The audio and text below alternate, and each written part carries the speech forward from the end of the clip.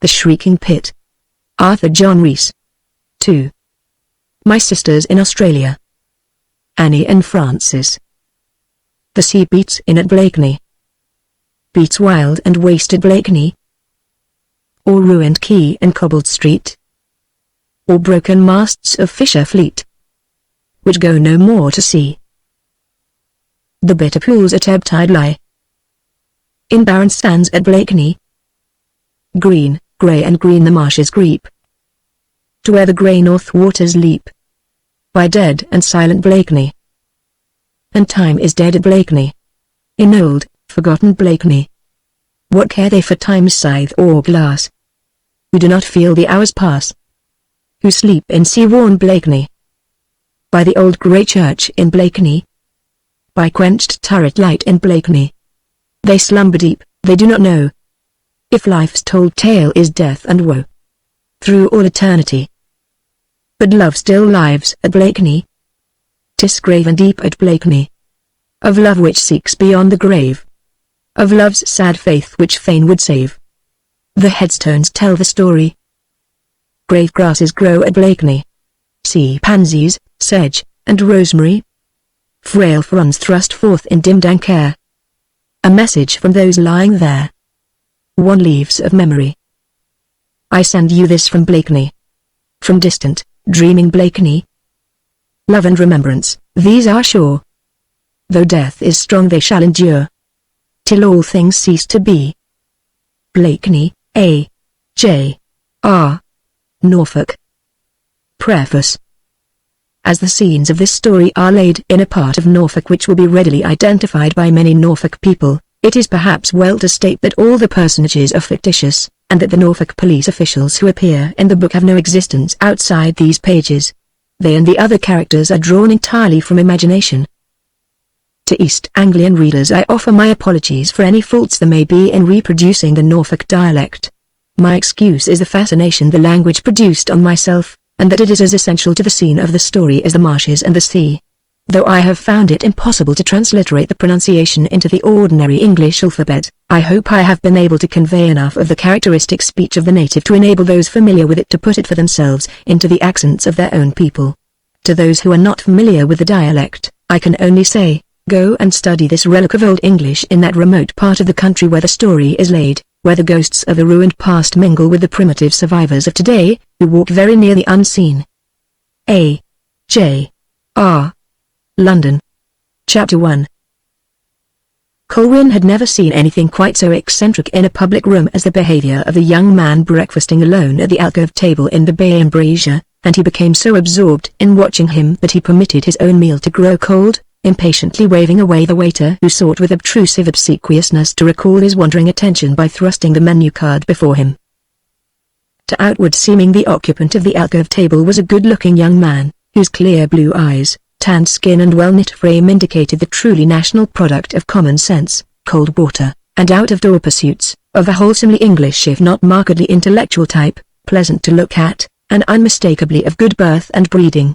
When a young man of this description, your fellow guest at a fashionable seaside hotel, who had been in the habit of giving you a courteous nod on his morning journey across the archipelago of snowy-topped tables under the convoy of the head waiter to his own table, comes in to breakfast with shaking hands, flushed face, and passes your table with unseeing eyes, you would probably conclude that he was under the influence of liquor, and in your English way you would severely blame him, not so much for the moral turpitude involved in his excess as for the bad taste, which prompted him to show himself in public in such a condition. If, on reaching his place, the young man's conduct took the additional extravagant form of picking up a table knife and sticking it into the table in front of him, you would probably enlarge your previous conclusion by admitting the hypotheses of drugs or dementia to account for such remarkable behavior. All these things were done by the young man at the alcove table in the breakfast room of the Grand Hotel, Durrington, on an October morning in the year 1916, but Colwyn, who was only half an Englishman, and, moreover, had an original mind, did not attribute them to drink, morphia, or madness. Colwyn flattered himself that he knew the outward signs of these diseases too well to be deceived into thinking that the splendid specimen of young physical manhood at the far table was the victim of any of them. His own impression was that it was a case of shell shock. It was true that, apart from the doubtful evidence of a bronzed skin and upright frame, There was nothing about him to suggest that he had been a soldier, no service lapel or regimental badge in his grey Norfolk jacket. But an Englishman of his class would be hardly likely to wear either once he had left the army. It was almost certain that he must have seen service in the war, and by no means improbable that he had been bowled over by shell shock, like many thousands more of equally splendid specimens of young manhood. Any other conclusion to account for the strange condition of a young man like him seemed unworthy and repellent. It must be shell shock, and a very bad case, probably supposed to be cured, and sent up here to recuperate, thought Colwyn. I'll keep an eye on him. As Colwyn resumed his breakfast, it occurred to him that some of the other guests might have been alarmed by the young man's behavior, and he cast his eyes round the room to see if anybody else had noticed him. There were about 30 guests in the big breakfast apartment, which had been built to accommodate 5 times the number. A charming, luxuriously furnished place, with massive white pillars supporting a frescoed ceiling, and lighted by numerous bay windows opening onto the North Sea, which was sparkling brightly in a brilliant October sunshine. The 30 people comprised the whole of the hotel visitors, for in the year 1916 holiday seekers preferred some safer resort than a part of the Norfolk coast which lay in the track of enemy airships seeking a way to London. 2 nights before, a Zeppelin had dropped a couple of bombs on the Durrington front, and the majority of hotel visitors had departed by the next morning's train, disregarding the proprietor's assurance that the affair was a pure accident, a German oversight which was not likely to happen again. Off the nervous ones went, and left the big hotel, the long curved seafront, the miles of yellow sand, the high green headlands, the best golf links in the east of England, and all the other attractions mentioned in the hotel advertisements, to a handful of people, who were too nerve-proof, lazy, fatalistic, or indifferent to bother about Zeppelins. These 30 guests, scattered far and wide over the spacious isolation of the breakfast room, in 2s and 3s, and little groups, seemed, with one exception, too engrossed in the solemn British rite of beginning the day well with a good breakfast to bother their heads about the conduct of the young man at the alcove table. They were, for the most part, characteristic wartime holiday-makers, the men, obviously above military age, in Norfolk tweeds or golf suits, 2 young officers at a table by the window, and as indifference to Zeppelins is not confined to the sterner sex, a sprinkling of ladies, plump and matronly, or of the masculine walking type, with 2 charmingly pretty girls and a gay young war widow to leaven the mass. The exception was a tall and portly gentleman with a slightly bald head, glossy brown beard, gold-rimmed eyeglasses perilously balanced on a prominent nose, and an important manner. He was breakfasting alone at a table not far from Colwyn's, and Colwyn noticed that he kept glancing at the alcove table where the young man sat. As Colwyn looked in his direction, their eyes met, and the portly gentleman nodded portentously in the direction of the alcove table, as an indication that he also had been watching the curious behavior of the occupant. A moment afterwards he got up and walked across to the pillar against which Colwyn's table was placed. "Will you permit me to take a seat at your table?" he remarked urbanely. "I am afraid we are going to have trouble over there directly," he added, sinking his voice as he nodded in the direction of the distant alcove table. "We may have to act promptly. Nobody else seems to have noticed anything. We can watch him from behind this pillar without his seeing us." Colwyn nodded in return with a quick comprehension of all the other's speech implied, and pushed a chair towards his visitor, who sat down and resumed his watch of the young man at the alcove table. Colwyn bestowed a swift glance on his companion which took in everything. The tall man in glasses looked too human for a lawyer, too intelligent for a schoolmaster, and too well-dressed for an ordinary medical man. Colwyn, versed in judging men swiftly from externals, noting the urbane, somewhat pompous face, the authoritative, professional pose, the well-shaped, plump white hands, and the general air of well-being and prosperity which exuded from the whole man, placed him as a successful practitioner in the more lucrative path of medicine, probably a fashionable Harley Street specialist. Colwyn returned to his scrutiny of the young man at the alcove table, and he and his companion studied him intently for some time in silence. But the young man, for the moment, was comparatively quiet, gazing moodily through the open window over the waters of the North Sea, an untasted soul in front of him, and an impassive waiter pouring out his coffee as though the spectacle of a young man sticking a knife into the tablecloth was a commonplace occurrence at the Grand Hotel, and all in the day's doings. When the waiter had finished pouring out the coffee and noiselessly departed, the young man tasted it with an indifferent air, pushed it from him, and resumed his former occupation of staring out of the window. "He seems quiet enough now," observed Colwyn, turning to his companion. What do you think is the matter with him? Shell shock. I would not care to hazard a definite opinion on so cursory an observation, returned the other, in a dry, reticent, ultra-professional manner. But I will go so far as to say that I do not think it is a case of shell shock. If it is what I suspect, that first attack was the precursor of another, possibly a worse attack. Ha! It is commencing.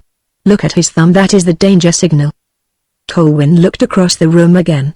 The young man was still sitting in the same posture, with his gaze bent on the open sea. His left hand was extended rigidly on the table in front of him, with the thumb, extended at right angles, oscillating rapidly in a peculiar manner. This attack may pass away like the other, but if he looks around at anybody, and makes the slightest move, we must secure him immediately, said Colwyn's companion, speaking in a whisper. He had barely finished speaking when the young man turned his head from the open window and fixed his blue eyes vacantly on the table nearest him, where an elderly clergyman, a golfing friend, and their wives, were breakfasting together. With a swift movement the young man got up, and started to walk towards this table. Colwyn, who was watching every movement of the young man closely, could not determine, then nor afterwards, whether he meditated an attack on the occupants of the next table, or merely intended to leave the breakfast room. The clergyman's table was directly in front of the alcove and in a line with the pair of swinging glass doors which were the only exit from the breakfast room. But Colwyn's companion did not wait for the matter to be put to the test. At the first movement of the young man he sprang to his feet and, without waiting to see whether Colwyn was following him, raced across the room and caught the young man by the arm while he was yet some feet away from the clergyman's table. The young man struggled desperately in his grasp for some moments, then suddenly collapsed and fell inert in the other's arms. Colwyn walked over to the spot in time to see his portly companion lay the young man down on the carpet and bend over to loosen his collar. The young man lay apparently unconscious on the floor, breathing stertorously, with convulsed features and closed eyes. After the lapse of some minutes he opened his eyes, glanced listlessly at the circle of frightened people who had gathered around him, and feebly endeavored to sit up. Colwyn's companion, who was bending over him feeling his heart, helped him to a sitting posture, and then, glancing at the faces crowded around, exclaimed in a sharp voice, "He wants air. Please move back there a little." "Certainly, Sir Henry." It was a stout man in a check golfing suit who spoke. "But the ladies are very anxious to know if it is anything serious." "No, no. He will be quite all right directly. Just fall back, and give him more air. Here, you." This to one of the gaping waiters, "just slip across to the office and find out the number of this gentleman's room." The waiter hurried away and speedily returned with the proprietor of the hotel, a little man in check trousers and a frock coat, with a bald head and an anxious, yet resigned eye which was obviously prepared for the worst. His demeanor was that of a man who, already overloaded by misfortune, was bracing his sinews to bear the last straw. As he approached the group near the alcove table he smoothed his harassed features into an expression of solicitude, and, addressing himself to the man who was supporting the young man on the floor, said, in a voice intended to be sympathetic, "I thought I had better come myself, Sir Henry. I could not understand from Antoine what you wanted or what had happened. Antoine said something about somebody dying in the breakfast room." "Nothing of the sort," snapped the gentleman addressed as Sir Henry, shifting his posture a little so as to enable the young man to lean against his shoulder. "Haven't you eyes in your head, Wilsden? Cannot you see for yourself that this gentleman has merely had a fainting fit?" "I'm delighted to hear it, Sir Henry," replied the hotel proprietor. But his face expressed no visible gratification. To a man who had had his hotel emptied by a Zeppelin raid the difference between a single guest fainting instead of dying was merely infinitesimal. "Who is this gentleman, and what's the number of his room?" continued Sir Henry. "He will be better lying quietly on his bed." "His name is Ronald, and his room is number 32 on the first floor, Sir Henry." "Very good. I'll take him up there at once." "Shall I help you, Sir Henry?" "Perhaps he could be carried up. One of the waiters could take his feet, or perhaps it would be better to have two." "There's not the slightest necessity. He'll be able to walk in a minute with a little assistance." "Ah, that's better." The abrupt manner in which Sir Henry addressed the hotel proprietor insensibly softened itself into the best bedside manner when he spoke to the patient on the carpet, who, from a sitting posture, was now endeavoring to struggle to his feet. "You think you can get up, eh? Well, it won't do you any harm. That's the way. Sir Henry assisted the young man to rise, and supported him with his arm. Now, the next thing is to get him to his room. No, no, not you, Wilsden, you are too small. Where's the gentleman I was sitting with a few minutes ago? Ah, thank you. As Colwyn stepped forward and took the other arm. Now, let us take him gently upstairs. The young man allowed himself to be led away without resistance. He walked, or rather stumbled, along between his guides like a man in a dream. Colwyn noticed that his eyes were half closed, and that his head sagged slightly from side to side as he was led along. A waiter held open the glass doors which led into the lounge, and a palpitating chambermaid, hastily summoned from the upper regions, tripped ahead up the broad carpeted stairs and along the passage to show the way to the young man's bedroom. Chapter 2. Sir Henry dismissed the chambermaid at the door, and Colwyn and he lifted the young man onto the bed. He lay like a man in a stupor, breathing heavily, his face flushed, his eyes nearly closed. Sir Henry drew up the blind, and by the additional light examined him thoroughly, listening closely to the action of his heart, and examining the pupils of his eyes by rolling back the upper lid with some small instrument he took from his pocket. "He'll do now," he said, after loosening the patient's clothes for his greater comfort. "He'll come to in about 5 minutes, and may be all right again shortly afterwards. But there are certain peculiar features about this case which are new in my experience, and rather alarm me. Certainly the young man ought not to be left to himself. His friends should be sent for. Do you know anything about him? Is he staying at the hotel alone? I only arrived here last night." "I believe he is staying at the hotel alone. He has been here for a fortnight or more, and I have never seen him speak to anybody, though I have exchanged nods with him every morning.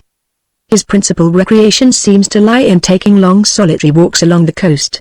He has been in the habit of going out every day, and not returning until dinner is half over. Perhaps the hotel proprietor knows who his friends are.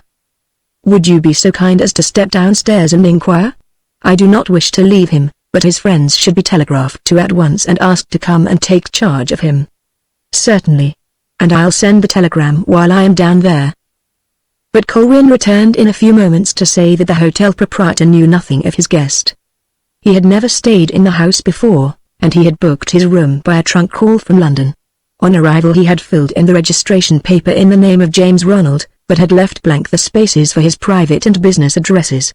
He looked such a gentleman that the proprietor had not ventured to draw his attention to the omissions. "Another instance of how hotels neglect to comply with the requirements of the Defence of the Realm Act," exclaimed Sir Henry. "Really, it is very awkward. I hardly know, in the circumstances, how to act. Speaking as a medical man, I say that he should not be left alone, but if he orders us out of his room when he recovers his senses, what are we to do? Can you suggest anything?" He shot a keen glance at his companion. "I should be in a better position to answer you if I knew what you consider him to be really suffering from. I was under the impression it was a bad case of shell shock, but your remarks suggest that it is something worse. May I ask, as you are a medical man, what you consider the nature of his illness?" Sir Henry bestowed another searching glance on the speaker. He noted, for the first time, the keen alertness and intellectuality of the other's face. It was a fine strong face, with a pair of luminous grey eyes, a likeable long nose, and clean-shaven, humorous mouth, a man to trust and depend upon. "I hardly know what to do," said Sir Henry, after a lengthy pause, which he had evidently devoted to considering the wisdom of acceding to his companion's request.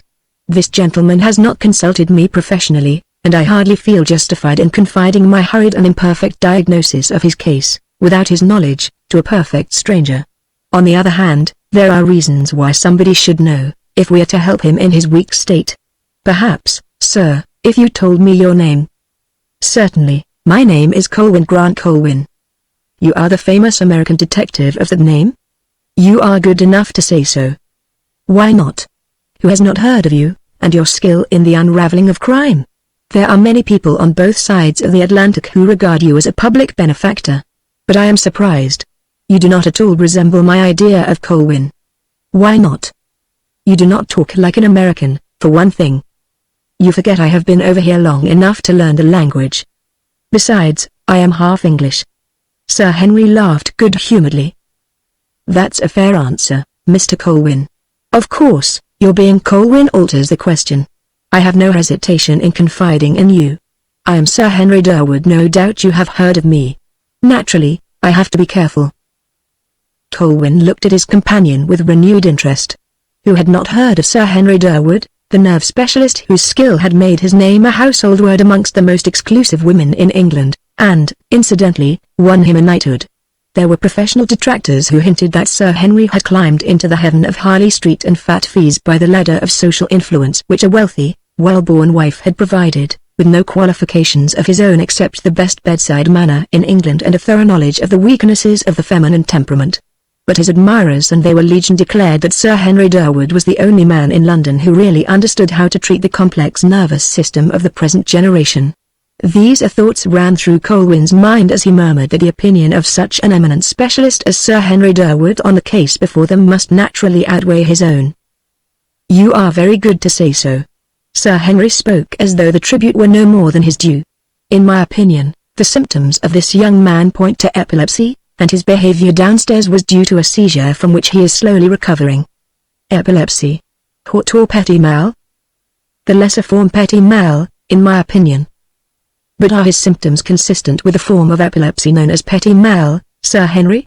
I thought in that lesser form of the disease the victim merely suffered from slight seizures of transient unconsciousness, without convulsions, regaining control of himself after losing himself, to speak broadly, for a few seconds or so." "Ah, I see you know something of the disease. That simplifies matters. The layman's mind is usually at sea when it comes to discussing a complicated affection of the nervous system like epilepsy. You are more or less right in your definition of petit mal. But that is the simple form, without complications. In this case there are complications, in my opinion. I should say that this young man's attack was combined with the form of epilepsy known as furor epilepticus." "I am afraid you are getting beyond my depth, Sir Henry. What is furor epilepticus?" "It is a term applied to the violence sometimes displayed by the patient during an attack of petit mal. The manifestation is extreme violence, usually much greater than in violent anger, as a rule. I believe there are cases on record of epileptics having committed the most violent outrages against those nearest and dearest to them. Is that what you mean by furor epilepticus?" "Yes, but that attacks are generally directed towards strangers, rarely towards loved ones, though there have been such cases."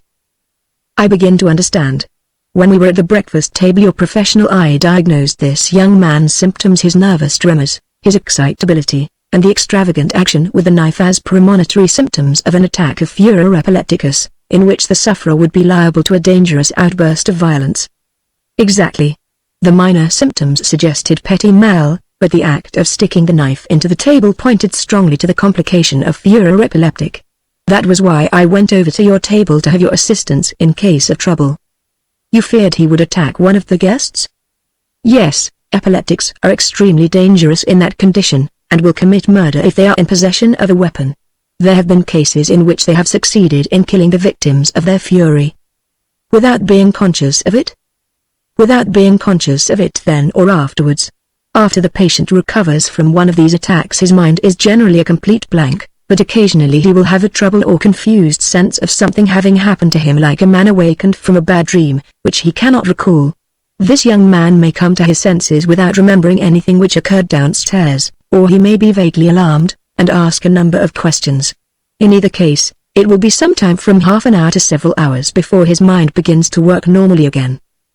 "Do you think it was his intention, when he got up from his table, to attack the group at the table nearest him, that elderly clergyman and his party?" "I think it highly probable that he would have attacked the first person within his reach. That is why I wanted to prevent him." "But he didn't carry the knife with him from his table." "My dear Sir," Sir Henry's voice conveyed the proper amount of professional superiority, "you speak as though you thought a victim of furor epilepticus was a rational being. He is nothing of the kind. While the attack lasts he is an uncontrollable maniac, not responsible for his actions in the slightest degree. But, if he is capable of conceiving the idea of attacking his fellow creatures, surely he is capable of picking up a knife for the purpose, particularly when he has just previously had one in his hand," urged Colwyn. "I have no intention of setting up my opinion against yours, Sir Henry, but there are certain aspects of this young man's illness which are not altogether consistent with my own experience of epileptics. As a criminologist, I have given some study to the effect of epilepsy and other nervous diseases on the criminal temperament. For instance, this young man did not give the usual cry of an epileptic when he sprang up from the table. And if it is merely an attack of petit mal, why is he so long in recovering consciousness? The so-called epileptic cry is not invariably present, and petit mal is sometimes the halfway house to haut mal, responded Sir Henry. I have said that this case presents several unusual features, but, in my opinion, there is nothing absolutely inconsistent with epilepsy, combined with furor epilepticus. And here is one symptom rarely found in any fit except an epileptic seizure. The specialist pointed to a faint fleck of foam which showed beneath the young man's brown moustache. Colwyn bent over him and wiped his lips with his handkerchief. As he did so, the young man's eyes unclosed. He regarded Colwyn languidly for a moment or two, and then sat upright on the bed. "Who are you?" he exclaimed. "It's quite all right, Mr. Ronald," said the specialist, in his most soothing bedside manner. "Just take things easily. You have been ill, but you are almost yourself again. Let me feel your pulse. Very good indeed. We will have you on your legs in no time." The young man verified the truth of the latter prediction by springing off his bed and regarding his visitors keenly. There was now, at all events, no lack of sanity and intelligence in his gaze. "What has happened? How did I get here?" "You fainted, and we brought you up to your room," interposed Colwyn tactfully, before Sir Henry could speak. "Awfully kind of you. I remember now. I felt a bit seedy as I went downstairs, but I thought it would pass off. I don't remember much more about it. I hope I didn't make too much of an ass of myself before the others, going off like a girl in that way. You must have had no end of a bother in dragging me upstairs. Very good of you to take the trouble." He smiled faintly, and produced a cigarette case. "How do you feel now?" asked Sir Henry Durwood solemnly, disregarding the proffered case. "A bit as though I'd been kicked on the top of the head by a horse, but it'll soon pass off. Fact is, I got a touch of sun when I was out there." He waved his hand vaguely towards the east. "And it gives me a bit of trouble at times. But I'll be all right directly. I'm sorry to have given you so much trouble." He proffered this explanation with an easy courtesy, accompanied by a slight deprecating smile which admirably conveyed the regret of a well-bred man for having given trouble to strangers. It was difficult to reconcile his self-control with his previous extravagance downstairs. But to Colwyn it was apparent that his composure was simulated, the effort of a sensitive man who had betrayed a weakness to strangers, for the fingers which held a cigarette trembled slightly, and there were troubled shadows in the depths of the dark blue eyes. Colwyn admired the young man's pluck. He would wish to behave the same way himself in similar circumstances, he felt, and he realized that the best service he and Sir Henry Durwood could render their fellow guest was to leave him alone. But Sir Henry was far from regarding the matter in the same light. As a doctor he was more at home in other people's bedrooms than his own, for rumour whispered that Lady Durwood was so jealous of her husband's professional privileges as a fashionable ladies' physician that she was in the habit of administering strong doses of matrimonial truths to him every night at home. Sir Henry settled himself in his chair, adjusted his eyeglasses more firmly on his nose and regarded the young man standing by the mantelpiece with a bland professional smile, slightly dashed by the recollection that he was not receiving a fee for his visit. "You have made a good recovery, but you'll need care," he said. "Speaking as a professional man, I am Sir Henry Durwood. I think it would be better for you if you had somebody with you who understood your case. With your complaint, it is very desirable that you should not be left to the mercy of strangers. I would strongly advise you, to communicate with your friends. I shall be only too happy to do so on your behalf if you will give me their address. In the meantime, until they arrive, my advice to you is to rest." A look of annoyance flashed through the young man's eyes. He evidently resented the specialist's advice. Indeed, his glance plainly revealed that he regarded it as a piece of gratuitous impertinence. He answered coldly, "Many thanks, Sir Henry, but I think I shall be able to look after myself." "That is not an uncommon feature of your complaint," said the specialist. An oracular shake of the head conveyed more than the words. "What do you imagine my complaint, as you term it, to be?" asked the young man curtly. Colwyn wondered whether even a fashionable physician, used to the freedom with which fashionable ladies discussed their ailments, would have the courage to tell a stranger that he regarded him as an epileptic.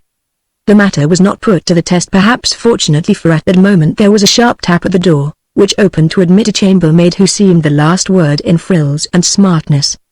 "If you please, Sir Henry," said the girl, with a sidelong glance at the tall handsome young man by the mantelpiece, "Lady Durwood would be obliged if you would go to her room at once."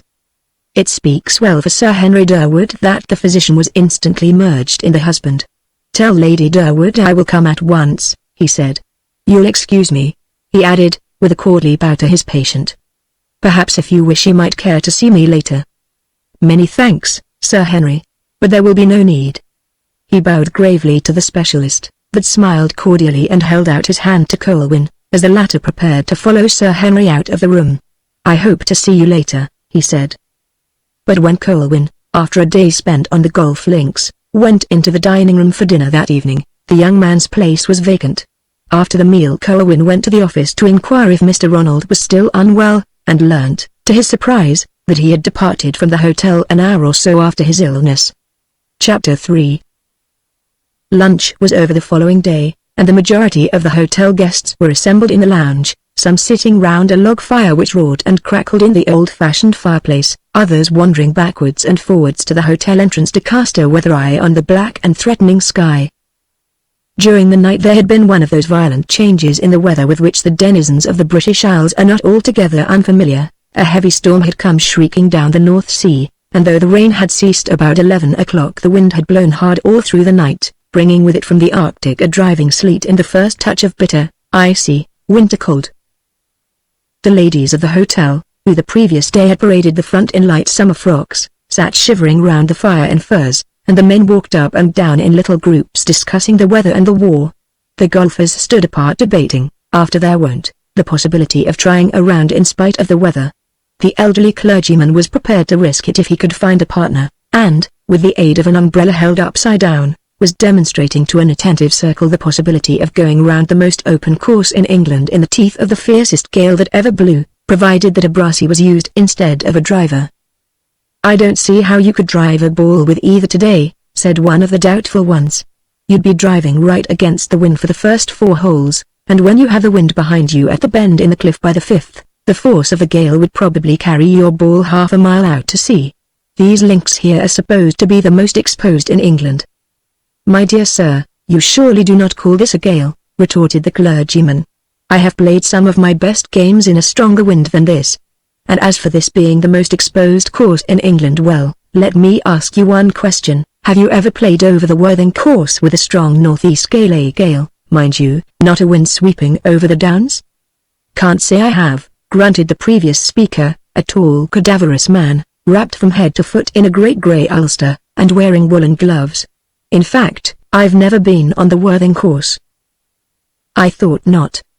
The clergyman's face showed a golfer's satisfaction at having tripped a fellow player. "The Worthing course is the most difficult course in England, all uphill and down dale, and full of pitfalls for those who don't know its peculiarities. I had a very remarkable experience there, last year, with the crack local player. His handicap was +2. We played a round in a gale with the wind whistling over the high downs at the rate of 70 or 80 miles an hour. My partner didn't want to play at first because of the weather, but I persuaded him to go round, and I beat him by 2 up and 4 to play solely by relying on the brassey and mid-iron. He stuck to the driver, and lost in consequence. I'll just show you how the game went. Suppose the first hole to be just beyond the hall door there, and you drive off from here. Now, imagine that umbrella stand. Would you mind moving away a little from it, sir? Thank you. To be a group of fir trees fully 100 yards to the right of the fairway. Well, I got a shot 160 yards up the fairway with a low straight ball which never lifted more than a yard from the green, but my opponent, instead of sticking to the brassey, as I did, preferred to use his big driver, and what do you think happened to him? The wind took his ball clean over the fir trees." The story was interrupted by the sudden entrance from outside of a young officer who had been taking a turn on the front. He strode hurriedly into the lounge, with a look of excitement on his good-humored boyish face, and accosted the golfers, who happened to be nearest the door. "I say, you fellows, what do you think has happened? You remember that chap who fainted yesterday morning? Well, he's wanted for committing a murder." The piece of news created the sensation that its imparter had counted upon. "A murder?" was echoed from different parts of the lounge in varying degrees of horror, amazement and dread, and the majority of the guests came eagerly crowding round to hear the details. "Yes, a murder," repeated the young officer, with relish. "And, what's more, he committed it after he left here yesterday. He walked across to some inn a few miles from here along the coast, put up there for the night, and in the middle of the night stabbed some old chap who was staying there." There was a lengthy pause while the hotel guests digested this startling information, and endeavored to register anew their previous faint impressions of the young man of the alcove table in the new light of his personality as an alleged murderer. The pause was followed by an excited hum of conversation and eager questions, the ladies all talking at once. "What a providential escape we have all had!" exclaimed the clergyman's wife, her fresh comely face turning pale. "That's just what I said myself, madame, when I heard the news," replied the young officer. "I presume this murderous young ruffian has been secured?" asked the clergyman, who had turned even paler than his wife. "The police, I hope, have him under arrest." The young officer shook his head. "He's shown them a clean pair of heels. He may be heading back this way, for all I know. There will be a hue and cry over the whole of Norfolk for him by tonight, but murderers are usually very crafty, and difficult to catch. I bet they won't catch him before he murders somebody else." The men looked at one another gravely, and some of the ladies gave vent to cries of alarm, and clung to their husbands' arms. The clergyman turned angrily on the man who had brought the news. "What do you mean, sir, by blurting out a piece of news like this before a number of ladies?" he said sternly. "It was imprudent and foolish in the last degree. You have alarmed them exceedingly." "Oh, that's all tosh," replied the other rudely. "They were bound to hear of it sooner or later. Why, everybody on the front is talking about it. I thought you'd be awfully bucked to hear the news, seeing that you were sitting at the next table to him yesterday morning." "Who gave you this information?" asked Colwyn, who had just come downstairs wearing a motor coat and cap, and paused on his way to the door on hearing the loud voices of the excited group round the young officer. "One of the fishermen on the front. The police constable at the place where the murder was committed, a little village with some outlandish name, came over here to report the news. This is the nearest police station to the spot, it seems." "But is he quite certain that the man who is supposed to have committed the murder is the young man who fainted yesterday morning?" asked Sir Henry Durwood, who had joined the group. "Has he been positively identified?" "The fisherman tells me that there's no doubt it's him. The description's identical. He cleared out before the murder was discovered. There's a rare hue and cry all along the coast. They are organizing search parties. There's one going out from here this afternoon. I'm going with it." Colwyn left the group of hotel guests, and went to the front door.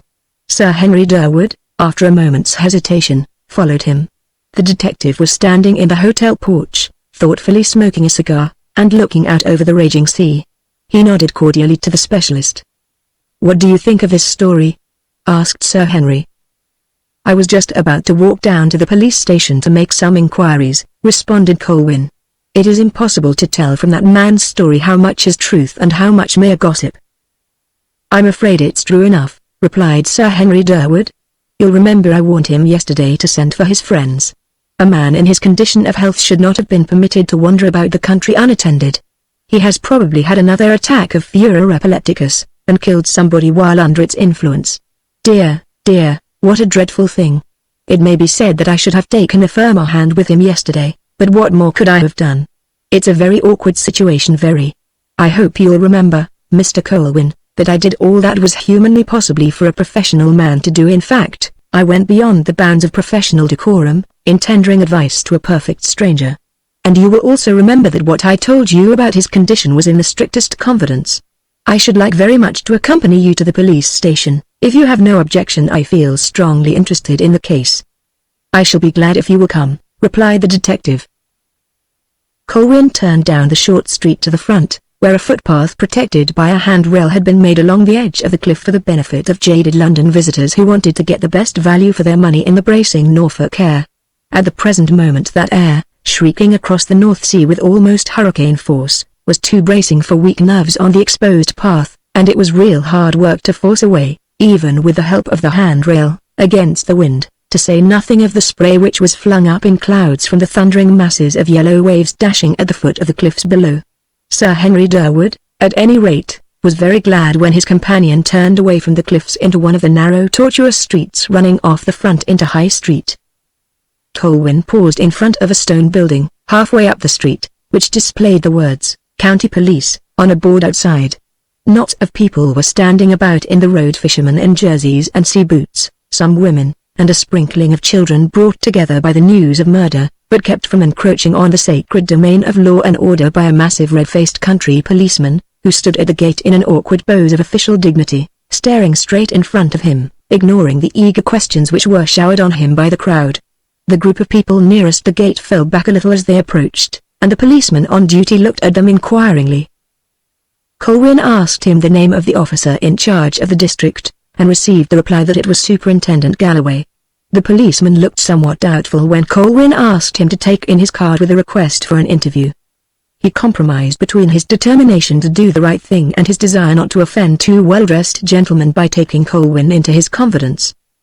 "Well, you see, sir, it's like this," he said, sinking his voice so that his remarks should not be heard by the surrounding rabble. "I don't like to interrupt Superintendent Galloway unless it's very important. The chief constable is with him." "Do you mean Mr. Cromering, from Norwich?" asked Colwyn. The policeman nodded. "He came over here by the morning train," he explained. "Very good. I know Mr. Cromering well. Will you please take this card to the chief constable and say that I should be glad of the favor of a short interview? This is a piece of luck," he added to Sir Henry, as the constable took the card and disappeared into the building. "We shall now be able to find out all we want to know." The police constable came hastening back, and with a very respectful air informed them that Mr. Cromering would be only too happy to see Mr. Colwyn. He led them forthwith into the building, down a passage, knocked at a door, and without waiting for a response, ushered them into a large room and quietly withdrew. There were two officials in the room.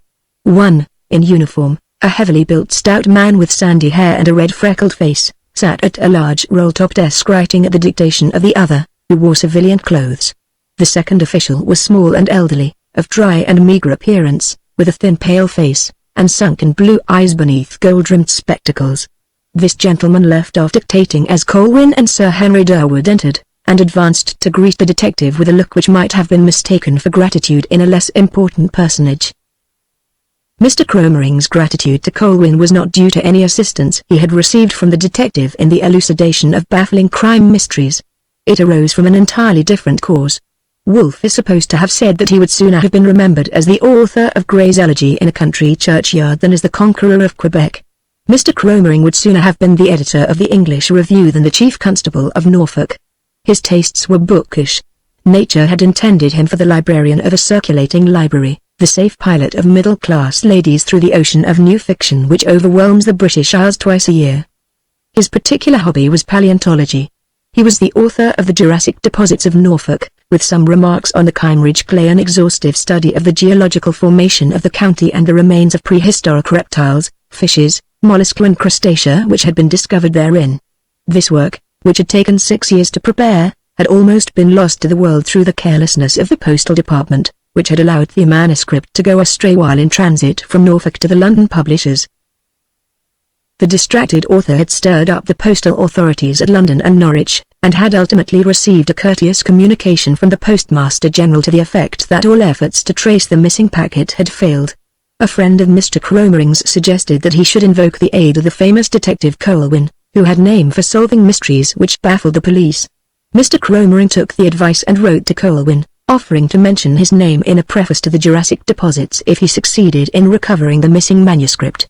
Colwyn, by dint of bringing to bear a little more intelligence and energy than the postal officials had displayed, ran the manuscript to earth in 3 days, and forwarded it to the owner with a courteous note declining the honor of the offered preface as too great a reward for such a small service.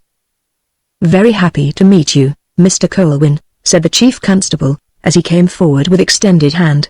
"I've long wanted to thank you personally for your great kindness to me last year. Although I feel I can never repay it, I'm glad to have the opportunity of expressing it."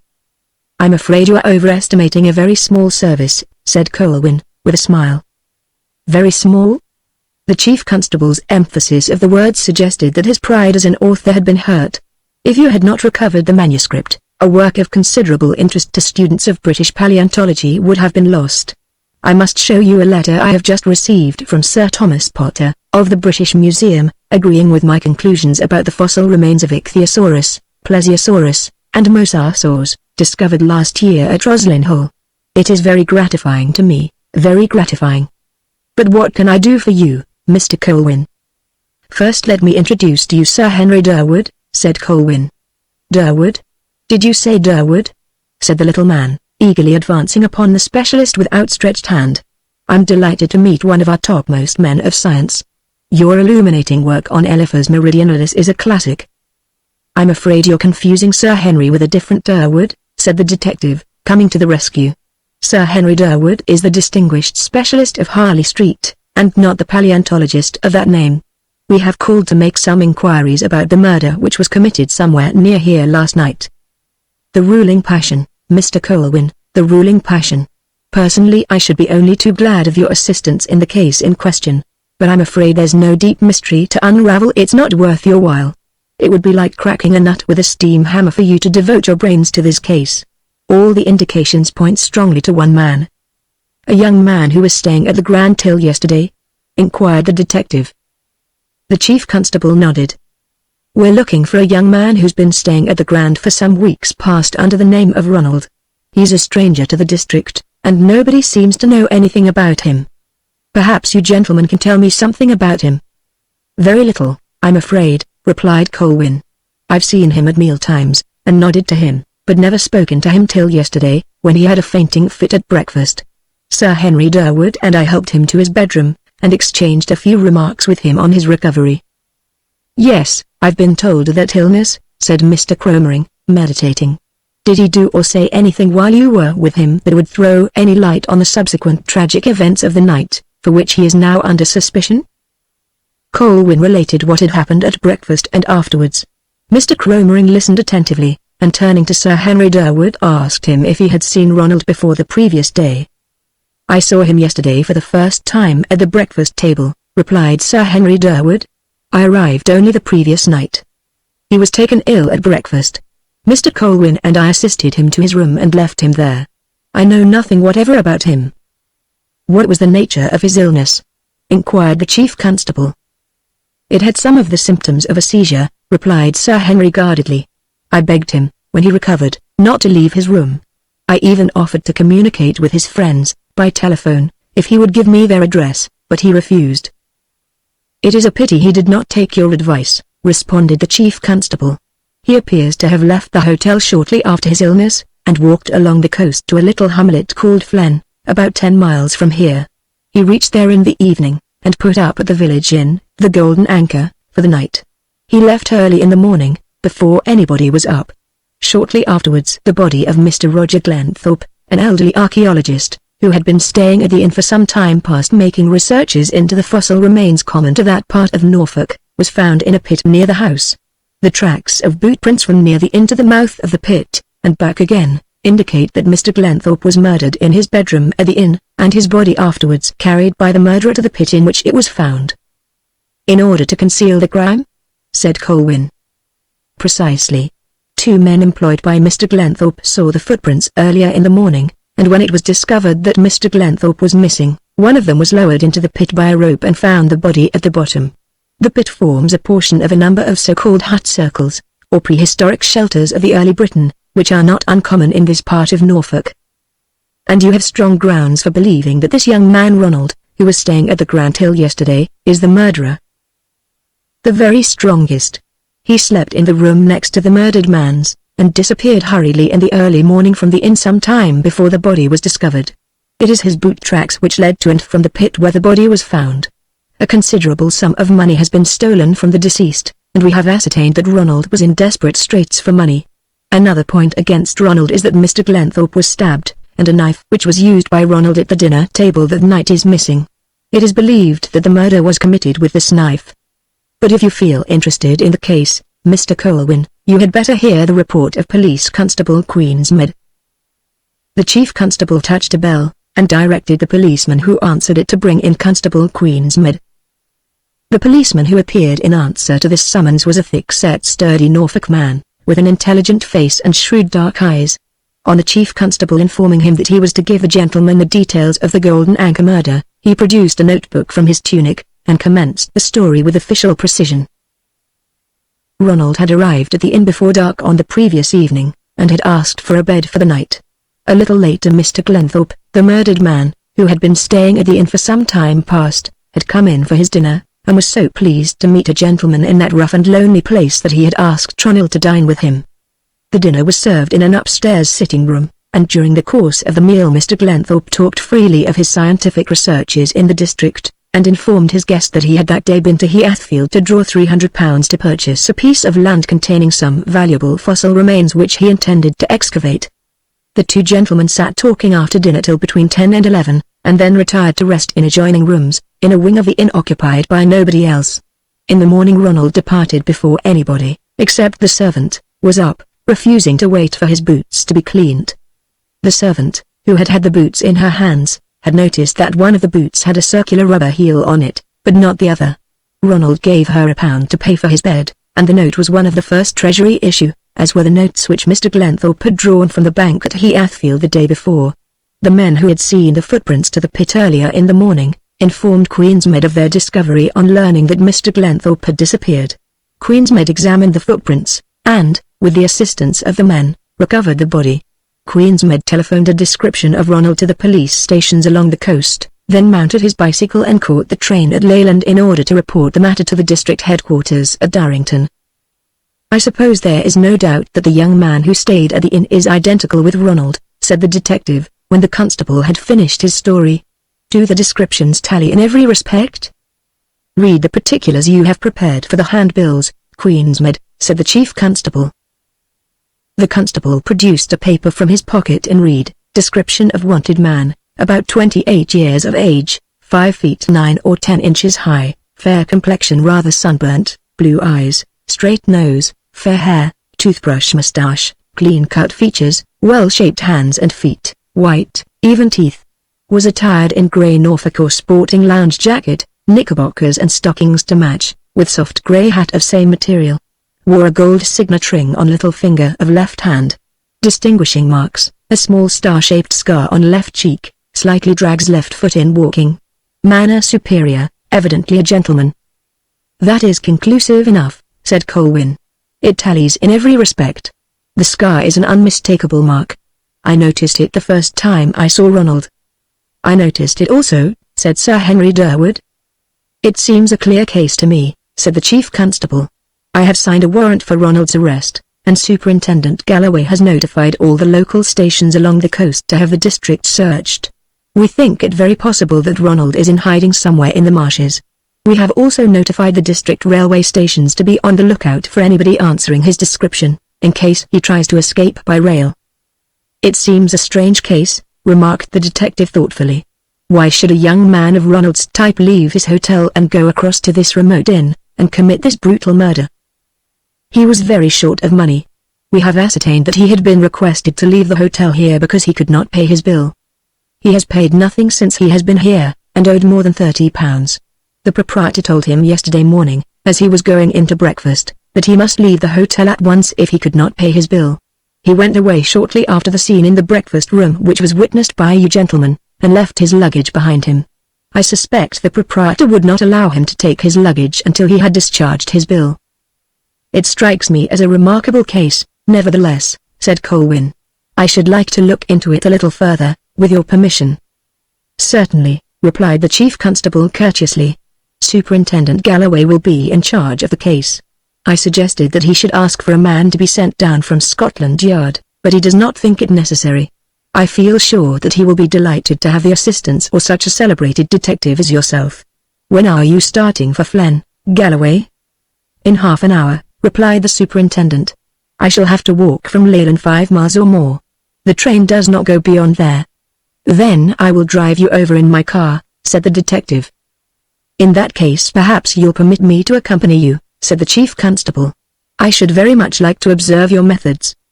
"And I too," said Sir Henry Durwood. Chapter 4.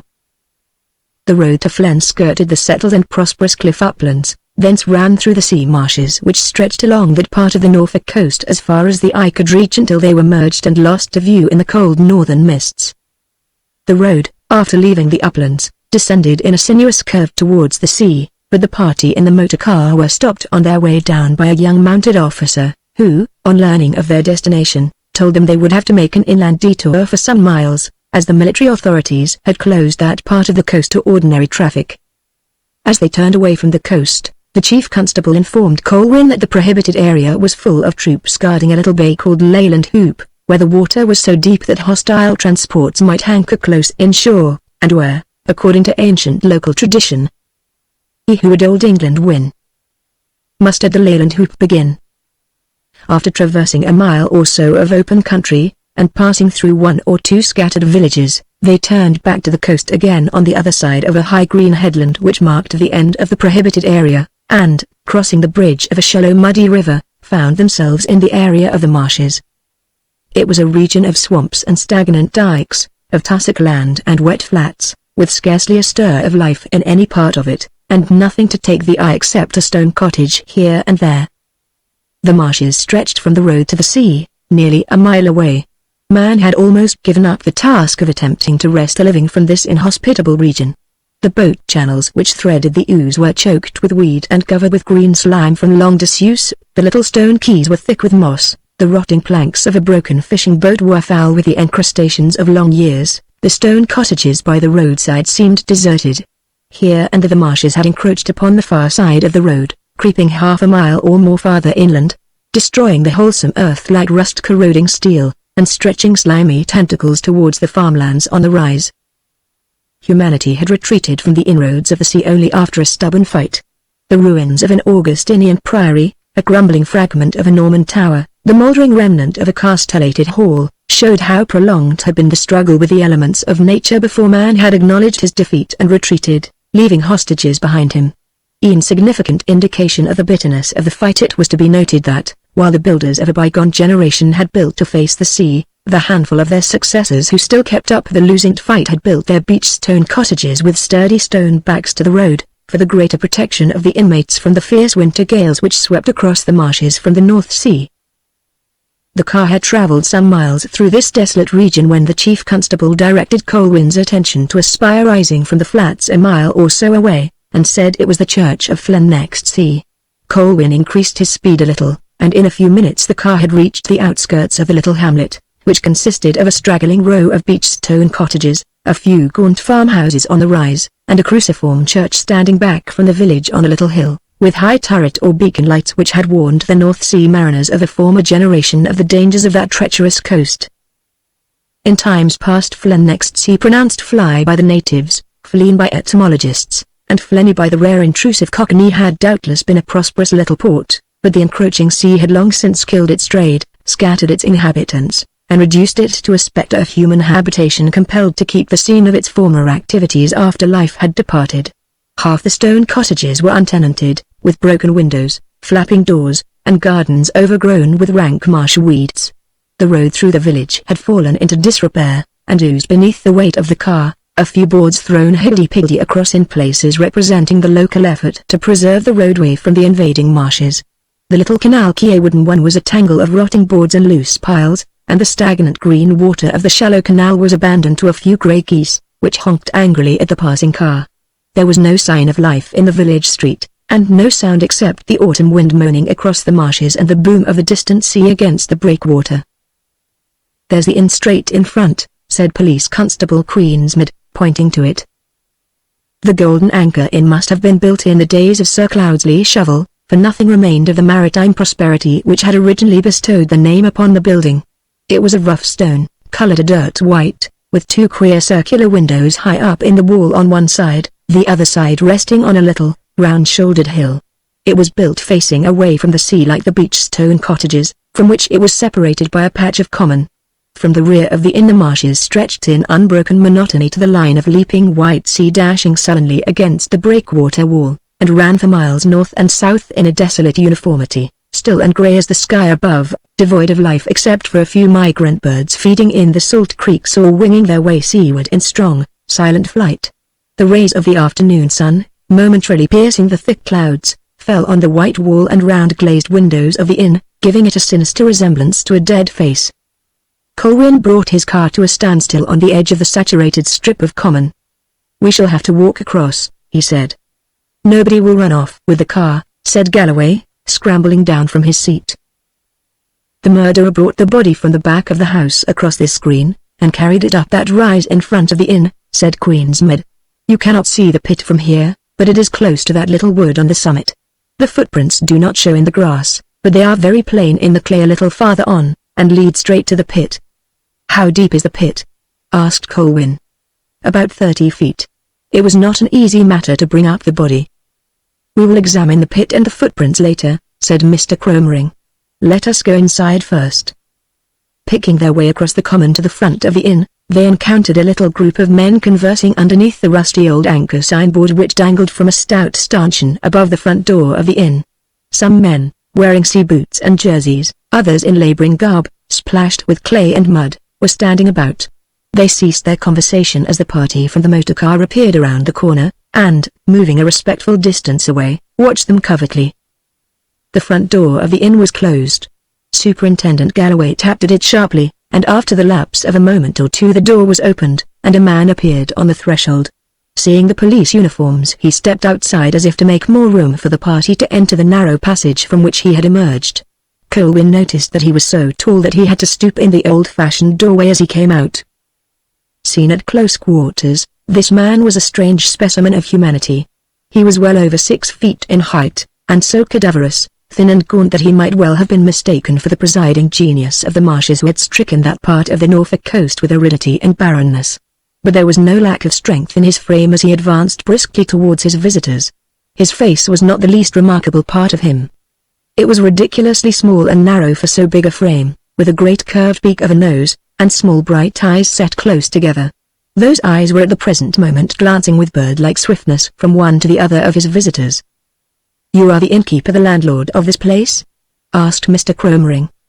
"At your service, sir. Won't you go inside?"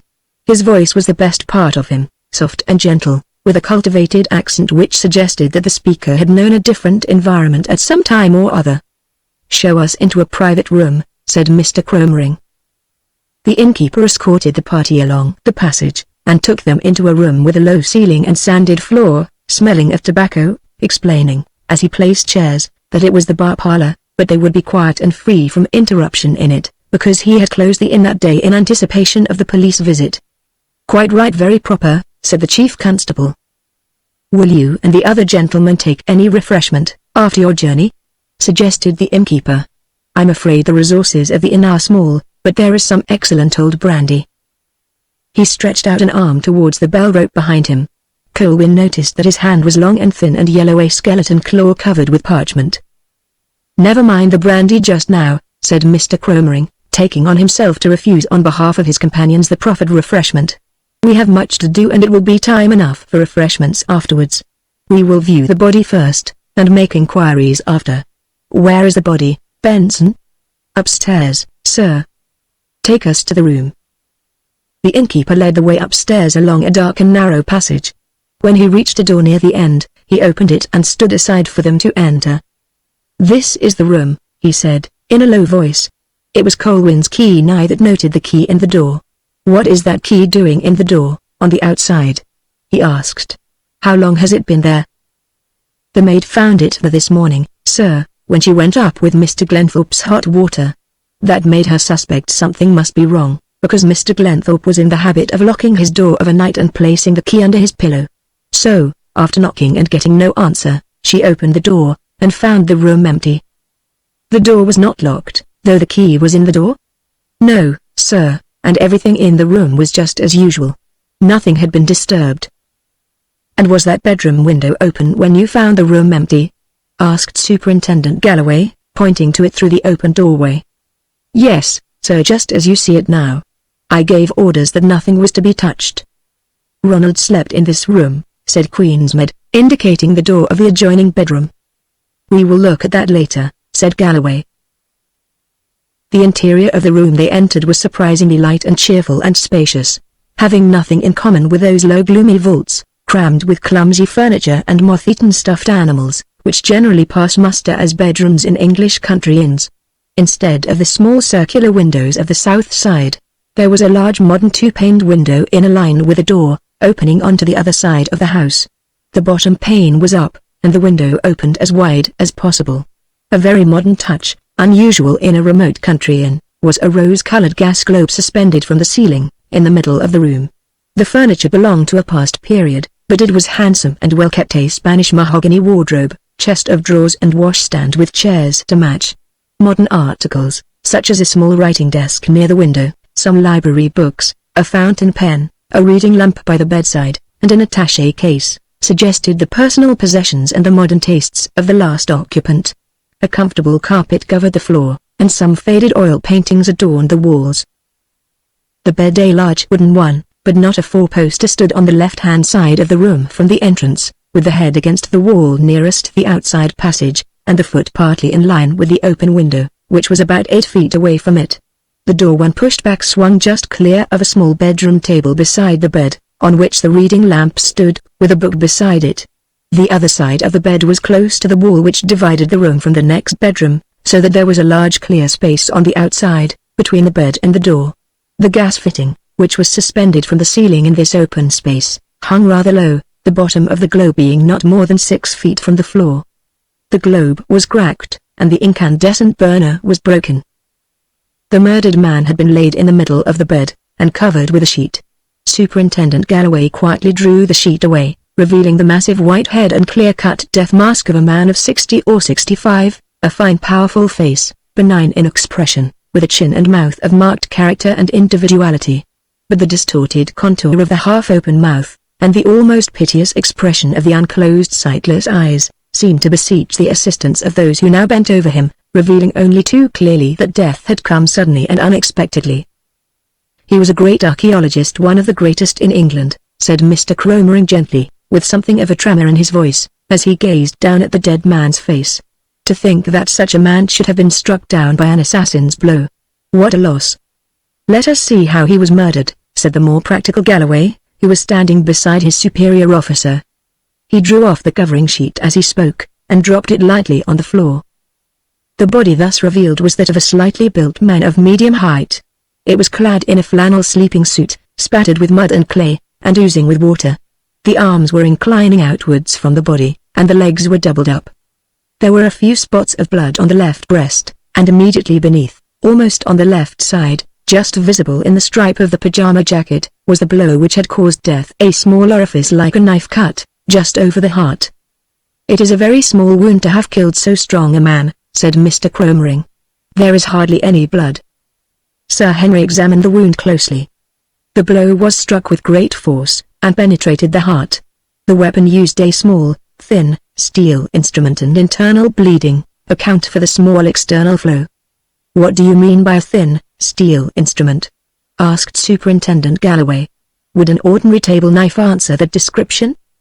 "Certainly. In fact, the nature of the wound strongly suggests that it was made by a round-headed, flat-bladed weapon, such as an ordinary table or dinner knife. The thrust was made horizontally, that is, across the ribs and between them, instead of perpendicularly, which is the usual method of stabbing. Apparently the murderer realized that his knife was too broad for the purpose, and turned it the other way, so as to make sure of penetrating the ribs and reaching the heart. Does not that suggest a rather unusual knowledge of human anatomy on the murderer's part?" asked Mr. Cromering. "I do not think so. Anybody can tell how far apart the human ribs are by feeling them. It is easy to see, Sir Henry, that the wound was made by a thin-bladed knife, but why do you think it was also round-headed?" asked Superintendent Galloway. "Might it not have been a sharp-pointed one? Or even a dagger?" suggested Mr. Cromering. "Certainly not a dagger. The ordinary dagger would have made a wider perforation with a corresponding increase in the blood flow. My theory of a round-headed knife is based on the circumstance of a portion of the deceased's pajama jacket having been carried into the wound. A sharp-pointed knife would have made a clean cut through the jacket." "I see," said Superintendent Galloway, with a sharp nod. "Therefore, we may assume, in the case before us," Sir Henry Durwood waved a fat white hand in the direction of the corpse as though he were delivering an anatomical lecture before a class of medical students, "that the victim was killed with a flat, round knife with a round edge, held sideways. Furthermore, the position of the wound reveals that the blow was too much on the left side to pierce the center of the heart directly, but it was a slanting blow, delivered with such force that it has probably pierced the heart on the right side, causing instant death. The weapon, then, entered the body in a lateral direction, that is, from left to right?" asked Colwyn, who had been closely following the specialist's remarks. "That is what I meant to convey," responded Sir Henry, in his most professional manner. "The blade entered on the left side, and travelled towards the center of the body. From the nature of the wound, would you say that the knife entered almost parallel with the ribs, though slanting slightly downwards, in order to pierce the heart on the right side? That would be the general direction, though it is impossible to ascertain, without a post-mortem examination, the exact spot where the heart was pierced. But the wound slants in such a way as to prove that the blow was struck from left to right? Persisted Colwyn. Undoubtedly, responded Sir Henry. Chapter 5. During the latter part of the conversation, Superintendent Galloway walked to the open window, and looked out. He turned round swiftly, with a look of unusual animation on his heavy features, and exclaimed, "The murderer entered through the window." The others went over to the window. The inn on that side had been built into a small hill of beehive shape, which had been partly levelled to make way for the foundations. Seen from outside, the inn, with its back to the sea and a corner of its front entering the hillside, bore a remote resemblance to some nakedly ugly animal with its nose burrowed into the earth. Part of the bar was actually underground, and the windows of the rooms immediately above looked out on the hillside. The window of Mr. Glenthorpe's room, which was above the bar parlour, was not more than 4 or 5 feet away from the round-shouldered side of the hill. From that point the hill fell away rapidly, and the first-story windows at the back, where the house rose from the flat edge of the marsh, were about 15 feet from the ground. The space between the inn wall and the beehive curve of the hill, which was very narrow under Mr. Glenthorpe's window, but widened as the hill fell away, was covered with a russet-coloured clay, which contrasted vividly with the sombre grey and drab tints of the marshes. "It was an easy matter to get in this window," said Superintendent Galloway. "And here's the proof that the murderer came in this way." He stooped and picked up something from the floor, close to the window, and held it out in the palm of his hand for the inspection of his companions. It was a small piece of red clay, like the russet-coloured clay outside the window. "Here is another clue," said Colwyn, pointing to a fragment of black material adhering to a nail near the bottom of the window. "Ronald ripped something he was wearing while getting through the window," said Galloway, detaching the fragment, which he and Colwyn examined closely. "Have you noticed that?" said Colwyn, pointing to a pool of water which had collected near the open window, between the edge of the carpet and the skirting board. "Yes," replied Galloway. "It was raining heavily last night." With eyes sharpened by his discoveries, Galloway made a careful search of the carpet, and found several more crumbs of red clay between the window and the bed. Near the bed he detected some splashes of candle grease, which he detached from the carpet with his pocket knife. He also picked up the stump of a burnt wooden match, and the broken unlighted ring head of another. After showing these things to his companions he placed them carefully in an empty matchbox, which he put in his pocket. "Somebody has bumped against this gas globe pretty hard," said Colwyn. "The glass is broken and the incandescent burner smashed." He bent down to examine the white fragments of the burner which were scattered about the carpet, and as he did so he noticed another broken wooden match, and 2 more splashes of candle grease directly beneath the gas jet. He removed the candle grease carefully, and showed it to Galloway.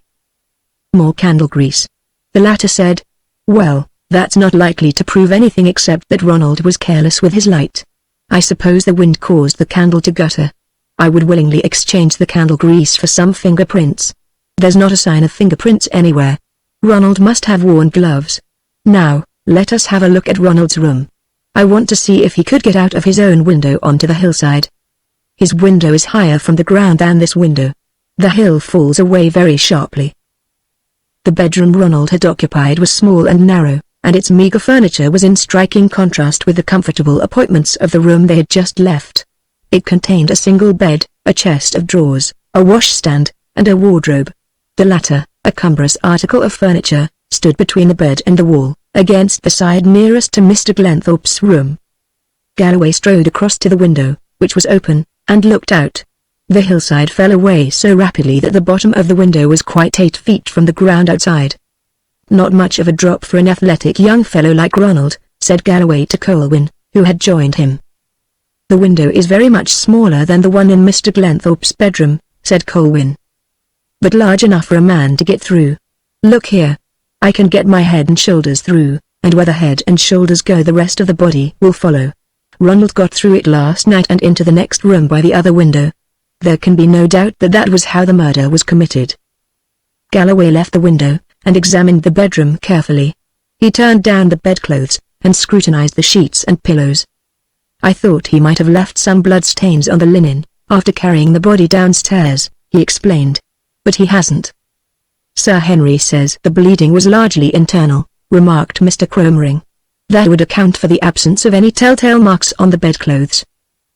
He was too clever to wash his hands when he came back, grumbled Galloway, turning to the washstand and examining the towels.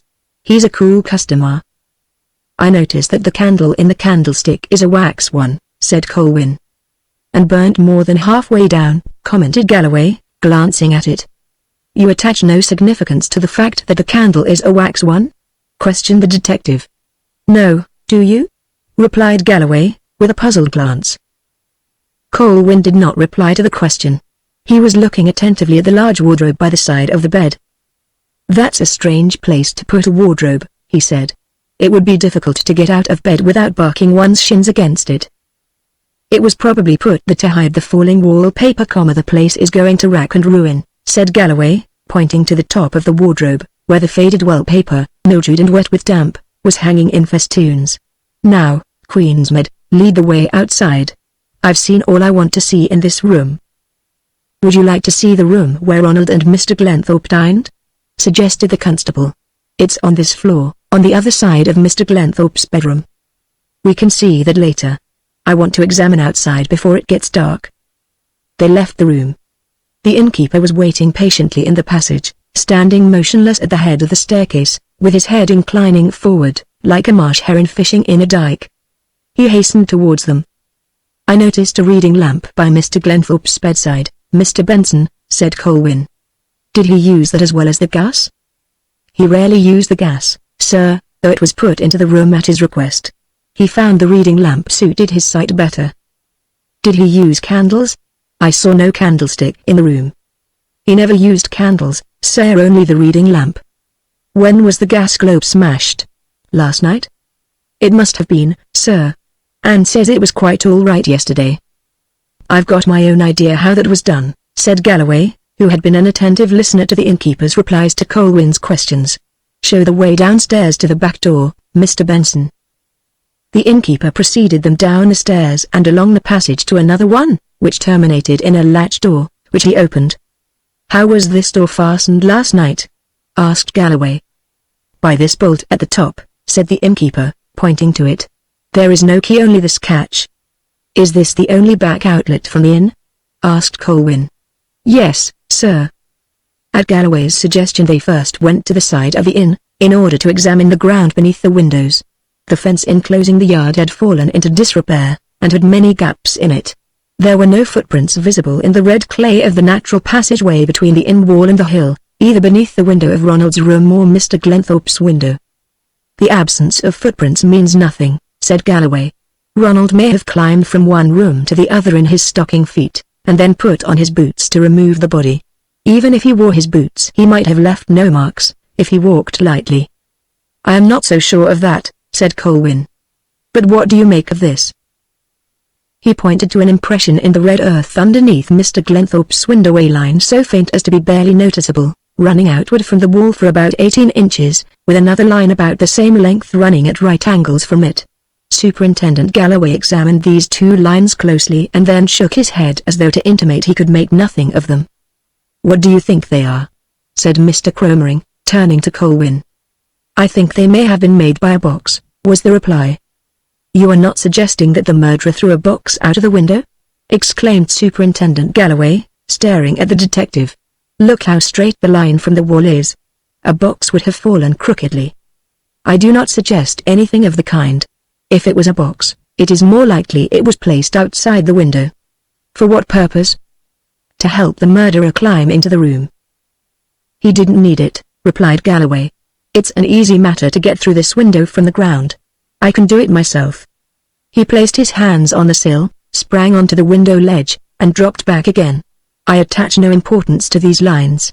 They are so faint that they might have been made months ago. There is nothing to be seen here, so we may as well go and look at the footprints. Show us where the marks of the footsteps commence, Queensmead. The constable led the way to the other side of the house and across the green. The grass terminated a little distance from the inn in a clay bank bordering a wide tract of bare and sterile land, which extended almost to the summit of the rise. Clearly defined in the clay and the black soft earth were two sets of footprints, one going towards the rise, and the other returning. The outgoing footsteps were deeply and distinctly outlined from heel to toe.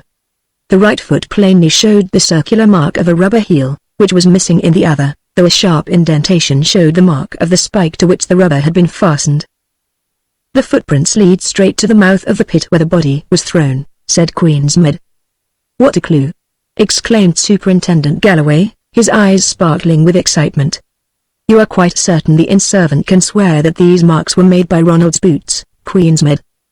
"There's no doubt on that point, sir," replied the constable. "She had the boots in her hands this morning, just before Ronald put them on, and she distinctly noticed that there was a rubber heel on the right boot, but not on the other." "It seems a strange thing for a young man of Ronald's position to have rubber heels affixed to his boots," remarked Mr. Cromering. "I was under the impression that they were an economical device of the working classes. But perhaps he found them useful to save his feet from jarring." "We shall find them useful to hang him," responded Galloway curtly. "Let us proceed to the pit, gentlemen. May I ask you to keep clear of the footprints? I do not want them obliterated before I can take plaster casts." They followed the footsteps up the rise. Near the summit they disappeared in a growth of nettles, but reappeared on the other side, skirting a number of bowl-shaped depressions clustered in groups along the brow of the rise. These were the hut circles, the pit dwellings of the early Britons, shallow excavations from 6 to 8 feet deep, all running into one another, and choked with a rank growth of weeds.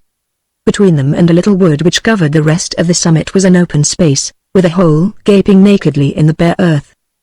"That's the pit where the body was thrown," said Queensmead, walking to the brink. The pit descended straight as a mining shaft until the sides disappeared in the interior gloom. It was impossible to guess at its depth because of the tangled creepers which lined its sides and obscured the view, but Mr. Cromering, speaking from his extensive knowledge of Norfolk geology, said it was fully 30 feet deep. He added that there was considerable difference of opinion among antiquaries to account for its greater depth. Some believed the pit was simply a larger specimen of the adjoining hut circles, running into a natural underground passage which had previously existed. But the more generally accepted theory was that the hut circles marked the site of a prehistoric village, and the deeper pit had been the quarry from which the Neolithic men had obtained the flints of which they made their implements. These flints were embedded in the chalk a long way from the surface, and to obtain them the cavemen burrowed deeply into the clay, and then excavated horizontal galleries into the chalk. Several of the red deer antler picks which they used for the purpose had been discovered when the pit was first explored 25 years ago. Mr. Glenthorpe was very much interested in the prehistoric and late Stone Age remains which are to be found in abundance along the Norfolk coast, he added. He has enriched the national museums with a valuable collection of prehistoric man's implements and utensils, which he recovered in various parts of Norfolk. For some time past he had been carrying out explorations in this district in order to add to the collection. It is sad to think that he met his death while thus employed, and that his murdered body was thrown in the very pit which was, as it were, the center of his explorations and the object of his keenest scientific curiosity. "Did you ever see clearer footprints?" exclaimed the more practical-minded Galloway. "Look how deep they are near the edge of the pit, where the murderer braced himself to throw the body off his back into the hole. See. There is a spot of blood on the edge." It was as he had said.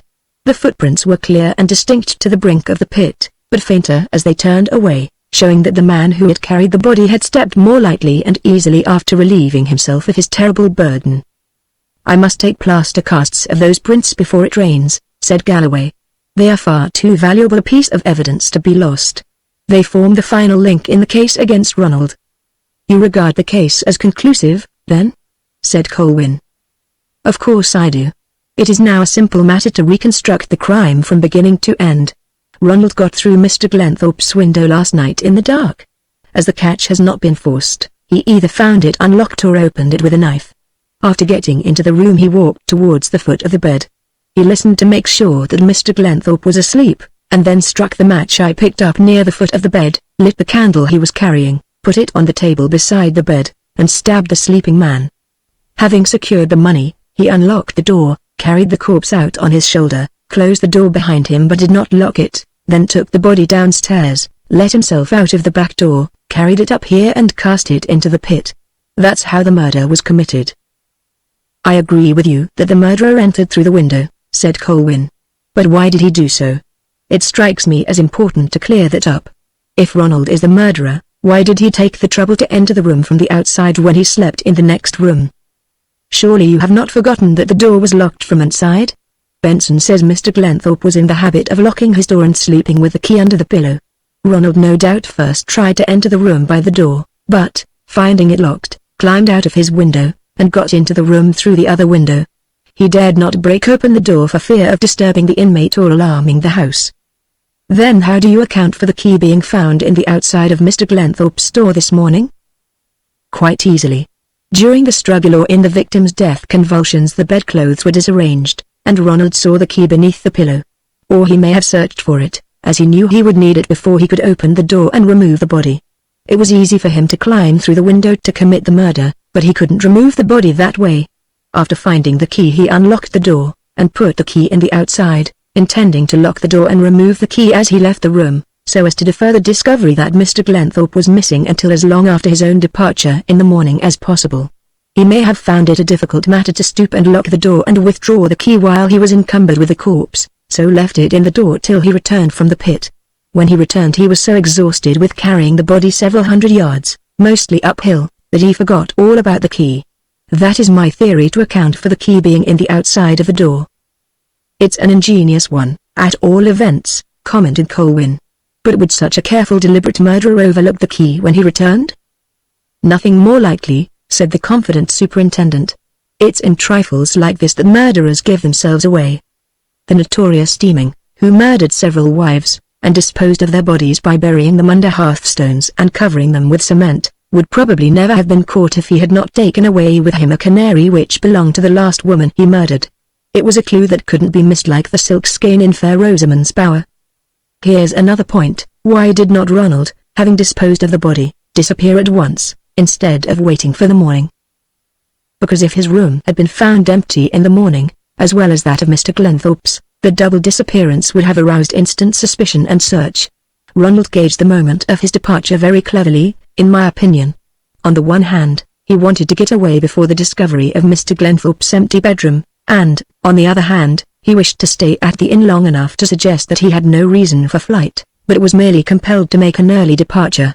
The trouble and risk he took to conceal the body outside proved conclusively that he thought the pit a sufficiently safe hiding place to retard discovery of the crime for a considerable time, and he probably thought that even when it was discovered that Mr. Glenthorpe was missing his absence would not, at first, arouse suspicions that he had met with foul play.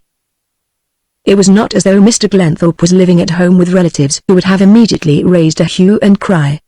He was a lonely old man living in an inn amongst strangers, who were not likely to be interested in his goings and comings. That suggests another alternative theory to account for the key in the door. Ronald may have left it in the door to convey the impression that Mr. Glenthorpe had gone out for an early walk.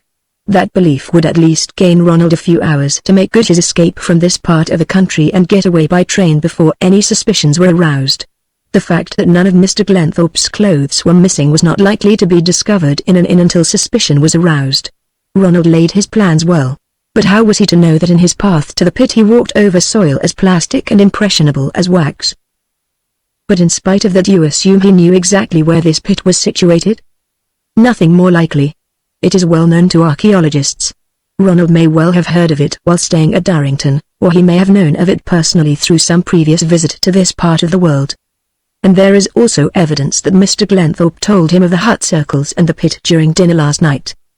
Just one more doubt, Superintendent. How do you account for the cracked gas globe and the broken incandescent mantle? Ronald probably knocked his head against it as he approached the bed, said Galloway promptly. Hardly. Ronald's height, according to the description, is 5 feet 10 inches. That happens to be also my height, and I can pass under the gas globe without touching it. Then it was broken when Ronald was carrying the corpse downstairs, replied Galloway, after a moment's reflection.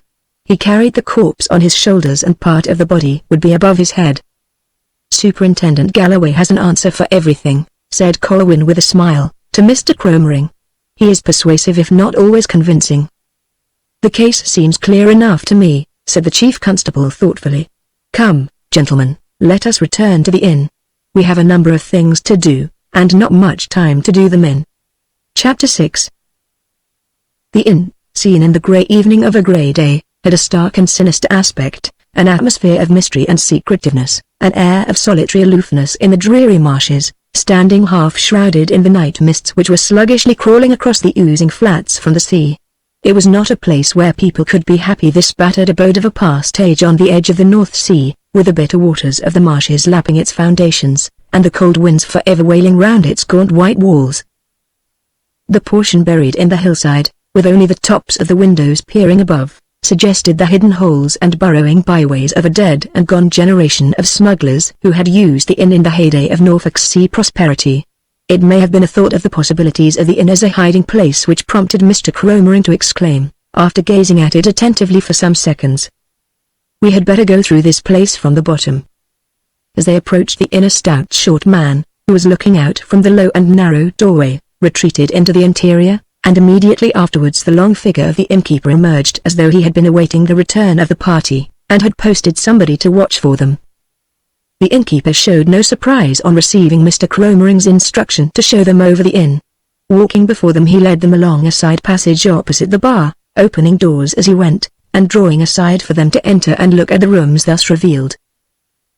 It was a strange rambling old place inside, full of nooks and crannies, and unexpected odd corners and apertures, short galleries and stone passages winding everywhere and leading nowhere. The downstairs rooms on different levels, with stone steps into them, and queer slits of windows pierced high up in the thick walls. On the ground floor a central passage divided the inn into two portions. On the one side were several rooms, some empty and destitute of furniture, others barely furnished and empty, and a big gloomy kitchen in which a stout countrywoman, who shook and bobbed at the sight of the visitors, was washing greens at a dirty deal table. Off the kitchen were two small rooms, poorly furnished as servants' bedrooms, and the windows of these looked out on the marshes at the back of the house. On the other side of the centre passage was the bar, which was subterranean at the far end, with the cellar adjoining tunnelled into the hillside. In the recesses of the cellar the short stout man they had seen at the doorway was, by the light of a tallow candle, affixing a spigot to one of the barrels which stood against the earthen wall. Behind the bar was a small bar parlour, and behind that two more rooms, the house on that side finishing in a low and narrow gallery running parallel with the outside wall. The staircase upstairs opened into a stone passage, running from the front of the inn to the back. On the left-hand side of the passage, going from the head of the stairs to the back of the house, were four rooms.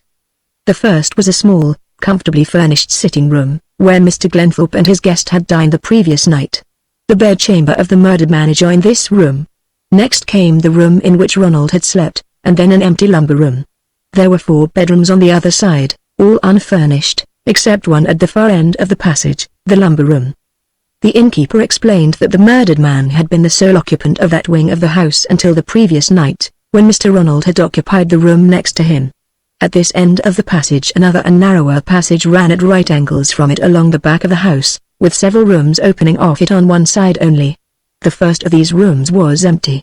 The next room contained a small iron bedstead, a chair, and a table, and the innkeeper said that it was his bedroom. At the next door he paused, and turning to Mr. Cromering hesitatingly remarked, "This is my mother's room, sir. She is an invalid." "We will not disturb your mother, we will merely glance into the room," said the kindly chief constable. "It is not that, sir. She is—" He broke off abruptly, and knocked at the door. After a few moments' pause there was the sound of somebody within turning a key in the lock, then the door was opened by a young girl, who, at the sight of the visitors, walked hurriedly across to a bedstead at the far end of the room, on which something grey was moving, and stood in front of it as though she would guard the occupant of the bed from the intruding eyes of strangers. "It's all right, Peggy," said the innkeeper. "We shall not be here long. My daughter is afraid you will disturb her grandmother," he said, turning to the gentleman. "My mother is—" A motion of his finger towards his forehead completed the sentence more significantly than words. The figure on the bed in the corner was in the shadow, but they could make it out to be that of an old and shriveled woman in a grey flannel nightdress, who was sitting up in bed, swinging backward and forward, holding some object in her arms, clasped tightly to her breast, while her small dark eyes, deep-set under furrowed brows, gazed at the visitors with the unmeaning stare of an animal. But Colwyn's eyes were drawn to the girl at the bedside. She was beautiful, of a type sufficiently rare to attract attention anywhere. Her delicate profile and dainty grace shone in the shadow of the sordid room like an exquisite picture. He was aware of a skin of transparent whiteness, a wistful sensitive mouth, a pair of wonderful eyes with the green-grey color of the sea in their depths, and a crown of red gold hair. She was poorly, almost shabbily, dressed, but the crude cheap garbing of a country dressmaker was unable to mar the graceful outlines of her slim young figure. But it was the impassivity of the face and detachment of attitude which chained Colwyn's attention and stimulated his intellectual curiosity. The human face is usually an index to the owner's character, but this girl's face was a mask which revealed nothing. The features might have been marble for anything they displayed, as she stood by the bedside regarding with grave inscrutable eyes the group of men in the doorway. There was something pathetic in the contrast between her grace and beauty and stillness and the uncouth gestures and meaningless stare of the old woman in the bed behind her. The old woman, moving from side to side with the unhappy restlessness which characterizes the insane, dropped over the side of the bed the object she had been nursing in her arms, and looked at the girl with the dumb entreaty of an animal. The girl stooped down by the side of the bed, picked up the fallen article, and restored it to the mad woman. It was a doll. Mr. Cromering, who saw the action and the article, flushed like a man who had seen something which should be kept secret, and turned to leave the room. The others followed, and immediately afterwards they heard the door closed after them, and the key turned in the lock. Superintendent Galloway, who had more of the inquiring turn of mind of the police official than the chief constable, asked the innkeeper several questions about his mother and her condition. The innkeeper said her insanity was the outcome of an accident which had happened 2 years before. She was sitting dozing by the kitchen fire when a large boiler of water overturned, scalding her terribly, and the shock and pain had sent her mad. She had never left the bedroom since, and had gradually become reduced to a condition of imbecility, alternated by occasional outbursts of violence. "Is she ever allowed out of the room?" asked Superintendent Galloway quickly, as though a sudden thought had struck him. "Never, sir. She never tries to get out of bed except when she's violent. She will sit there for hours, playing with a doll, but when she has her paroxysms she runs round and round the room, crying out as you heard her just now, and throwing the things about. Did you notice, sir, that there was no glassware in the room? She has tried to injure herself with glass and crockery in her violent fits." "How often does she have paroxysms of violent madness?" asked the chief constable. "Not often, sir, usually about the turn of the moon, or when there is a gale at sea." "There was a gale at sea last night," said Colwyn. "Did your mother have an attack then?"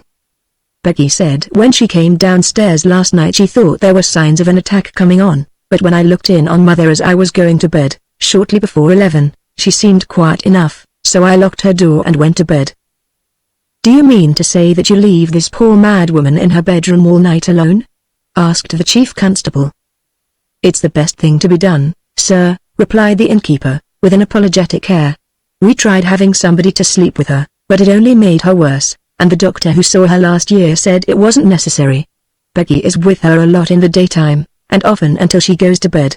So she's really not left alone very much, because Anne goes into her room as soon as she gets up in the morning about 6 o'clock." "And is your mother always secured in her room? Is the door always locked?" asked Superintendent Galloway.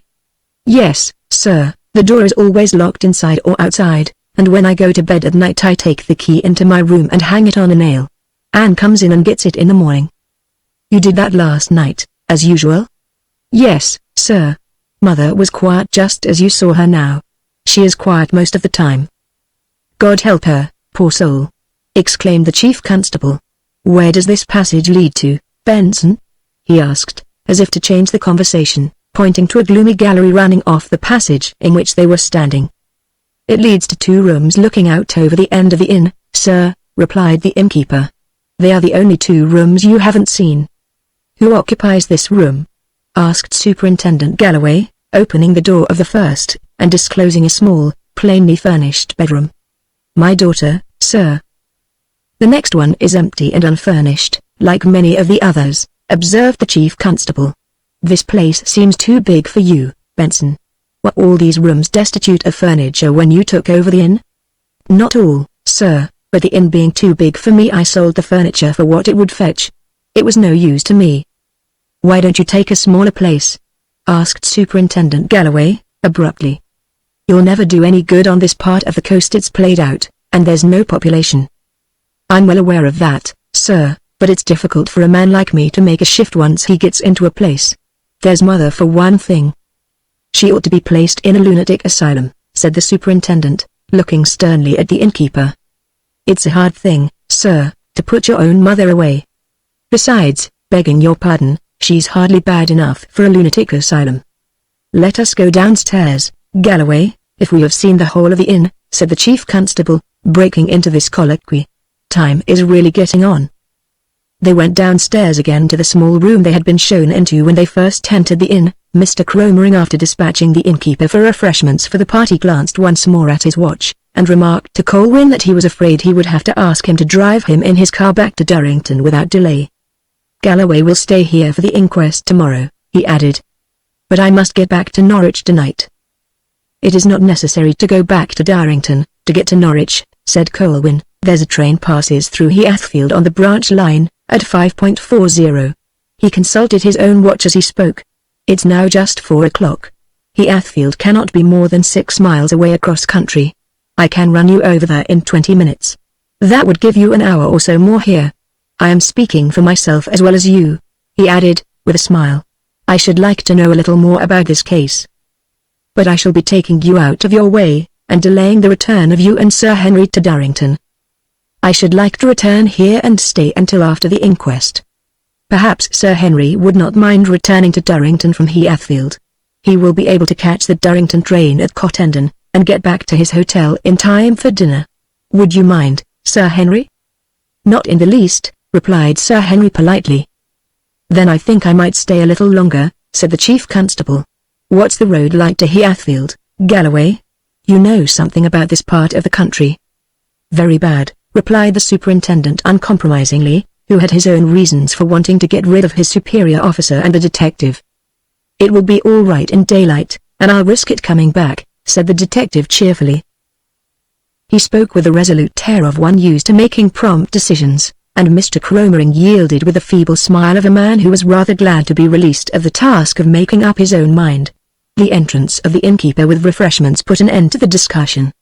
He thrust upon the police officials present the responsibility of breaking the licensed hours in which liquor might be drunk in wartime by serving them with sherry, old brandy, and biscuits. The chief constable made himself a party to this breach of the law by helping himself to a glass of sherry. The wine was excellent and dry, and he poured himself out another. The result of this stimulant was directly apparent in the firm tones with which he announced his intention of examining those inmates of the inn who could throw any light on the murder of the previous night. He directed Superintendent Galloway to sit beside him and take notes of the information thus elicited for the use of the coroner the following day. I think it would be as well to begin with the story of the innkeeper, he added. Please pull that bell rope, Galloway. Chapter 7. The innkeeper answered the bell in person, and was ordered by the chief constable to take a seat and tell everything he knew about the previous night's events, without equivocation or reserve. He took a chair at the table, his bright bird's glance wandering from one to the other of the faces opposite him as he smoothed with one claw-like hand the thatch of iron grey hair which hung down over his forehead almost to his eyes. Where shall I begin? He asked. You had better start by telling us how this young man Ronald came to your house yesterday afternoon, and then give us an account of the subsequent events, so far as you know them, said the chief constable. I was down near the breakwater yesterday evening, setting some eel lines in the canal, when he arrived, commenced the innkeeper. When I came in, Charles, that's the waiter, told me there was a young gentleman in the bar parlour waiting to see me. I went into the parlour, and saw the young man sitting near the door. He looked very tired and weary, and said he wished to stay at the inn for the night. How was he dressed? Asked Superintendent Galloway, looking up from his notebook. In a grey Norfolk suit, with knickerbockers, and a soft felt hat. Had you ever seen him before? No, sir.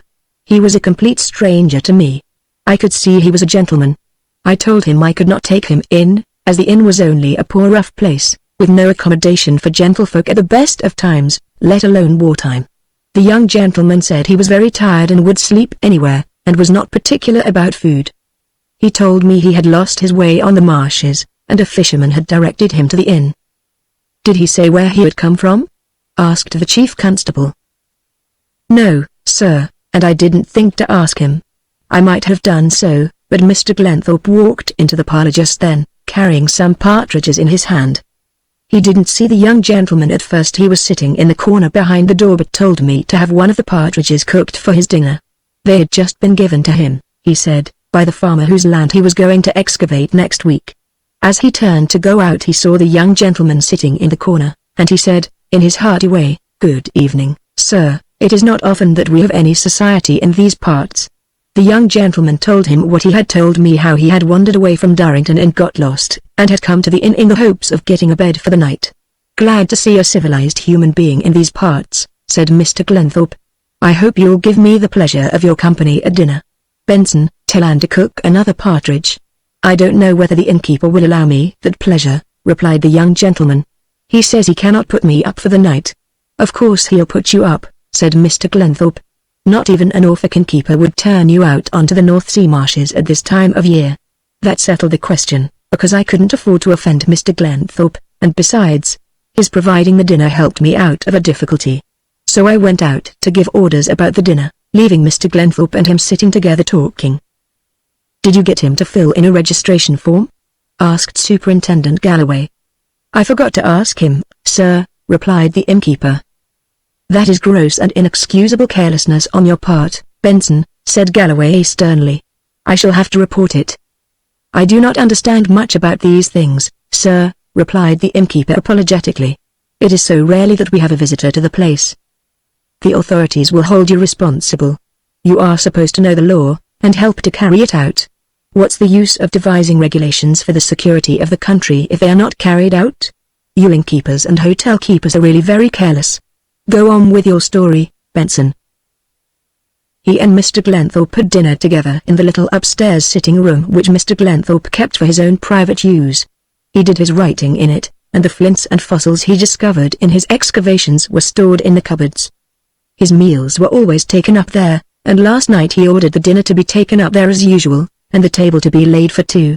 Charles waited at table, but I was up the first time with some sherry, and the second time was about an hour afterwards, when the gentleman had finished dinner. I took up a bottle of some old brandy that the inn used to be famous for. "It's the same that you gentlemen have been drinking." When I knocked at the door with the brandy, it was Mr. Glenthorpe who called, "Come in." He was standing in front of the fire, with a fossil in his hand, and he was telling the young man about how he came to discover it. I put the brandy on the table and left the room. That was the last time I saw him alive. Charles came down with the dinner things about 9:30, and said he was not wanted upstairs anymore. Charles went to bed shortly afterwards. He sleeps in one of the two rooms off the kitchen. I went to my own bedroom before 10, after first telling Anne, the servant, who was doing some ironing in the kitchen, to turn off the gas at the meter if the gentleman retired before she finished, but not to bother if they were still sitting up.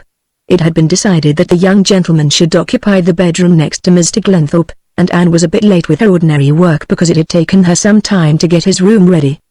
The room had not been occupied for some time, and she'd had to air the bedclothes and make the bed afresh. The next morning I was a bit late getting down. There's nothing to open the inn for in the mornings, and Anne told me as soon as I got down that the young gentleman had left nearly an hour before. She had taken him up an early cup of tea at 7 o'clock, and he opened the door to her knock, and took it from her. He was fully dressed, except for his boots, which he had in his hand, and he asked her to clean them, as he wanted to leave at once. She was walking away with the boots, when he called her back and took them from her, saying that it didn't matter about cleaning them, as he was in a hurry. When she gave him the boots, he put a note into her hand, and said that was to pay for his bill. It was the key in the outside of Mr. Glenthorpe's room which led to us finding out that he was not in the room. As I told you upstairs, sir, he used to always lock his door when he went to bed and put the key under the pillow. Anne noticed the key in the outside of the door when she went up with his breakfast tray. He never took early morning tea, but he always breakfasted in his room. That would be about 8 o'clock. She thought it strange to see the key in the door, and as she could get no answer to her knock, she tried the door, found it unlocked and the room empty. She came downstairs and told me. I thought at first that Mr. Glenthorpe might have got up early to go and look at his excavations, but I went up to his room and saw the signs of a struggle and blood stains on the bedclothes, and I knew that something must have happened to him. I went into the village and told Constable Queensmead. He came to the inn, and made a search inside and outside and found the footprints leading to the pit on the rise. One of Mr. Glenthorpe's men who had been down the pit for flints was lowered by a rope, and brought out the body. The innkeeper took a leather wallet from his pocket and produced from it a Treasury £1 note. "This is the note the young gentleman left behind with Anne to pay his bill," he explained. pushing it across the table to the chief constable. "I would draw your attention, sir, to the fact that this treasury note is one of the first issue printed in black on white paper," remarked Superintendent Galloway to his superior officer. "Constable Queensmead has ascertained that the £300 which Mr. Glenthorpe drew out of the bank yesterday was all in £1 notes of the first issue. That money is missing from the dead man's effects." The chief constable looked thoughtfully at the note through his glasses, and then passed it to Colwyn, who examined it closely, and took a note of the number, and held it up to the light to see the watermark. "Did you or the servant find any weapon in Mr. Glenthorpe's room?" asked the chief constable. "No, sir." "You have missed a knife though, have you not?" asked Superintendent Galloway. "Yes, sir." "What sort of a knife?" "A table knife." "Was it one of the knives sent up to the sitting room last night?" "Yes, sir. At least Charles says so. He has charge of the cutlery." "Then Charles had better tell us about it," interposed the chief constable. "You say you went to bed before 10 o'clock, Benson. Did you hear anything in the night?" "No, sir, I fell asleep almost immediately. My room is a good distance from Mr. Glenthorpe's room." "I do not think we have any more questions to ask you, Benson." "Pardon the curiosity of a medical man, Mr. Cromering," remarked Sir Henry, "but would it be possible to ask the innkeeper whether he noticed anything peculiar about Mr. Ronald's demeanor, when he arrived at the inn, or when he saw him at dinner subsequently?" "You hear that question, Benson?" said the chief constable. "Did you notice anything strange about Mr. Ronald's conduct when first he came to the inn or at any time?" "I cannot say I did, sir. I thought he looked very tired when he first came into the inn, and his eyes were heavy as though with want of sleep. He seemed quite sane and rational." "Quite, sir." "Did you notice any symptoms of mental disturbance or irritability about him at any time?" struck in Sir Henry Durwood. "No, sir. He was a little bit angry at first when I said I couldn't take him in, but he struck me as quite cool and collected." Sir Henry looked a little disappointed at this reply. He asked no more questions, but entered a note in a small notebook which he took from his waistcoat pocket. Mr. Cromering intimated to the innkeeper that he had finished questioning him, and would like to examine the waiter, Charles. "If you wouldn't mind pulling the bell rope behind you, sir," hinted the innkeeper. In response to a pull at the old-fashioned bell rope, the stout country servant, who had been washing greens in the kitchen, entered the room. "Where is Charles, Anne?" asked the innkeeper. "He's in the kitchen," replied the woman nervously. "Then tell him he is wanted here immediately." "You run your inn in a queer sort of way, Benson," remarked Superintendent Galloway, in his loud voice, as the woman went away on her errand. "Why couldn't Charles have answered the bell himself, if he is in the kitchen? What does he wait on, if not the bar parlor?" "Charles is stone deaf, sir," replied the innkeeper. Chapter 8. The man who entered the room was of sufficiently remarkable appearance to have attracted attention anywhere. He was short, but so fat that he looked less than his actual height, which was barely 5 feet.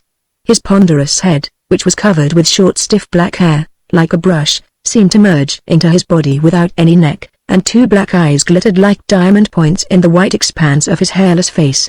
As he advanced towards the table, these eyes roved quickly from one to the other of the faces on the other side of the table.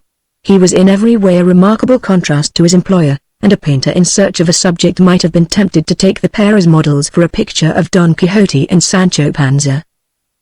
"Take that chair and answer my questions," said Mr. Cromering, addressing the waiter in a very loud voice. "Oh, I forgot," he added, to the innkeeper. "How do you manage to communicate with him if he is stone deaf?" "Quite easily, sir. Charles understands the lip language. He reads your lips while you speak. It is not even necessary to raise your voice, so long as you pronounce each word distinctly." "Sit down, Charles. Do you understand me?" said the chief constable doubtfully. By way of helping the waiter to comprehend, he pointed to the chair the innkeeper had vacated. The waiter crossed the room and took the chair. Like so many fat men, his movements were quick, agile, and noiseless, but as he came forward it was noticeable that his right arm was deformed, and much shorter than the other. The chief constable eyed the strange figure before him in some perplexity, and the fat white-faced deaf man confronted him stolidly, with his black twinkling eyes fixed on his face. His gaze, which was directed to the mouth and did not reach the eyes, was so disconcerting to Mr. Cromering that he cleared his throat with several nervous hems before commencing his examination. Your name is? Charles Lynn, sir. The reply was delivered in a whispered voice, the not infrequent result of prolonged deafness, complete isolation from the rest of humanity causing the gradual loss of sound values in the afflicted person, but the whisper, coming from such a mountain of flesh, conveyed the impression that the speaker's voice was half strangled in layers of fat, and with difficulty gasped away to the air. Mr. Cromering looked hard at the waiter as though suspecting him of some trick, but Charles' eyes were fixed on the mouth of his interrogator, awaiting his next question. I understand that you waited on the two gentlemen in the upstairs sitting room last night. Mr. Cromering still spoke in such an unnecessarily loud voice that he grew red in the face with the exertion. The gentleman who was murdered, and the young man Ronald, who came to the inn last night. Do you understand me? Yes, sir. I waited on the gentleman, sir.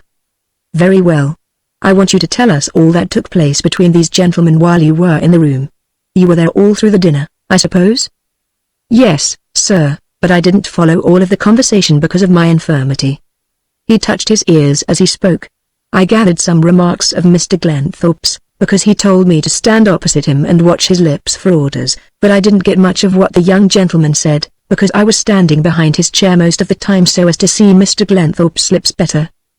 Well, tell us all you did gather of the conversation, and everything you saw. I beg your pardon, sir. The interruption came from Superintendent Galloway. But would it not be advisable to get from the waiter first something of what passed between him and Ronald when Ronald came to the inn last night? The waiter was the first to see him, Benson says. Quite right. I had forgotten. Tell us, Charles, what passed when Ronald first came to the inn in the afternoon. It was between 5 and 6 o'clock, sir, when the young gentleman came to the front door and asked for the landlord.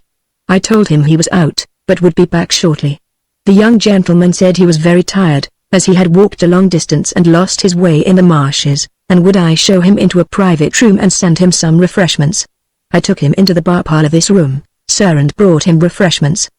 He seemed very tired, hardly able to lift one leg after the other. Did he look ill or strange? I didn't notice anything strange about him, sir, but he dropped into a chair as though he was exhausted, and told me to send the landlord to him as soon as he came in. I left him sitting there, and when Mr. Benson returned I told him, and he went in to him. I didn't see the young gentleman again until I waited on him and Mr. Glenthorpe at dinner in the upstairs sitting room. Very good. Tell us what happened there. I laid the table, and took up the dinner at 7:30. Those were Mr. Glenthorpe's orders. When I went up the first time the table was covered with flints and fossils, which Mr. Glenthorpe was showing the young gentleman, and I helped Mr. Glenthorpe put these back into the cupboards, and then I laid the table. When I took up the dinner the gentleman sat down to it, and Mr. Glenthorpe rang for Mr. Benson, and told him to bring up some sherry. When the sherry came up Mr. Glenthorpe told the young gentleman that it was a special wine sent down by his London wine merchants, and he asked Mr. Ronald what he thought of it. Mr. Ronald said he thought it was an excellent dry wine. The gentleman didn't talk much during dinner, though Mr. Glenthorpe was a little upset about the partridges. He said they had been cooked too dry. He asked the young gentleman what he thought of them, but I don't know what he replied, for I was not watching his lips. Mr. Glenthorpe quite recovered himself by the time coffee was served, and was talking a lot about his researches in the neighborhood. It was very learned talk, but it seemed to interest Mr. Ronald, for he asked a number of questions. Mr. Glenthorpe seemed very pleased with his interest, and told him about a valuable discovery made in a field near what he called the hut circles. He said he had bought the field off the farmer for £300, and was going to commence his excavations immediately. As the farmer refused to take a cheque for the land, he had been over to the bank at Heathfield for the money, and had brought it back with him so as to pay it over in the morning and take possession of the field. Mr. Glenthorpe complained that the bank had made him take all the money in treasury notes, and he took them out of his pocket and showed them to the young gentleman, saying how bulky they were, and pointing out that they were all of the first issue. And what did Ronald say to that? If the chief constable's question covered a trap, the waiter seemed unconscious of it. I wasn't looking at him, sir, and did not hear his reply. After putting the money back in his pocket, Mr. Glenthorpe told me to go downstairs and tell Mr. Benson to bring up some of the old brandy. Mr. Benson came back with me, and Mr. Glenthorpe took the bottle from him and filled the glasses himself, telling the young gentleman that the brandy was the best in England, a relic of the old smuggling days, but far too good for scoundrels who had never paid the king's revenue one halfpenny. Then when Mr. Benson had left the room, he began to talk about the field again, and how anxious he was to start the excavations. That was about all I heard, sir, for shortly afterwards Mr. Glenthorpe told me to clear away the things, which took me several trips downstairs, because, not having the full use of my right hand, I have to use a small tray. It was not till this morning, when I was cleaning the cutlery, that I noticed that one of the knives I had taken upstairs the night before was missing. I think that is all, sir. The silence which followed, broken only by the rapid travelling of Superintendent Galloway's pen across the paper, revealed how intently the fat man's auditors had followed his whispered recital of the events before the murder. It was Superintendent Galloway who, putting down his fountain pen, asked the waiter to describe the knife he had missed. It was a small, white-handled knife, sir, not one of the dinner knives, but one of the smaller ones. Are you sure it was one of the knives you took upstairs last night? Quite sure, sir. We are very short of good cutlery, and I picked out this knife to put by the young gentleman's plate because it was a very good one. It and the carving knife are the only two knives we have in that particular white-handled pattern. Was this knife sharp? Very sharp, with a rather thin blade. I keep all my cutlery in good order, sir. You seem to have heard a lot that passed last night in spite of your deafness, said Superintendent Galloway, in the blustering manner he had found very useful in browbeating rural witnesses in the police courts. Is it customary for waiters to listen to everything that is said when they are waiting at table? I did not hear everything, sir, rejoined the waiter, and his soft whisper was in striking contrast to the superintendent's hectoring tones. I explained to the other gentleman that I heard very little, the young gentleman said, because I wasn't watching his lips. It was principally Mr. Glenthorpe's part of the conversation I have related. I followed almost everything he said because I was watching his lips closely the whole of the time. Why? Snapped Superintendent Galloway. It was Mr. Glenthorpe's strict instructions that I was to watch his lips closely every time I waited on him, because of my infirmity. He disliked very much being waited on by a deaf waiter when first he came to the inn. He said he didn't want to have to bellow out when he wanted anything.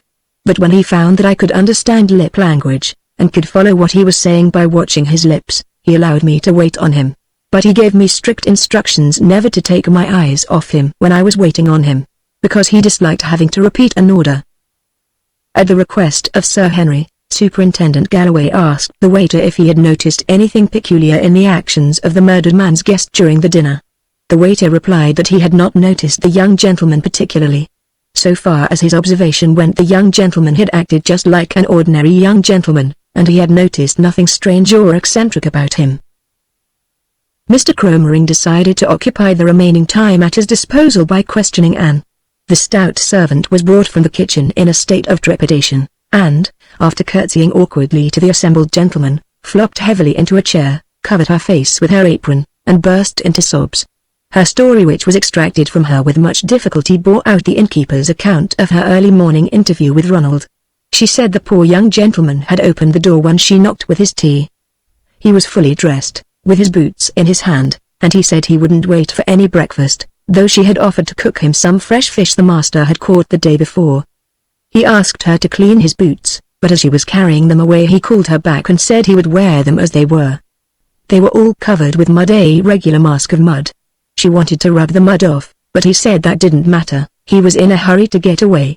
While she had them in her hands she turned them up and looked at the bottoms, intending to put them to the kitchen fire to dry them if the soles were wet, and it was then she noticed that there was a circular rubber heel on one which was missing on the other, only the iron peg being left. She took particular notice of the peg, because she intended to hammer it down in the kitchen, thinking it must be very uncomfortable to walk on, but the young gentleman didn't give her the chance. He just took the boots from her and walked into his room, shutting the door behind him. Thus far Anne proceeded, between convulsive sobs and jelly-like tremors of her fat frame. By dint of further questioning, it was elicited from her that during this colloquy at the bedroom door the young gentleman had put a £1 note into her hand, and told her to give it to her master in payment of his bill. "It won't be so much as that, sir," she had said. "What about the change?" "Oh, damn the change," the young gentleman had said, very impatient-like, and then he had said, "Here's something for yourself," and put 5 shillings into her hand. "Did the young gentleman seem at all excited during the time you saw him?" asked the chief constable, anticipating the inevitable question from Sir Henry. "I don't know what you mean by excited, sir. He seemed really impatient to be gone, though anybody might be excited at having to walk across them nasty marshes in the morning mist without a bite to stay the stomach. I only hope he didn't catch a chill, the poor young man. Further questions on this point only brought forth another shower of tears, and a sobbing asseveration that she hadn't taken particular notice of the young gentleman, who was a kind, liberal-hearted gentleman, no matter what some folk might think. It was evident that the tip of 5 shillings had won her heart. The chief constable waited for the storm to subside before he was able to extract the information that Anne hadn't seen the young gentleman leave the house. He had gone when she took up Mr. Glenthorpe's breakfast nearly an hour later, and made the discovery that the key of Mr. Glenthorpe's room was in the outside of the door, and his room empty. The young gentleman could easily have left the inn without being seen, for she and Charles were in the kitchen, and nobody else was downstairs at the time. It was in response to Colwyn's whispered suggestion that the chief constable asked Anne if she had turned off the gas at the meter the previous night. Yes, she had, she said. She heard the gentlemen leave the sitting room upstairs and say good night to each other as they went to their bedrooms, and she turned off the gas at the meter underneath the stair 5 minutes afterwards, when she had finished her ironing, and went to bed herself. That would be about 10:30. Mr. Cromering, who did not understand the purport of the question, was satisfied with the answer, and allowed the servant to retire. But Colwyn, as he went out to the front to get the motor ready for the journey to Heathfield, was of a different opinion. Anne may have turned off the gas as she said, he thought, but it was turned on again during the night. Did Anne know this, and keep it back, or was it turned on and off again without her knowledge? Chapter 9. Everything fits in beautifully, said Superintendent Galloway confidently. I never knew a clearer case. All that remains for me to do is to lay my hands on this chap Ronald, and an intelligent jury will see to the rest. The police official and the detective had dined together in the small bar parlour on Colwyn's return from driving Mr. Cromering and Sir Henry Durwood to Heathfield station. The superintendent had done more than justice to the meal, and a subsequent glass of the smuggler's brandy had so mellowed the milk of human kindness in his composition that he felt inclined for a little friendly conversation with his companion. You are very confident, said Colwyn. Of course I am confident. I have reason to be so. Everything I have seen today supports my original theory about this crime. And what is your theory as to the manner in which this crime was committed? I have gathered a general idea of the line you are taking by listening to your conversation this afternoon, but I should like you to state your theory in precise terms. It is an interesting case, with some peculiar points about it which a frank discussion might help to elucidate. Superintendent Galloway looked suspiciously at Colwyn out of his small hard grey eyes. His official mind scented an attempt to trap him, and his Norfolk prudence prompted him to get what he could from the detective but to give nothing away in return. I see you're suspicious of me, Galloway, continued Colwyn with a smile. You've heard of city detectives and their ways, and you're thinking to yourself that a Norfolk man is more than a match for any of them. This sally was so akin to what was passing in the superintendent's mind that a grim smile momentarily relaxed his rugged features. My thoughts are my own, I suppose, he said.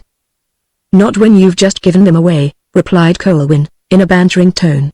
My dear Galloway, your ingenuous countenance is a mirror to your mind, in which he who runs may read. But you are quite wrong in suspecting me. I have no ulterior motive. My only interest in this crime or in any crime is to solve it. Anybody can have the credit, as far as I am concerned. Newspaper notoriety is nothing to me. You've managed to get a good deal of it without looking for it, then, retorted the superintendent cannily. It was only the other day I was reading a long article in one of the London newspapers about you, praising you for tracking the criminals in the Treasury bonds case. The police were not mentioned. Fame or notoriety sometimes comes to those who seek it least, replied the detective genially. I assure you that article came unasked. I'm a stranger to the political art of keeping sweet with the journalists. It was a statesman, you know, who summed up gratitude as a lively sense of favors to come. Now, in this case, let us play fair, actuated by the one desire to see that justice is done. This case does not strike me as quite such a simple affair as it seems to you. You approach it with a preconceived theory to which you are determined to adhere. Your theory is plausible and convincing to some extent, but that is all the more reason why you should examine and test every link in the chain. You cannot solve difficult points by ignoring them, and, to my mind, there are some difficult and perplexing features about this case which do not altogether fit in with your theory. If my mind is an open book to you, perhaps you'll tell me what my theory is, responded Superintendent Galloway, sourly. Yes, that's a fair challenge. The detective pushed back his chair, and stood with his back against the mantelpiece, with a cigar in his mouth. Your theory in this case is that chance and opportunity have made the crime and the criminal. Chance brings this young man Ronald to this lone in Norfolk inn, and sees to it that he is allowed to remain when the landlord wants to turn him away. Chance throws him into the society of a man of culture and education, who is only too glad of the opportunity of relieving the tedium of his surroundings in this rough uncultivated place by passing a few hours in the companionship of a man of his own rank of life.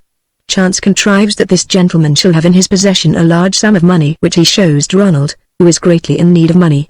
Opportunity suggests the murder, provides the weapon, and gives Ronald the next room to his intended victim in a wing of the inn occupied by nobody else. Your theory as to how the murder was actually committed strikes me as possible enough up to a certain point. You think that Ronald, after waiting until everybody in the inn is likely to be asleep, steals out of his own room to the room of his victim. He finds the door locked. Chance, however, has thoughtfully provided him with a window opening onto a hillside, which enables him to climb out of his own window and into the window of the next room. He gets in, murders Mr. Glenthorpe, secures his money, and, finding the key of his bedroom under the pillow, carries the body of his victim downstairs, and outside, casting it into a deep hole some distance from the house, in the hope of preventing or retarding discovery of the crime. Through an oversight he forgets the key in the door, which he had placed in the outside before carrying off the body, intending when he returned to lock the door and carry the key away with him. Next morning you have the highly suspicious circumstance of the young man's hurried departure, his refusal to have his boots cleaned, the incident of the £1 note, and the unshakable fact that the footprints leading to and from the pit where the body was discovered had been made by his boots. As a further contributory link in the chain of evidence against Ronald, you intend to use the fact that he was turned out of the Grand Hotel, Durrington, the previous day because he couldn't pay his hotel bill, because this fact, combined with the fact that Mr. Glenthorpe showed him the money he had drawn from the bank at Heathfield, supplies a strong motive for the crime. In this connection you intend to try to establish that the Treasury note which Ronald left to pay his inn bill was one of those in Mr. Glenthorpe's possession, because it happens to be one of the first Treasury issue, printed in black and white, and all Mr. Glenthorpe's notes were of that issue, according to the murdered man's own statement. That, I take it, is the police theory of this case. It is, said Superintendent Galloway. You've put it a bit more fancifully than I should, but it comes to the same thing. But what do you make out of the incident at the Grand Hotel, Durrington, yesterday morning? You were there, and saw it all. Does it seem strange to you that Ronald should have come straight to this inn and committed a murder after making that scene at the hotel? Do you think it suggests that Ronald has, well, impulses of violence, let us say? Superintendent Galloway poured himself out another glass of old brandy and sipped it deliberately, watching the detective cautiously between the sips. Colwyn was silent for a moment. He was quick to comprehend the double-barreled motive which underlay the superintendent's question, and he had no intention of letting the police officer pump him for his own ends. Sir Henry Durwood would be better able to answer that question than I, he said. I asked him when we were driving over here this afternoon, but he shut up like a noise. Do you know what these professional men are, with their stiff and starched ideas of etiquette, grumbled the superintendent. A flicker of amusement showed in Colwyn's eyes. Really, the superintendent was easily drawn, for an East Anglian countryman. After all, it is only Sir Henry Durwood's opinion that Ronald intended violence at the Grand, he said. Sir Henry did not give him the opportunity to carry out his intention if he had such an intention. Exactly my opinion, exclaimed Superintendent Galloway, eagerly rising to the fly.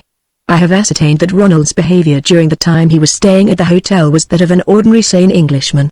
The proprietor says he was quite a gentleman, with nothing eccentric or peculiar about him, and the servants say the same. They are the best judges, after all. And nobody noticed anything peculiar about him at the breakfast table except yourself and Sir Henry. And what happened? Nothing, except that he was a bit excited, and no wonder, after the young man had just been ordered to leave the hotel. Then Sir Henry grabbed hold of him and he fainted or pretended to faint. It may have been all part of his game. Sir Henry may have thought he intended to do something or other, but no British judge would admit that as evidence for the defense. This chap Ronald is as sane as you or me, and a deep, cunning, cold-blooded scoundrel to boot. If the defense try to put up a plea of insanity, they'll find themselves in the wrong box. There's not a jury in the world that wouldn't hang him on the evidence against him. This time Colwyn could not forbear smiling at the guileless way in which Superintendent Galloway had revealed the thoughts which had been passing through his mind. But his amusement was momentary, and it was in a grave, earnest tone that he replied. The hotel incident is a puzzling one, but I agree with you that it doesn't enter into the police case against Ronald. It is your duty to deal with the facts of the case, and if you think that Ronald committed this murder. If I think that Ronald committed this murder. Superintendent Galloway's interruption was both amazed and indignant. I'm as certain he committed the murder as if I saw him do it with my own eyes. Did you, or anybody else, ever see a clearer case? It is because the circumstantial evidence against him is so strong that I speak as I do, continued Colwyn, in the same earnest tones. Innocent men have been hanged in England before now on circumstantial evidence. It is for that very reason that we should guard ourselves against the tendency to accept the circumstantial evidence against him as proof of his guilt, instead of examining all the facts with an open mind. We are the investigators of the circumstances. It is not for us to prejudge. That is the worst of circumstantial evidence. It tends to prejudgment, and sometimes to the ignoring of circumstances and facts which might tell in favor of the suspect, if they were examined with a more impartial eye. It is for these reasons that I am always careful to suspend judgment in cases of circumstantial evidence, and examine carefully even the smallest trifles which might tell in favor of the man to whom circumstantial evidence points. Have you discovered anything, since you have been at the inn, which shakes the theory that Ronald is the murderer? I have come to the conclusion that the case is much more complex and puzzling than was at first supposed. I should like to know what makes you think that, returned Superintendent Galloway. Up to the present I have seen nothing to shake my conviction that Ronald is the guilty man. What have you discovered that makes you think otherwise? I do not go as far as that yet. But I have come across certain things which, to my mind, need elucidation before it is possible to pronounce definitely on Ronald's guilt or innocence. To take them consecutively, let me repeat that I cannot reconcile Ronald's excitable conduct at the Durrington Hotel with his supposed actions at the inn. In the former case he behaved like a man who, whether insane or merely excited, had not the slightest fear of the consequences. At this inn he acted like a crafty cautious scoundrel who had weighed the consequences of his acts beforehand, and took every possible precaution to save his own skin. You see nothing inconsistent in this? I do not, interjected the superintendent firmly. Quite so. Then, the next point that perplexes me is why Ronald took the trouble to carry the body of his victim to the pit and throw it in. For the motive of concealment, and to retard discovery. But for the footprints it would probably have given him several days, perhaps weeks, in which to make good his escape. Did he not run a bigger risk of discovery by carrying the body downstairs in an occupied house, and across several hundred yards of open land close to the village? Not in a remote spot like this. They keep early hours in this part of the country. I guarantee if you walked through the village now you wouldn't see a soul stirring. Ronald was not likely to know that. Next, how did Ronald, a stranger to the place, know the locality of this pit so accurately as to be able to walk straight to it? Easily. He might have approached the inn from that side, and passed it on his way. And nothing is more likely than Mr. Glenthorpe would tell him about the pit in the course of his conversation about the excavations. There is also the possibility that Ronald knew of the existence of the pit from a previous visit to this part of the country. My next point is that Ronald was put to sleep in what he imagined was an upstairs bedroom. How did he discover that his bedroom, and the bedroom of Mr. Glenthorpe's adjoining, opened onto a hillside which enabled him to get out of one bedroom and into the other? Again, Mr. Glenthorpe probably told him. He seems to have been a garrulous old chap, according to all accounts. Or Ronald may have looked out of his window when he was retiring, and seen it for himself. I always look out of a bedroom window, and particularly if it is a strange bedroom, before getting into bed. These are matters of opinion, and, though your explanations are possible ones, I do not agree with you. We are looking at this case from entirely different points of view. You believe that Ronald committed the murder, and you're allowing that belief to color everything connected with the case. I am looking at this murder as a mystery which has not yet been solved, and, without excluding the possibility that Ronald is the murderer, I am not going, because of the circumstantial evidence against him, to accept his guilt as a foregone conclusion until I have carefully examined and tested all the facts for and against that theory. The one outstanding probability is that Mr. Glenthorpe was murdered for his money. Now, excluding for the time being the circumstantial evidence against Ronald, though without losing sight of it. The next point that arises is, was he murdered by somebody in the inn or by somebody from outside, say, for example, one of the villagers employed on his excavation works? The waiter's story of the missing knife suggests the former theory, but I do not regard that evidence as incontrovertible. The knife might have been stolen from the kitchen by a man who had been drinking at the bar. Indeed, until we have recovered the weapon, it is not even established that this was the knife with which the murder was committed. It might have been some other knife. We must not take the waiter's story for granted until we have recovered the knife, and not necessarily then. But that story, as it stands, inclines to support the theory that the murder was committed by somebody in the inn. On the other hand, the theory of an outside murderer lends itself to a very plausible reconstruction of the crime. Suppose, for example, the murder had been committed by one of Mr. Glenthorpe's workmen, actuated by the dual motives of revenge and robbery, or by either motive. Apparently the whole village knew of Mr. Glenthorpe's intention to draw this money which was in his possession when he was murdered. He seems to have been a man who talked very freely of his private affairs, and the amount, £300, would be a fortune to an agricultural labourer or a fisherman. Such a man would know all about the bedroom windows on that side of the inn opening onto the hillside, and would naturally choose that means of entry to commit the crime. And, if he were a labourer in Mr. Glenthorpe's employ, the thought of concealing the body by casting it into the pit would probably occur to him. I do not think there is much in that theory, said Superintendent Galloway thoughtfully. Still, it is worth putting to the test. I'll inquire in the morning if any of the villagers are suspicious characters, or whether any of Glenthorpe's men had a grudge against him. Now let us leave theories and speculations and come to facts. Our investigations of the murdered man's room this afternoon gave us several clues, not the least important of which is that we are enabled to fix the actual time of the murder with some degree of accuracy. It is always useful, in the case of murder, to be able to establish the approximate time at which it was committed. In this case, the murder was certainly committed between the hours of 11 p.m. and 11:30 p.m., and, in all probability, not much before 11:30. How do you fix it so accurately as that? Asked the police officer, looking keenly at the detective. According to Anne, the gentlemen went to their rooms about 10:30, and she turned off the gas downstairs shortly afterwards, and went to bed herself. When we examined the room this afternoon, we found patches of red mud of the same color and consistency of the soil outside the window leading from the window to the bedside, and a small isolated pool of water near the open window. There were, as you recollect, no footprints outside the window. On the other hand, the footprints from the inn to the pit are clear and distinct. Rain commenced to fall last night shortly before 11, but it did not fall heavily until 11 o'clock. From then till 11:30 it was a regular downpour, when it ceased, and it has not rained since.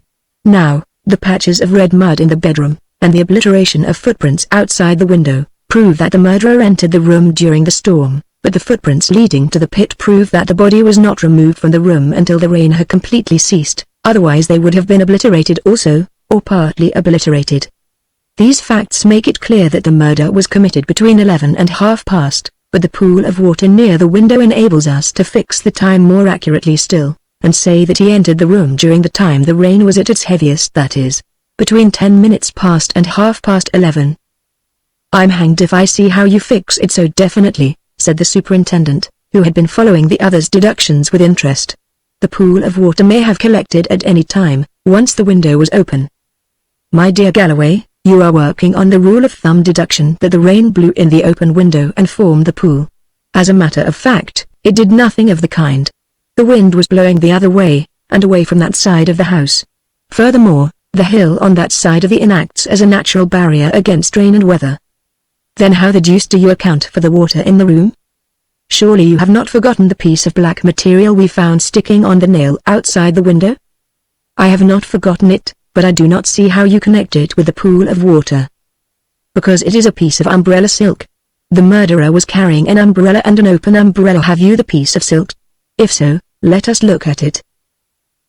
The superintendent produced the square inch of silk from his waistcoat pocket, and examined it closely. Of course it's umbrella silk, he exclaimed, slapping his leg. Funny I didn't recognize it at the time.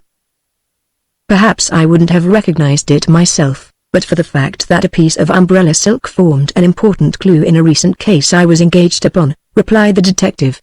Experience counts for a lot sometimes. See, this piece of silk is hemmed on the edge, pretty conclusive proof that the murderer was carrying the umbrella open, to shield him from the rain, and that it caught on the nail outside the window, tearing off the edge. He closed it as he got inside the window, and placed it near the windowsill, and the rain dripped off it and formed the pool of water. The size of the pool, and the fact that the murderer carried an open umbrella to shield him, prove pretty conclusively that he made his entrance into the room during the time the rain was falling heaviest, which was between 11:10 p.m. and 11:30. We now come to what is the most important discovery of all the pieces of candle grease we found in the murdered man's bedroom. They help to establish two curious facts, the least important of which is that somebody tried to light the gas in Mr. Glenthorpe's room last night, and, failing to do so, went downstairs and turned on the gas at the meter. What if they did? Grunted Superintendent Galloway, pouring out another glass of brandy. He was secretly annoyed at having overlooked the clue of the umbrella silk, and was human enough to be angry with the detective for opening his eyes to the fact. I don't see how you're going to prove it, and, even if you did, it doesn't matter a dump one way or the other. We'll let that point go, rejoined Colwyn curtly. Your attitude and shutting your eyes to facts hardly encourages me to proceed, but I'll try. Would you mind showing me those bits of candle grease you picked up in the bedroom? Superintendent Galloway produced a metal matchbox from his pocket, emptied some pieces of candle grease, a burnt wooden match and a broken matchhead from it, and sat back eyeing the detective with a supercilious smile. Colwyn, after examining them closely, brought from his own pocket an envelope, and shook several more pieces of candle grease on the table. Look at these pieces of candle grease side by side, he said. Yours were picked up alongside the bed, I found mine underneath the gas burner. Superintendent Galloway glanced at the pieces of candle grease with the same supercilious smile. I see them, he said. They are pieces of candle grease. What of them? Do you not see that they are different kinds of candle grease? The pieces you picked up alongside the bed are tallow, mine, picked up from underneath the gas globe, are wax.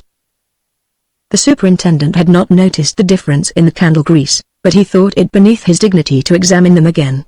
The murderer may have had two candles, he said oracularly. Anyway, what does it matter? They're both candle grease. Colwyn swept his fragments back into his pocket with a quick impatient gesture. Both candle grease, as you say, he returned sharply.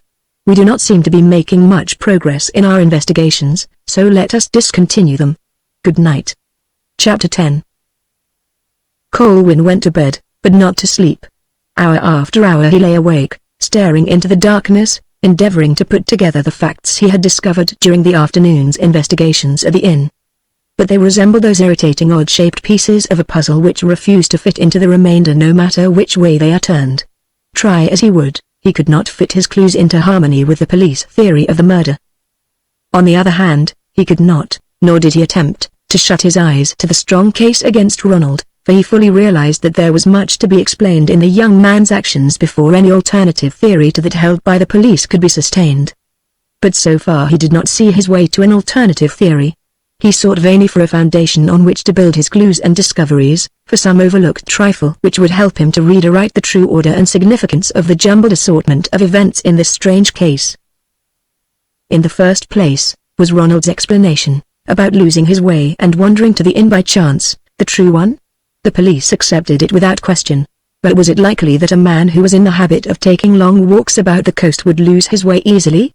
As against that doubt, there were the statements of the innkeeper and the deaf waiter that they had never seen Ronald before. If Ronald were not guilty, why had he departed so hurriedly from the inn that morning?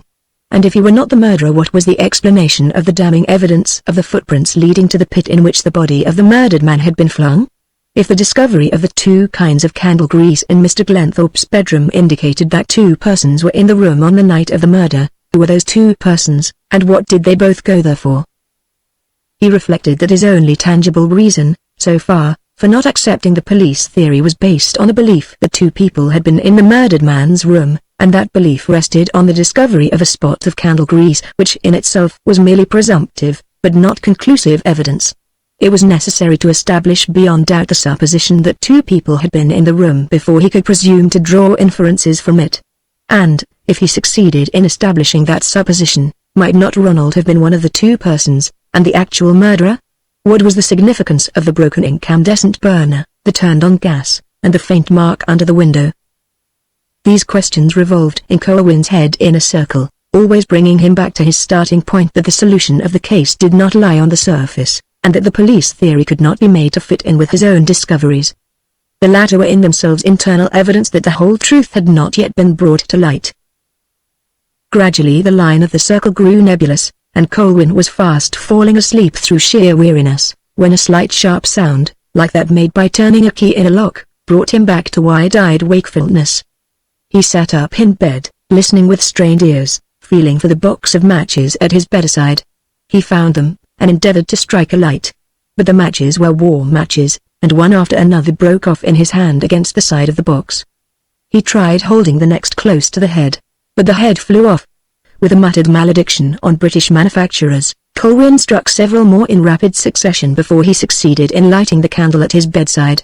He got quietly out of bed, and, leaving the candle on the table, opened his door noiselessly and looked out into the passage. He had been put to sleep in a small bedroom in the deserted upstairs wing where the murder had been committed. His room was opposite the lumber room, which was 3 doors away from the room in which the body of the dead man lay. When the question of accommodation for Superintendent Galloway and himself had been discussed, the former had chosen to have a bed made up in the bar parlour downstairs as more comfortable and snug than any of the bedrooms upstairs, but Colwyn had consented to sleep in the deserted wing. The innkeeper, who had lighted him upstairs, had apologized for the humble room and scanty furniture, but Colwyn had laughingly accepted the shortcomings of the room as a point of no importance, and had stood at his door for some moments watching a queer effect in shadows caused by the innkeeper's candle throwing gigantic wavering outlines of his gaunt retreating figure on the bare stone wall as he went down the side passage to his own bedroom. Colwyn, looking out into the passage, could hear or see nothing to account for the sound that had startled him into wakefulness. The candle by his bedside gave a feeble glimmer which did not reach to the door, and the passage was as dark and silent as the interior of a vault. The stillness and blackness seemed to float into the bedroom like a cloud. But he was certain he had not been mistaken. A door had been unlocked somewhere in the darkness, and it had been unlocked by human hands. Who had come to the deserted wing of the inn in the small hours, and on what business? He decided to explore the passage and find out. He left the door of his room partly open while he donned a few articles of clothing, and pulled a pair of slippers on his feet. He glanced at his watch, and noted with surprise that it wanted but a few minutes to 3 o'clock.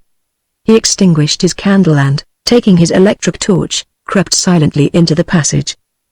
He recalled the arrangements of the rooms as he had observed them the previous afternoon. There were 3 more bedrooms adjoining his, all empty. On the other side of the passage was the lumber room opposite, next came the room in which Ronald slept, then the dead man's room, and finally the sitting room he had occupied. The door of the sitting room opened not very far from the head of the stairs. Colwyn first examined the bedrooms on his side of the passage, stepping as noiselessly as a cat, opening and shutting each door without a sound, and scrutinizing the interiors by the light of his torch. They were empty and deserted, as he had seen them the previous afternoon. On reaching the end of the passage he glanced over the head of the staircase, but there was no light glimmering in the square well of darkness and no sound in the lower part of the house to suggest that anybody was stirring downstairs. He turned away, and made his way back along the passage, trying the doors on the other side with equal precaution as he went. The first 3 doors, the sitting room, the murdered man's bedroom, and Ronald's bedroom, were locked, as he had seen them locked the previous afternoon by Superintendent Galloway, who had carried the keys away with him until after the inquest on the body. The lumber room at the other end of the passage had not been locked, and the door stood ajar. Colwyn entered it, and by the glancing light of the torch looked over the heavy furniture, mouldering linen, and stiffly upended bedpoles and curtain rods which nearly filled the room. The clock of the bygone generation stood on the mantelpiece, and the black winding hole in its white face seemed to leer at him like an evil eye as the light of the torch fell on it. But nobody had been in the room. The dust which encrusted the furniture and the floor had not been disturbed for months. Colwyn returned, puzzled, to his own room. Could he have been mistaken?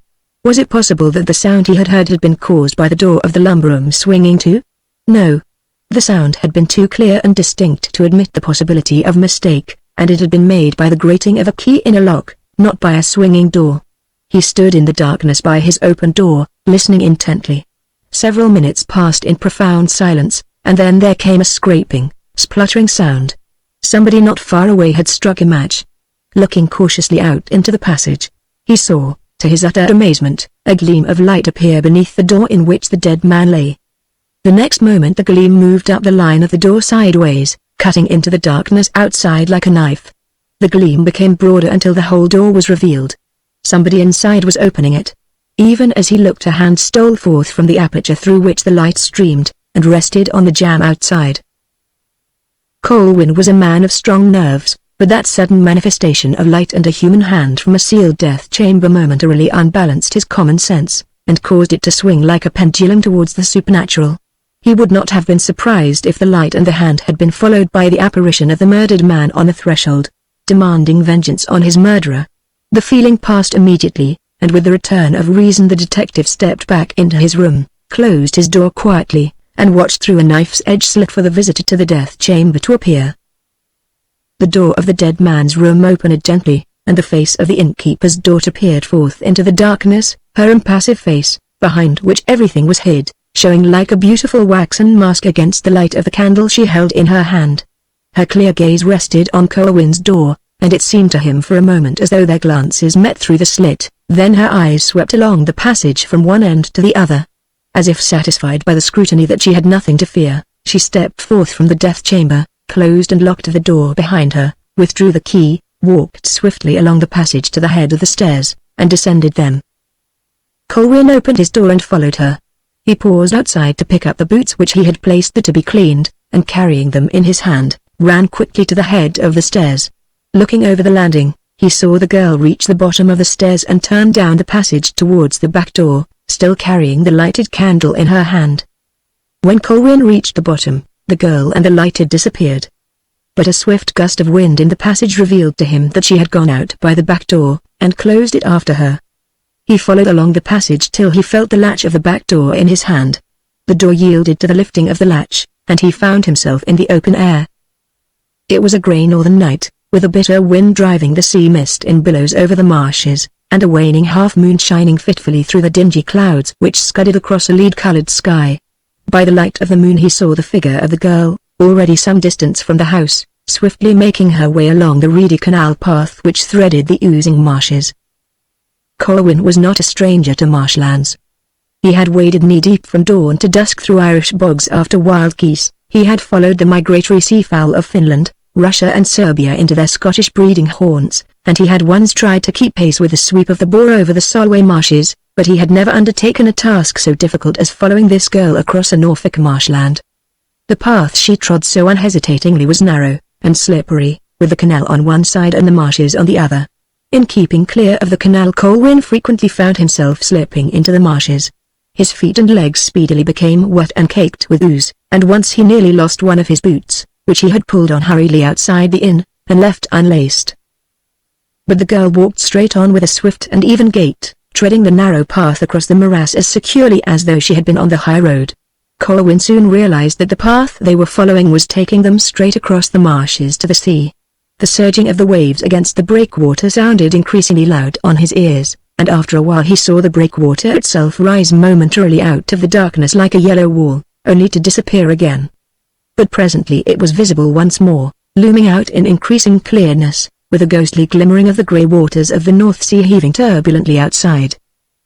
As they neared the breakwater the path became drier and firmer, and the light of the moon, falling through a ragged rift in the scurrying clouds, showed a line of sandbanks and strips of tussock land emerging from the marshes as the marshes approached the sea.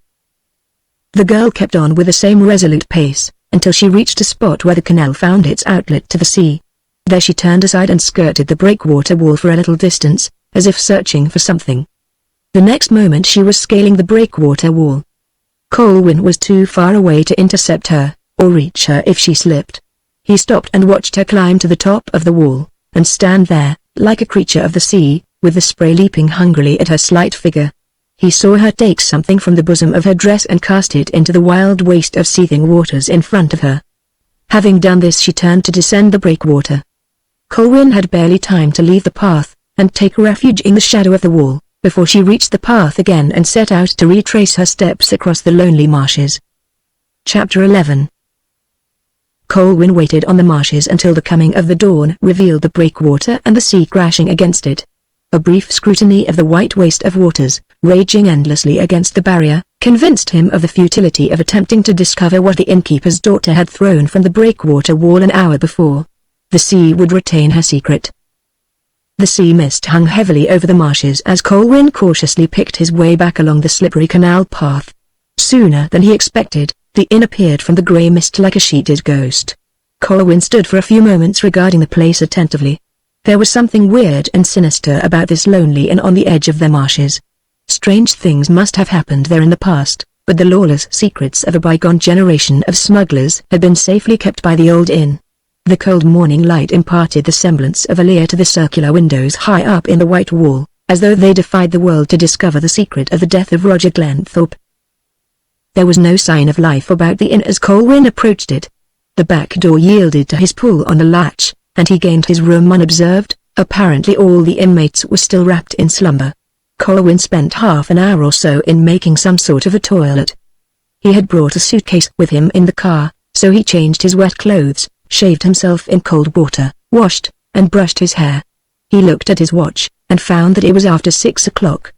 He wondered if the girl Peggy was sleeping after her night's adventure. A swishing noise, somewhere in the lower regions, broke the profound stillness of the house. Somebody was washing the floor, somewhere. Colwyn opened his door and went downstairs.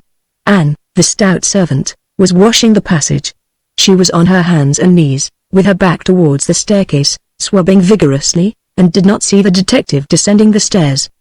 "Good morning, Anne," said Colwyn, pleasantly. She turned her head quickly, with a start, and Colwyn could have sworn that the quick glance she gave him was one of fear.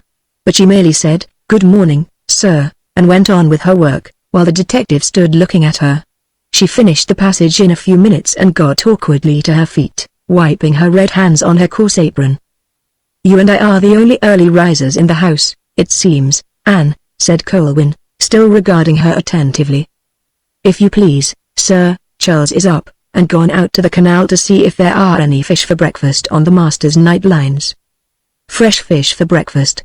Well, that's a very good thing," replied the detective, reflecting it was just as well that he had got in before Charles went out. "What time does Mr. Benson come down?" "About 7:30, sir, as a general rule, but sometimes he has his breakfast in bed." "That's not a bad idea at times, Anne. But I see you are impatient to get on with your work. Would you mind if I went into the kitchen and talked to you while you are preparing breakfast?" Again there was a gleam of fear in the woman's eyes as she looked quickly at the detective, but her voice was self-possessed as she replied, "Very well, sir," and turned down the passage which led to the kitchen. "What time was it when you turned off the gas the night before last?" asked Colwyn, when the kitchen was reached. "You told us yesterday that it was about 10:30, but you did not seem very sure of the exact time. Can you not fix it accurately? Try and think." The look the woman gave Colwyn this time was undoubtedly one of relief. "Well, sir," she said, "I usually turn off the gas at 10 o'clock, but, to tell you the truth, I was a little bit late that night." "A little bit late, eh? That means you forgot all about it." "I did forget about it, and that's the truth. The master told me not to turn off the meter until the gentleman in the parlor upstairs had gone to bed. Charles told me when he came down from the upstairs parlor with the last of the dinner things that the gentlemen were still sitting in front of the fire talking, but some time after Charles had come down and gone to bed I heard them moving about upstairs, as though they were going to their rooms." "What time was that?" asked the detective. "Just 10:30. I happened to glance at the kitchen clock at the time. Charles, who had been told that he wouldn't be wanted upstairs again, had gone to bed quite half an hour before, but I didn't go until I had folded some clothes which I had airing in front of the kitchen fire. When I did get to bed, and was just falling off to sleep, I suddenly remembered that I had forgotten to turn off the gas at the meter. I got out of bed again, lit my candle, and went up the passage to the meter, which is just under the foot of the stairs, turned off the gas, and went back to bed." "Did you notice the time then?" "The kitchen clock was just chiming 11 as I got back to my bed." "You are sure it was not 12? "Quite sure, sir." "Did you hear any sound upstairs?" "No, sir. It was as quiet as the dead." "Was it raining at that time?" "It started to rain heavens hard just as I got back to bed, but before that the wind was moaning round the house, as it do moan in these parts, and I knew we was in for a storm." I was glad enough to get back to my warm bed. You might have seen something, if you had been a little later. The staircase is the only way the body could have been brought down from there. The detective pointed to the room above where the dead man lay. The woman trembled violently. It's God's mercy I didn't see something, she said, and her voice fell to a husky whisper. I should have died with fright if I had seen it being brought downstairs. All day long I've been thanking God I didn't see anything. Do nobody else but you and Charles sleep downstairs? Nobody, sir. I sleep in a small room off the kitchen, but Charles sleeps in one of the rooms in the passage which leads off the kitchen, the first room, not far from my own. But that had been no help to me if I'd seen anything. I might have screamed the house down before Charles would have heard me, he being stone deaf. Quite true, Anne.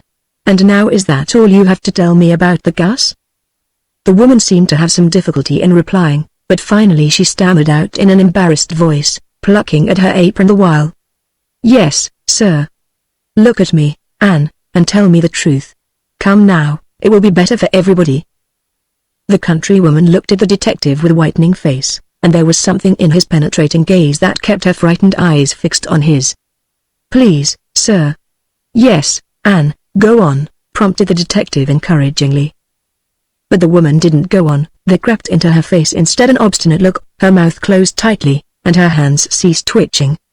I've told you everything, sir, she said quietly. You've not told me you found the meter turned on when you got up next morning, replied the detective sternly.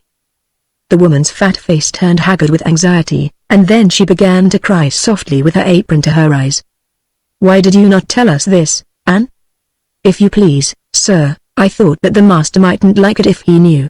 He's very particular about having the gas turned off at night, and he might have thought I had forgotten it. Colwyn gave her another searching look. Even if that were true, Anne, you have no right to keep back anything that may tend to shield the guilty, or injure the innocent. I didn't think it mattered, sir. You still say that you heard nothing after you went to bed? No, sir. I fell asleep as soon as I got into bed. So you said before, but you did not tell us the whole truth yesterday, you know, and I do not know whether to believe you now. Hush, sir, there's somebody coming down the passage. Colwyn strolled into the passage and encountered Superintendent Galloway coming towards the kitchen. He stared at the detective and exclaimed, Hello, you're up early. Yes, I found it difficult to sleep, so I came downstairs. I hope you've not been making love to Anne, said Galloway, who had his own sense of humor. I'm looking for this infernal waiter, Charles. He is never about when he's wanted. Charles. Charles. Superintendent Galloway's shouts brought Anne hurrying from the kitchen, and she explained to him, as she had explained to Colwyn, that Charles had gone on to the marshes to look for fish. Send him to my room as soon as he comes in, I've other fish for him to fry, grumbled the superintendent. A queer household this, he said to Colwyn, as they walked along the passage. Ah, here is Charles, fish and all. The fat waiter was hurrying in with a string of fish in his hand, and he came towards them in response to Superintendent Galloway's commanding gesture. The superintendent told him to go out and intercept Constable Queensmead before he went out with his search party, and bring him to the inn. Charles nodded an indication that he understood the instruction, and turned away to execute it. I want Queensmead to get a dozen of the village blockheads together for a jury, he said to Colwyn. The coroner sent me word before we left Durrington yesterday that he'd be over this morning, but he did not say what time, and I forgot to ask him. He's the man to kick up a devil of a shindy if he came and found we were not ready for him. Queensmead speedily appeared in response to the summons, listened quietly to Superintendent Galloway's laconic command to catch a jury and catch them quick, and went back to the village to secure wealth good men and true. Colwyn and Galloway meanwhile breakfasted together in the bar parlour, on some of the fish which Charles had brought in. As nothing followed the fish, Superintendent Galloway, who was an excellent trencherman, rang the bell and ordered the waiter to bring some eggs and bacon. The waiter hesitated a moment, and then said that he believed they were out of bacon. There were some eggs, if they would do. Bring me a couple, boiled, as quick as you like, said the superintendent. This is a queer kind of inn, he grumbled to Colwyn. They don't give you enough to eat. I think they're a little short themselves, replied Colwyn. By Jove, I believe you're right, said the superintendent, staring hard at the edibles on the table before him. There's not much here, a piece of butter no bigger than a walnut, a spoonful of jam, and tea as weak as water. Come to think of it, they gave us nothing but some of Glenthorpe's leftover game for dinner last night. You're right, they are hard up. Superintendent Galloway looked at Colwyn with as much animation on his heavy features as though he had lighted on some new and important discovery. Colwyn, who had finished his breakfast and was not particularly interested in the conversation, strolled out with the intention of smoking a cigar outside the front door. In the passage he encountered Anne, bearing a tray with 2 cups and saucers, a pot of tea and some bread and butter which she proceeded to carry upstairs. Colwyn wondered for whom the breakfast was intended. There were 3 people upstairs: the father, his daughter, and the poor mad woman, and the breakfast was laid for 2. The appearance of the innkeeper descending the stairs answered the question. Colwyn accosted him as he came down. "You're a late riser, Benson." "Yes, sir, it's a bit difficult to handle Mother in the morning. The only way to keep her quiet is for me to stay with her until Peggy is ready to go to her and give her her breakfast. Mother is quiet enough with Peggy and me, but nobody else can do anything with her, and sometimes nobody can do anything with her except my daughter. She spends a lot of time with her, sir."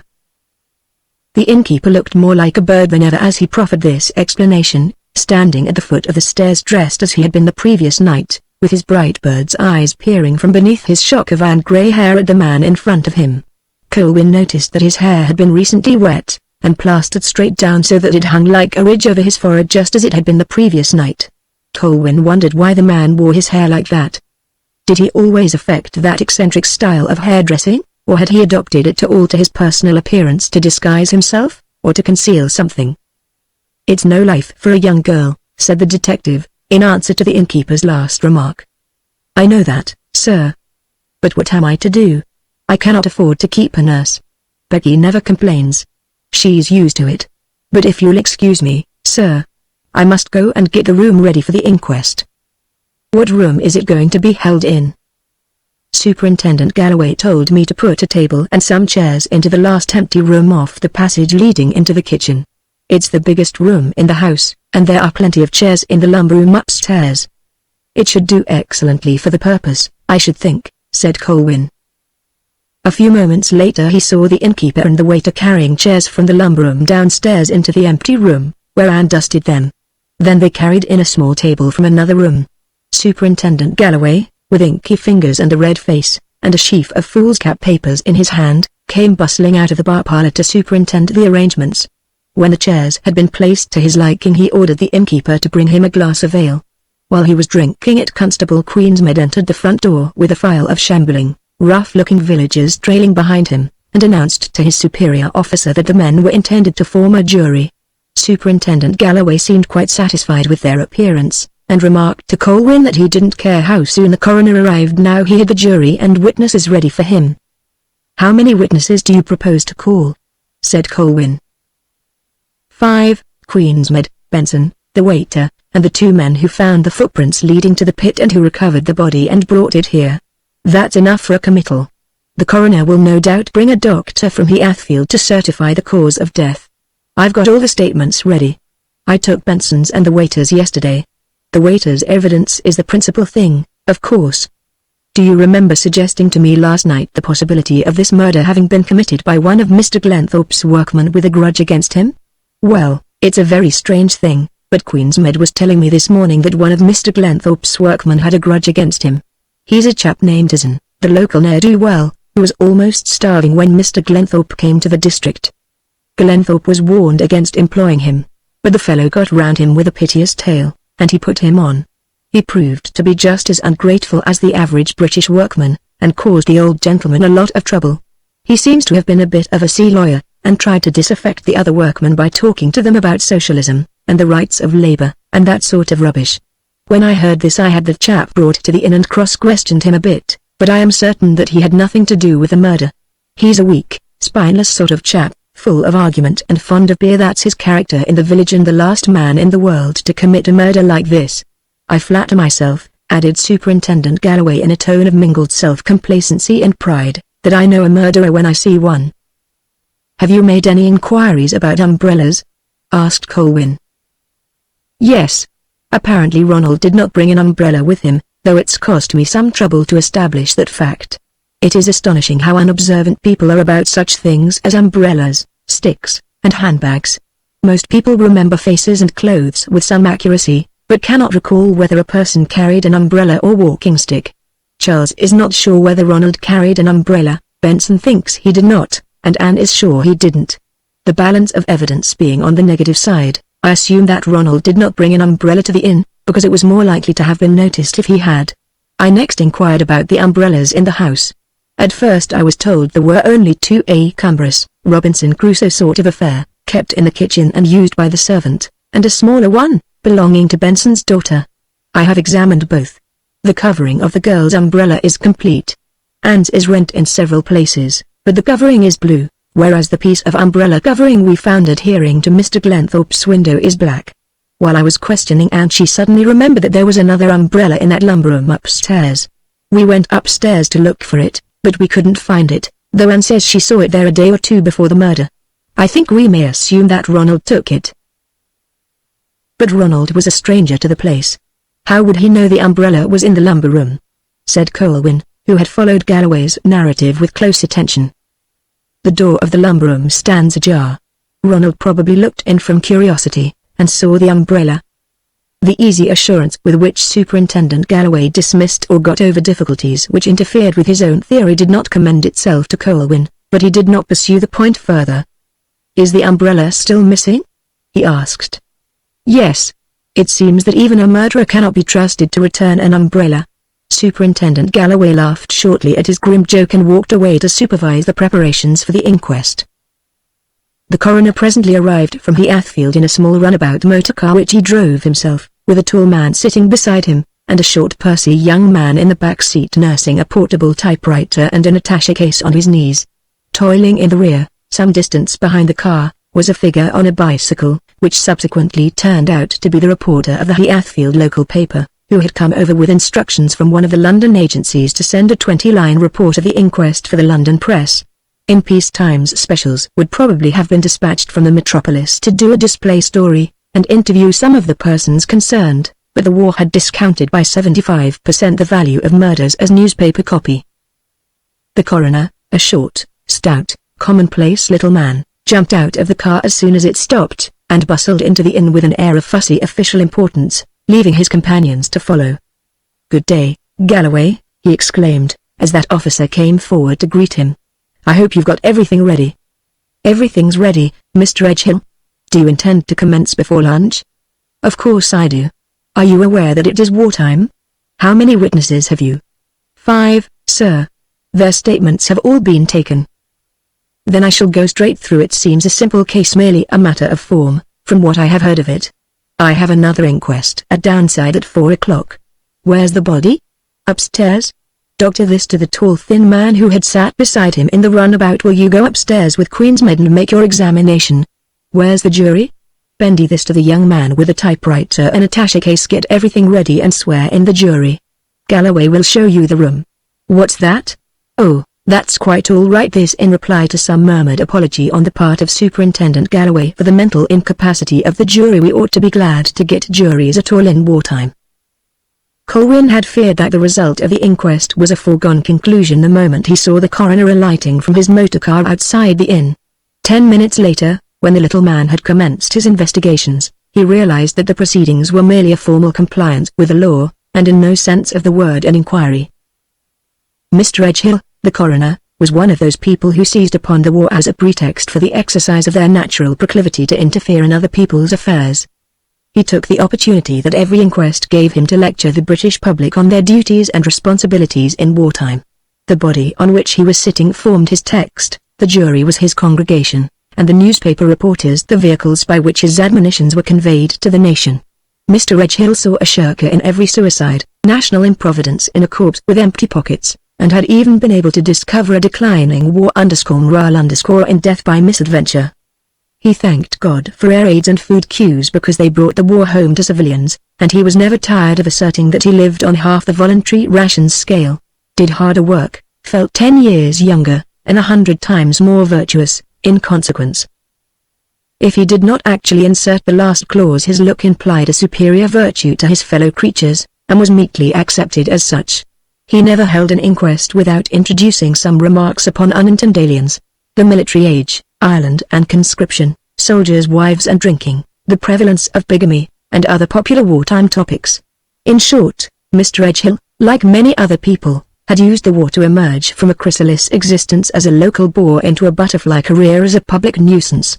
In that capacity he was still good copy in some of the London newspapers, and was even occasionally referred to in leading articles as a fine example of the sturdy country spirit which Londoners would do well to emulate. Before commencing his inquiry into the death of Mr. Glenthorpe, the coroner indignantly expressed his surprise that a small hamlet like Flen could produce so many able-bodied men to serve on a jury in wartime.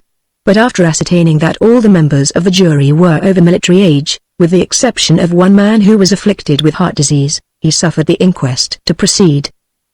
The evidence of the innkeeper and the waiter was a repetition of the story they had told to the chief constable on the preceding day.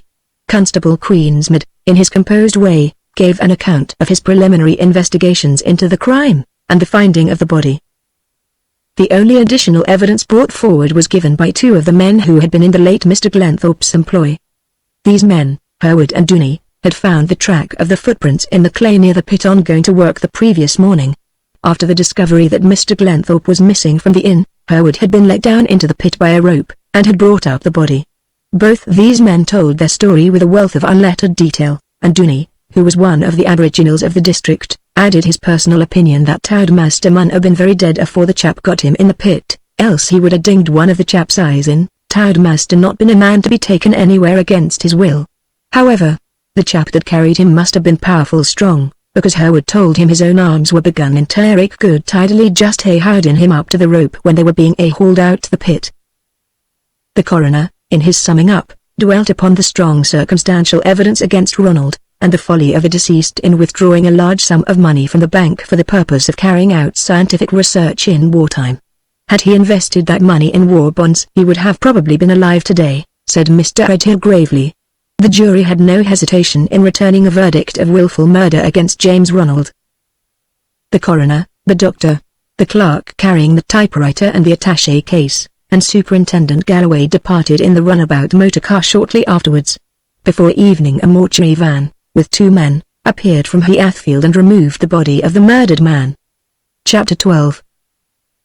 If the inmates of the inn felt any surprise at Colwyn's remaining after the inquest, they did not betray it. That evening Anne nervously intercepted him to ask if he would have a partridge for his dinner, and Colwyn, remembering the shortness of the inn larder, replied that a partridge would do very well. Later on Charles served it in the bar parlour, and waited with his black eyes fixed on Colwyn's lips, sometimes anticipating his orders before they were uttered. He brought a bottle of claret from the inn cellar, assuring Colwyn in his soft whisper that he would find the wine excellent, and Colwyn, after sampling it, found no reason for disagreeing with the waiter's judgment. At the conclusion of the meal Colwyn sent for the innkeeper, and asked him a number of questions about the district and its inhabitants. The innkeeper intimated that Flen was a poor place at the best of times, but the war had made it worse, and the poorer folk of the villagers who lived in the beach stone cottages were sometimes hard-pressed to keep body and soul together. They did what they could, eking out their scanty earnings by eel fishing on the marshes, and occasionally snaring a few wildfowl. Mr. Glenthorpe's researches in the district had been a godsend because of the employment he had given, which had brought a little ready money into the place. It was obvious to Colwyn's alert intelligence that the innkeeper did not care to talk about his dead guest. There was no visible reluctance indeed, it would have been hard to trace the sign of any particular emotion on his queer, bird-like face, but his replies were slow in coming when questioned about Mr. Glenthorpe, and he made several attempts to turn the conversation in another direction. When he had finished a glass of wine Colwyn offered him, he got up from the table with the remark that it was time for him to return to the bar. "I will go with you," said Colwyn. "It will help to pass away an hour." There were about a dozen men in the bar, agricultural labourers and fishermen clustered in groups of twos and threes in front of the counter, or sitting on stools by the wall, drinking ale by the light of a smoky oil lamp which hung from the rafters. The fat deaf waiter was in the earthy recess behind the counter, drawing ale into stone mugs. A loud voice which had been holding forth ceased suddenly as Colwyn entered. The inmates of the bar regarded him questioningly, and some resentfully, as though they considered his presence an intrusion. But Colwyn was accustomed to making himself at home in all sorts of company. He walked across the bar, called for some whiskey, and, while it was being served, addressed a friendly remark to the nearest group to him. One of the men, a white-bearded, keen-eyed Norfolk man, answered his question civilly enough. He had asked about wildfowl shooting in the neighborhood, and the old man had been a water bailiff on the Broads in his younger days. The question of sport will draw most men together. One after another of the villagers joined in the conversation, and were soon as much at home with Colwyn as though they had known him from boyhood. Some of them were going eel fishing that night, and Colwyn violated the provisions of the no-treating order to give them a glass of whiskey to keep out the cold of the marshes. The rest of the tap-room he regaled with ale. From these Norfolk fishermen Colwyn learnt many of the secrets of the wild and many cunning methods of capturing its creatures, but the real object of his visit to the bar to discover whether any of the frequenters of the Golden Anchor had ever seen Ronald in the district before the evening of the murder remained unsatisfied. He was a stranger to their parts, the men said, in response to questions on the subject. But their parts were limited to a mile or so of the marshland in which they spent their narrow, lonely lives. Their conversation revealed that they seldom went outside that narrow domain. Durrington, which was little more than 10 miles away, was only a name to them. Many of them had not been as far as Leyland for months. They spent their days catching eels in the marsh canals, or in setting lobster and crab traps outside the breakwater. The agricultural laborers tilled the same patch of ground year after year. They had no recreations except an occasional night at the inn. Their existence was a lifelong struggle with nature for a bare subsistence. Most of them had been born in the beach stone cottages where their fathers had been born before them, and most of them would die, as their fathers had died, in the little damp bedrooms where they had first seen the light, passing away, as their fathers had passed away, listening to the sound of the North Sea restlessly beating against the breakwater. That sound was never out of their ears while they lived, and it was the dirge to which they died. Such was their life, but they knew no other, and wished no other. Colwyn was earliest the following morning, and after breakfast went out. His purpose was to try to discover something which would throw light on Ronald's appearance at Flen. With that object he scoured the country for some miles in the direction of Heathfield, for he deemed the possibility of Ronald having come by that route worth inquiring into. But his time was wasted. None of his inquiries brought to light anything to suggest that Ronald had ever been in the district before. When he returned to the village the day was more than half spent. As he entered the inn, he encountered Charles, who stopped when he saw him. "There are 2 men in the bar asking to see you, sir," he said, in his soft whisper. "Dooney and Backlows are their names. They say they saw you in the bar last night, and they would like to speak to you privately, if you have no objection." "Show them into the bar parlor," the detective said. "And, Charles, you might ask Anne to let me have a little lunch when they are gone." Colwyn proceeded to the bar parlor. A moment or two afterwards the waiter ushered in 2 men and withdrew, closing the door after him. In response to Colwyn's request, his 2 visitors seated themselves awkwardly, but they seemed to have considerable difficulty in stating the object of their visit. Dooney, one of the men who had helped to recover Mr. Glenthorpe's body from the pit, was a short, thick-set, hairy-faced man, with round surprised eyes, which he kept intently fixed upon the detective's face, as though seeking inspiration for speech from that source. The other man, Backlows, was a tall, hawk-featured man with a sweeping black moustache, who needed only gaudy habiliments to make him the ideal pirate king of the comic opera stage. It was he who spoke first. "If you please, master, we uns come to you thinkin' as you might gi' us a bit o' advice." "About something we seed last night," explained Mr. Dooney, finding his own voice at the sound of his companion's. "I thought out was agreed 'tween us I were to tell the gentleman, or?" growled the pirate king, turning a pair of dusky eyes on his companion. "Yowlers have a way o' overdoing things, you know, Dick." "Right, or, right," replied Mr. Dooney. "Yow ought to know I only wanted to help yow out, Billy." "I don't want ony helping out," replied the pirate. "It's like this master," he continued, turning again to Colwyn. "Arter Dick and I left the Anchor last night, we thought we'd be walking a spell. We were talking o' murder at time, and wondering what we were to do for another job o' work, things being mighty bad hereabouts, when, as we neared top o' rise, we heard the rummiest kind o' noise a man ever heard, comin' from that there wood by pits. Dick says to me, in a scared kind of voice, 'That's fair a rum un,' says he. There weren't much moon at time, but we could see things clar enough, and though we looked around us we couldn't see a living thing a movin' neither night woods nor on mashes. While we looked we seed a big Hansi rise out o' th woods and go a-flapping away across th mashes. Then all of a sudden we saw something come a-wombling out of the shadow o' the wood, and run along by th edge of it. We couldn't make out at first what it might be, though for sure we got a rare fright. For my part, I thought it might have been ole black shuck, though th night didn't seem windy enough for un. Stop a bit, said Colwyn. What do you mean by black shuck? Oh, I remember. It's a Norfolk traditional ghost story, isn't it? Black shuck is supposed to be a big black dog, with one eye in the middle of the head, who runs without sound and howls louder than the wind. Whoever meets him is sure to die before the year is out. That's him, said Mr. Backlows, affirming, with a grave nod of his head, his own profound belief in the canine apparition in question. My grandfather seen un once not 100 yards from the very spot where we were standing last night, and, sure enough, he died afore 3 months were out.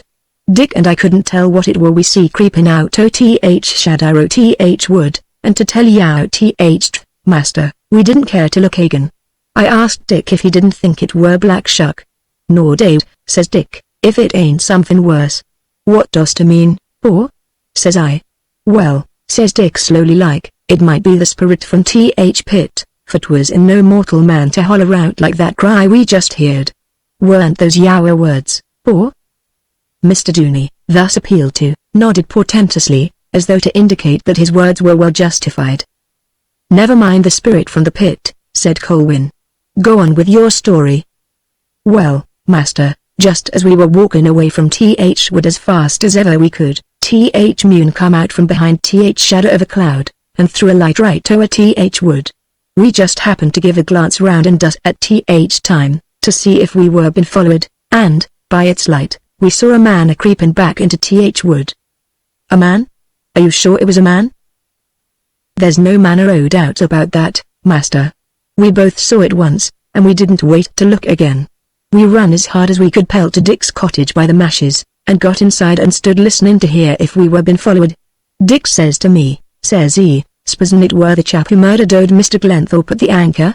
I thought as much myself, but I tried to laugh it off, and says to Dick, "What for should it be him? He's far enough away by this time, for we searched the place round for miles, and we took in that there wood where we just see un. We never searched th wood," says Dick, "leastways, not proper, and it's a rare hiding place for un." "So it be, to be sure," says I. "If he sees that the light will be brought out from here dead men," says Dick.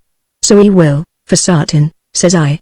"Let's put out th light, so th bloody-minded murderer won't ha' nothing to go by if he ain't seen it yet."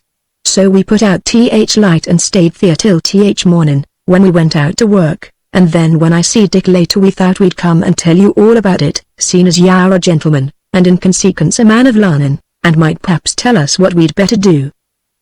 "You have certainly done the proper thing in disclosing what you have seen," said the detective, after a thoughtful pause. "But why have you come to me in the matter? It seems to me that the proper course to pursue would be to lay your information before Constable Queensmead." The two men exchanged a glance of conscious embarrassment. Then Mr. Backlows, with the air of a man who had made up his mind to take the bull by the horns, blurted out, "It's like this, master.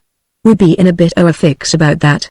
You see, last night we were out at conies, and thou I can swore we were out in th open and not looking for conies on anybody's land, 'cause Dick and I have already been fined 10 bob for snaring conies on Farmer Cranley's land, and if we went to Queensmead he might think we'd been a-snaring there again. So Dick says to me, says he, 'Why not see the chap what came into th Anchor Bar last night? Anybody can see wi' half an eye that he's a real swell, for didn't he stand treat all round and what he says we'll go by, and he won't treat us dirty, whatever he says, though, mind ye, for, there's nothing to gi away. So let's go to Thisson, and tell un all about it. I also tell you, Billy, that if there be a reward out for this chap what killed Mr. Glenthorpe, Thisson you would tell us how to get it without sharing wi' Queensmead, who does nothing but take th bread out o' our mouths, he been so sharp about th conies. For if this chap in th woods is the one what killed old Mr. Glenthorpe, we have a right to th money for catching un. Didn't I say that, Billy?"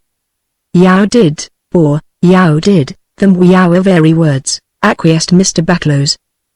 "I think you had better leave the matter in my hands," said Colwyn, with difficulty repressing a smile at this exceedingly Norfolk explanation. "And now, you had better have a drink, for I am sure you must be dry after all that talk." The men, after drinking Colwyn's health in 2 mugs of ale, departed with placid countenances, and Colwyn was left to meditate over the news they had imparted. The result of his meditations was that he presently went forth in search of Police Constable Queensmead. The constable lived in the village street in a beach-stone cottage which was in slightly better repair than its neighbours, and much better kept. There were white curtains in the windows, and in the garden a few late stocks and hardy climbing roses were making a brave effort to bloom in depressing surroundings. It was Queensmead who answered the door to the detective's knock, and he led the way inside to his little office when he saw who his visitor was. "I do not think these chaps saw anything except what their own fears created," he said, after Colwyn had told him as much of the 2 men's story as he saw fit to impart. "I searched the wood thoroughly the day after the murder. Ronald was not there then. He may have come back since." Queensmead's dark eyes lingered thoughtfully on the detective's face, as though seeking to gather the meaning underlying his words. "Why should he do such a foolish thing, sir?" he asked. "It is not always easy to account for a man's actions. It is hard to account for a man wanted by the police running his head into a noose. Ronald may not know he is wanted by the police." "Why, of course he must know. If he doesn't." Queensmead broke off suddenly and looked at the detective queerly, as if suddenly realizing all that the remark implied. "You must have some strange ideas about this case," he added slowly. "I have, but we won't go into them now," said the detective, with a slight smile. He appreciated the fact that the other was, to use an American colloquialism, quick on the uptake. "Your immediate duty is clear." "You mean I should search the wood again?" said Queensmead, with the same quick comprehension as before. "Very well. Will you come with me?" Colwyn nodded, and Queensmead, without more ado, took a revolver and a pair of handcuffs from a cupboard, slipped them into his pockets, and announced that he was ready. He opened the door for his visitor to precede him, and they set forth.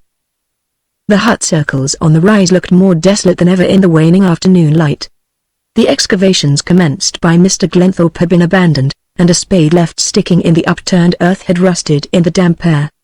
The track of the footprints to the pit in which the body had been flung still showed distinctly in the clay, and the splash of blood gleamed dully on the edge of the hole. On the other side of the pit the trees of the wood stood in stunted outline against a lowering black sky. The 2 men entered the wood silently. The trees were of great age, the trunks thick and gnarled, with low twisted boughs, running and interlacing in every direction. So thickly were they intertwined that it was twilight in the somber depths of the wood, although the fierce winds from the North Sea had already stripped the upper branches of leaves. The ground was covered with a rank and rotting undergrowth, from which tiny spirals of vapor, like gnomes' fires, floated upwards. The silence was absolute, even the birds of the coast seemed to shun the place, which looked as if it had been untrodden since the days when the beast men of the Stone Age prowled through its dim recesses to the hut circles on the rise. Colwyn and Queensmead searched the wood and the matted undergrowth as they progressed, closely scrutinizing the ferny hollows, looking up into the trees, examining the thickets and clumps of shrubs. They had reached the center of the wood, and were picking their way through a rank growth of nettles which covered the decayed bracken, when Colwyn experienced a mental perception as tangible as a cold hand placed upon the brow of a sleeper. He had the swift feeling that there was somebody else besides themselves in the solitude of the wood, somebody who was watching them. He looked around him intently, and his eyes fell upon a screen of interlaced branches which grew on the other side of the dip they were traversing. Without any conscious effort on his own part, his eyes traveled to the thickest part of the obstruction, and encountered another pair of eyes gazing at him steadily from the depths of the leafy screen. That gaze held his own for a moment, and then vanished. He looked again, but the screen was now unbroken, and not the rustle of a leaf betrayed the person who was concealed within. Colwyn touched Queensmead's arm. "There is somebody hiding in those bushes ahead of us," he whispered. Queensmead's eyes ran swiftly along the clump of bushes ahead, and he raised his revolver. "Come out, or I'll fire," he cried. His sharp command shattered the heavy silence like the crack of a firearm. The next moment the figure of a man broke from the twisted branches and walked down the slope towards them. It was Ronald. "Put up your hands, Ronald," commanded Queensmead sternly, poising the revolver at the advancing man. "Put them up, or I'll fire. Fire if you like." The words fell from Ronald's lips wearily, but he did not put up his hands. His clothes were torn and stained, his face gaunt and lined, and in his tired eyes was the look of a man who had lived in the solitudes with no other companion but despair. Queensmead stepped forward and with a swift gesture snapped the handcuffs on his wrist. "I arrest you for the murder of Roger Glenthorpe," he said. "I could have got away from you if I had wanted," said the young man wearily. "But what was the use? I'm glad it is over. I warn you, Ronald, that any statement you now make may be used against you on your trial," broke in Queensmead harshly. "My good fellow, I know all about that." The sudden note of imperiousness in his manner reminded Colwyn of the way in which he had snubbed Sir Henry Durwood in his bedroom at the Durrington Hotel 3 mornings before. But it was in his previous indifferent tone that the young man added, "Have either of you a spirit flask?" Police Constable Queensmead eyed his captive with the critical eye of an officer of justice upon whom devolved the responsibility of bringing his man fit and well to trial. Ronald's face had gone haggard and white, and he lurched a little in his walk. Then he stood still, and regarded the two men weakly. "I'm about done up," he admitted. "We'd better take him to the inn and get him some brandy," said Queensmead. "Take his other arm, will you?" They returned slowly with Ronald between them. He did not ask where they were taking him, but stumbled along on their supporting arms like a man in a dream, with his eyes fixed on the ground. When clear of the wood, Queensmead led his prisoner past the pit where Mr. Glenthorpe's body had been cast, but Ronald did not even glance at the yawning hole alongside of him. It was when they were descending the slope towards the inn that Colwyn noticed a change in his indifferent demeanor. He raised his head and surveyed the inn with somber eyes, and then his glance traveled swiftly to his pinioned hands. For a moment his frame stiffened slightly, as though he were about to resist being taken farther. But if that were his intention, the mood passed. The next moment he was walking along with his previous indifference. When they reached the inn, Queensmead asked Colwyn in a whisper to keep an eye on the prisoner while he went inside and got the brandy. As soon as he had gone, Colwyn turned to Ronald and earnestly said, "You may not know me, apart from our chance meeting at Durrington, but I am anxious to help you, if you are innocent. I have heard of you. You are Colwyn, the private detective. That makes it easier then, for you will know that I have no object in this case except to bring the truth to light. If you have anything to say that will help me to do that, I beg of you to do so. You may safely trust me."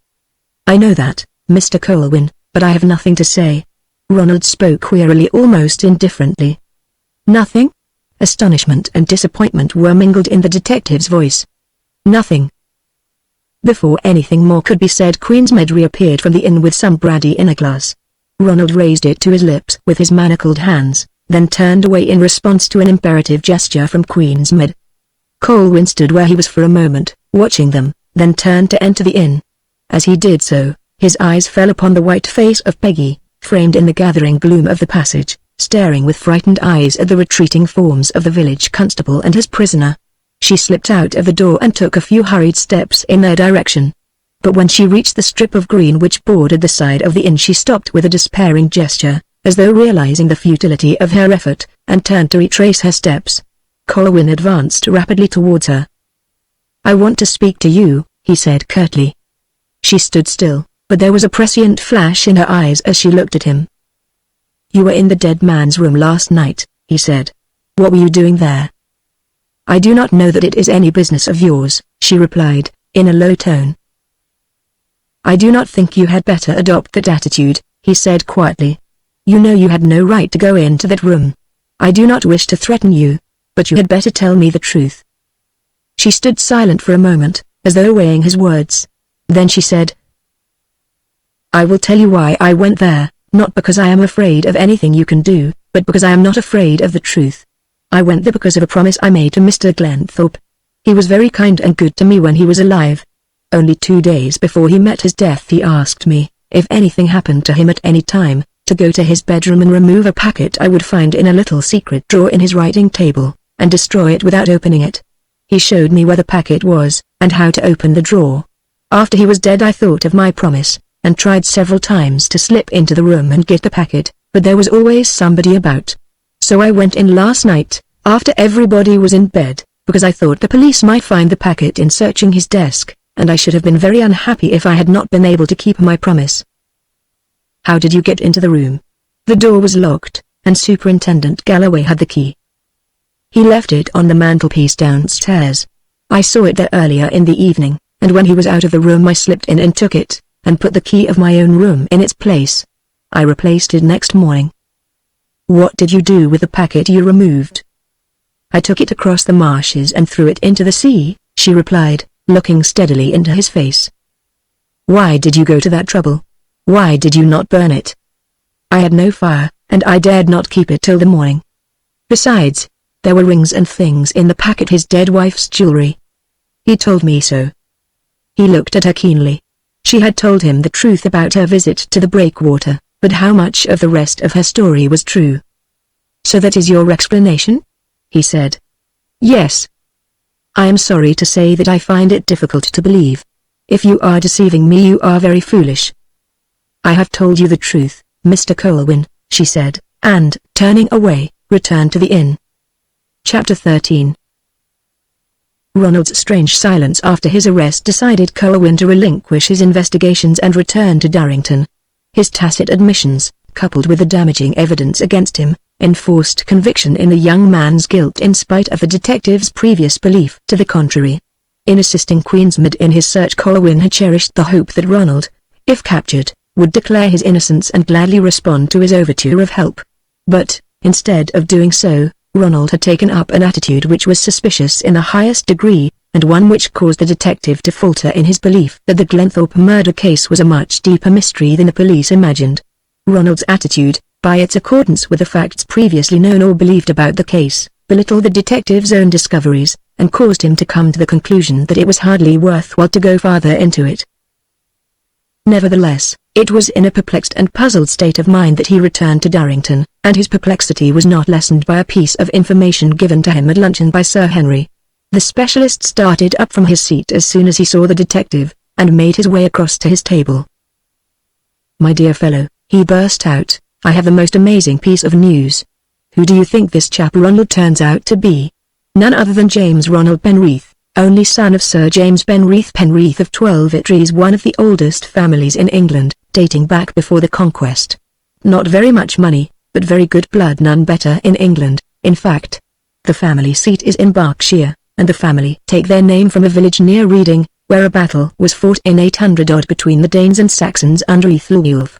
You won't get a much older ancestry than that. Sir James married the daughter of Sir William Shirley, the member for Carbury, Cheshire. Her family was not so good as his, but an honourable county family, nevertheless.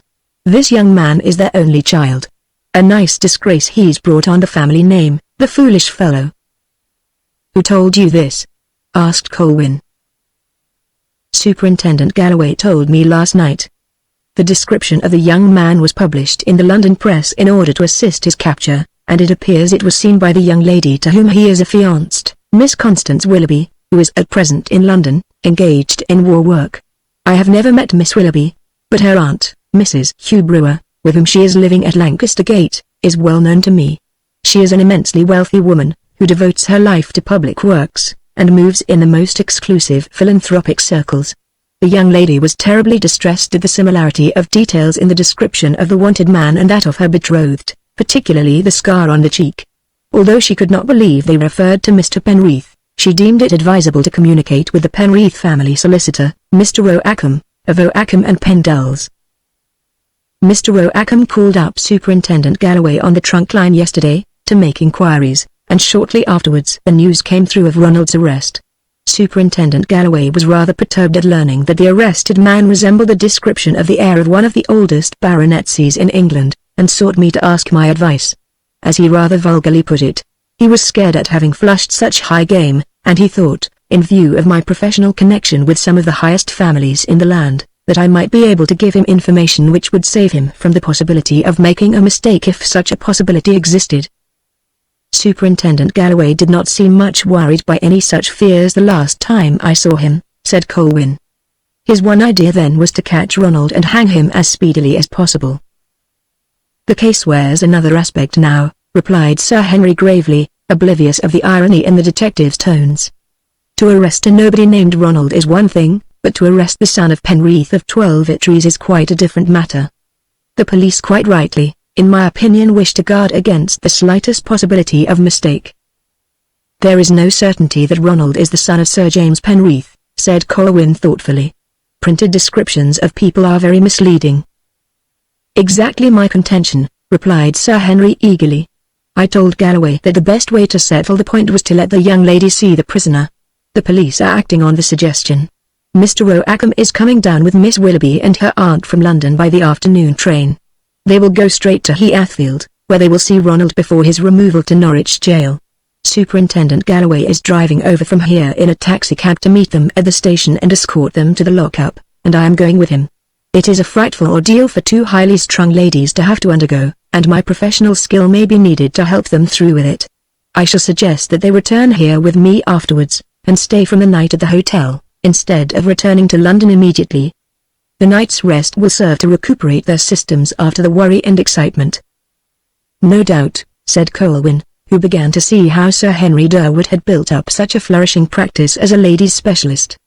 Sir Henry, having imparted his information, promised to acquaint him with the result of the afternoon's interview, and bustled out of the breakfast room in response to the imperious signalling of his wife's sigh.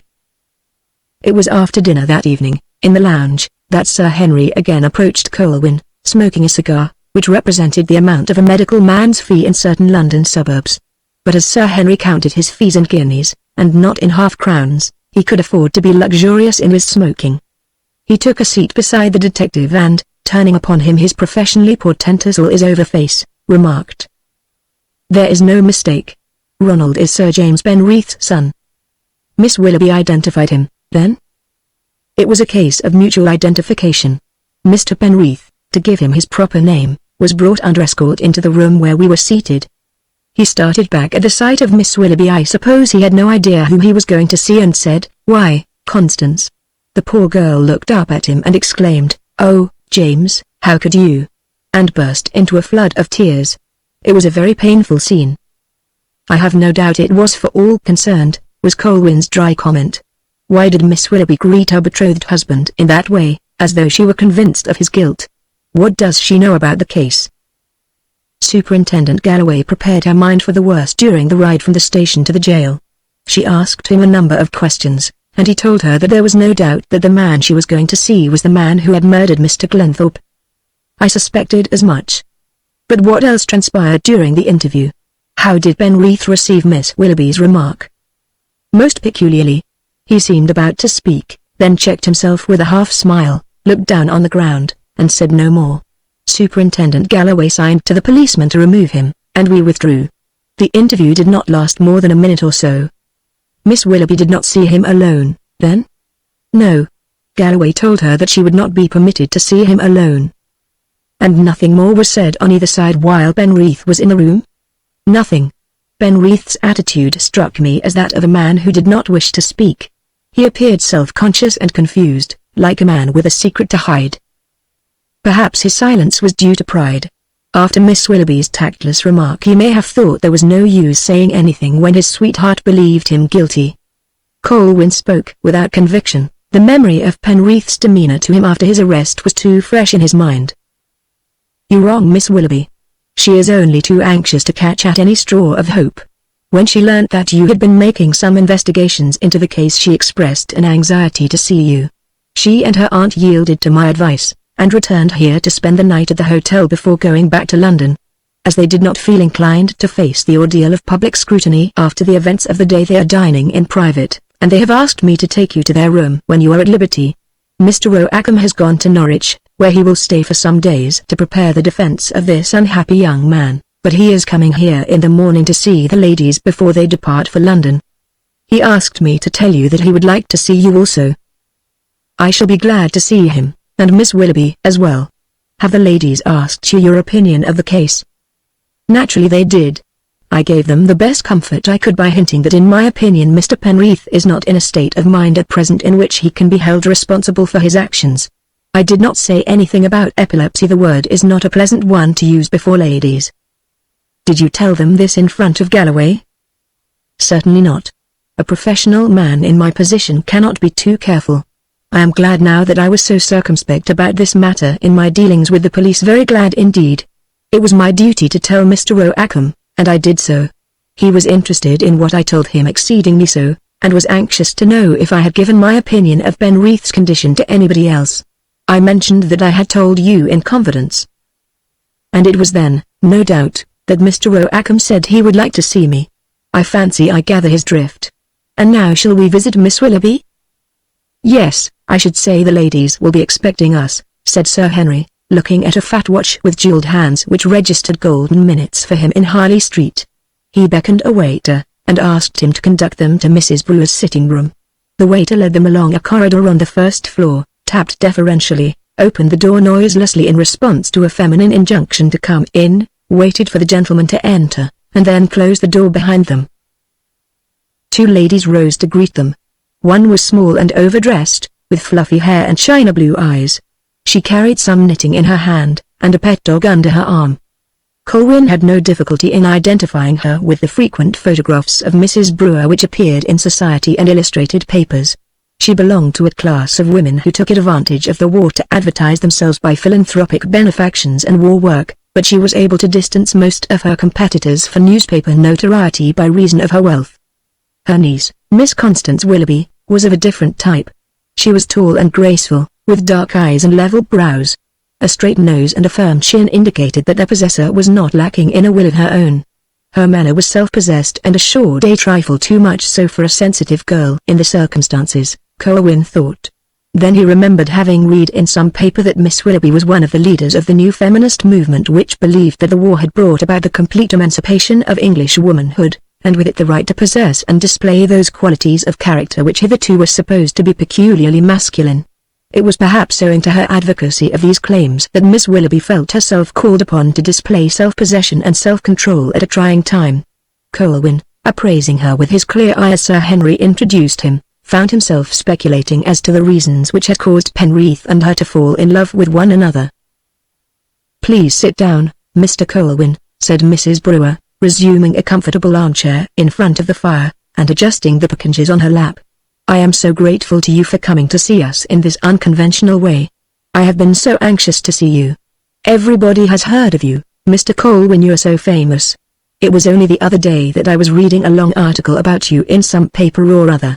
I forget the name of the paper, but I remember that it said a lot of flattering things about you and your discoveries in crime. It said, 'Oh, you naughty, naughty Jellicoe.'" This to the dog, which had become entangled in a skein of wool on her lap, and was making frantic efforts to free itself. "Bad little doggy, you've ruined this sock, and some poor soldier will have to go with bare feet because you've been naughty. Are you a judge of packages, Mr. Colwyn? Don't you think Jellicoe a dear?" "Do you mean Sir John Jellicoe, Mrs. Brewer?" "Of course not. I mean my packages. I've named him after our great gallant commander, because it is through him we are all able to sleep safe and sound in our beds these dreadful nights." "Sir John Jellicoe ought to feel flattered," said Colwyn gravely. "Yes, I really think he should," replied Mrs. Brewer innocently. "Jellicoe is not a pretty name for a dog, but I think we should all be patriotic just now. But tell me what you think of this dreadful case, Mr. Colwyn. I am so frightfully distressed about it that I really don't know what to do. How could Mr. Penrith do such a shocking thing? Why didn't he go back to the front, if he had to kill somebody, instead of hiding away from everybody and murdering this poor old man in this wild spot? Such a disgrace to us all." "Mr. Penrith has been in the army, then?" asked Colwyn. "Of course. Didn't you know? He was in Mesopotamia, but was sent to the West Front recently, where he won the DSO for an act of great gallantry under heavy fire, but was shortly afterwards invalided out of the army. It was in all the papers at the time." "You forget, my dear lady, that Mr. Penrith did not disclose his full name while he was staying here," interposed Sir Henry solemnly. "I myself was in complete ignorance of his identity until last night." "Why, of course you told me this afternoon. My poor head. Whatever induced Mr. Penrith to do such a thing as to conceal his name? So common and vulgar. What motive could he have? What do you think his motive was, Mr. Colwyn?" "I think, Aunt Florence, as your nerves are bad, that you had better permit me to talk to Mr. Colwyn," said Miss Willoughby, speaking for the first time. "Otherwise we shall get into a worse tangle than the packages." "I am sure I shall be only too relieved if you will talk to Mr. Colwyn," rejoined the elder woman. "My head is really not equal to the task. My nerves are so frightfully unstrung." Mrs. Brewer returned to the task of untangling the dog from the knitting wool, and the girl faced the detective earnestly. "Mr. Colwyn," she said, "I understand you have been investigating this terrible affair. Will you tell me what you think of it? Do you believe that Mr. Penrith is guilty? You need not fear to be frank with me." I will not hesitate to be so. I shall be pleased to give you my conclusions about this case so far as I have formed any, but I should be greatly obliged if you would answer a few questions first. That might help me to clear up 1 or 2 points on which I am at present in doubt, and make my statement to you clearer. Ask me any questions you wish. Thank you. In the first place, how long is it since Mr. Penreath returned from the front, invalided out of the army? About 2 months ago. Was he wounded? No. I understand that he broke down through shell shock, and the doctors said that it would be some time before he completely recovered. I do not know the details. Mr. Penreath was very sensitive and reticent about the matter, and so I forbore questioning him. Colwyn nodded sympathetically. I understand. Have you noticed much difference in his demeanor since he returned from the front? That question is a little difficult to answer, said the girl, hesitating. I can quite understand how you feel about it. My motive in asking the question is to see if we can ascertain why Penreath came to Norfolk under a concealed name, and then wandered over to this place, Flen, in an almost penniless condition, when he had plenty of friends who would have supplied his needs, and, I should say, had money of his own in the bank, for it is quite certain that he would be in receipt of an allowance from his father. He acted most unusually for a young man of his standing and position, and I am wondering if shell shock left him in that restless, unsettled, reckless condition which is one of its worst effects. I have seen so little of him since he returned from the front that it is difficult for me to answer you, said the girl, after a pause. He went down to Berkshire to his father's place on his return, and stayed there a month. Then he came to London, and we met several times, but rarely alone. I am very deeply engaged in war work, and was unable to give him much of my time. When I did see him he struck me as rather moody and distrait, but I put that down to his illness, and the fact that he must naturally feel unhappy at his forced inaction. My friends paid him much attention and sent him many invitations. In fact, they would have made quite a fuss of him if he had let them, and, of course, he had friends of his own, but he didn't seem to want to go anywhere, and he told me once or twice that he wished people would let him alone. I pointed out to him that he had his duty to do in society as well as at the front, but he said he just liked society, particularly in wartime. About 3 weeks ago he told me one night at a dance that he was sick of London, and thought he would be better for a change of air. He was looking rather pale, and I agreed he would be the better for a change. I asked him where he intended going, and he said he thought he would try the East Coast. He didn't say what part. He left me with the intention of going away the next day. That was the last I saw of him until today. You got no letter from him? I did not hear from him nor of him until I saw his description published in the London newspapers as that of a criminal wanted by the police. Miss Willoughby uttered the last sentence in some bitterness, with a sparkle of resentment in her eyes. It was apparent that she considered she had been badly treated by her lover, and that his arrest had hardened, instead of softening, her feelings of resentment. I am much obliged to you for answering my questions, Miss Willoughby, said the detective. As I told you before, they are not dictated by curiosity, but in the hope of eliciting some information which would throw light on this puzzling case. A puzzling case? You consider it a puzzling case, Mr. Colwyn? She glanced at him with a more eager and girlish expression than he had yet seen on her face. I understood from the police officer that there was no room for doubt in the matter. Sir Henry Durwood shares the police view. She turned a swift questioning glance in the specialist's direction. Sir Henry caught the glance, and felt it incumbent upon himself to utter a solemn commonplace. I beg of you not to raise false hopes in Miss Willoughby's breast, Mr. Colwyn, he said. I have no intention of doing so, returned the detective. On the other hand, I protest against everybody condemning Penreath until it is certain he is guilty. And now, Miss Willoughby, I will tell you what I have discovered. He entered upon a brief account of his investigations at the inn, with the exception that he omitted the visit of Peggy to the murdered man's chamber and her subsequent explanation. Miss Willoughby listened attentively, and, when he had concluded, remarked, "Do you think the wax and tallow candle grease dropped in the room suggests the presence of 2 persons? I feel sure that it does. And who do you think the other was? It is not yet proved that Penreath was one of them." She flushed under the implied reproof, and hurriedly added, "Have you acquainted the police with your discoveries, Mr. Colwyn?" "I have, and I am bound to say that they attach very little importance to them." "Do you propose to go any further with your investigations?" "I would prefer not to answer that question until I have seen Mr. Roackham tomorrow." Chapter 14. When Colwyn went into lunch the following day after a walk on the front, he found Sir Henry awaiting him in the lounge with a visitor whose identity the detective guessed before Sir Henry introduced him. "This is Mr. Roackham," said Sir Henry. "I have told him of your investigation into this painful case which has brought him to Norfolk." "An investigation in which you helped," said Colwyn, with a smile. "I am afraid it would be stretching the fable of the mouse and the lion to suggest that I was able to help such a renowned criminal investigator as yourself," returned Sir Henry waggishly. "When Mr. Roackham learnt that you had been investigating this case, he expressed a strong desire to see you." "I am returning to London by the afternoon express, Mr. Colwyn," said the solicitor. "I should be glad if you could spare me a little of your time before I go." "Certainly," replied Colwyn, courteously. "It had better be at once, had it not? You have not very much time at your disposal." "If it does not inconvenience you," replied Mr. Roackham politely. "But your lunch?" "That can wait," said the detective. "I feel deeply interested in this case of young Penreath." "Mr. Roackham saw him this morning before coming over," said Sir Henry. "He is quite mad, and refuses to say anything. Therefore, we have come to the conclusion." "Really, Sir Henry, you shouldn't have said that." Mr. Roackham's tone was both shocked and expostulatory. "Why not?" retorted Sir Henry innocently. "Mr. Colwyn knows all about it. I told him myself." "I thought you wanted him to help you?" "I am aware of that, but, my dear sir, this is an extremely delicate and difficult business.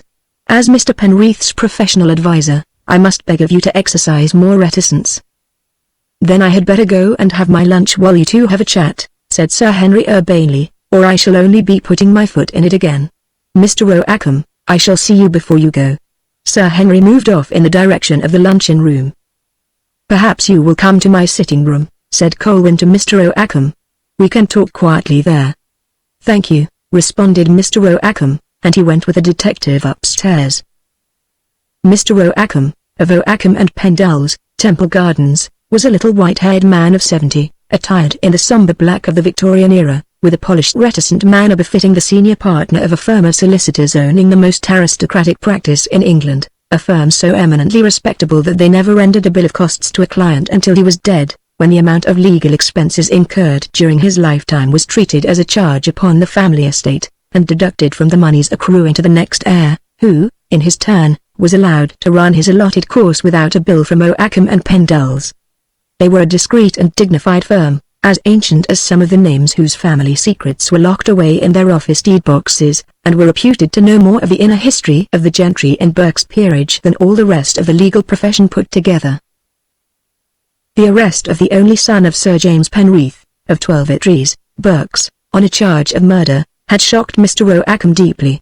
Divorces had come his way in plenty, though he remembered the day when they were considered scandalous in good families. But the modern generation had changed all that, and Mr. Roackham had since listened to so many stories of marital wrongs, and had assisted in obtaining so many orders for restitution of conjugal rights, that he had come to regard divorce as fashionable enough to be respectable. He was intimately versed in most human failings and follies, and a past master in preventing their consequences coming to light. Financial embarrassments he was well used. They might almost be said to be his forte, for many of his clients had more lineage than money, but the crime of murder was a thing outside his professional experience. The upper classes of the present generation had, in this respect at least, improved on the morals of their freebooting ancestors, and murder had gone so completely out of fashion among the aristocracy that Mr. Roackham had never been called upon to prepare the defense of a client charged with killing a fellow creature. Mr. Roackham regarded murder as an ungentlemanly crime. He believed that no gentleman would commit murder unless he were mad. Since his arrival in Norfolk he had come to the conclusion that young Penreath was not only mad, but that he had committed the murder with which he stood charged. Sir Henry Durwood had been responsible for the first opinion, and the police had helped him to form the second. 2 interviews he had had with his client since his arrest had strengthened and deepened both convictions. It was in this frame of mind that Mr. Roackham seated himself in the detective's sitting room. He accepted a cigar from Colwyn's case, and looked amiably at his companion, who waited for him to speak. The interview had been of the solicitor's seeking, and it was for him to disclose his object in doing so. "This is a very unfortunate case, Mr. Colwyn," the solicitor remarked. "Yes, it seems so," replied Colwyn. I am afraid there is not the slightest doubt that this unhappy young man has committed this murder. You have arrived at that conclusion? It is impossible to arrive at any other conclusion, in view of the evidence. It is purely circumstantial. I thought that perhaps Penreath would have some statement to make which would throw a different light on the case. I will be frank with you, Mr. Colwyn, said the solicitor. You are acquainted with all the facts of the case, and I hope you will be able to help us. Penreath's attitude is a very strange one. Apparently he does not apprehend the grave position in which he stands. I am forced to the conclusion that he is suffering from an unhappy aberration of the intellect, which has led to his committing this crime. His conduct since coming to Norfolk has not been that of a sane man. He has hidden himself away from his friends, and stayed here under a false name. I understand that he behaved in an eccentric and violent way in the breakfast room of this hotel on the morning of the day he left for the place where the murder was subsequently committed. You have learned this from Sir Henry, I presume? Yes. Sir Henry has conveyed to me his opinion, based on his observation of Mr. Penreath's eccentricity at the breakfast table the last morning of his stay here, that Mr. Penreath is an epileptic, liable to attacks of furor epilepticus, a phase of the disease which sometimes leads to outbreaks of terrible violence. He thought it advisable that I should know this at once, in view of what has happened since. Sir Henry informed me that he confided a similar opinion to you, as you were present at the time, and assisted him to convey Penreath upstairs. May I ask what opinion you formed of his behavior at the breakfast table, Mr. Colwyn? I thought he was excited, nothing more. But the violence, Mr. Colwyn. Sir Henry Durwood says Penreath was about to commit a violent assault on the people at the next table when he interfered. The violence was not apparent to me, returned the detective, who did not feel called upon to disclose his secret belief that Sir Henry had acted hastily. Apart from the excitement he displayed on this particular morning, Penreath seemed to me a normal and average young Englishman of his class. I certainly saw no signs of insanity about him. It occurred to me at the time that his excitement might be the outcome of shell shock. We had had an air raid 2 nights before, and some shell shock cases are badly affected by air raids. I have since been informed that Penreath was invalided out of the army recently, suffering from shell shock. In Sir Henry's opinion, the shell shock has aggravated a tendency to the disease. Has Penreath ever shown any previous signs of epilepsy? Not so far as I am aware, but his mother developed the disease in later years, and ultimately died from it. Her illness was a source of great worry and anxiety to Sir James. And epilepsy is hereditary. Pathologists differ on that point. I know something of the disease, and I doubt whether Penreath is an epileptic. He showed none of the symptoms which I have always associated with epilepsy.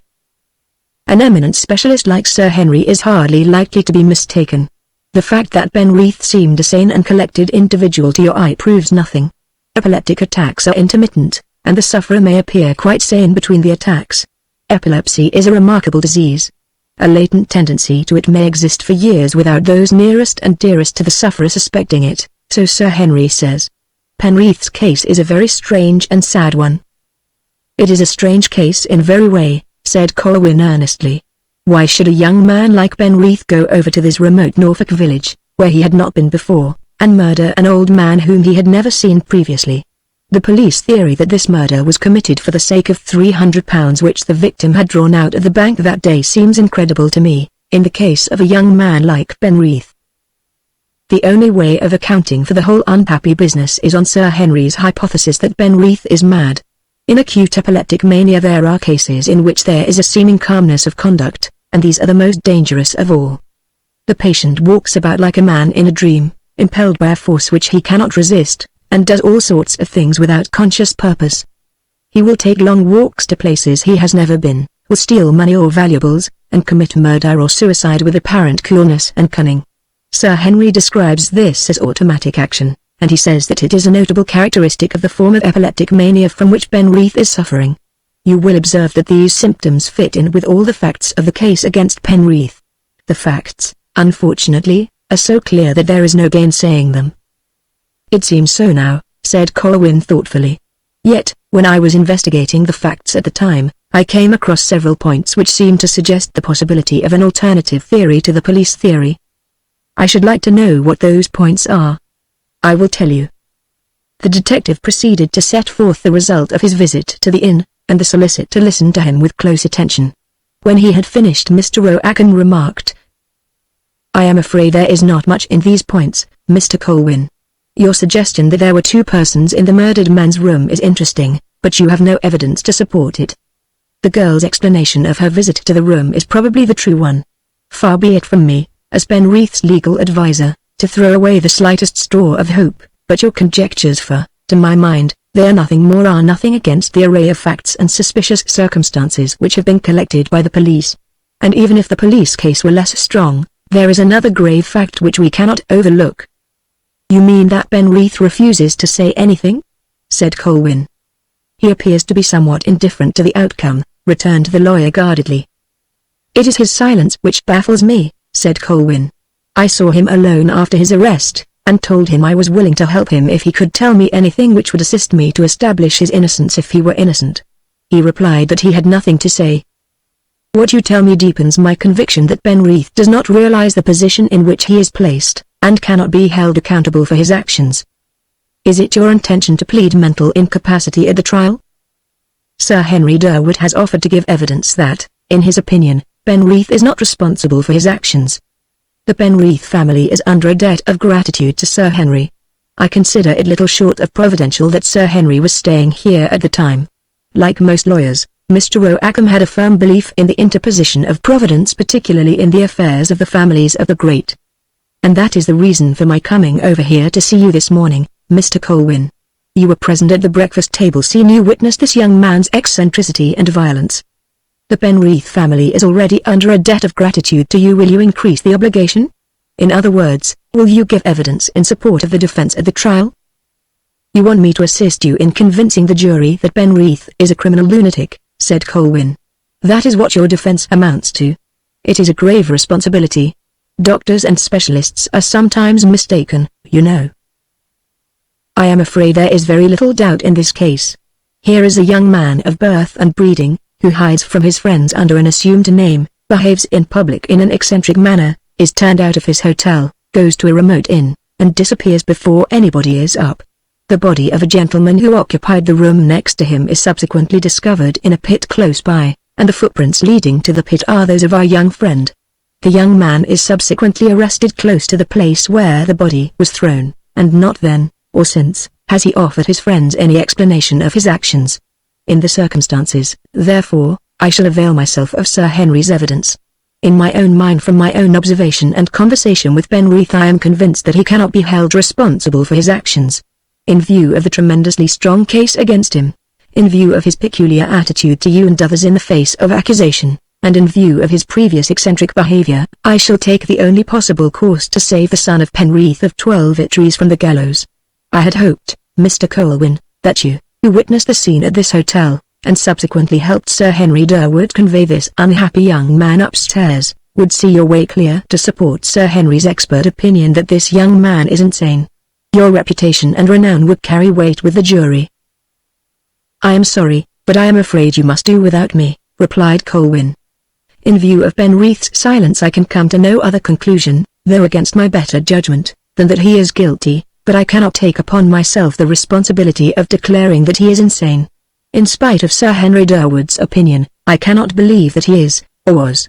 It will be a difficult defense to establish in the case of Penreath. If you wish the jury to say that Penreath is the victim of what French writers call epilepsie la vie, in which an outbreak of brutal or homicidal violence takes the place of an epileptic fit, with a similar break in the continuity of consciousness, you will first have to convince the judge that Penreath's preceding fits were so slight as to permit the possibility of their being overlooked, and you will also have to establish beyond doubt that the break in his consciousness existed from the time of the scene in the hotel breakfast room until the time the murder was committed. The test of that state is the unintelligent character of some of the acts of the sufferer. In my opinion, a defense of insanity is not likely to be successful. Personally, I shall go no further in the case, but I cannot give up my original opinion that the whole of the facts in this case have not been brought to light. Probably they never will be now. Chapter 15. Although no hint of the defense was supposed to transpire, the magic words "no precedent" were whispered about in legal circles as the day for Penreath's trial approached, and invested the case with more than ordinary interest in professional eyes. Editors of London legal journals endeavoured to extract something definite from Mr. Roackham when he returned to London to brief counsel and prepare the defence, but the lunches they lavished on him in pursuit of information might have been spent with equal profit on the Sphinx. The editors had to content themselves with sending shorthand writers to Norwich to report the case fully for the benefit of their circle of readers, whose appetite for a legal quibble was never satiated by repetition. On the other hand, the case aroused but languid interest in the breasts of the ordinary public. The newspapers had not given the story of the murder much prominence in their columns, because murders were only good copy in wartime in the slack season between military offensives, and, moreover, this particular case lacked the essentials of what modern editors call, in American journalese jargon, a good feature story. In other words, it was not sufficiently sensational or immoral to appeal to the palates of newspaper readers. It lacked the spectacular elements of a filmed drama. There was no woman in the case or unwritten law. It was true that the revelation of the identity of the accused man had aroused a passing interest in the case, bringing it up from paragraph value on the back page to a two-heading item on the splash page, but that interest soon died away, for, after all, the son of a Berkshire baronet was small beer in war's levelling days, when peers worked in overalls in munition factories, and personages of even more exalted rank sold pennyworths of ham in East End communal kitchens. Nevertheless, because of the perennial interest which attaches to all murder trials, the Norwich Assizes Court was filled with spectators on the dull drizzling November day when the case was heard, and the fact that the accused was young and good-looking and of gentle birth probably accounted for the sprinkling of well-dressed women amongst the audience. The younger ones eyed him with sympathy as he was brought into the dock. His good looks, his blue eyes, his air of breeding, his well-cut clothes, appealed to their sensibilities, and if they had been given the opportunity they would have acquitted him without the formality of a trial as far too nice a boy to have committed murder. To the array of legal talent assembled together by the golden wand of costs, the figure of the accused man had no personal significance, but the actual facts at issue entered as little into their minds as into the pitying hearts of the female spectators. The accused had no individual existence so far as they were concerned. He was merely a pawn in the great legal game, of which the lawyers were the players and the judge the referee, and the side which won the pawn won the game. As this particular game represented an attack on the sacred tradition of precedent, both sides had secured the strongest professional intellects possible to contest the match, and the lesser legal fry of Norwich had gathered together to witness the struggle, and pick up what points they could.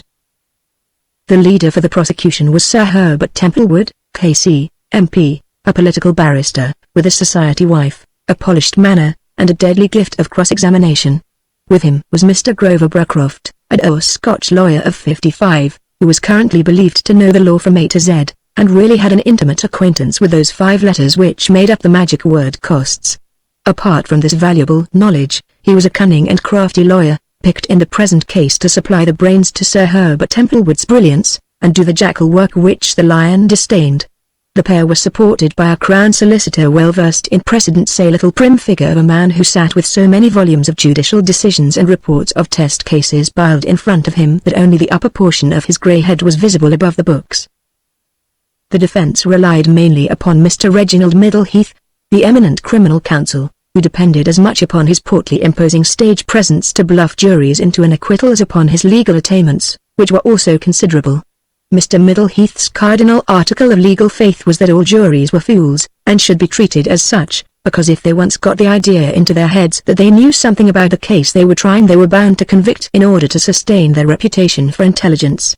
One of Mr. Middleheath's favourite tricks for disabusing a jury of the belief that they possessed any common sense was, before addressing them, to stare each juryman in the face for half a minute or so in turn with his piercing penetrative eyes, accompanying the look with a pitying contemptuous smile, the gaze and the smile implying that counsel for the opposite side may have flattered them into believing that their intelligences were fit to try such an intricate case, but they couldn't deceive him. Having robbed the jury of their self-esteem by this means, Mr. Middleheath would proceed to put them on good terms with themselves again by insinuating in persuasive tones that the case was one calculated to perplex the most astute legal brain. He would frankly confess that it had perplexed him at first, but as he had mastered its intricacies the jury were welcome to his laboriously acquired knowledge in order to help them in arriving at a right decision. Mr. Middleheath's junior was Mr. Garden Grayson, a thin ascetic-looking lawyer whose knowledge of medical jurisprudence has brought him his brief in the case. Mr. Roackham sat beside Mr. Grayson with various big books in front of him. The judge was Mr. Justice Reedington, whose presence on the bench was always considered a strengthening factor in the Crown case. Judges differ as much as ordinary human beings, and are as human in their peculiarities as the juries they direct and the prisoners they try. There are good-tempered and bad-tempered judges, harsh and tender judges, learned and foolish judges. There are even judges with an eye to self-advertisement, and a few wise ones. Mr. Justice Reedington belonged to that class of judges who, while endeavoring to hold the balance fairly between the Crown and the defense, see to it that the accused does not get overweight from the scales of justice.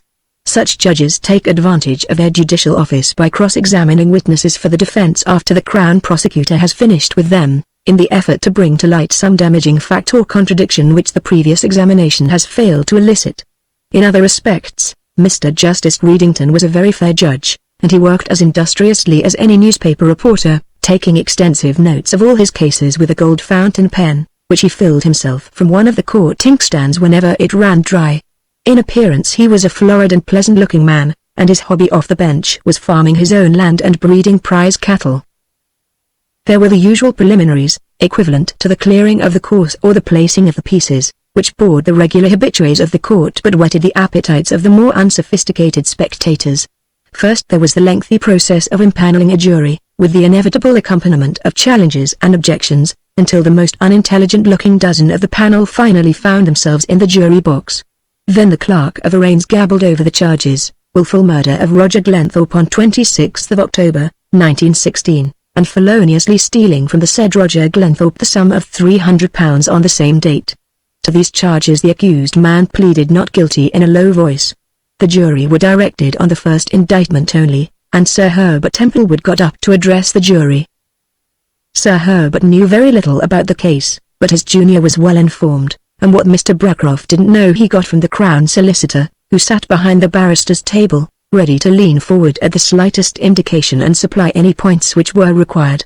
Under this system of spoon-feeding Sir Herbert ambled comfortably along, reserving his showy paces for the cross-examination of witnesses for the defense. Sir Herbert commenced by describing the case as a straightforward one which would offer no difficulty to an intelligent jury. It was true that it rested on circumstantial evidence, but that evidence was of the strongest nature, and pointed so clearly in the one direction, that the jury could come to no other conclusion than that the prisoner at the bar had committed the murder with which he stood charged. With this preamble, the Crown prosecutor proceeded to put together the chain of circumstantial evidence against the accused with the deliberate logic of the legal brain, piecing together incidents, interpreting clues, probing motives, and fashioning together the whole tremendous apparatus of circumstantial evidence with the intent air of a man building an unbreakable cage for a wild beast. As Colwyn had anticipated, the incident at the Durrington Hotel had been dropped from the Crown case. That part of the presentment was confined to the statement that Ben Rees had registered at the hotel under a wrong name, and had left without paying his bill. The first fact suggested that the accused had something to hide, the second established a motive for the subsequent murder.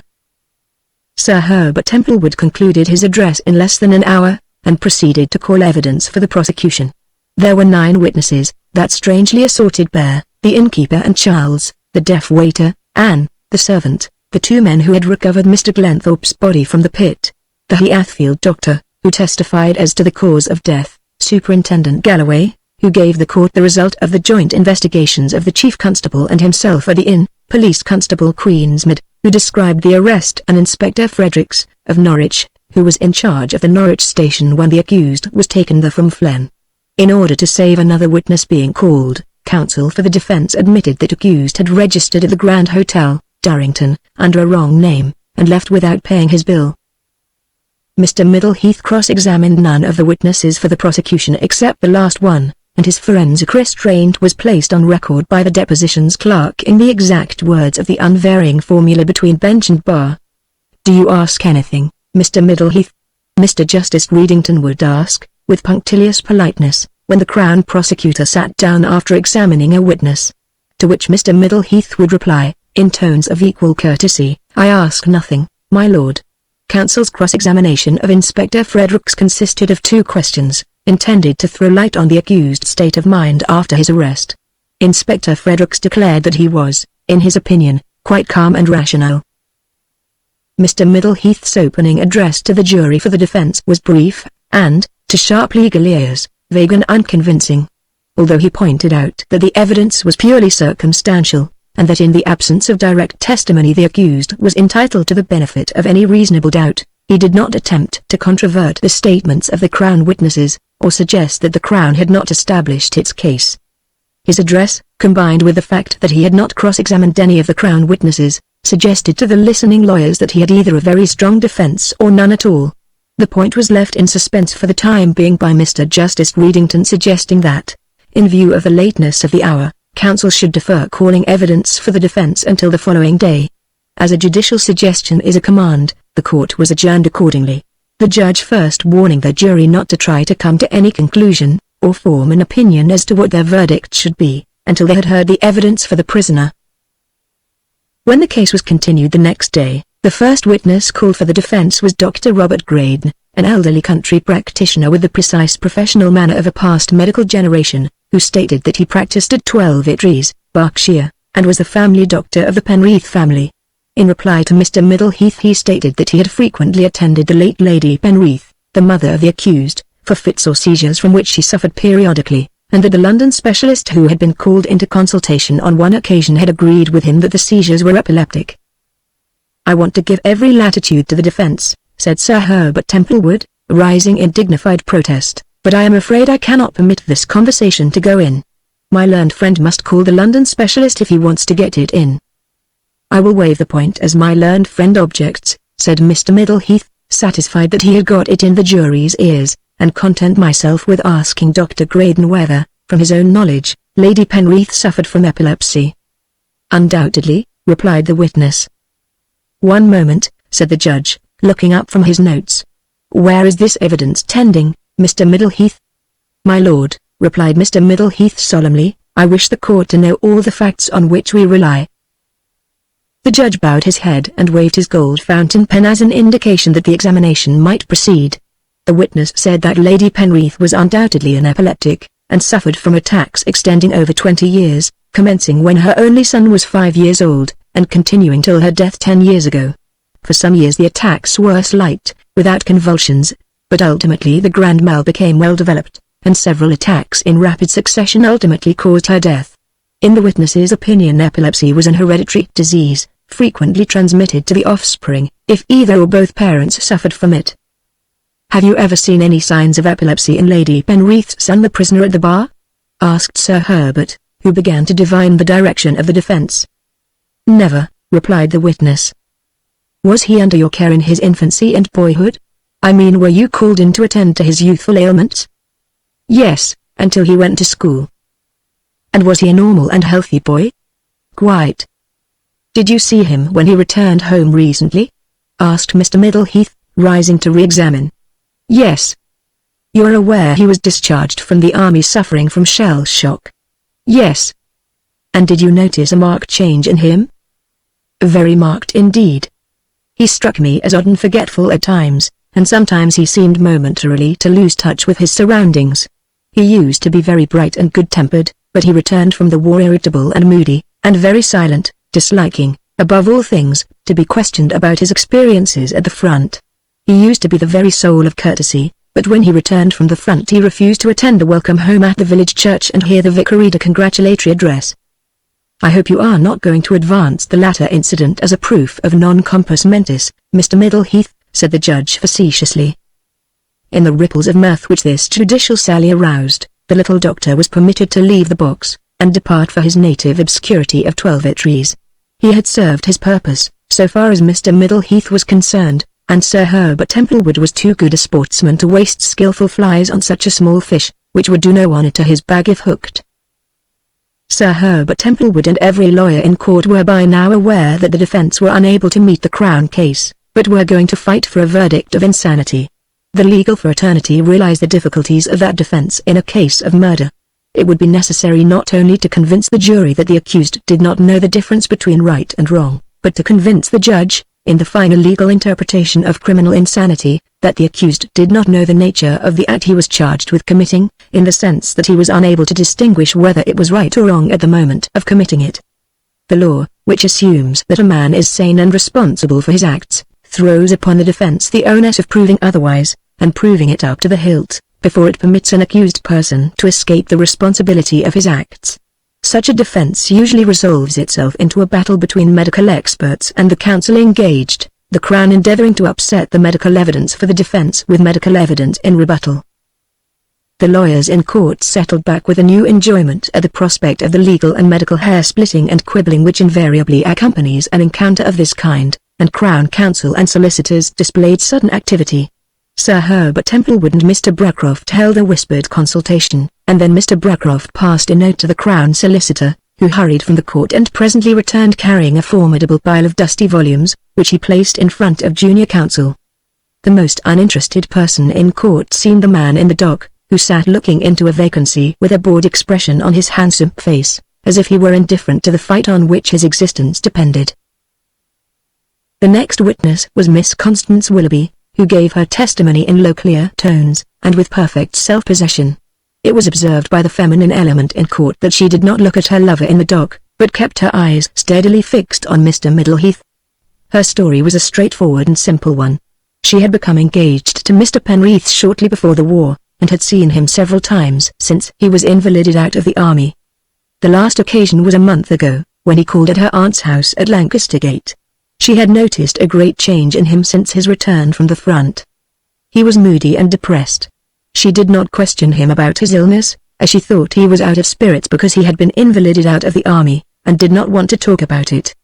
He told her he intended to go away for a change until he got right again. He had not made up his mind where, but he thought somewhere on the east coast, where it was cool and bracing, would suit him best, and he would write to her as soon as he got settled anywhere. She did not see him again, and did not hear from him or know anything of his movements till she read his description in a London paper as that of a man wanted by the Norfolk police for murder. Her aunt, who showed her the paper, communicated with the Penrith's solicitor, Mr. Roackham.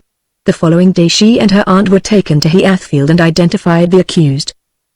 "Your aunt took action to allay your anxiety, I understand?" said Mr. Heathfield, whose watchful eye had noted the unfavourable effect of this statement on the jury. The witness bowed. "Yes," she replied. "I was terribly anxious, as I had not heard from Mr. Penrith since he went away. Anything was better than the suspense." "You say accused was moody and depressed when you saw him?" asked Sir Herbert Templewood. "Yes." "May I take it that there was nothing terrifying in his behaviour, nothing to indicate that he was not in his right mind?" "No," replied the witness slowly. "He did not frighten me, but I was concerned about him. He certainly looked ill, and I thought he seemed a little strange." "As though he had something on his mind?" suggested Sir Herbert. "Yes," assented the witness. "Were you aware that the accused, when he went to see you at your aunt's home before he departed for Norfolk, was very short of money?" "I was not. If I had known." "You would have helped him, is that what you were going to say?" asked Mr. Middleheath, as Sir Herbert resumed his seat without pursuing the point. "My aunt would have helped Mr. Penrith if she had known he was in monetary difficulties." "Thank you." Mr. Middleheath sat down, pulling his gown over his shoulders.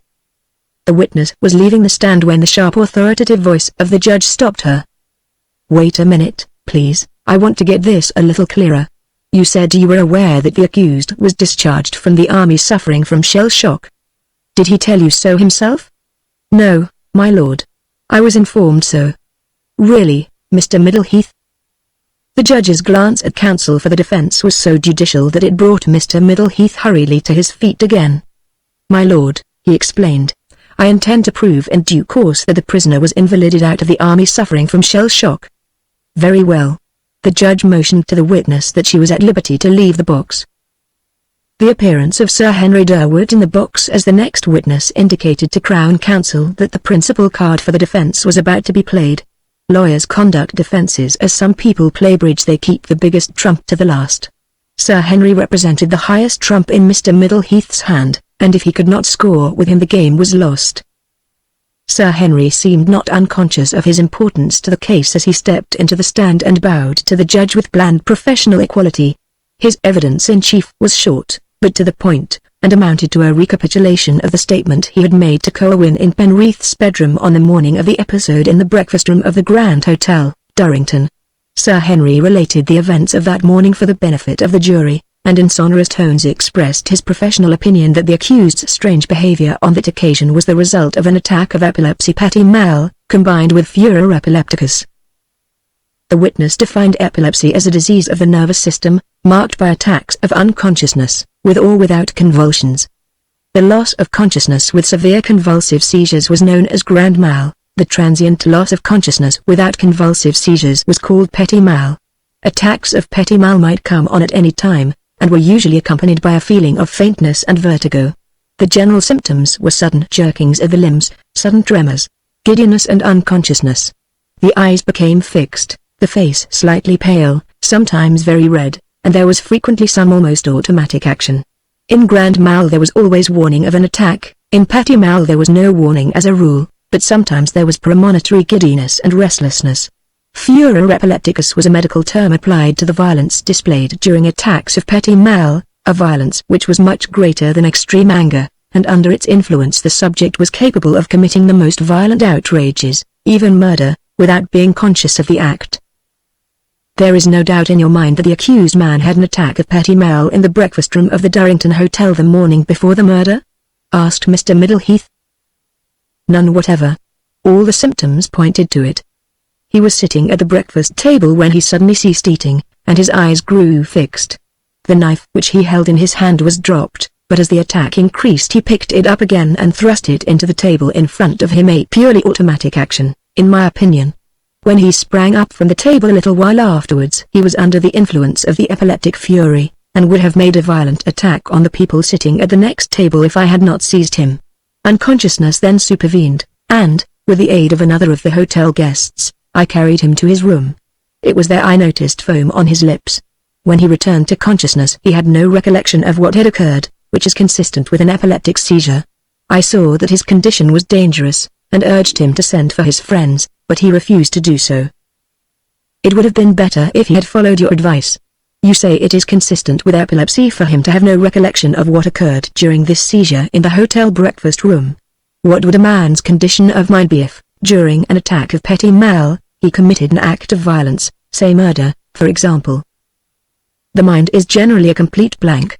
Sometimes there is a confused sense of something, but the patient has no recollection of what has occurred, in my experience. In this case the prisoner is charged with murder. Could he have committed this offense during another attack of furor epilepticus and recollect nothing about it afterwards? Is that consistent? Yes, quite consistent, replied the witness. Is epilepsy an hereditary disease? Yes. And if both parents, or one of them, suffered from epilepsy, would there be a great risk of the children suffering from it? Every risk in the case of both persons being affected, some probability in the case of one. What do you think would be the effect of shell shock on a person born of one epileptic parent? It would probably aggravate a tendency to epilepsy, by lowering the general health. Thank you, Sir Henry. Mr. Middleheath resumed his seat, and Sir Herbert Templewood got up to cross-examine.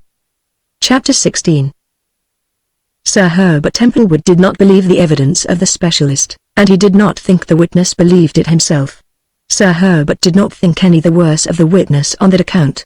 It was one of the recognized rules of the game to allow witnesses to stretch a point or two in favor of the defense where the social honor of highly respectable families was involved. Sir Herbert saw in the present defense the fact that the hand of his venerable friend, Mr. Roackham, had not lost its cunning. Mr. Roackham was a very respectable solicitor, acting for a very respectable client, and he had called a very respectable Harley Street specialist who, by a most fortuitous circumstance, had been staying at the same hotel as the accused shortly before the murder was committed to convince the jury that the young man was insane, and that his form of insanity was epilepsy, a disease which had prolonged lucid intervals. A truly ingenious and eminently respectable defense, and one which, in his heart of hearts, perhaps, Sir Herbert might not have been sorry to see succeed, for he knew Sir James Benreath of 12 at Rees, and was sorry to see his son in such a position. But he had his duty to perform, and that duty was to discredit in the eyes of the jury the evidence of the witness in the box, because juries were prone to look upon specialists as men to whom all things had been revealed, and return a verdict accordingly. Sir Herbert made one mistake in his analysis of the defense. Sir Henry, at least, believed in his own evidence and took himself very seriously as a specialist. Like most stupid men who have got somewhere in life, Sir Henry became self-assertive under the least semblance of contradiction, and he grew violent and red-faced under cross-examination. He would not hear of the possibility of a mistake in his diagnosis of the accused's symptoms, but insisted that the accused, when he saw him at the Durrington Hotel, was suffering from an epileptic seizure, combined with furor epilepticus, and was in a state of mind which made him a menace to his fellow creatures. It was true he qualified his statements with the words "so far as my observation goes," but the qualification was given in a manner which suggested to the jury that 5 minutes of Sir Henry Durwood's observation were worth the months of a dozen ordinary medical men. Sir Henry's vehement insistence on his infallibility struck Sir Herbert as a flagrant violation of the rules of the game. He did not accept the protestations as genuine. He thought Sir Henry was overdoing his part, and playing to the gallery. He grew nettled in his turn, and, with a sudden access of vigor in his tone, said, "You told my learned friend that it is quite consistent with the prisoner's malady that he could have committed the crime with which he stands charged, and remember nothing about it afterwards. Is that a fact?" "Certainly." "In that case, will you kindly explain how the prisoner came to leave the inn hurriedly, before anybody was up, the morning after the murder was committed? Why should he run away if he had no recollection of his act?" "I must object to my learned friend describing the accused's departure from the inn as running away," said Mr. Middleheath, with a bland smile of protest. "It is highly improper, as nobody knows better than the Crown Prosecutor, and calculated to convey an altogether erroneous impression on the minds of the jury. There is not the slightest evidence to support such a statement. The evidence is that he saw the servant and paid his bill before departure. That is not running away." "Very well, I will say hastened away," replied Sir Herbert impatiently. "Why should the accused hasten away from the inn if he retained no recollection of the events of the night?" "He may have had a hazy recollection," replied Sir Henry. "Not of the act itself, but of strange events happening to him in the night, something like a bad dream, but more vivid. He may have found something unusual such as wet clothes or muddy boots for which he could not account. Then he would begin to wonder, and then perhaps there would come a hazy recollection of some trivial detail. Then, as he came to himself, he would begin to grow alarmed, and his impulse, as his normal mind returned to him, would be to leave the place where he was as soon as he could. This restlessness is a characteristic of epilepsy. In my opinion, it was this vague alarm, on finding himself in a position for which he could not account, which was the cause of the accused leaving the Durrington Hotel. His last recollection, as he told me at the time, was entering the breakfast room. He came to his senses in his bedroom, with strangers in the room. Does not recollection return completely in attacks of petit mal? Sometimes it does, sometimes not. I remember a case in my student days where an epileptic violently assaulted a man in the street, almost murdered him, in fact then assaulted a man who tried to detain him, ran away, and remembered nothing about it afterwards. Is it consistent with petit mal, combined with furor epilepticus, for a man to commit murder, conceal the body of his victim, and remember nothing about it afterwards? Quite consistent, though the probability is, as I said before, for him to have some hazy recollection when he came to his senses, which would lead to his leaving that place as quickly as he could. Would it be consistent with petit mal for a man to take a weapon away beforehand, and then, during a sudden fit of petit mal, use it upon the unfortunate victim? If he took the weapon for another purpose, it is quite possible that he might use it afterwards. "I should like to have that a little clearer," said the judge, interposing. "Do you mean to get the weapon for another, possibly quite innocent purpose, and then use it for an act of violence?" "Yes, my lord," replied Sir Henry. "That is quite consistent with an attack of petit mal." "When a man has periodical attacks of petit mal, would it not be possible, by observation of him between the attacks, or when he was suffering from the attacks, to tell whether he had a tendency to them?" "No, only in a very few and exceptional cases." "In your opinion epilepsy is an hereditary disease?" "Undoubtedly." "Are you aware that certain eminent French specialists, including Marie, are of the opinion that hereditary influences play a very small part in epilepsy?" "That may be." Sir Henry dismissed the views of the French specialists with a condescending wave of his fat white hand. "That does not alter your own opinion?" "Certainly not." "And do you say that because this man's mother suffered from epilepsy the chances are that he is suffering from it?" "Pardon me, I said nothing of the kind. I think the chances are that he would have a highly organized nervous system, and would probably suffer from some nervous disease. In the case of the prisoner, I should say that shell shock increased his predisposition to epilepsy." Do you suggest that shell shock leads to epilepsy? In general, no. In this particular case, possibly. A man may have shell shock and injury to the brain, which is not necessarily epileptic. It is possible for shell shock alone to lead to a subsequent attack of insanity? Asked the judge. It is possible, certainly. How often do these attacks of petit mal occur? Asked Sir Herbert. They vary considerably according to the patient, sometimes once a week, sometimes monthly, and there have been cases in which the attacks are separated by months. And not 2 attacks in 24 hours unprecedented? Unusual, but not unprecedented. The excitement of going from one place to another, and walking miles to get there, would be a predisposing factor. Prisoner would have been suffering from the effects of the first attack when he left the Durrington Hotel, and the excitement of the change and the fatigue of walking all day would have been very prejudicial to him, and account for the second and more violent attack. How long do the after-effects last of an attack of petit mal, I mean? It depends on the violence of the attack. Sometimes as long as 5 or 6 hours. The recovery is generally attended with general lassitude. There is no evidence to show that the prisoner displayed any symptoms of epilepsy before the attack which you witnessed at the Durrington Hotel. Is it not unusual for a person to reach the age of 28 or thereabouts without showing any previous signs of a disease like epilepsy? There must be a first attack, that goes without saying, interposed the judge testily. That concluded the cross-examination. Mr. Middleheath, in re-examination, asked Sir Henry whether foam at the lips was a distinguishing mark of epilepsy. It generally indicates an epileptic tendency, replied Sir Henry Durwood. At the conclusion of Sir Henry Durwood's evidence, Mr. Middleheath called an official from the War Office to prove formally that Lieutenant James Benreath had been discharged from His Majesty's forces suffering from shell shock. I understand that, prior to the illness which terminated his military career, Lieutenant Penreath had won a reputation as an exceedingly gallant soldier, and had been awarded the DSO, said Mr. Middleheath.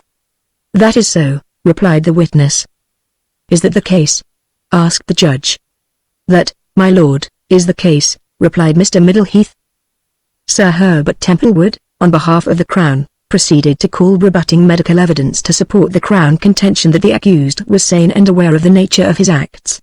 The first witness was Dr. Henry Manton, of Heathfield, who said he saw the accused when he was brought into the station from Flen by Police Constable Queensmead. He seemed perfectly rational, though disinclined to talk. Did you find any symptom upon him which pointed to his having recently suffered from epilepsy of any kind? Asked Sir Herbert. No. Do you agree with Sir Henry Durwood that between attacks of epilepsy the patient would exhibit no signs of the disease? Asked Mr. Middleheath. What do you mean by between the attacks? I mean when he had completely recovered from one fit and before the next came on, explained counsel. I quite agree with that, replied the witness. How long does it usually take for a man to recover from an attack of epilepsy? It depends on the severity of the attack. Well, take an attack serious enough to cause a man to commit murder. It may take hours, 5 or 6 hours. He would certainly be drowsy and heavy for 3 or 4 hours afterwards. But not longer. He would not show symptoms for 36 hours? Certainly not. Then, may I take it from you, doctor, that after the 5 or 6 hours recovery after a bad attack an epileptic might show no signs of the disease, not even to medicalize till the next attack? I should say so, replied the witness. But I am not an authority on mental diseases. Thank you. The next witness was Dr. Gilbert Horbury, who described himself as medical officer of His Majesty's Prison, Norwich, and formerly medical officer of the London Detention Prison. In reply to Sir Herbert Templewood, he said he had had much experience in cases of insanity and alleged insanity. He had had the accused in the present case under observation since the time he had been brought to the jail. He was very taciturn, but he was quiet and gentlemanly in his behavior. His temperature and pulse were normal, but he slept badly, and twice he complained of pains in the head. Witness attributed the pains in the head to the effect of shell shock. He had seen no signs which suggested, to his mind, that prisoner was an epileptic. In reply to a direct question by Sir Herbert Templewood, he expressed his deliberate professional opinion that the accused was not suffering from epilepsy in any form. Epilepsy did not start off with a bad attack ending in violence or murder.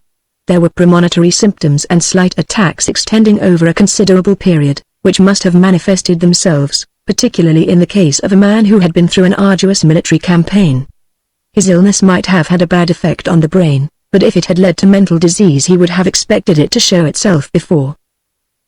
From this point of view the witness, a grey figure of man, refused to be driven by cross-examination. His many professional years within the sordid atmosphere of jail walls had taught him that most criminals were malingerers by instinct, and that pretended insanity was the commonest form of their imposition to evade the consequence of their misdeeds. The number of false cases which had passed through his hands had led him to the very human conclusion that all such defenses were merely efforts to defraud the law, and, as a zealous officer of the law, he took a righteous satisfaction in discomfiting them, particularly when, as in the present instance, the defense was used to shield an accused of some social standing. For Dr. Horbury's political tendencies were levelling and iconoclastic, and he had a deep contempt for caste, titles, and the monarchs. He was too sophisticated as a witness to walk into Mr. Middleheath's trap and contradict Sir Henry's evidence directly, but he contrived to convey the impression that his own observation of accused, covering a period of 9 days, was a better guide for the jury in arriving at a conclusion as to the accused state of mind than Sir Henry's opinion, formed after a single and limited opportunity of diagnosing the case. He also managed to infer, in a gentlemanly professional way, that Sir Henry Durwood was deservedly eminent in the medical world as a nerve specialist, rather than as a mental specialist, whereas witness's own experience in mental cases had been very wide. He talked learnedly of the difficulty of diagnosing epilepsy except after prolonged observation, and cited lengthily from big books, which a court constable brought into court one by one, on symptoms, reflex causes, auras, grand mal, petit mal, Jacksonian epilepsy, and the like. The only admission of any value that Mr. Middleheath could extract from Dr. Horbury was a statement that while he had seen no symptoms in the prisoner to suggest that he was an epileptic, epileptics did not, as a rule, show symptoms of the disease between the attack. Therefore, assuming the fact that Ben Rees is subject to epilepsy, you would not necessarily expect to find any symptoms of the disease during the time he was awaiting trial? Asked Mr. Middleheath, eagerly following up the opening. Possibly nothing that one could swear to, rejoined the witness, in an exceedingly dry tone. Mr. Middleheath essayed no more questions, but got the witness out of the box as quickly as possible, trusting to his own address to remove the effect of the evidence on the mind of the jury. At the outset of that address he pointed out that the case for the Crown rested upon purely circumstantial evidence, and that nobody had seen the prisoner commit the murder with which he was charged. The main portion of his remarks was directed to convincing the jury that the prisoner was the unhappy victim of epileptic attacks, in which he was not responsible for his actions. He scouted the theory of motive, as put forward by the Crown. It was not fair to suggest that the Treasury note which the accused paid to the servant at the inn was necessarily part of the dead man's money which had disappeared on the night of the murder and had not since been recovered. The fact that the accused had been turned out of the Grand Hotel, for not paying his hotel bill, was put forward by the Crown to show that he was in a penniless condition, but that assumption went too far. It might well be that a man in the accused's social standing would have £1 or £2 in his pocket, although he might not be able to meet an hotel bill of £30. Can you conceive this young man, this gallant soldier, this heir to an old and honourable name, with everything in life to look forward to, committing an atrocious murder for £300? Continued Mr. Middleheath.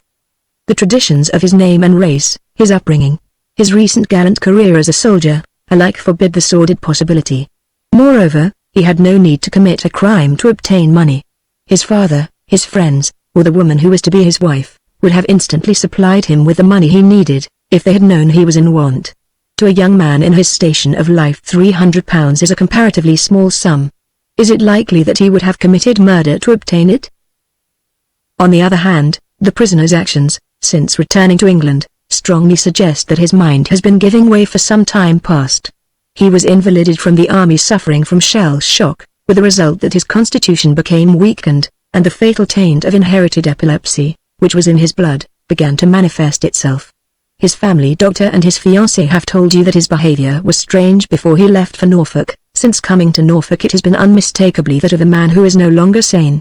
Was it the conduct of a sane man to conceal his whereabouts from his friends, and stay at an hotel without money till he was turned out, when he might have had plenty of money, or at all events saved himself the humiliation of being turned out of the hotel, at the cost of a telegram?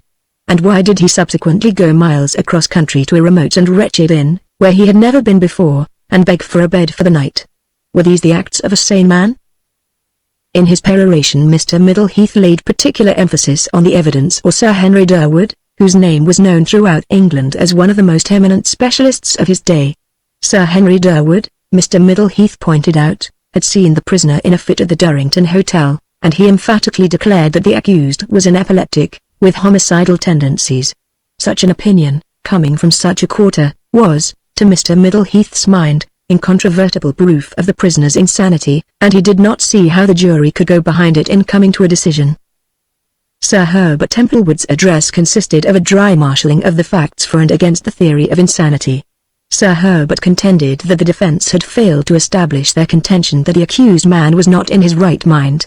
He impressed upon the jury the decided opinion of Dr. Horbury, who, as doctor of the Metropolitan Receiving Jail, had probably a wider experience of epilepsy and insanity than any specialist in the world. Dr. Horbury, after 9 days' close observation of the accused, had come to the conclusion that he was perfectly sane and responsible for his actions. The general opinion among the bunch of legal wigs which gathered together at the barristers' table as Sir Herbert Templewood resumed his seat was that the issue had been very closely fought on both sides, and that the verdict would depend largely upon the way the judge summed up. His lordship commenced his summing up by informing the jury that in the first place they must be satisfied that the prisoner was the person who killed Mr. Glenthorpe. He did not think they would have much difficulty on that head, because, although the evidence was purely circumstantial, it pointed strongly to the accused, and the defense had not seriously contested the charge. Therefore, if they were satisfied that the accused did, in fact, cause the death of Mr. Glenthorpe, the only question that remained for them to decide was the state of the prisoner's mind at the time.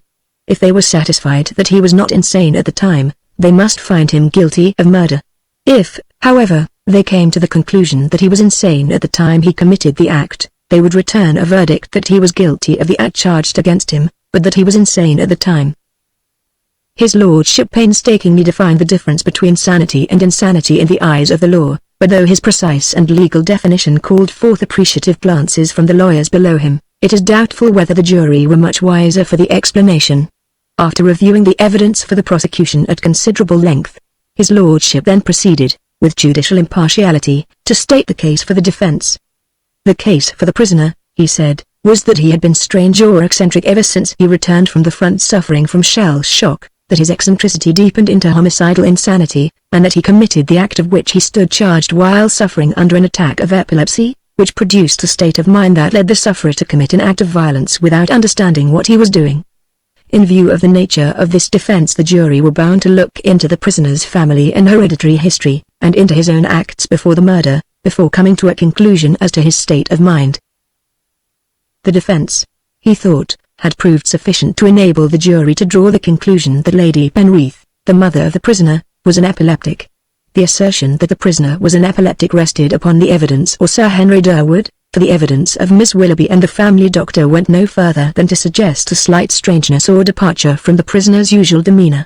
Sir Henry Durwood, by reason of his professional standing, was entitled to be received with respect, but he had himself admitted that he had had no previous opportunity of diagnosing the case of accused, and that it was difficult to form an exact opinion in a disease like epilepsy. Dr. Horbury, on the other hand, had declared that the prisoner showed nothing symptomatic of epilepsy while awaiting remand. In Dr. Horbury's opinion, he was not an epileptic. Therefore the case resolved itself into a direct conflict of medical testimony, and it was for the jury to decide, and form a conclusion as to the man's state of mind in conjunction with the other evidence. The contention for the defense, continued his lordship, leaning forward and punctuating his words with sharp taps of his fountain pen on the desk in front of him, is this: look at this case fairly and clearly, and you are bound to come to the conclusion that this man is not in a sound frame of mind. The prosecution, on the other hand, say, the facts of this case do not point to insanity at all, but to deliberate murder for gain. The defense urge further, you have got to look at the probabilities. No man in prisoner's position, a gentleman by birth and upbringing, the heir of an old and proud name, with a hitherto unblemished reputation, and the prospect of a long and not inconspicuous career in front of him, would in his senses have murdered this old man. That is a matter for you to consider, because we do know that brutal crimes are committed by the most unlikely persons. But the prosecution also allege motive, and you must consider the question of motive. It is suggested, and it is for you to consider whether rightly or wrongly suggested, that there was a motive in killing this man, because the prisoner was absolutely penniless and wanted to get money. Gentlemen, you will first apply your minds to considering all the evidence, and you will next consider whether you are satisfied that the prisoner knew the difference between right and wrong so far as the act with which he is charged is concerned. You must decide whether he knew the nature and quality of the act, and whether he knew the difference between that act being right, and that act being wrong. I have already pointed out to you that the law presumes him to be of sane mind, and able to distinguish between right and wrong, and it is for him to satisfy you, if he is to escape responsibility for this act, that he could not tell whether it was right or wrong. If you are satisfied of that, you ought to say that he is guilty of the act alleged, but insane at the time it was committed. If you are not satisfied on that point, then it is your duty to find him guilty of murder. Gentlemen, you will kindly retire and consider your verdict. The jury retired, and there ensued a period of tension, which the lawyers employed in discussing the technicalities of the case and the probabilities of an acquittal. Mr. Roackham thought an acquittal was a certainty, but Mr. Middleheath, with a deeper knowledge of the ways of provincial juries, declared that the defence would have stood a better chance of success before a London jury, because Londoners had more imagination than other Englishmen. You never can tell how a muddle-headed country jury will decide a highly technical case like this, said the K.C. peevishly. I've lost stronger cases than this before a Norfolk jury. Norfolk men are clannish, and Horbury's evidence carried weight. He is a Norfolk man, though he has been in London. One never knows, of course. If the jury remain out over an hour I think we will pull it off. But the jury returned into court after an absence of 40 minutes. The judge, who was waiting in his private room, was informed, and he entered the court and resumed his seat. The jury answered to their names, and then the clerk of arraigns, in a sing-song voice, said, "Gentlemen, have you agreed upon your verdict? Do you find the prisoner guilty or not guilty of wilful murder?" "Guilty," answered the foreman, in a loud, clear voice.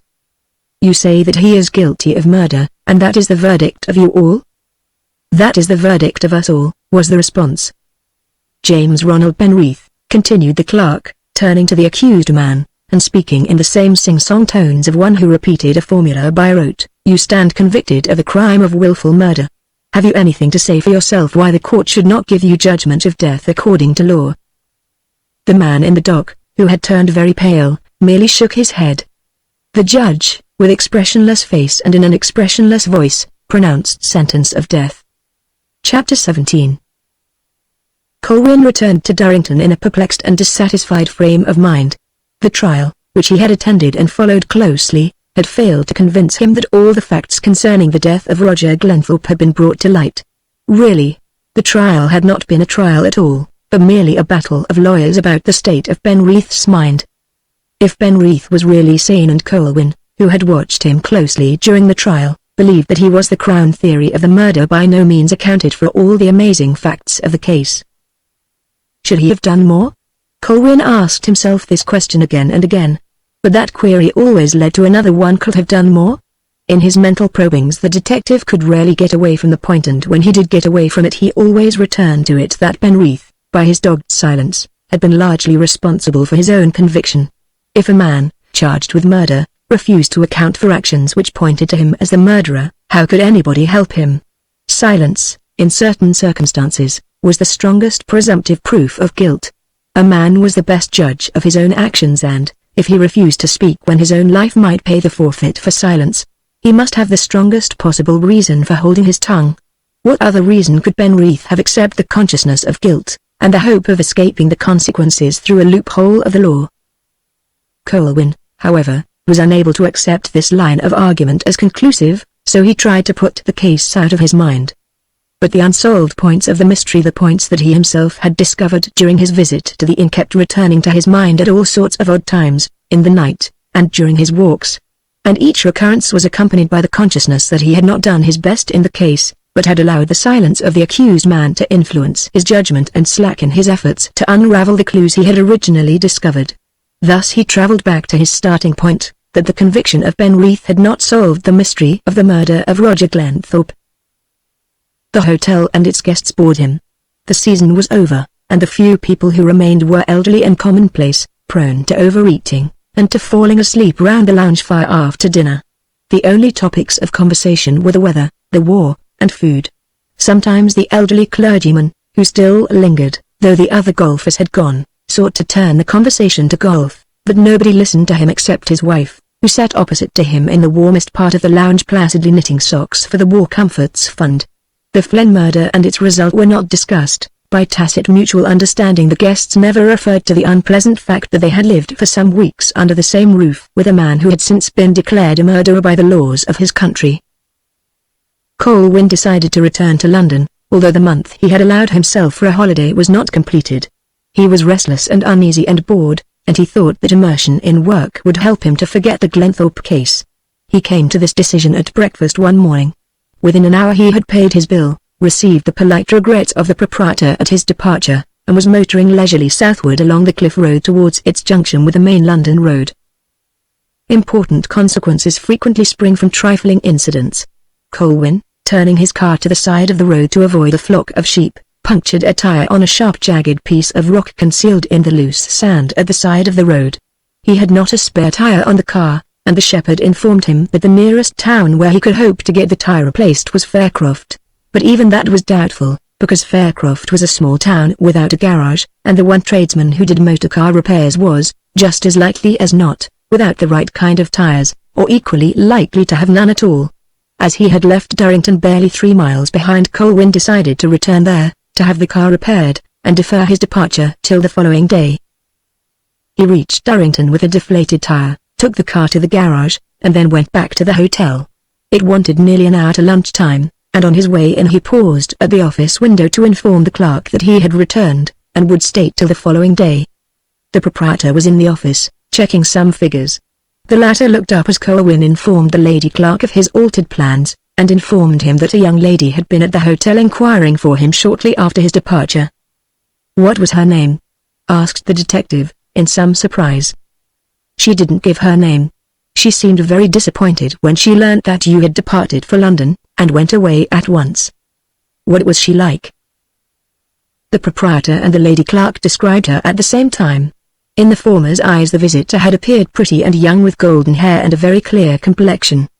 The lady clerk, without the least departure from the standard of courtesy imposed upon her by her position, managed to indicate that the impression made upon her feminine mind was that of a white-faced girl with red hair.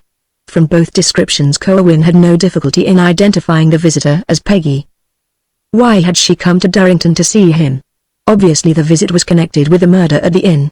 Colwyn recalled his last conversation with her on the marshes the day after he had seen her come out of the dead man's room.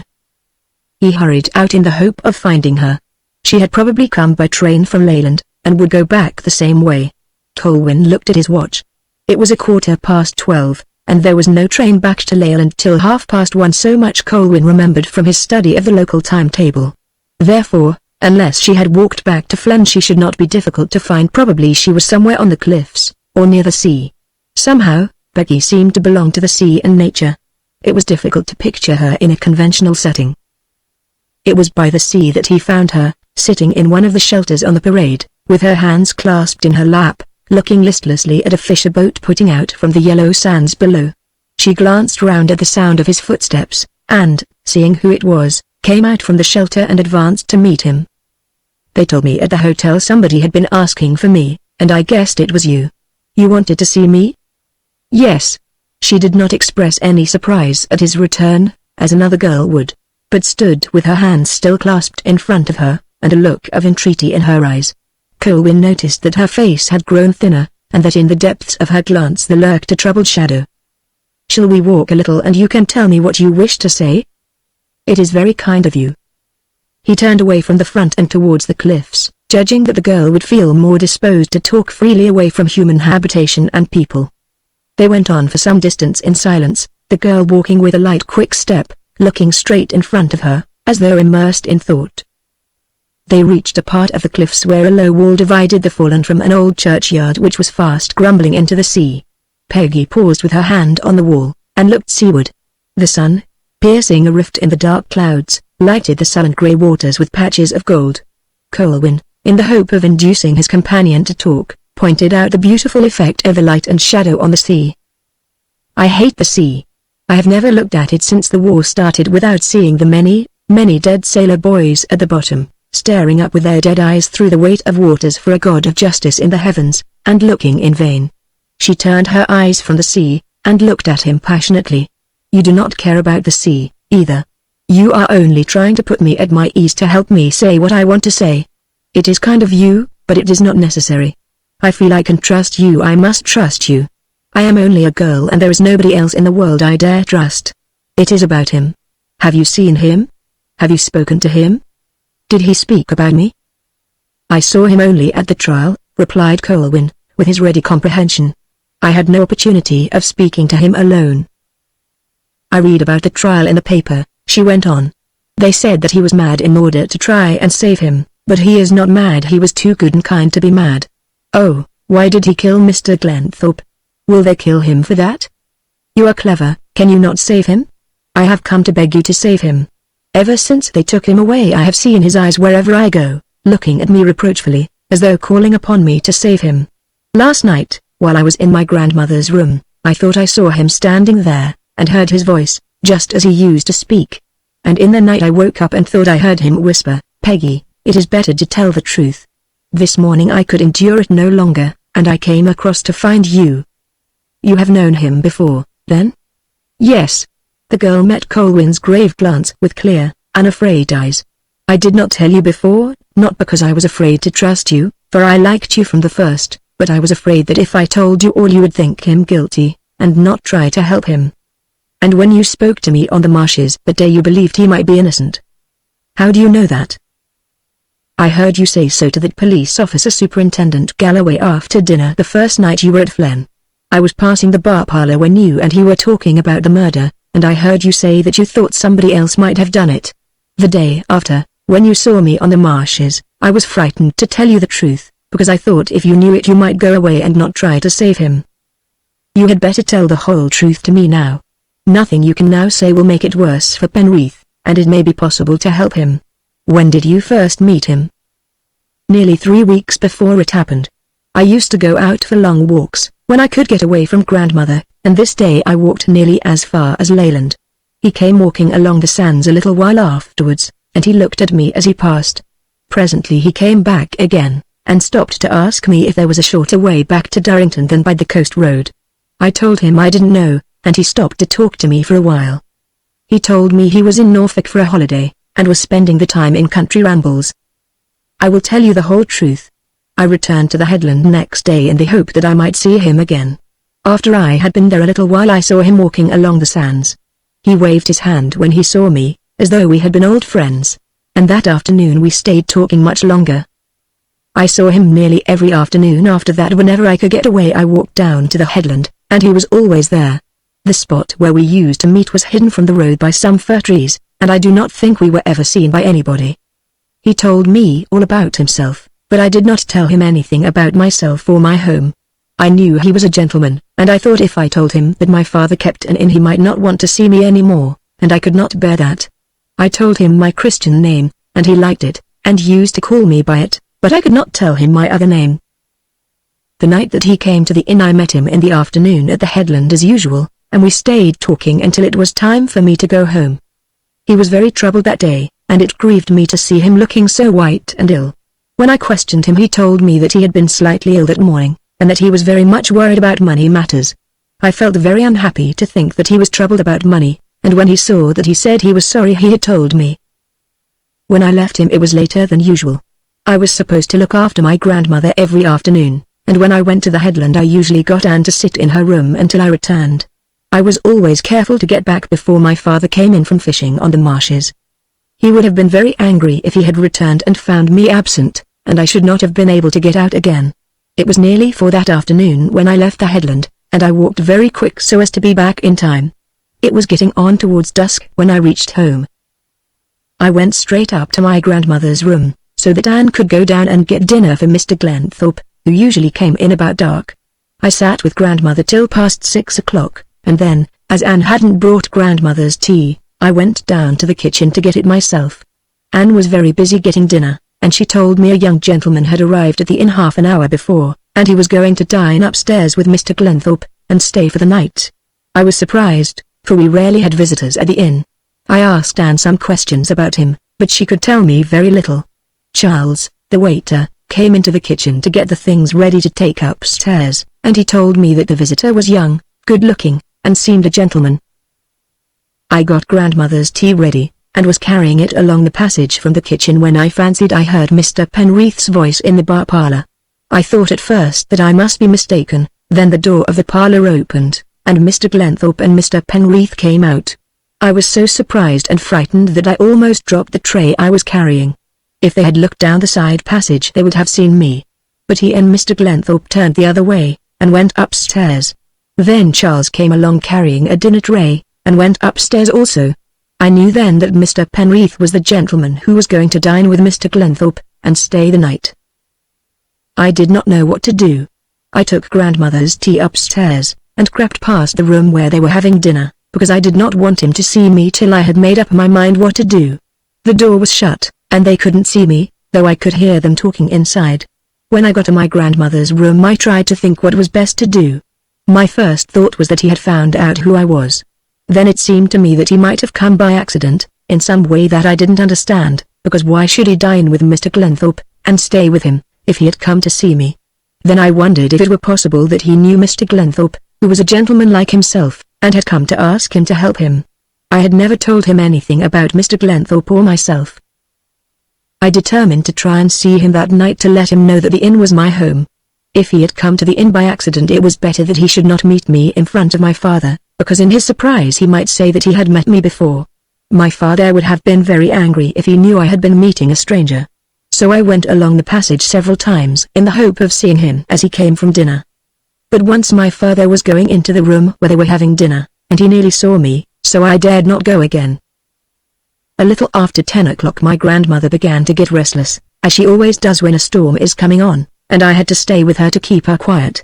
I can do more with her than anybody else when she is like that, and it is not safe to leave her.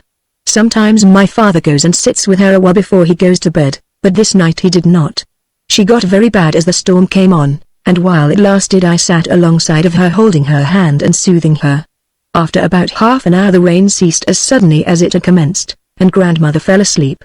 I knew she was all right until the morning, so I left her for the night.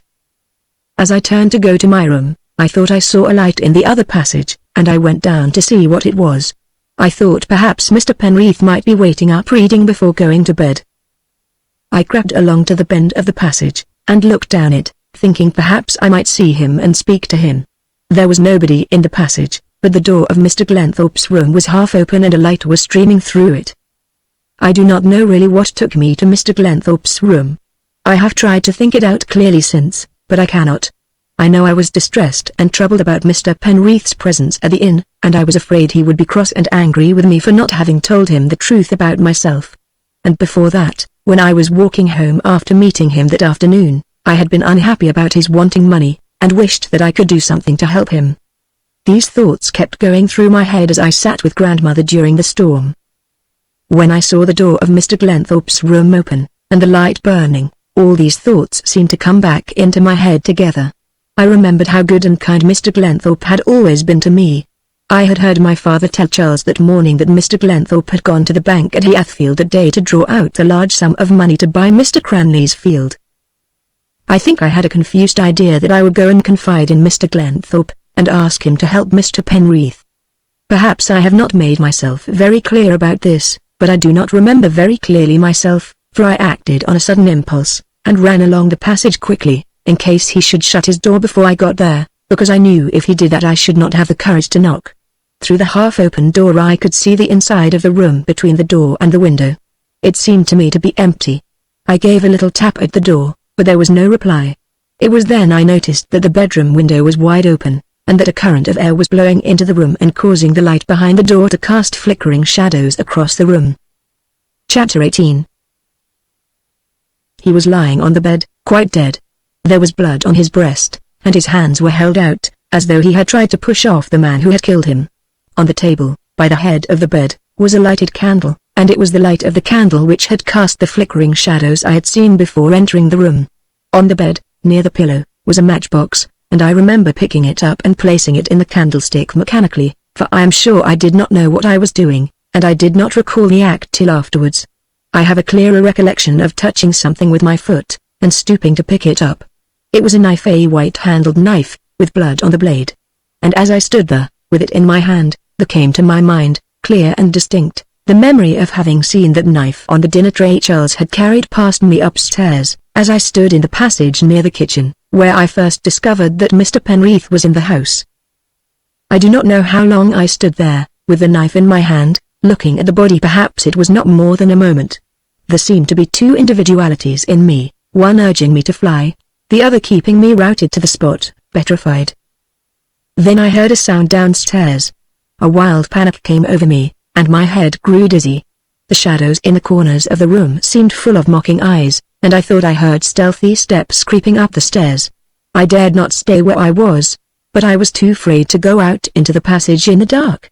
Then my eyes fell on the candle, and I picked it up and was going to rush from the room, when I remembered that I had the knife in my hand. I did not know what to do with it. I wanted to shield him, but some feeling within me would not let me carry it away. I looked round the room for somewhere to hide it, and my eye fell on a picture against the wall, close to the door. Quick as thought I put the knife behind the picture as I ran from the room. There was nobody in the passage, and I gained my own room and locked the door. I think I must have fainted, or become unconscious, for I remember nothing more after throwing myself on my bed, and when I came to my senses the dawn was creeping in through my bedroom window. I was very cold, and dazed. I crept into bed without taking off my clothes, and fell asleep. When I awoke it was broad daylight, and as I lay in bed I heard the kitchen clock chime 7. I got up, and went into grandmother's room. A little while afterwards Anne came up with some tea, and she told me that Mr. Penrith had gone away early, without having any breakfast. She told me that she had found Mr. Glenthorpe's room empty, with the key in the outside of the door. She was afraid something had happened to him, so she had sent for Constable Queensmead. I did not tell her what I had seen in the night. I wanted to be alone, to think. I could not understand how Mr. Glenthorpe's body had disappeared from his room. I think I hoped that I would presently wake up and find that what I had seen during the night was some terrible dream. But Anne came up a little later and told me that Mr. Glenthorpe's body had been discovered in the pit on the rise, and that Mr. Ronald, as she called Mr. Penrith, was suspected of having murdered him. When she told me that I felt as though my blood turned to ice. I knew it was true. I knew that he had killed Mr. Glenthorpe because he wanted money, but I knew that in spite of all I wanted to shield and help him.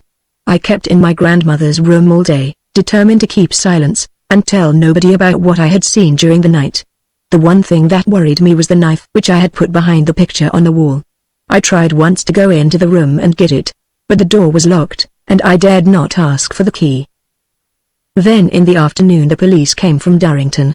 I did not know who you were when you came with them into my grandmother's room, but as soon as I saw you I was afraid, though I tried hard not to let you see it. I knew you were cleverer than the others. But your eyes seemed to go right into mine, and search my soul. I asked my father afterwards who you were, and he said your name was Mr. Colwyn, and that you were a London detective. I had read about you, I knew that you were famous and clever, and after seeing you I felt that you would be sure to discover my secret, and put Mr. Penrith in prison. That night when I was downstairs, I heard you and the police officer talking in the room where you had dined, and I listened at the door. When I heard you say that you were not certain who committed the murder, I was very much surprised, because up till then I felt quite certain that you would think Mr. Penrith was guilty. I believed if you found the knife you would alter your opinion, and having told me that the police knew that Mr. Glenthorpe had been murdered with a knife which Mr. Penrith had used at dinner. The idea came into my head that if I could get the knife before you found it, you might go on thinking that somebody else had committed the crime, and perhaps persuade the police to think so as well. I made up my mind I would go into the room that night and get the knife. I knew that the door was locked, and that the police officer had placed the key on the mantelpiece in the bar parlour. During the evening I kept downstairs at the back of the passage waiting for an opportunity to get it. You both stayed there so long that I did not think I should get the chance. After you went upstairs to bed Mr. Galloway called Charles to get him some brandy. Charles came out from his room to get it. Mr. Galloway followed him into the bar. While he was there I slipped into the room and got the key, and left the key of my own room in its place. I did not think the police officer would notice the difference, but it was a risk I had to take. Then I ran up to my room. Although I had got the key I was for some time afraid to use it. I could not bear the thought of going into that room, and to get there I had to go past your door. I did not like that. Then I crept out along the passage as quietly as I could, carrying my shoes. for I had made up my mind that after I got the knife I would take it across the marshes to the breakwater and throw it into the sea. That was the one place where I felt sure you would not find it. I carried a candle in my hand, but I dared not light it until I got past your door, in case you were awake and saw the light.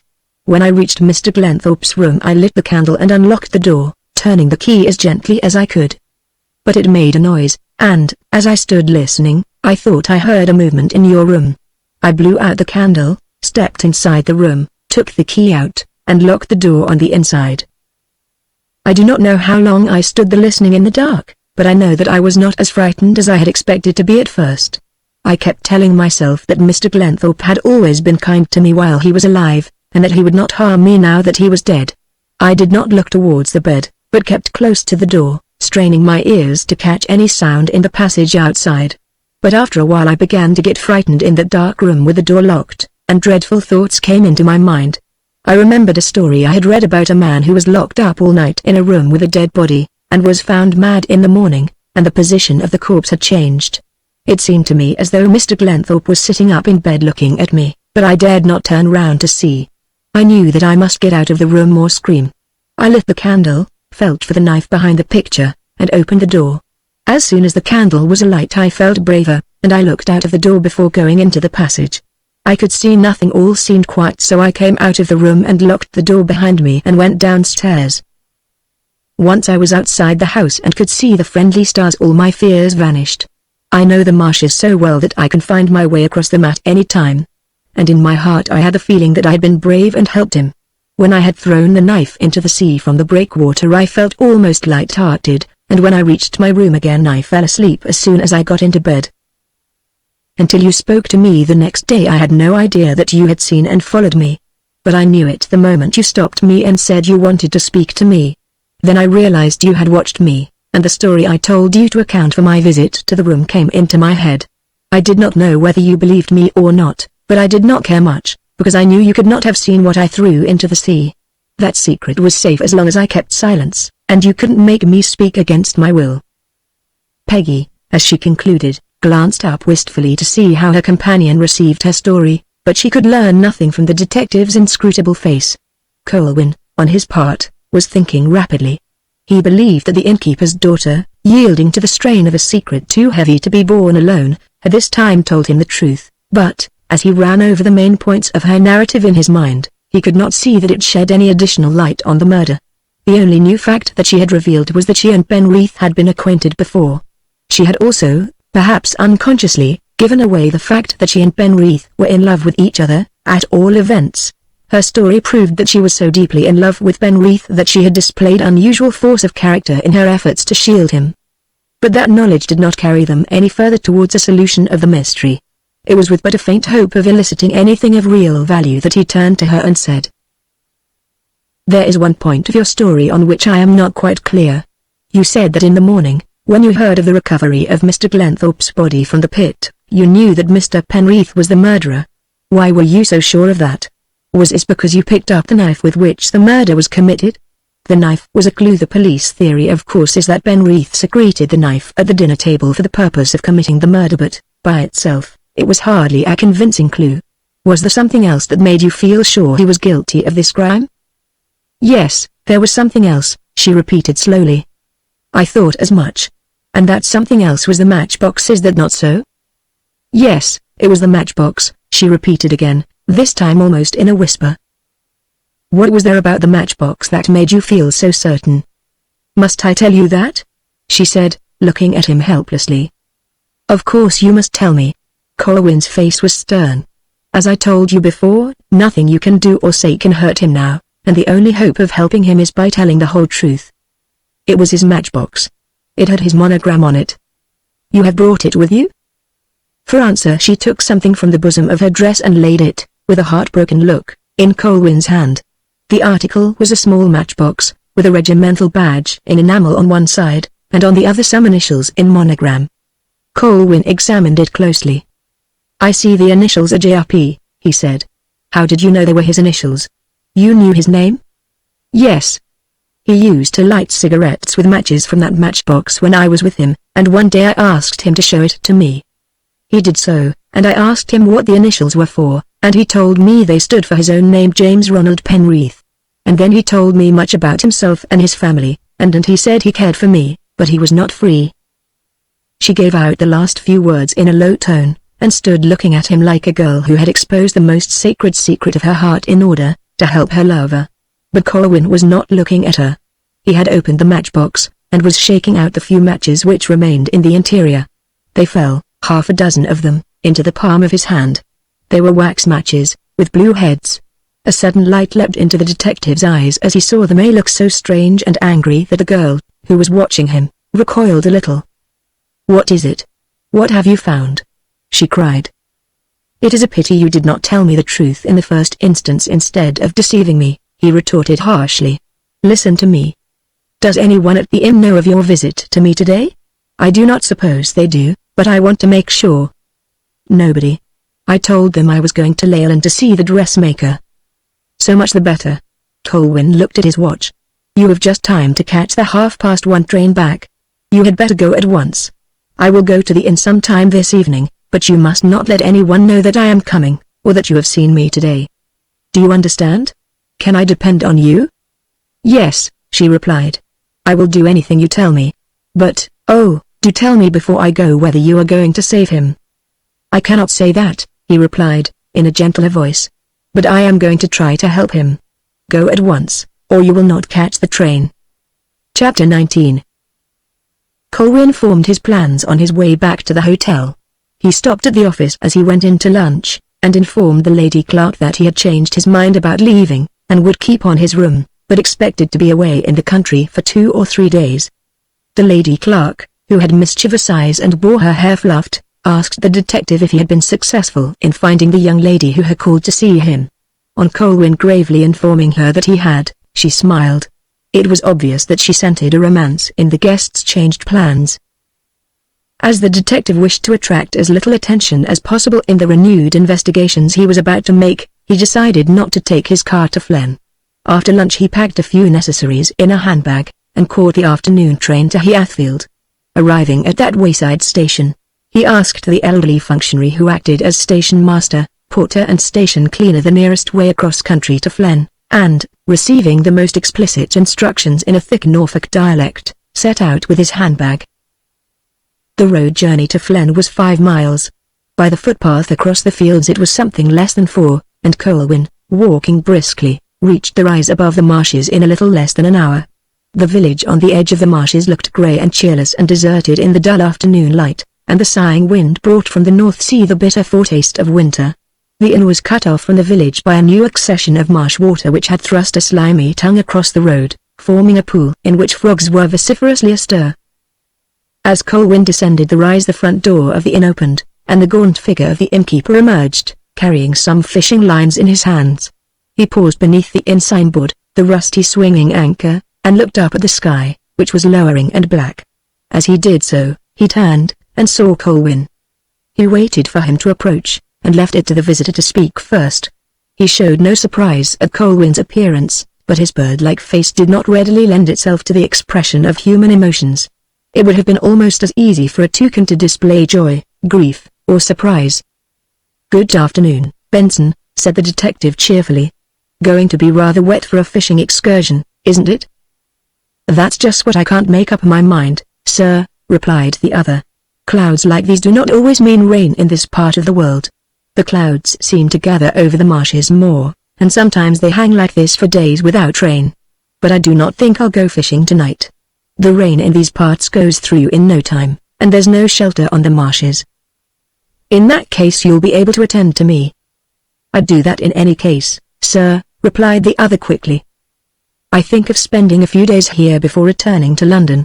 I am interested in archaeological research, and this part of the Norfolk coast is exceedingly rich in archaeological and prehistoric remains, as, of course, you are well aware."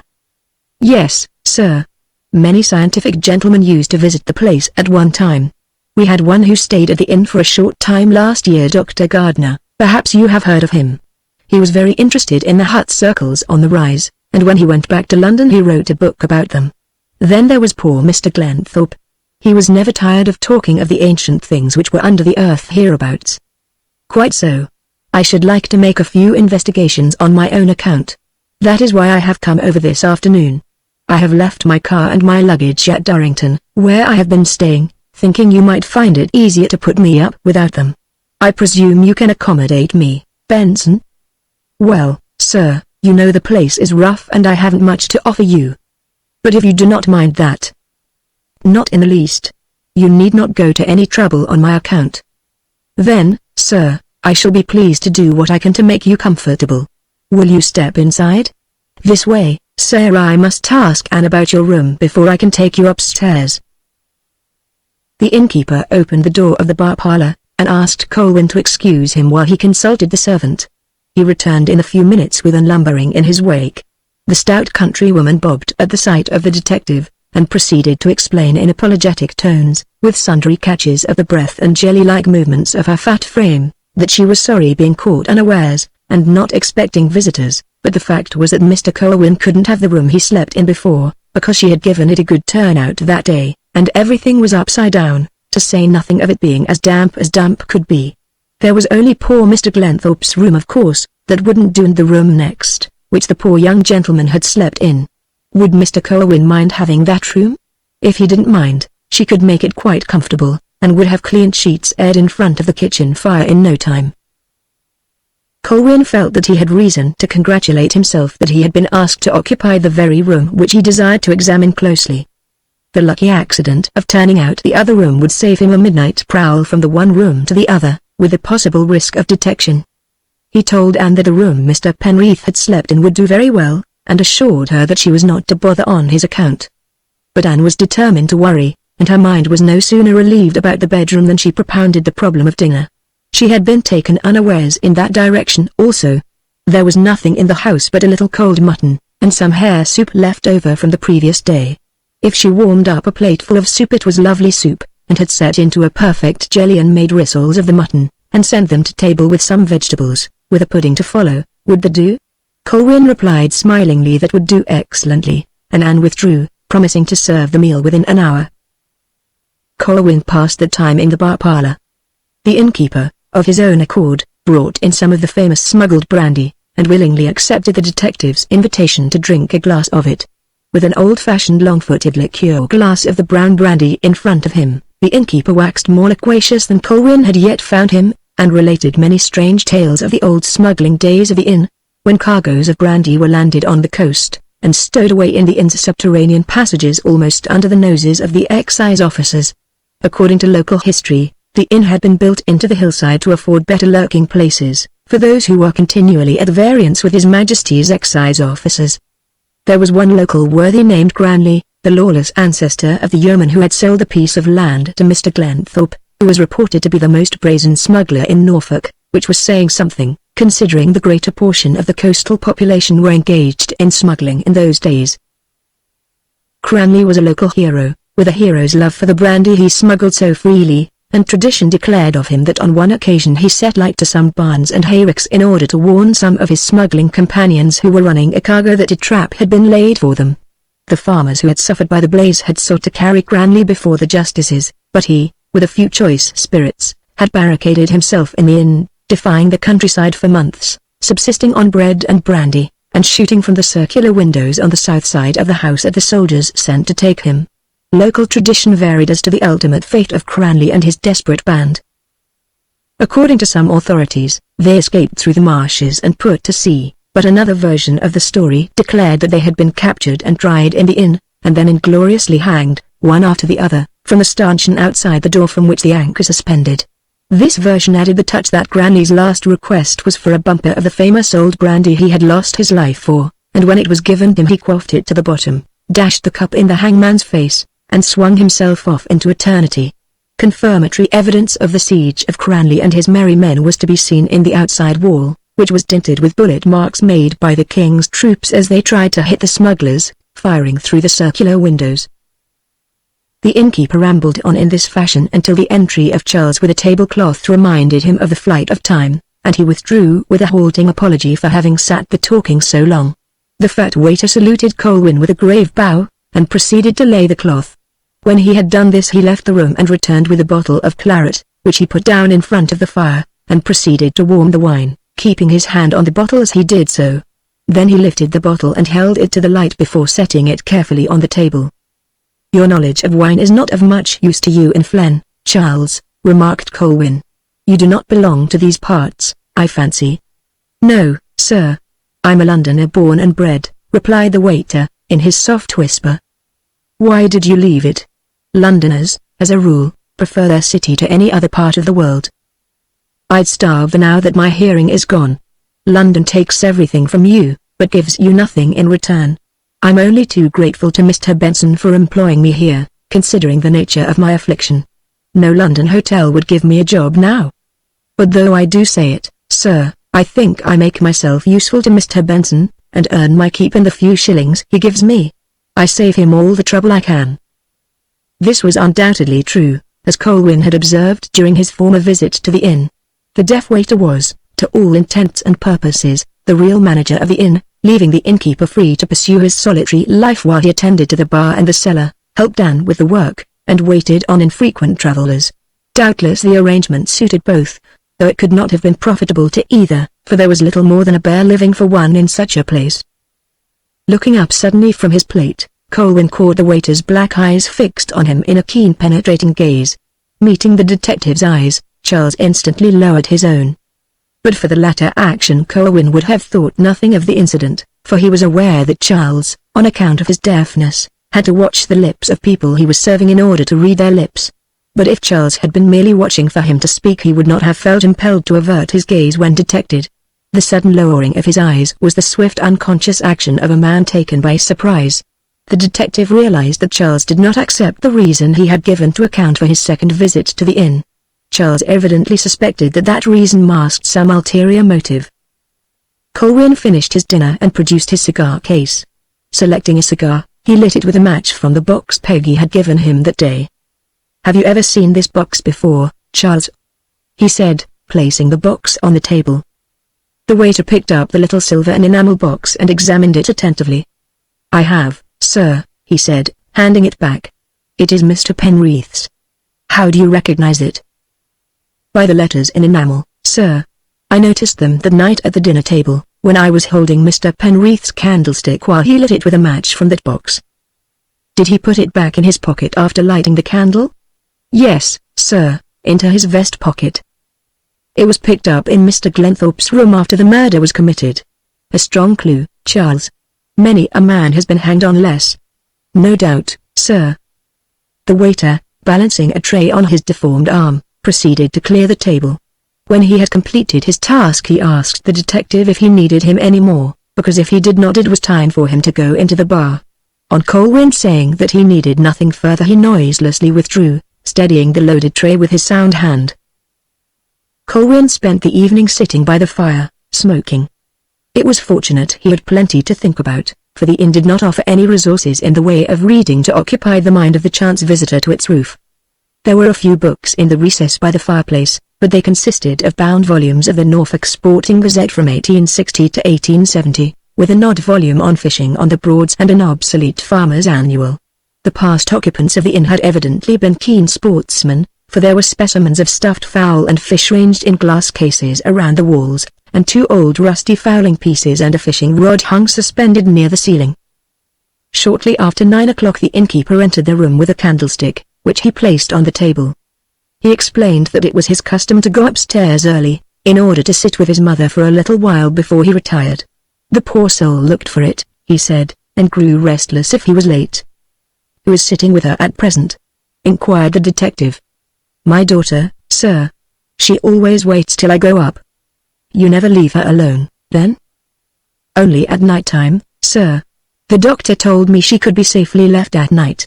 She sleeps fairly well, considering, though when there's wild weather I always go into her. The sound of the wind shrieking across the marshes from the sea excites her, and we get a lot of that sort of weather on the Norfolk coast, particularly in the winter months. I wish I could afford to have her better looked after, but I cannot, and that's the long and short of it." "Things are pretty bad with you, Benson?" "Very bad, indeed, sir. It keeps me awake at night, wondering where it's all going to end. However, I don't want to burden you with my troubles. I suppose we all have our own to bear. I merely came in to bring your candlestick, and to ask you if there is anything you want before I go to bed. Charles is gone to his room, but Anne is still up. Tell Anne she need not sit up on my account. I need nothing further, and I can find my way to my room. Is it ready yet? Quite, sir. Anne has just been up there, putting on some fresh sheets. Perhaps you wouldn't mind turning off the gas at the meter as you go up. It is just underneath the stairs. If you would not mind the trouble, Anne could then go to bed. We keep early hours here, as a rule. There is nothing to sit up for. I'll turn off the gas. I know where the meter is. How is it, Benson, that the gas is laid on in only 2 of the rooms upstairs, the rooms Mr. Glenthorpe used to occupy? It would have been an easy matter to lay it onto the adjoining rooms, once the pipes had been taken upstairs. That's quite true, sir, but the gas was taken upstairs on Mr. Glenthorpe's account, shortly after he came here. He thought he would like it, and he paid the bill for having it fixed. But after it was laid on he rarely used it. He said he found the gas light trying for his eyes when he wanted to read in bed, so he got reading lamp. And yet the gas tap was partly turned on in his room the morning after the murder, remarked Colwyn meditatively.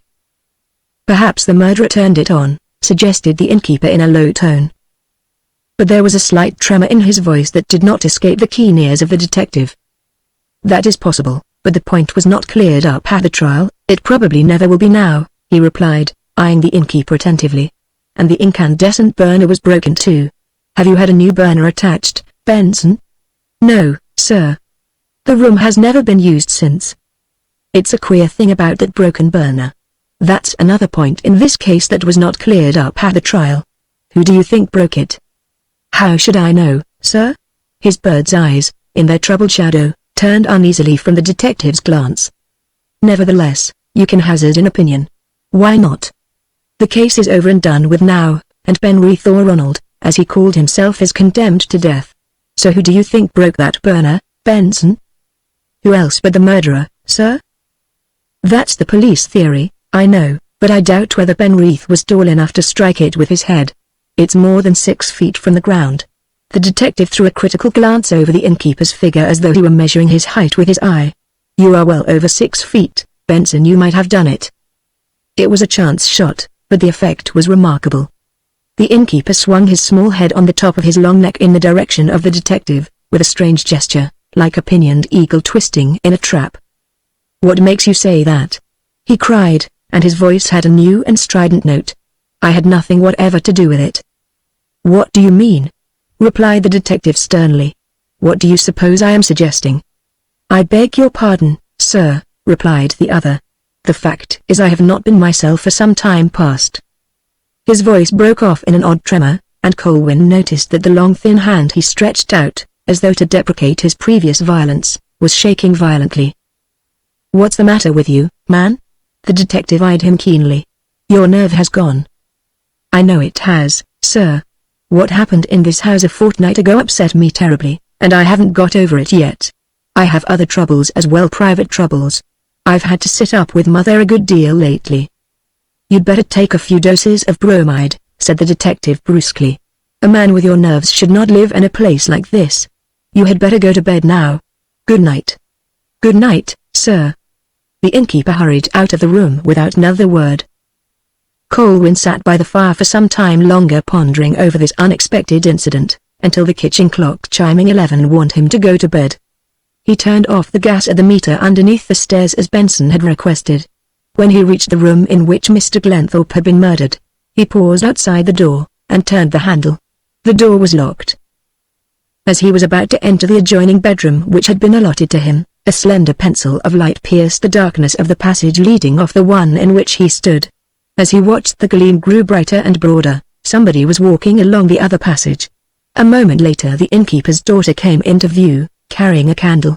She advanced quickly to where the detective was standing. I heard you coming upstairs, she explained, in a whisper. I have been waiting and listening at my door. I wanted to see you, but it is difficult for me to do so without the others knowing. So I thought I would wait. I wanted to let you know that if you wish to see me at any time, if you need me to do anything, perhaps you would put a note under my door, and I could meet you down by the breakwater at any time you appoint. Nobody would see us there. Colwyn nodded approvingly.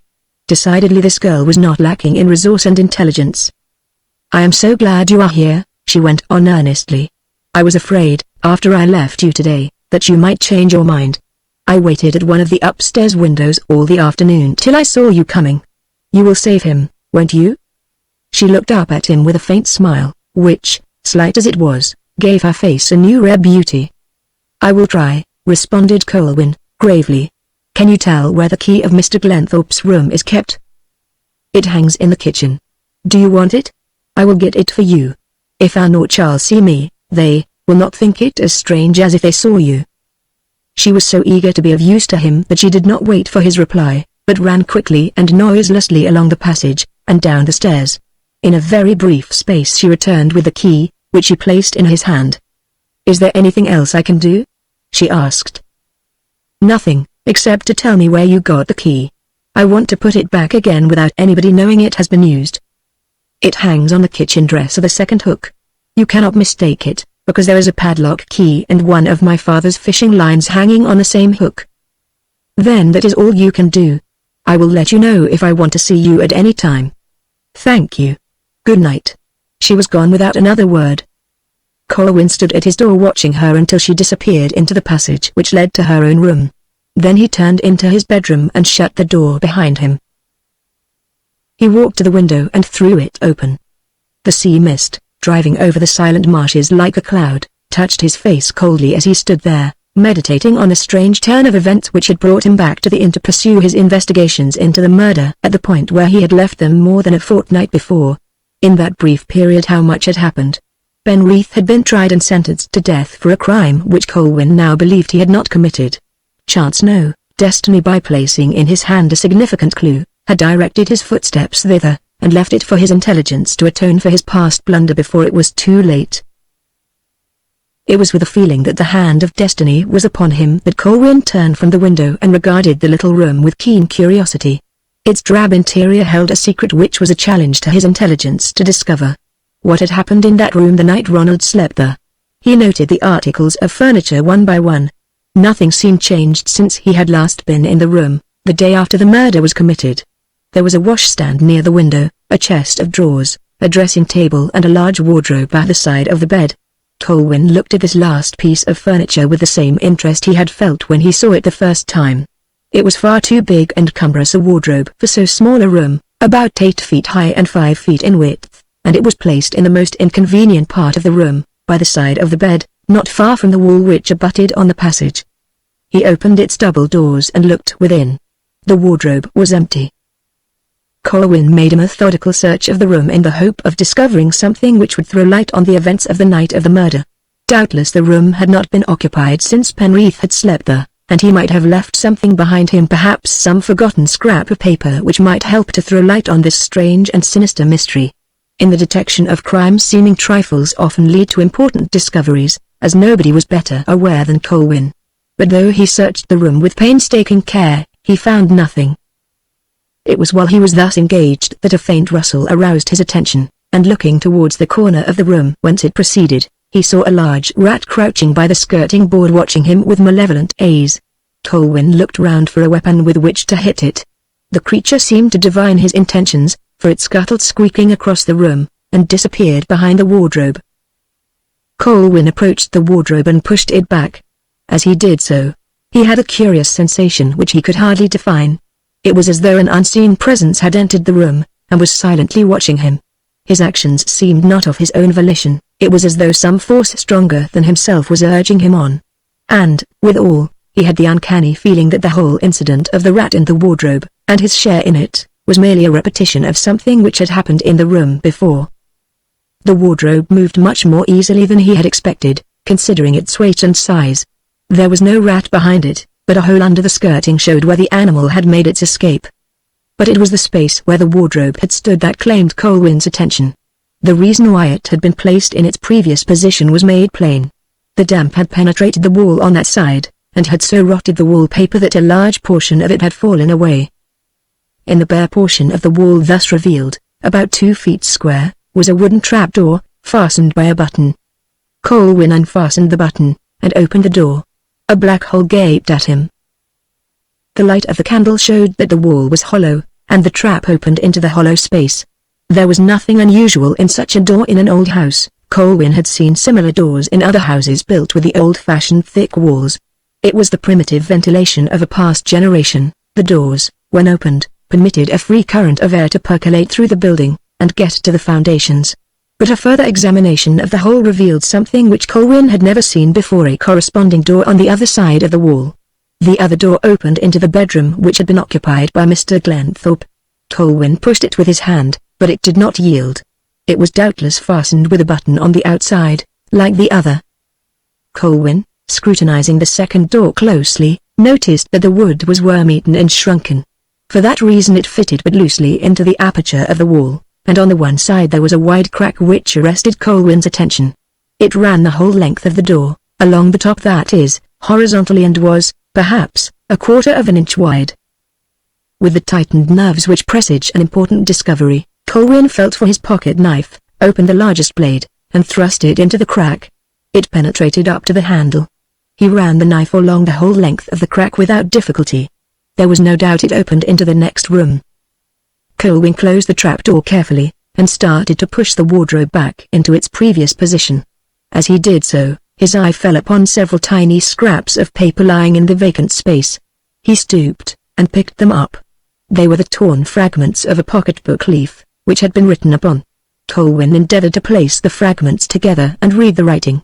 But some of the pieces were missing, and he could only decipher two disjointed words: Constance and forgive.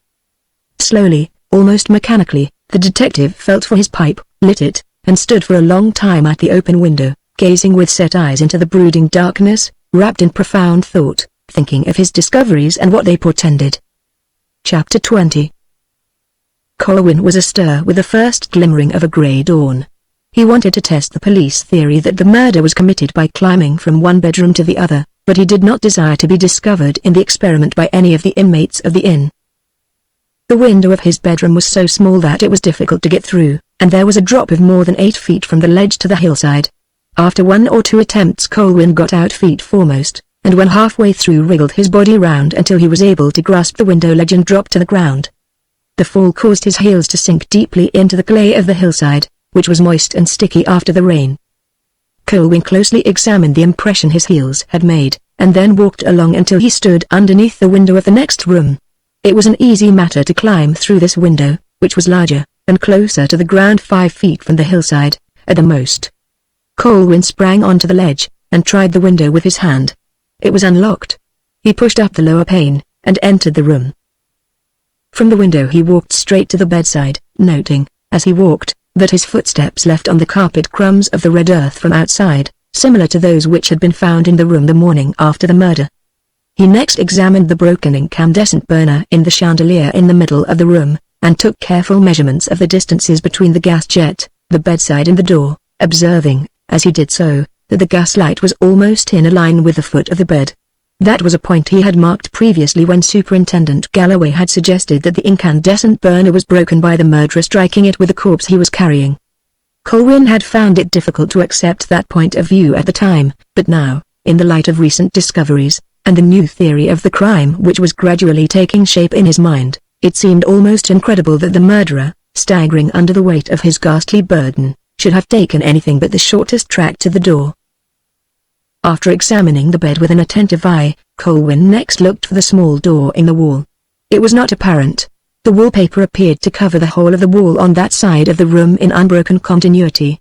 But a closer inspection revealed a slight fissure or crack, barely noticeable in the dark green wallpaper, extending an inch or so beyond a small picture suspended near the door of the room. When the picture was taken down the crack was more apparent, for it ran nearly the whole length of the space. The door had been papered over when the room was last papered, which was a long time ago, judging by the dingy condition of the wallpaper, and the crack had been caused by the shrinking of the woodwork of the door, as Colwyn had noticed the previous night. Colwyn let himself out of the room with the key Peggy had given him, locked the door behind him, and took the key down to the kitchen. It was still very early, and nobody was stirring. Having hung the key on the hook of the dresser, he returned to his room. At breakfast time that morning Charles informed him, in his husky whisper, that he had to go over to Heathfield that day, to ascertain why the brewer had not sent a consignment of beer, which was several days overdue. Charles' chief regret was that for some hours his guest would be left to the tender mercies of Anne, and he let it be understood that he had the poorest opinion of women as waitresses. But he promised to return in time to minister to Colwyn's comforts at dinner. Somewhat amused, Colwyn told the fat man not to hurry back on his account, as Anne could look after him very well. As Colwyn was smoking a cigar in front of the inn after breakfast, he saw Charles setting out on his journey, and watched his short fat form toil up the rise and disappear on the other side. Immediately afterwards, the gaunt figure of the innkeeper emerged from the inn, prepared for a fishing excursion.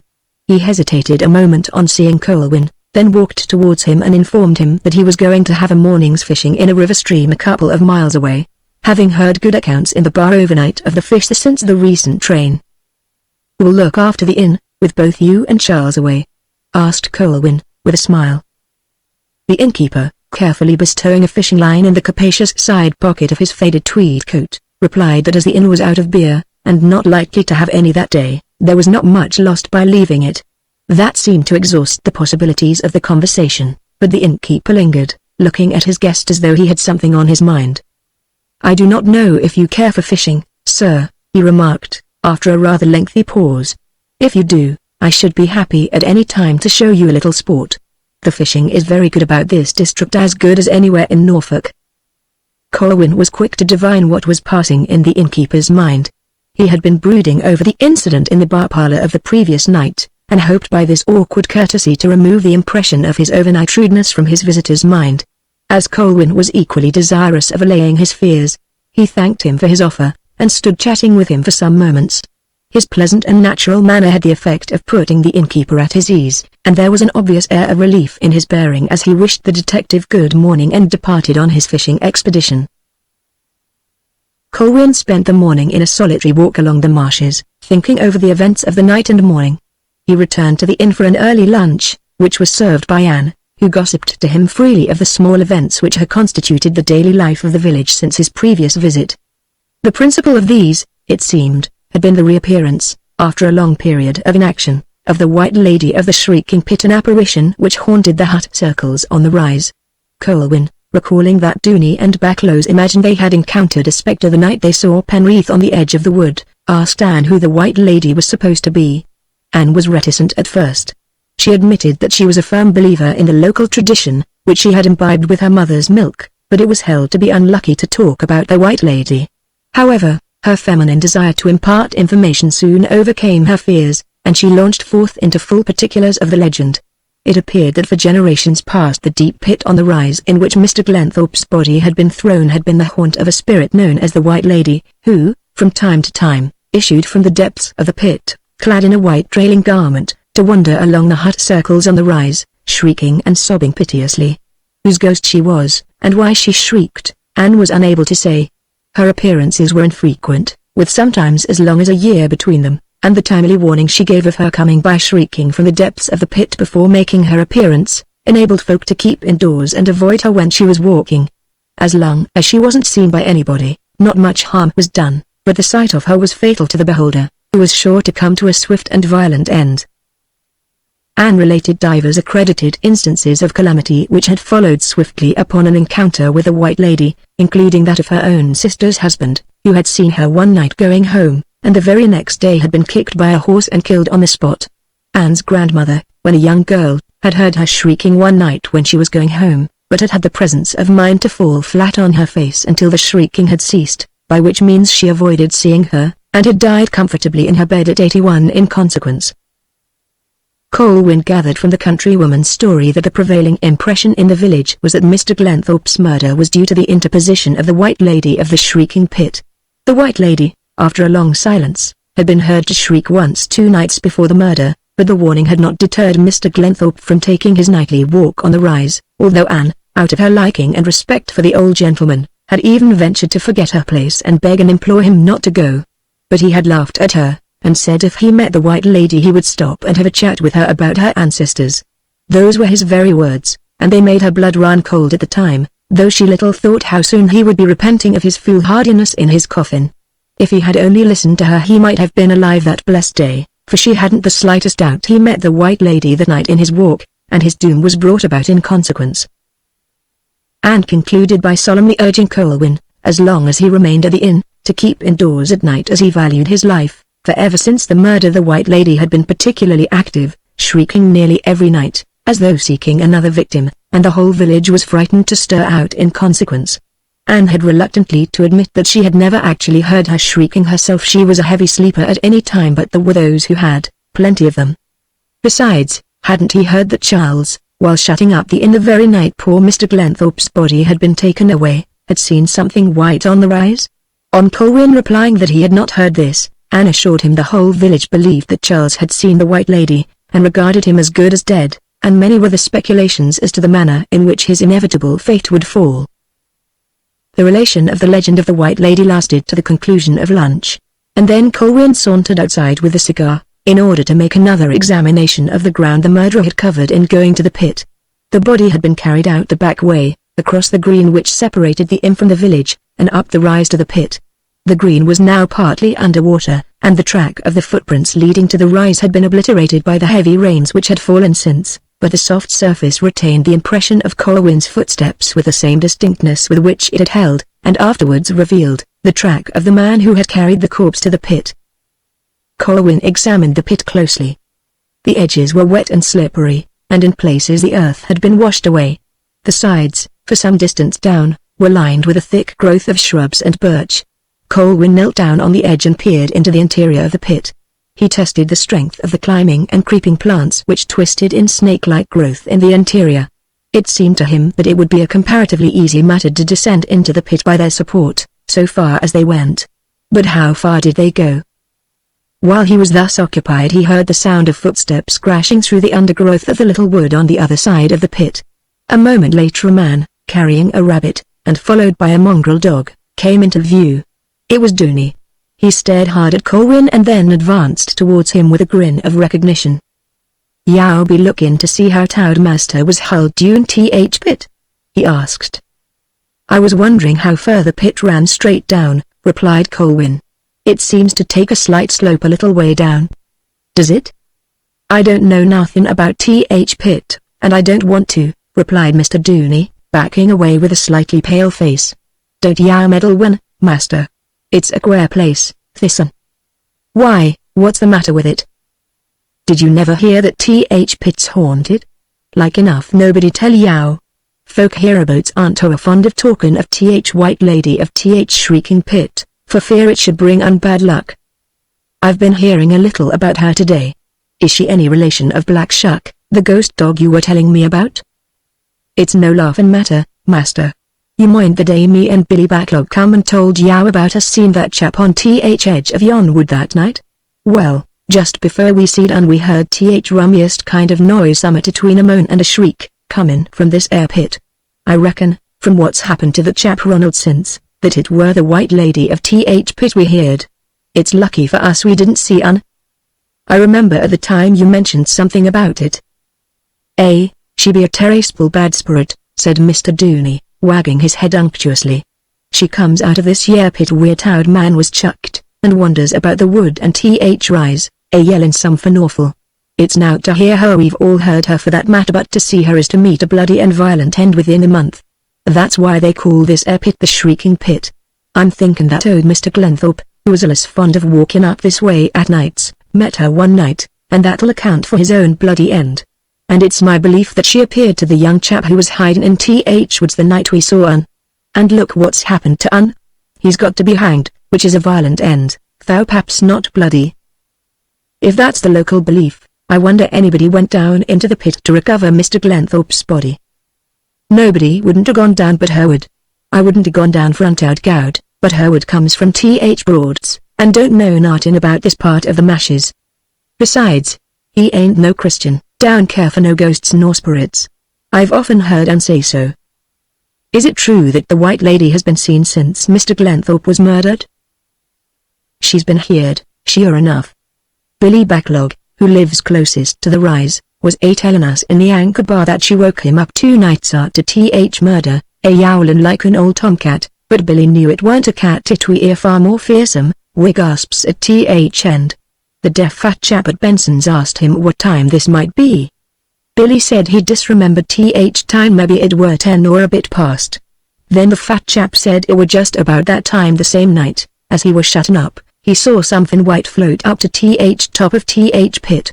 He thought at time it might be mist, though there weren't much mist on mashes that night, but now he says sure that it were the white lady from the Shrieking Pit that he saw. Then God Almighty help yow, poor fat chap, says Billy, looking at him solemn like. The hearing of her is nothing, it's know her that's the trouble. The poor fat chap had been nigh scared out o' his wits ever since, and nobody in village would go near pit in night times, no, not for a fortin. I ain't sure as it's safe to be here even in daytimes, though I never heard of her coming out in the light. Mr. Dooney turned resolutely away from the pit, and called to his dog, who was sitting near the edge, regarding his master with blinking eyes and lolling tongue. I'll be going, in case that Queen's Med sees me from village. I caught this coney fair and square inches open, but it be hard to make Queen's Med believe it. Well, I'll be going. Good morning, master. He trudged away across the rise, with his dog following at his heels. Colwyn was about to turn away also, when his eye was caught by a scrap of stained and discolored paper lying near the edge of the pit, where the rain had washed away some of the earth. He stooped, and picked it up. It was a slip of white paper, about 5 inches long, and perhaps 3 inches in width, quite blank, but with a very apparent watermark, consisting of a number of parallel waving lines, close together, running across the surface. Although the watermark was an unusual one, it seemed strangely familiar to Colwyn, who tried to recall where he had seen it before. But memory is a tricky thing.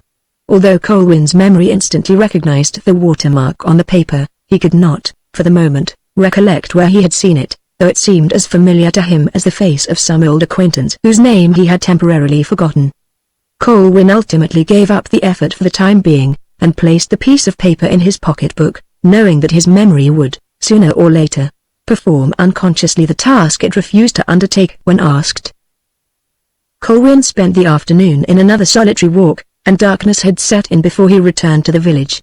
As he reached the inn he glanced towards the hut circles, and was startled to see something white move slowly along by the edge of the Shrieking Pit and vanish in the wood. There was something so weird and ghostly in the spectacle that Colwyn was momentarily astounded by it. Then his eye fell on the sea mist which covered the marshes in a white shroud, and he smiled slightly. It was not the white lady of the Shrieking Pit he had seen, but a spiral of mist, floating across the rise. The sight brought back to his mind the stories he had heard that day, and when he was seated at dinner a little later he casually asked Charles if he believed in ghosts. The fat man, with a sudden uplifting of his black eyes, as though to ascertain whether Colwyn was speaking seriously, replied that he did not. I'm surprised to hear of your skepticism, Charles, for I'm told that the apparition from the pit, the White Lady, as she is called, has favored you with a special appearance, said Colwyn, in a bantering tone. I see what you mean now, sir. I didn't understand you at first.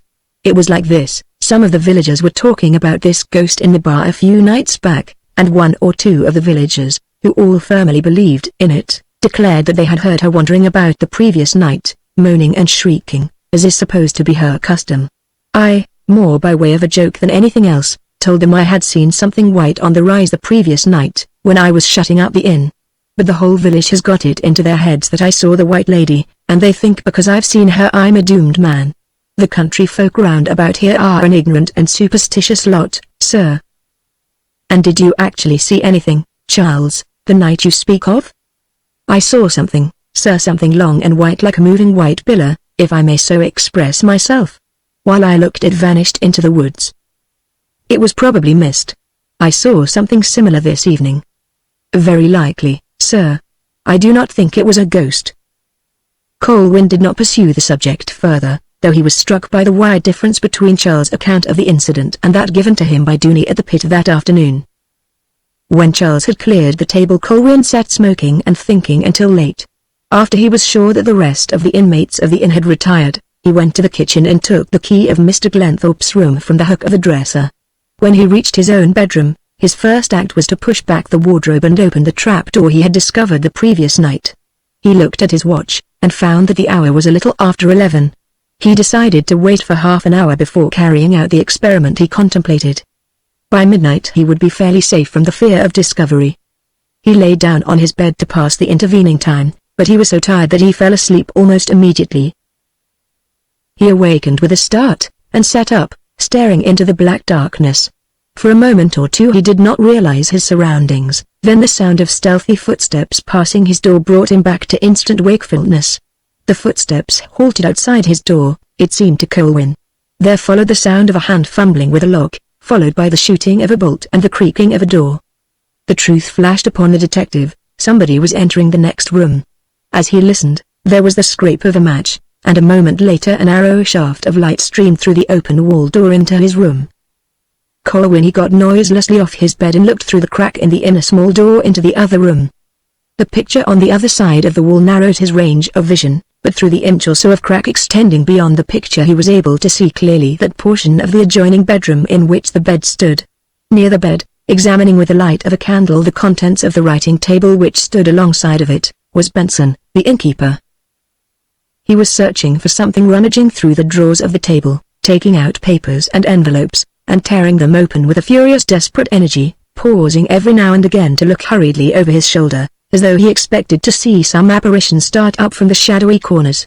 The search was apparently fruitless, for presently he crammed the papers back into the drawers with the same feverish haste, and, walking rapidly across the room, passed out of the view of the watcher on the other side, for the picture which hung on the inside wall prevented Colwyn seeing beyond the foot of the bed. Although the innkeeper could not now be seen, the sound of his stealthy quick movements, and the flickering lights cast by the candle he carried, suggested plainly enough that he was continuing his search in that portion of the room which was not visible through the crack. In a few minutes he came back into Colwyn's range of vision, looking dusty and disheveled, with drops of perspiration starting from his face. With a savage gesture, which was akin to despair, he wiped the perspiration from his face, and tossed back his long hair from his forehead. It was the first time Colwyn had seen his forehead uncovered, and a thrill ran through him as he noticed a deep bruise high upon the left temple. The next moment the innkeeper walked swiftly out of the room, and Colwyn heard him close the door softly behind him. Colwyn waited a while. When everything seemed quiet, he cautiously opened his door in the dark, and tried the door of the adjoining room. It was locked. The innkeeper, then, had another key which fitted the murdered man's door. And what was he searching for? Money? The treasury notes which Mr. Glenthorpe had drawn out of the bank the day he was murdered, which had never been found. Money notes. By one of those hidden and unaccountable processes of the human brain, the association of ideas recalled to Colwyn's mind where he had previously seen the peculiar watermark of waving lines visible on the piece of paper he had picked up at the brink of the pit that afternoon. It was the government watermark of the first issue of War Treasury notes. Colwyn lit his bedroom candle, and examined the piece of paper in his pocketbook with a new and keen interest. There was no doubt about it, the mark on the dirty blank paper was undoubtedly the Treasury watermark. But how came such a mark, designed exclusively for the protection of the Treasury against bank note forgeries, to appear on a dirty scrap of paper? As he stood there, turning the bit of paper over and over, in his hand, puzzling over the problem, the solution flashed into his mind, a solution so simple, yet, withal, so remarkable, that he hesitated to believe it possible. But a further examination of the paper removed his doubts. Chance had placed in his hands another clue, and the most important he had yet discovered, to help him in the elucidation of the mystery of the murder of Roger Glenthorpe. But to verify that clue it would be necessary for him to descend the pit. Chapter 21. An orange crescent of a waning moon was sinking in a black sky as Colwyn let himself quietly out of the door and took his way up to the rise. But the darkness of the night was fading fast before the grey dawn of the coming day, and in the marshes below the birds were beginning to stir and call among the reeds. Colwyn waited for the first light of dawn before attempting the descent of the pit. His plan was to climb down by the creepers as far as they went, and descend the remainder of the distance by the rope, which he would fasten to one of the shrubs growing in the interior. He realized that his chances of success depended on the slope of the pit and the depth to which the shrubs grew, but the attempt was well worth making. Assistance would have made the task much easier, but publicity was the thing Colwyn desired most to avoid at that stage of his investigations. There would be time enough to consider the question of seeking help if he failed in his individual effort. He made his plans carefully before commencing the descent. He first tested a rope he had found in the lumber room of the inn. It was thin but strong and capable of bearing the weight of a heavier man than himself. The rope was not more than 15 feet in length, but if the hardy climbing plants which lined the sides of the pit were capable of supporting him 10 or 12 feet down, that length should be sufficient for his purpose. Having tested the rope and coiled it, he slipped it into the right-hand pocket of his coat with one end hanging out. Next he opened his knife, and placed it with a candle and a box of matches in his other pocket. Then turning on his electric torch, he lowered himself cautiously into the pit by the creepers which fringed the surface. There was no difficulty about the descent for the first 8 or 10 feet. Then the shrubs that had afforded foothold for his feet suddenly ceased, and the foot that he had thrust down for another perch touched nothing but the slippery side of the pit. Clinging firmly with his left hand to the network of vegetation which grew above his head, Colwyn flashed his electric torch into the blackness of the pit beneath him. 1 or 2 long tendrils of the climbing plants which grew higher up dangled like pendulous snakes, but the vegetable growth ceased at that point. Beneath him the naked sides of the pit gleamed sleek and wet in the rays of the torch. Pulling himself up a little way to gain a securer footing, Colwyn took the coil of rope from his pocket, and selecting a strong withe which hung near him, sought to fasten the end of the rope to it. It took him some time to do this with the hand he had at liberty, but at length he accomplished it to his satisfaction, and then he allowed the coils of the rope to fall into the pit. He next essayed to test the strength of the support, by pulling at it. To his disappointment, his first vigorous tug snapped the withe to which the rope was attached. He tied the rope to a stronger growth, but with no better result. The growths seemed brittle, and incapable of bearing a great strain when tested separately. It was the twisted network of the withes and twigs which gave the climbing plants inside the pit sufficient toughness to support his weight. Taken singly, they had very little strength. Colwyn reluctantly realized that it would be folly to endeavor to attempt the further descent of the pit by their frail support, and he decided to relinquish the attempt. As he was about to ascend, the light of the torch brought into view that part of the pit to which he was clinging, and he noticed that the testing of the withes had torn away a portion of the leafy screen, revealing the black and slimy surface of the pit's side. Colwyn was amazed to see a small peg, with a fishing line attached to it, sticking in the bare earth thus exposed. Somebody had been down the pit and placed it there recently, judging by the appearance of the peg, which was clean and newly cut. What was at the other end of the line, which dangled in the darkness of the pit? A better hiding place for anything valuable could not have been devised. The thin fishing line was indiscernible against the slimy side of the pit, and Colwyn realized that he would never have discovered it had it not been for the lucky accident which had exposed the peg to which the line was anchored. A place of concealment chosen at the expense of so much trouble and risk indicated something well worth concealing, and it was with a strong premonition of what was suspended down the pit that the detective, taking a firmer hold of the twining tendrils above his head, began to haul up the line. The weight at the end was slight, the line came up readily enough, foot after foot running through his hand, and then, finally, a small oblong packet, firmly fastened and knotted to the end of the line. Colwyn examined the packet by the light of the torch. It was a man's pocketbook of black Morocco leather, a large and serviceable article, thick and heavy. The detective did not need the information conveyed by the initials R.G. stamped in silver lettering on one side, to enlighten him as to the owner of the pocketbook and what it contained. Removing the peg from the earth, Colwyn was about to place the pocketbook and the line in his pocket, but on second thoughts he restored the peg to its former position, and endeavored to untie the knots by which the pocketbook was fastened to the line. It was difficult to do this with one hand, but, by placing the pocketbook in his pocket, and picking at the knots one by one, he at length unfastened it from the line. He tied his own pocketbook to the end of the line, and dropped it back into the pit. He next replaced the greenery torn from the spot where the peg rested. When he had restored, as far as he could, the original appearance of the hiding place, he ascended swiftly to the surface. The first tact, on reaching the fresh air, was to examine the contents of the pocketbook.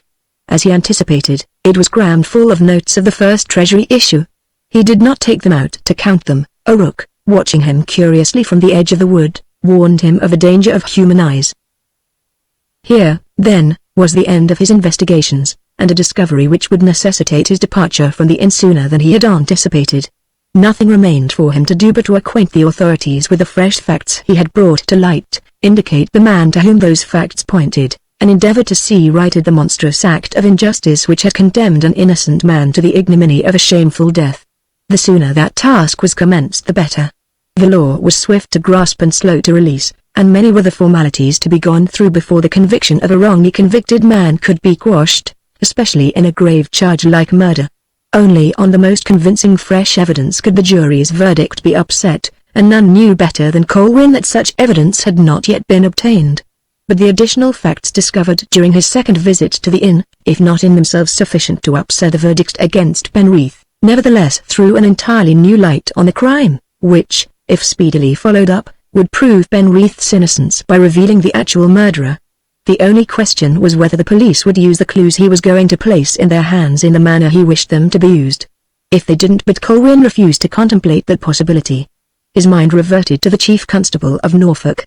He felt he was on firm ground in believing that Mr. Cromering would act promptly once he was certain that there had been a miscarriage of justice in the Glenthorpe case.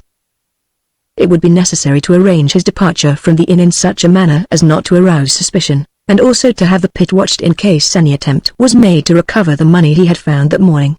Colwyn, after some consideration, decided to invoke the aid of Police Constable Queensmead. His brief association with Queensmead had convinced him that the village constable was discreet and intelligent. It was still very early as he descended to the village and sought the constable's house.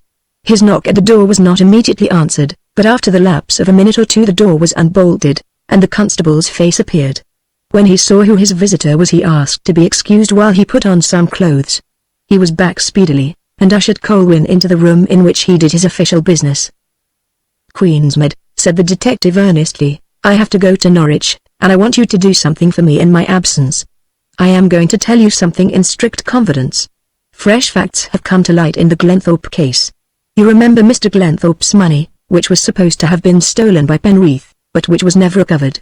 I found it this morning down the pit where the body was thrown." "How did you get down the pit?" asked Queensmead. "I climbed down the creepers as far as they went. I had a rope for the rest of the descent, but it wasn't needed, for I found Mr. Glenthorpe's pocketbook suspended by a cord about 10 feet down. Here it is." Queensmead scrutinized the pocketbook and its contents, and on handing it back remarked, "Do you think Penrith returned and concealed himself in the wood to recover these notes?" Colwyn was struck by the penetration of this remark. "No, quite the contrary," he replied. "Your deduction is drawn from an isolated fact. It has to be taken in conjunction with other fresh facts which have come to light, facts which put an entirely fresh complexion on the case, and tend to exculpate Penrith." "I would rather not know what they are, then," replied Queensmead quietly. "It is better I should not know too much. You see, it might be awkward, in more ways than one, if things are turning out as you say. What is it you want me to do?" "I want you to watch the pit on the rise while I am away, chiefly at night. It is of paramount importance that the man whom I believe to be the thief and murderer should not be allowed to escape in my absence. I do not think that he has any suspicions, so far, and it is practically certain nobody saw me descend the pit. But if he should, by any chance, go down to the pit for his money, and find it gone, he would know he had been discovered, and instantly seek safety in flight. That must be prevented." "How?" "You must arrest him." "I do not see how that can be done," replied Queensmead. "I cannot take upon myself to arrest a man simply for descending the pit. It's not against the law." "In order to get over that difficulty I left my own pocketbook tied to the cord in the pit," replied Colwyn.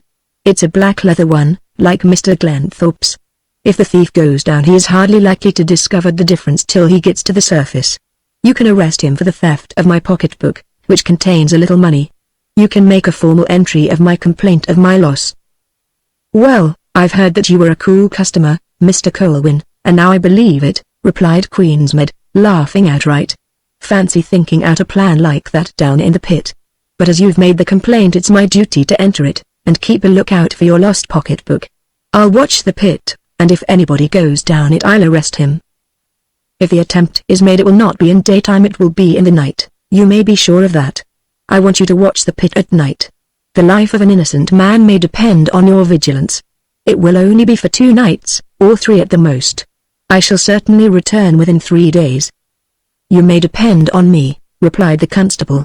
"I will go to the pit as soon as it grows dark, and watch from the edge of the wood till daylight." "Thank you," said Colwyn. "I felt sure you would do it when you knew what was at stake.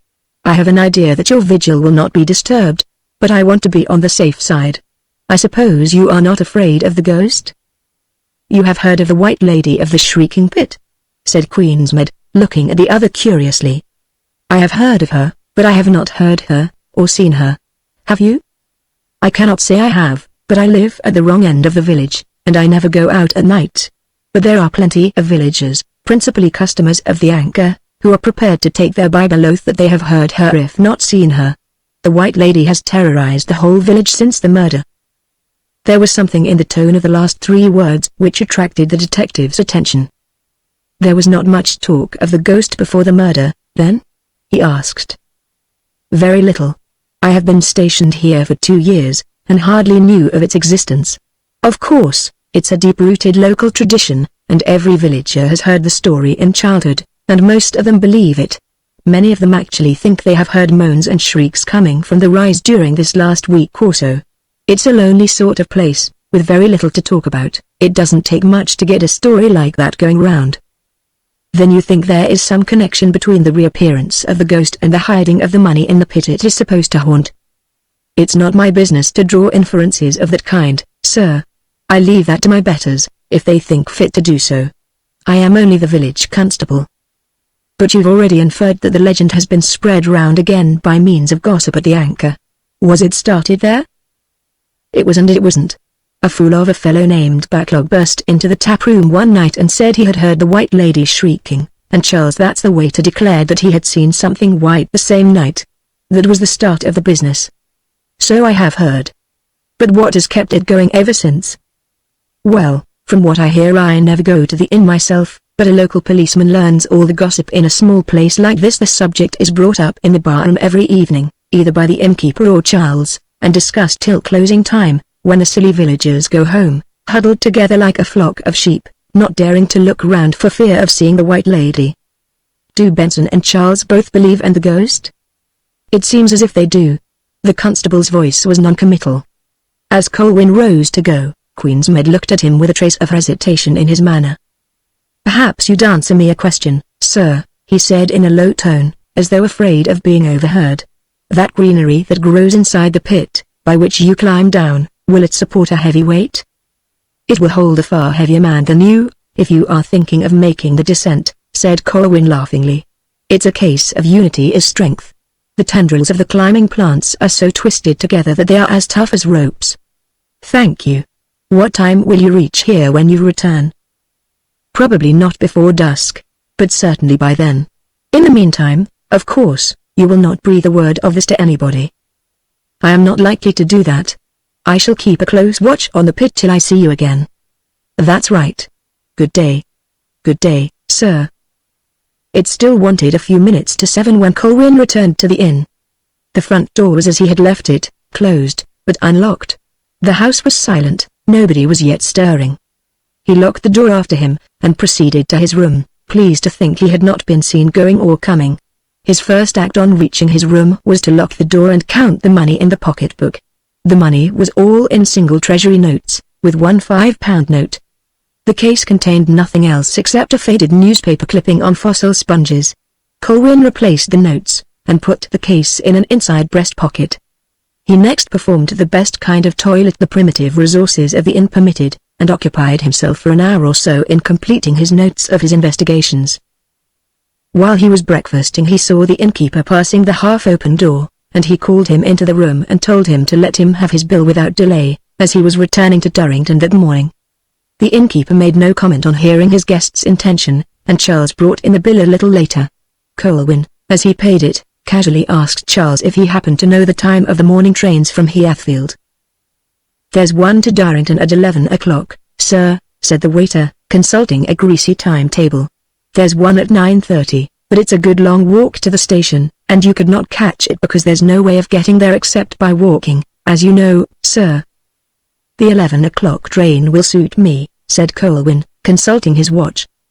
"Shall I go and get your bag, sir?" "No, thanks, I've not packed it yet." Colwyn went upstairs shortly afterwards, determined to pack his bag and leave the place as soon as possible. As he was about to enter his room he saw Peggy appear at the end of the passage. She looked at him with a timid, wistful smile, and made a step towards him, as though she would speak to him. Colwyn pretended not to see her, and hurried into his room and shut the door. How could he tell her what she had so innocently done in recalling him to the inn? How inform her what the cost of saving her lover would be to her? Somebody else must break the news to her, when it came to that. He packed his things quickly, anxious only to leave a place which had grown repugnant to him, and to drop the dissimulation which had become hateful.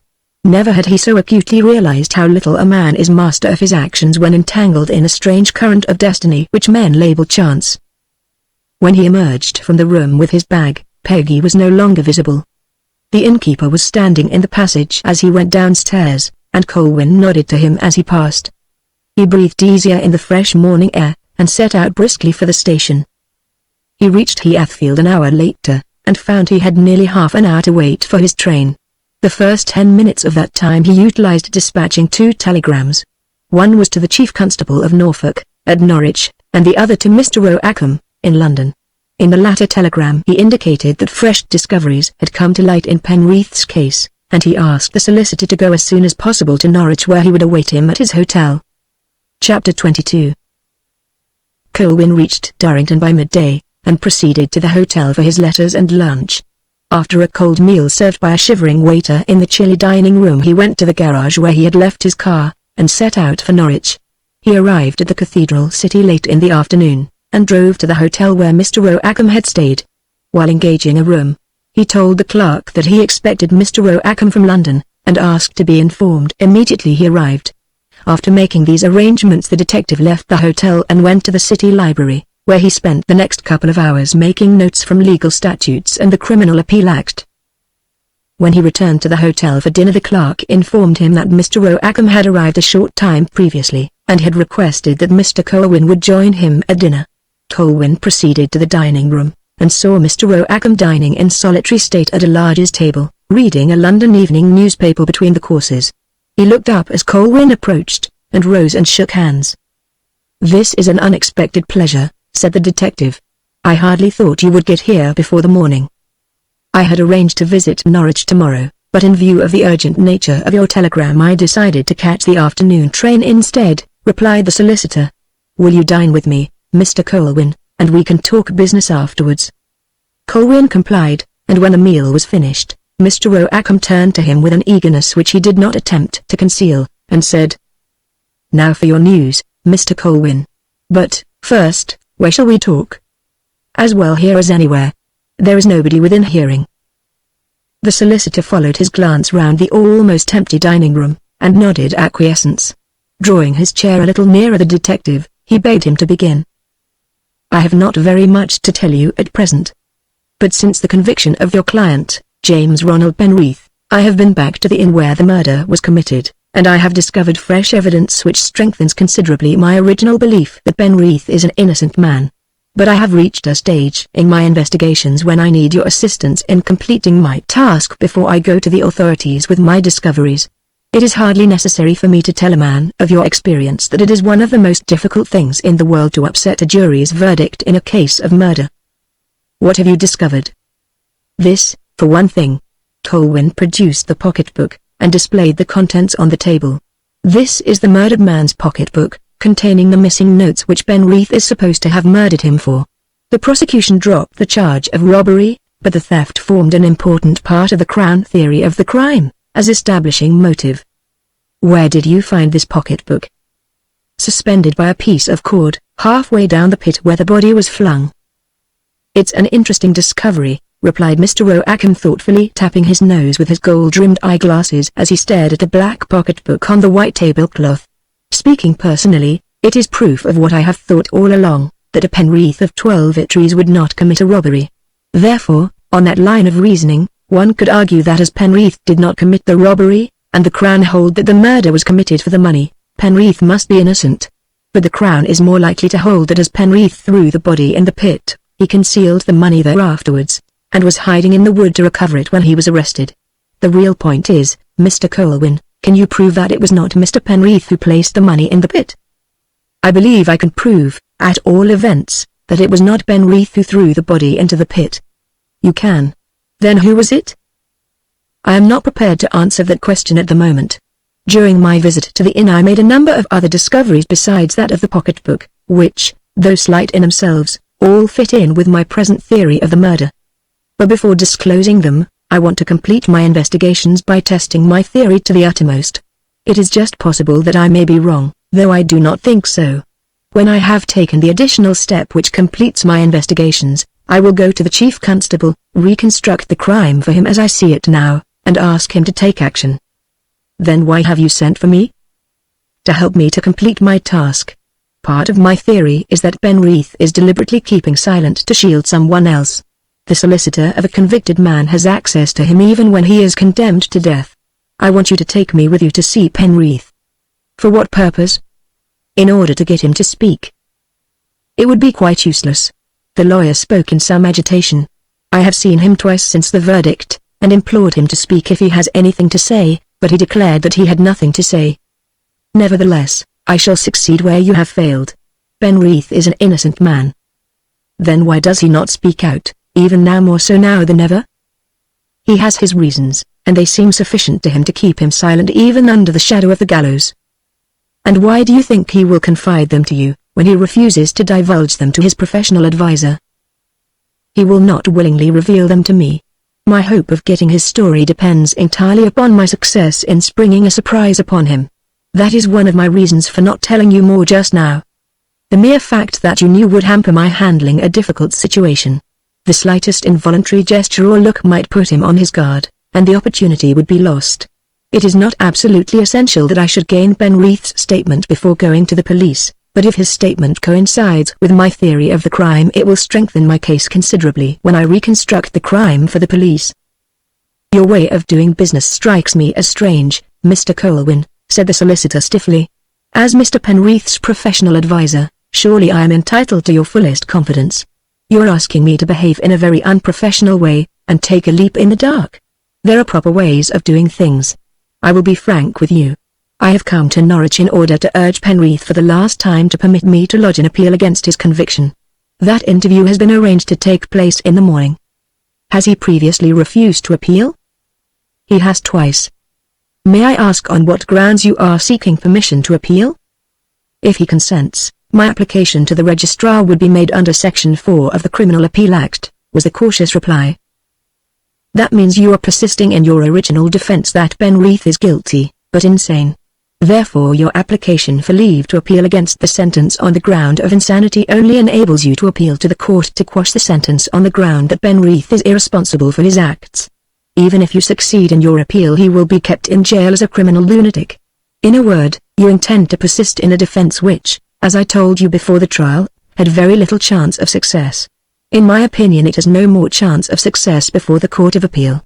You have not sufficient evidence for a successful defense on the grounds of insanity. The judge, in his summing up at the trial, was clearly of the opinion that Sir Henry Durwood was wrong in thinking Ben Rees insane, and he directed the jury accordingly. In my opinion the judge was right. I do not think Ben Rees is insane, or even subject to fits of impulsive insanity. If you ask my opinion, I think he is still suffering from the effects of shell shock, and, like many other brave men who have been similarly affected, he endeavored to conceal the fact. I have come to the conclusion that Ben Rees' peculiar conduct at the Durrington Hotel, on which Sir Henry based his theory of furor epilepticus, was nothing more than a combined effect of mental worry and an air raid shock on a previously shattered nervous system. Ben Rees is a sane man, as sane as you or I, and my late investigations at the scene of the murder have convinced me that he is an innocent man also. The question is, are you going to allow professional etiquette to stand in the way of proving his innocence? But you have not shown me anything to convince me that he is an innocent man. Your statement comes as a great surprise to me, and you cannot expect that I should credit your bare assumption. It would be exceedingly difficult to believe without the most convincing proofs, which you have not brought forward. I prepared the case for the defense at the trial, and I only permitted that defense to be put forward because there was no other course. The evidence was so overwhelming, and Ben Rees' obstinate silence in the face of it pointed so conclusively to his guilt. Nevertheless, you are wrong. The question is, are you going to help me undo that wrong? You have not yet proved to me that it is a wrong, quibbled the solicitor. Mr. Roackham, let me make this quite clear to you, said the detective sternly. I have sent for you out of courtesy, because, as I said before, I like to do things in a regular way. As you force me to speak plainly, there is another reason, which is that I did not wish to make you look small, or injure your professional reputation, by acting independently of you. It would be a bad advertisement for Oakham and Pendles if it got abroad, as it assuredly will if you persist in your attitude that an innocent client of yours was almost sent to the gallows through your wrong defense at his trial. It is in your hands to prevent such a scandal from becoming public property. But if you are going to stand on professional etiquette, it is just as well you should understand that I am quite prepared to act independently of you. I have sufficient influence to obtain an order from the governor of the jail for an interview with the condemned man, and I shall do so. I have discovered sufficient additional evidence in this case to save Penreath, and I am going to save him, with or without your assistance. You have had your way. It was a wrong way. Now I am going to have my way. I only ask you to trust me for a few hours. After I have seen Penreath, you are at liberty to accompany me to the chief constable, to whom I shall tell everything. That is my last word. I will do as you ask, Mr. Colwyn, replied the solicitor, after a short pause. Not because I am apprehensive of the consequences, but because you have convinced me that it would be foolish and wrong on my part to place any obstacles in the way of establishing my client's innocence, even if it is only the smallest chance. You must forgive my hesitation. I am an old man, and your story has been such a shock that I am unable to realize it yet. But I will not stand on punctilio when it is a question of trying to save a Penreath of 12 Itries from the gallows. I think I can arrange it with the governor of the jail to permit you to accompany me when I see Penreath in the morning. That interview is to take place at 12 o'clock. We can go together from here to the jail, if that will suit you. That will suit me excellently. And before that interview takes place, I should be glad if you would tell me the facts of Penreath's engagement to Miss Willoughby. I really know very little about it, said Mr. Oakham, looking somewhat surprised at the question. I have heard, though, that Penreath met Miss Willoughby in London before the war, and became engaged after a very brief acquaintance. Ill-natured people say that the girl's aunt threw her at Penreath's head. The aunt is a Mrs. Brewer, a wealthy manufacturer's widow, a pushing nobody. I have met her. I had forgotten. Well, you know that type of woman, with an itch to get into society. Perhaps she thought that the marriage of her niece to a Penreath of 12 Itries would open doors for her. At any rate, I remember there was a great deal of tittle-tattle at the time to the effect that she manoeuvred desperately hard to bring about the engagement. On the other hand, there can be no harm in stating now that Ronald Penreath's father was almost equally keen on that match for monetary reasons. The Penreaths are far from wealthy. From that point of view the match seemed suitable enough, money on one side, and birth and breeding on the other. I am not sure that there was very much love in the case, or that the young people's feelings were deeply involved on either side. There is no reason why I should not mention these things now, for the match has been broken off. It was broken off shortly after Penreath's arrest. By the young lady? By the aunt, in her presence. It happened the day after they went to Heathfield to identify Penreath. Mrs. Brewer was furious about the whole business as soon as she ascertained that it wasn't a mistake, as she had hoped at first, and that there was likely to be much unpleasant publicity over it. She said she would never be able to hold up her head in society after the disgrace, and all that sort of thing. It all came about through my asking Miss Willoughby if she would like to see her lover while he was awaiting trial. The girl replied, coldly enough, that it would be time enough to see him after he had cleared himself of the dreadful charge hanging over his head. By the way she spoke she seemed to think herself a deeply injured person, as perhaps she was. Then the aunt had her say, and insisted that I must tell Penreath the engagement was broken off. I asked Miss Willoughby if that was her wish also, and she replied that it was. I told Penreath the following day, but I do not think that it worried him very much. I do not think it would, replied Colwyn with a smile. Chapter 23. Colwyn found Mr. Oakham awaiting him in the hotel lobby, a little before 11 the following morning, to inform him that the necessary arrangements had been made to enable him to be present at his interview with Penreath. Colwyn forbore to ask him on what pretext he had obtained the jail governor's consent to his presence, but merely signified that he was ready. Mr. Oakham replied that they had better go at once, and asked the porter to call a taxi. On arriving at the jail they passed through the double entrance gates. Mr. Oakham turned to a door on the left just within the gates, and entered.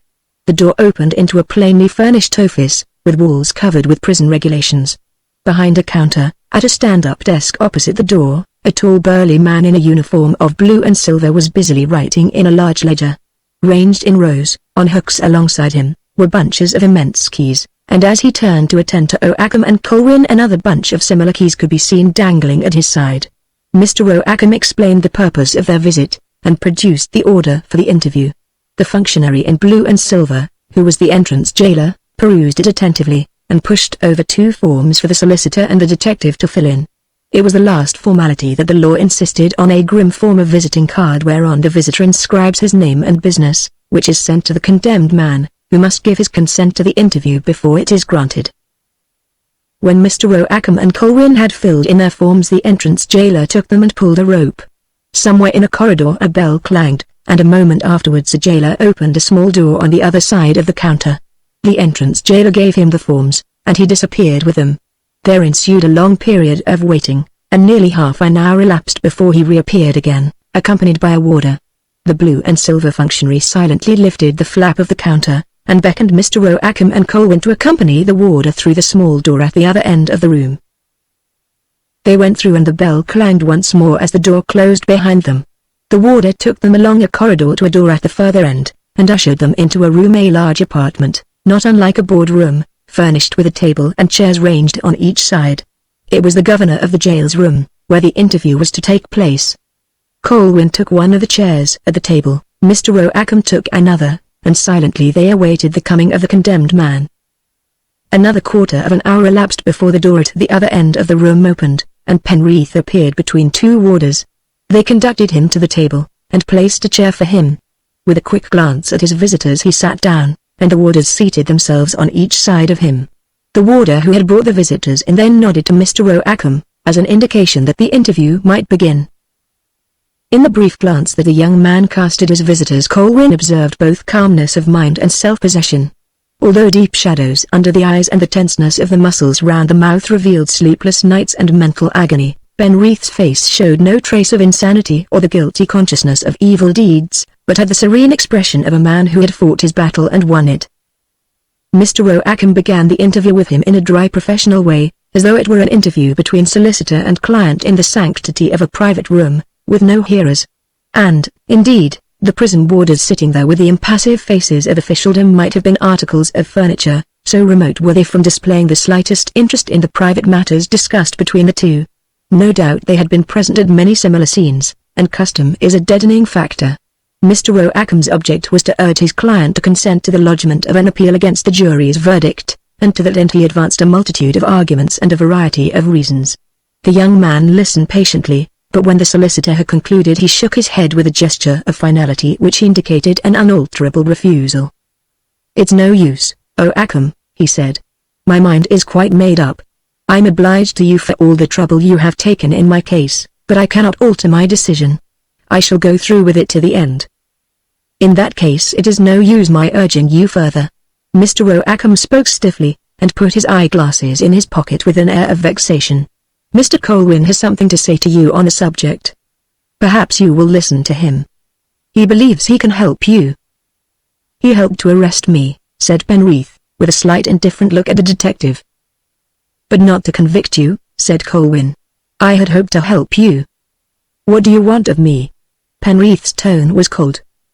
"In the first place, I have to say that I believe you innocent." The young man lifted his eyebrows slightly, as if to indicate that the other's opinion was a matter of indifference to him, but he remained silent. "I have come to beg of you, even at this late hour, to break your silence, and give an account of your actions that night at the inn. You might have saved yourself the trouble of coming here. I have nothing whatever to say." "That means that you continue in your refusal to speak. Will you answer 1 or 2 questions?" "No." "Will you not tell me why you kept silence about what you saw in Mr. Glenthorpe's room that night of the murder?" "Man, how did you find that out?" Penrith's calm disappeared in a sudden fury of voice and look. "What do you know?" "I know whom you are trying to shield," replied the detective, with his eyes fixed on Penrith's face. "You are wrong. She. I beg of you to be silent. Do not mention names, for God's sake." Penrith's face had grown suddenly white. "It is in your power to ensure my silence." "How?" "By speaking yourself." "That I will never do." "Then you compel me to go to the authorities and tell them what I have discovered. I will save you in spite of yourself." "Do you think that I want to be saved like that?" Struggling desperately for self-control, Penrith turned to Mr. Roackham. "Why did you bring Mr. Colwyn here?" he asked the solicitor fiercely. "To torture me?" Before Mr. Roackham could reply, Colwyn laughed aloud. A clear ringing laugh of unmistakable satisfaction. The laugh sounded strangely incongruous in such a place. "Penreath," he said, "you've told me all that I came here to know. You're a splendid young Briton, but finesse is not your strong point. You've acted like a quixotic young idiot in this case, and got yourself into a nice muddle for nothing. The girl is as innocent as you are, and you are a pair of simpletons." "Yes. I mean what I say," continued the detective, answering the young man's amazed look with a reassuring smile. "Do you think that I would want to save you at her expense? Now perhaps, when I have told you what happened that night, you will answer a few questions. Before you went to bed you sat down and wrote a letter on a leaf torn from your pocketbook. That letter was to Miss Willoughby, breaking off your engagement. After writing it you went to bed. At that time it was raining hard. You must have fallen asleep almost immediately, and slept for half an hour, perhaps a little more, for when you awoke the rain had ceased. You heard a slight noise in your room, and lit your candle to see what it was. There was a rat in the corner of the room. You got up to throw something at it, but as soon as you moved the rat darted across the room and disappeared behind the wardrobe at the side of the bed. You pushed back the wardrobe and—" "For God's sake, say no more," said Penreath. His face was grey, and he was staring at the detective with the eyes of a man who saw his heart's secret, their secret for which he was prepared to die, being dragged out into the light of day. "How did you learn all this?" "That does not matter much just how. What you saw through the wall made you determined to leave the house as speedily as possible, and also caused you to destroy the letter you had written to Miss Willoughby. You were wrong in what you did. In the first place, you misinterpreted what you saw through the door in the wall. By thinking Peggy guilty and leaving the inn early in the morning, you not only wronged her grievously, but brought suspicion on yourself. Peggy's presence in the room was quite by accident. She had gone to ask Mr. Glenthorpe to assist you in your trouble, by lending you money, and, finding the door open, she impulsively went in and found him dead, murdered. And at the bedside she picked up the knife you had used at dinner, and this." Colwyn produced Penreath's matchbox from his pocket and laid it on the table in front of him. "Because of the knife and this matchbox she thought you guilty." Why, I never left my room after I went into it," exclaimed Penreath. "I left the matchbox in the room where I had dined with Mr. Glenthorpe. When I awoke after falling asleep, and heard the noise in the room just as you describe, I could not find my matchbox when I wanted a match to light my candle. Then I remembered that I had left it in the sitting room on the mantelpiece. I happened to find a loose match in my vest pocket. Peggy came to see me at my hotel, after the trial, and told me all she knew," continued Colwyn. "It was well she did, for my second visit to the inn brought to light a number of facts which will enable me to establish your innocence." "And what about the real murderer?" asked Penreath, in a hesitating voice, without looking at the detective. "We will not go into that just now, unless you have anything to tell me that will throw further light on the events of the night." Colwyn shot a keen, questioning glance at the young man. "I will answer any questions you wish to put to me. It is the least I can do after having made such a fool of myself. It was the shock of seeing Peggy in the room that robbed me of my judgment. I should have known her better, but you must remember that I had no idea she was in the house until I looked through the door in the wall which I had accidentally discovered, and saw her standing at the bedside, with the knife in her hand. I started to follow her home that day because I wished to know more about her. I lost my way in the mist. I met a man on the marshes who directed me to the village and the inn. When she heard your voice, and saw you going upstairs, she waited about in the hope of seeing you before she went to bed, as she wished to avoid meeting you in the presence of her father.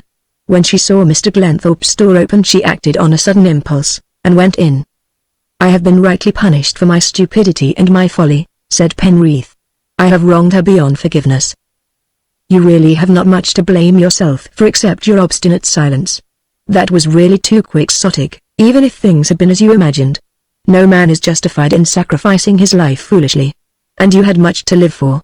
You had your duty to do in life.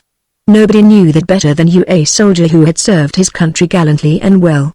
In fact, your silence has been to me one of the puzzles of this case, and even now it seems to me that you must have had a deeper motive than that of shielding the girl, because you could have asserted your innocence without implicating her." "You are a very clever man, Colwyn," said the other slowly. "There was another reason for my silence." "What was it?" "I am supposed to be an epileptic. I happen to know a little of the course of that frightful disease, and it seemed to me that it was better to die even at the hands of the hangman than to live on to be a burden to my friends and relations, particularly when by dying I could shield the girl I loved. That is why I was glad when the plea put up for my defense failed. I preferred to die rather than live branded as a criminal lunatic. So, you see, it was not such a great sacrifice on my part, after all.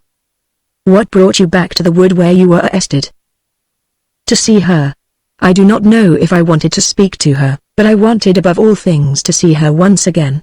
When I left the inn that morning I had no idea that I might fall under suspicion for having committed the murder, but I was desperately unhappy after what I had seen the night before, and I didn't care what I did or where I went. Instead of walking back to Durrington I struck across the marshes in the opposite direction.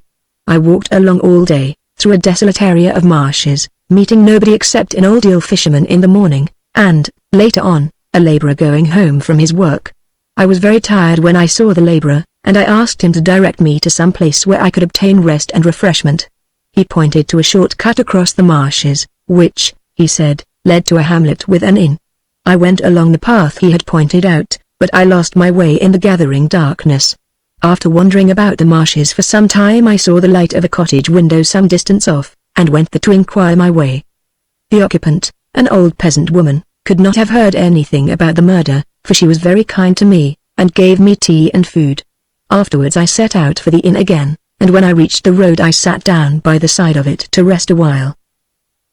While I was sitting the two men came along. They did not see me in the dark, and I heard them talking about the murder, and from what they said I knew that I was suspected, and that the whole countryside was searching for me. It seemed incredible to me, and my first instinct was to fly.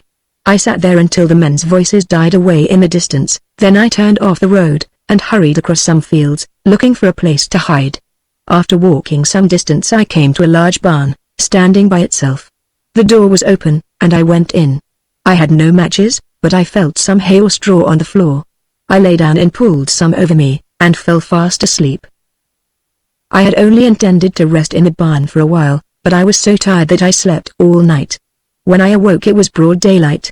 I did not know where I was at first, but it all came back to me, and I started up in a fright, determined to leave the barn as quickly as possible, for I knew it was an unsafe hiding place, and likely to be searched at any time. But before I could get away I heard loud voices approaching, and I knew I should be seen. I looked hastily around for some place of concealment. It was just a big empty shed with 1 or 2 shelves covered with apples, and a lot of straw on the floor. In desperation, as the voices came nearer, I lay down on the floor again, and pulled straw over me till I was completely hidden from view. The door opened, and some men looked in. Through the straw that covered me I could see them quite distinctly, 3 fishermen and a farm labourer, though apparently they couldn't see me. From their conversation I gathered that they formed part of a search party looking for me, and had been told off to search the barn. This apparently they were not anxious to do, for they merely peeped in at the door, and one of them, in rather a relieved tone, said I wasn't in there, wherever I was. One of the fishermen replied that he expected that I was far enough off by that time. They stood at the door for a few moments, talking about the murder, and then they went away. I stayed in the barn all day, but nobody else came near me. When it was dark, I filled my pockets with apples from the shelves, and went out. I wandered about all night, and found myself close to a railway station at daybreak. I had been in that part of the country before, so I knew where I was not far from Heathfield, with Flen about 3 miles away across the fields. The country was nearly all open, and consequently unsafe. As I walked through a field I spied a little hut, almost hidden from view in a clump of trees. The door was open, and I could see it was empty. I went in, lay down, and fell fast asleep. When I awoke it was getting dusk. I was very stiff and cold, so I started out walking again to get myself warm. It was then, I remember well, that the longing came over me to see Peggy again. I cursed myself for my weakness, knowing what I knew or thought I knew. God forgive me. I found myself making my way back to Flen as fast as my legs would carry me, which wasn't very fast, because I was weak from want of food, and so footsore that I could hardly stumble along. But I got over the 3 miles somehow, and reached the wood, where I crawled into some undergrowth, and lay there all night, sometimes dozing, sometimes wide awake, and sometimes a bit light-headed, I think. It was there you found me next day, and I was glad you did. I was about finished when I saw you looking through the bushes and only too glad to come out. I didn't care what happened to me then. And now, I have told you all." The young man, as he finished his story, buried his face in his hands, as though overcome by the recollection of the mental anguish he had been through, and what he had endured. "Not quite all, I think," said Colwyn, after a pause. "I have told you everything that counts," said Penreath, without looking up. "You have not," replied the detective firmly. "You have not told me all you saw when you were looking through the door between the two rooms the night of the murder." Penreath raised his head and regarded the other with startled eyes. "What do you mean?" he said, in a whisper. "I mean that you have kept back that you saw the body removed," he said grimly. "Are you a man or a wizard?" cried Penreath fiercely. "God! How did you find that out?" "By guesswork, if you like," responded the other coolly. "Listen to me. There has been too much concealment about this case already, so let us have no more of it. It was because of what you saw afterwards that your suspicions were doubly fastened on the girl, is that not so?" "I thought as much," he continued, as the other nodded without speaking. "How long after Peggy left the room was it before the body was removed?" "Not very long," replied Penreath. "After she went out of the room I sat on the bedside. I did not close the small door I had discovered, or replace the wardrobe. I was too overwhelmed. In a little while, perhaps 10 minutes, I saw a light shine through the hole again. I went to it and looked through God knows why, and I saw somebody walking stealthily into the room, carrying a candle. He went to the bedside and, with a groan, lifted the body onto his shoulders, and carried it out of the room. I crept to my door, and looked out and saw him descending the stairs. God in heaven, what a horror, what a horror! I waited to see no more. I shut the door in the wall, pulled the wardrobe back into its place, and determined to leave the accursed inn as soon as it was daylight. In my cell at nights, when I hear the footsteps of the warder sounding along the corridor and dying away in the distance, it reminds me of how I stood at the door that night, listening to the sound of the footsteps stumbling down the staircase." "You heard the footsteps distinctly, then?" said the detective. "Distinctly and clearly. The staircase is a stone one, as you know." "Did you put your boots out to be cleaned before you went to bed?" "Yes." "And were they there when you looked out of the door?" "I do not remember. But I know they were there in the morning, dirty and covered with clay. I took them in, and was about to put them on, when the servant knocked at the door with a cup of morning tea. I answered the door with the boots in my hand. She offered to clean them for me, and was taking them away, but I called her back and said I would not wait for them. I was too anxious to get away from the place." "Do you remember when you lost the rubber heel of one of them?" "It must have been when I was walking the previous day. They were only put on the day before. I happened to mention to a bootmaker at Durrington that my left heel had become jarred with walking. He recommended me to try rubber heels to lessen the strain, and he put them on for me. I had never worn them before, and found them very uncomfortable when I was walking along the marshes. They seemed to hold and stick in the wet ground. And now there are one or two other points I want you to make clear. Why did you register in the name of James Ronald at the Durrington Hotel?" "That was merely a whim. I was disgusted with London and society after my return from the front. Those who have been through this terrible war learn to see most things at their true worth, and the frivolity, the snobbishness, and the shams of London society at such a time sickened and disgusted me. They tried to lionize me in drawing rooms and make me talk for their entertainment. They put my photograph in the illustrated papers, and interviewed me, and all that kind of thing. What had I done? Nothing. Not a tithe of what thousands of better men are doing every day out there. So I went away from it all. I had no intention, when I went into the hotel, of not registering in my full name though. That came about in a peculiar way. It was the first registration form I had seen. It was the first hotel I had stayed at after nearly 18 months at the front, and I put down my two Christian names, James Ronald, in the wrong space. The space for the surname, which is the first column. I saw my error as I glanced over the form, but the girl, thinking I had filled it up, took it away from me. It then struck me that it was just as well to let it go. It would prevent my being worried by fools." "And how came it that you ran so short of money that you had to leave the hotel?" "I have practically nothing except what my father allows me, and which is paid quarterly through his bankers in London. I left London with a few pounds in my pocket, and thought no more about money until the hotel proprietor stopped me one morning and asked me politely to discharge my bill, as I was a stranger to him. It was then that I first realized the difference between a name like Penreath of 12 at Rees and plain James Ronald. I was furious, and told him he should have the money in 2 days, as soon as I could communicate with my London bankers. I wrote straight away, and asked them to send me some money. The money came. The morning I was turned out of the hotel, I saw the letter in the rack, addressed to J.R. Penreath, but what good was that to me? I could not claim it because I was booked in the name of James Ronald. I knew nobody in the place to whom I could apply. I had some thoughts of confiding in the hotel proprietor, but one look at his face was sufficient to put that out of the question. So I went into breakfast, desperately angry at being treated so, and feeling more than a little ill. You know what happened at the breakfast table. I began to feel pretty seedy, and left my place to get to the fresh air, when that Dr. Sir Henry Durwood jumped up and grabbed me. I tried to push him off, but he was too strong for me, and I found myself going. The next thing I knew was that I was lying in my bedroom, and hearing somebody talk. After you had left the room I determined to leave the hotel as quickly as possible. I packed a small handbag, and told the hotel keeper on my way downstairs that he could keep my things until I paid my bill. Then I walked to Leyland Hoop, where I had an appointment with Peggy, as you know. I seem to have acted as a pretty considerable ass all round, said the young man, with a rueful smile. But I had a bad grueling from shell shock. I wouldn't mention this, but it's really affected my head, you know, and I don't think I'm always quite such a fool as this story makes me appear to be. And your nerves were a bit rattled by the Zeppelin raid at Darrington, were they not? Said Colwyn sympathetically. You seem to know everything, said the young man, flushing. I am ashamed to say that they were. You have no cause to be ashamed, replied Colwyn gently. The bravest men suffer that way after shell shock.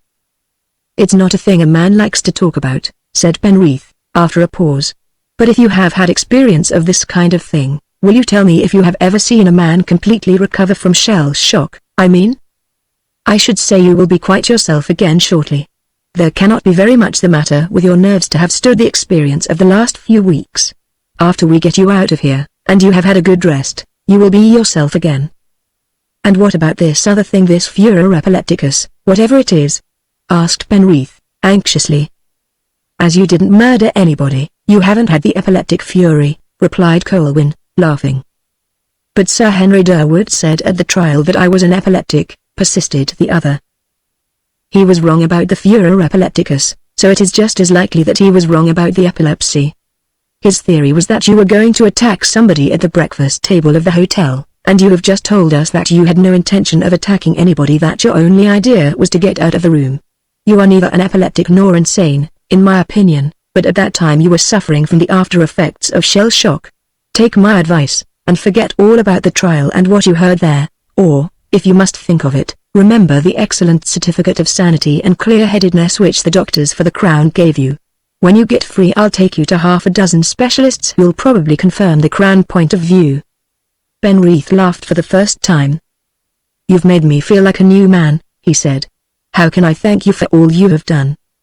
The only way you can show your gratitude is by instructing Mr. Roackham to lodge an appeal for you at once. Have you the necessary forms with you, Mr. Roackham? I have, said the solicitor, finding voice after a long silence. Chapter 24. Mr. Roackham did not discuss what had taken place in the prison as he and Colwyn drove to the office of the Chief Constable after the interview. He sat silent in his corner of the taxi, his hands clasped before him, and gazing straight in front of him with the look of a man who sees nothing. From time to time his lips moved after the fashion of the old, when immersed in thought, and once he audibly murmured, "The poor lad, the poor lad." Colwyn forbore to speak to him. He realized that he had had a shock, and was best left to himself. By the time the taxi reached the office of the Chief Constable, Mr. Roackham showed symptoms of regaining his self-possession. He felt for his eyeglasses, polished them, placed them on his nose and glanced at his watch. It was in something much like his usual tones that he asked Colwyn, as they alighted from the cab, whether he had an appointment with the Chief Constable. "I wired to you both at the same time," replied the detective. "I asked him to keep this afternoon free," he explained with a smile. A police constable in the outer office took in their names. He speedily returned with the message that the Chief Constable would be glad to see them, and would they step this way, please. Following in his wake, they were conducted along a passage and into a large comfortably furnished room, where Mr. Cromering was writing at a small table placed near a large fire. He looked up as the visitors entered, put down his pen, and came forward to greet them. "I am pleased to see you again," Mr. Colwyn, and you also, Mr. Roackham. Please draw your chairs near the fire, gentlemen. There's a decided nip in the air. I got your telegram, Mr. Colwyn, and I am at your disposal, with plenty of time. Your telegram rather surprised me. What has happened in the Glenthorpe case? Fresh facts have come to light, facts that tend to prove the innocence of Penreath, who was accused and convicted for the murder. Dear me. This is a very grave statement. What proofs have you? Sufficient to warrant further steps in the case. It is a long story, but I think when you have heard it you will feel justified in taking prompt action. Before Mr. Cromering could reply, the police constable who had shown in Colwyn and Mr. Roackham entered the room and said that Superintendent Galloway, from Durrington, was outside. Bring him in, Johnson, said Mr. Cromering. He turned to Colwyn and added, when I received your telegram I telephoned to Galloway and asked him to be here this afternoon. As he worked up the case against Penreath, I thought it better that he should be present and hear what you have to say. You have no objection, I suppose? On the contrary, I shall be very glad for Galloway to hear what I have to say. The police constable returned, ushering in Superintendent Galloway, who looked rather surprised when he saw his superior officer's visitors. He nodded briefly to Colwyn, and looked inquiringly at the chief constable. Mr. Colwyn has discovered some fresh facts in the Glenthorpe murder, Galloway, explained Mr. Cromering. I sent for you in order that you might hear what they are. What sort of facts? Asked Galloway, with a quick glance at the detective.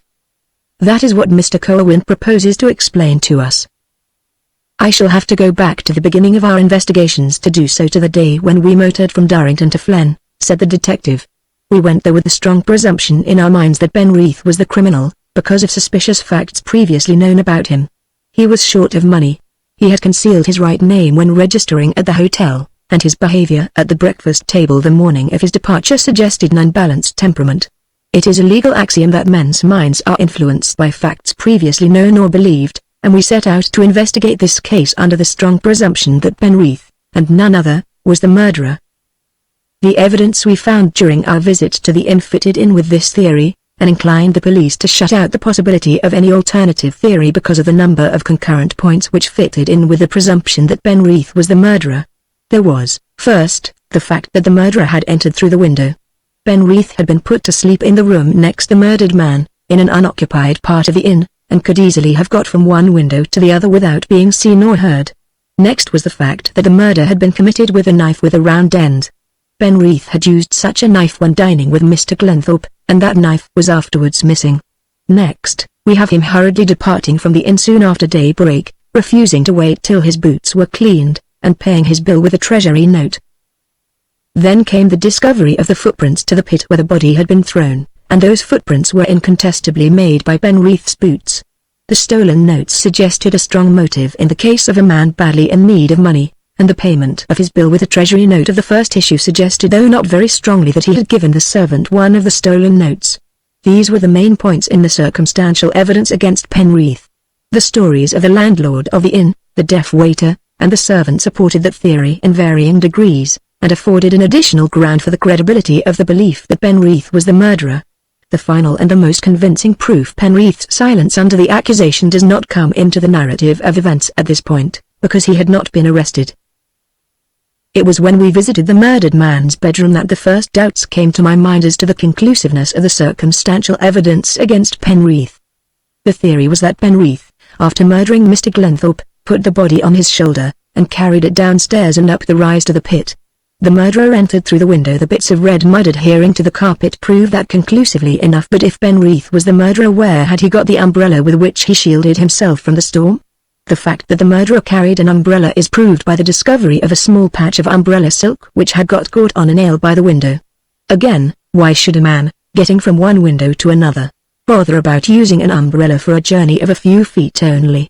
He would know that he could not use it when carrying the body to the pit, for that task would require both his hands. And what had Penreath done with the umbrella afterwards? The clue of the umbrella silk, and the pool of water near the window where the murderer placed the umbrella after getting into the room, definitely fixed the time of the murder between 11 and 11:30 p.m., because the violent rainstorm on that night ceased at the latter hour. If Penreath was the murderer, he waited until the storm ceased before removing the body. There were no footprints outside the window where the murderer got in, because they were obliterated by the rain. On the other hand, the footsteps to the pit where the body was thrown were clear and distinct, proving conclusively that no rain fell after the murderer left the house with his burden. It seemed to me unlikely that a man after committing a murder would coolly sit down beside his victim and wait for the rain to cease before disposing of the body. His natural instinct would be to hide the evidence of his crime as quickly as possible. These points, however, were of secondary importance, merely tending to shake slightly what lawyers term the probability of the case against Penreath. But a point of more importance was my discovery that the candle grease dropped on the carpet was of two different kinds, wax and tallow, suggesting that two different persons were in the room on the night of the murder. Mr. Glenthorpe did not use a candle, but a reading lamp. Neither did Mr. Glenthorpe use the gas globe in the middle of the room. Yet that gas tap was turned on slightly when we examined the room, and the globe and the incandescent burner smashed. Who turned on the tap, and who smashed the globe? Penreath is not tall enough to have struck it with his head. Superintendent Galloway's theory was that it might have been done by the murderer when throwing the body of his victim over his shoulder. An ideal case of circumstantial evidence may be weakened, but not destroyed, by the destruction of one or more of the collateral facts which go to make it up. There are two kinds of circumstantial evidence. In one kind, presumption of guilt depends on a series of links forming a chain. In the other, the circumstances are woven together like the strands of a rope. That is the ideal case of circumstantial evidence, because the rope still holds when some of the strands are severed. The case against Penreath struck me as resembling a chain, which is no stronger than its weakest link. The strongest link in the chain of circumstances against Penreath was the footprints leading to the pit. They had undoubtedly been made by his boots, but circumstances can lie as well as witnesses, and in both cases the most plausible sometimes prove the greatest liars. Take away the clue of the footprints, and the case against Penreath was snapped in the most vital link. The remaining circumstances in the case against him, though suspicious enough, were open to an alternative explanation. The footprints were the damning fact, the link on which the remaining links of the chain were hung. But the elimination of the clue of the footprints did not make the crime any easier of solution. From the moment I set foot in the room it struck me as a deep and baffling mystery, looking at it from the point of view of the police theory or from any other hypothesis. If Penreath had indeed committed the murder, who was the second visitor to the room? And if Penreath had not committed the murder, who had? That night, in my room, I sought to construct two alternative theories of the murder. In the first place, I examined the case thoroughly from the police point of view, with Penreath as the murderer. In view of what has come to light since the trial, there is no need to take up time with giving you my reasons for doubting whether Penreath had committed the crime. I explained those reasons to Superintendent Galloway at the time, pointing out, as he will doubtless remember, that the police theory struck me as illogical in some aspects, and far from convincing as a whole. There were too many elements of uncertainty in it, too much guesswork, too much jumping at conclusions. Take one point alone, on which I laid stress at the time. The police theory originally started from the point of Penreath's peculiar behavior at the Durrington Hotel, which, from their point of view, suggested homicidal mania. To my mind, there was no evidence to prove this, although that theory was actually put forth by the defense at Penreath's trial. I witnessed the scene at the breakfast table, and, in my opinion, Sir Henry Durwood acted hastily and wrongly in rushing forward and seizing Penreath. There was nothing in his behavior that warranted it. He was a little excited, and nothing more, and from what I have heard since, he had reason to be excited. Neither at the breakfast table nor in his room subsequently did his actions strike me as the actions of a man of insane, neurotic, or violent temperament. He was simply suffering from nerves. It is important to remember, in recalling the events which led up to this case, that Penreath was invalided out of the army suffering from shell shock, and that 2 nights before the scene at the hotel there was an air raid at Durrington. Shell shock victims are always prejudicially affected by air raids. Even if the police theory had been correct on this point, it seemed inconceivable to me that a man affected with homicidal tendencies would have displayed such cold-blooded caution and cunning in carrying out a murder for gain, as the murderer at the Golden Anchor did. The Crown dropped this point at the trial. I merely mention it now in support of my contention that the case of circumstantial evidence against Penreath was by no means a strong one, because it originally depended, in part, on inferred facts which the premises did not warrant. Next, the discoveries made in the room where the murder was committed, and certain other indications found outside, did not fit in with the police case against Penreath.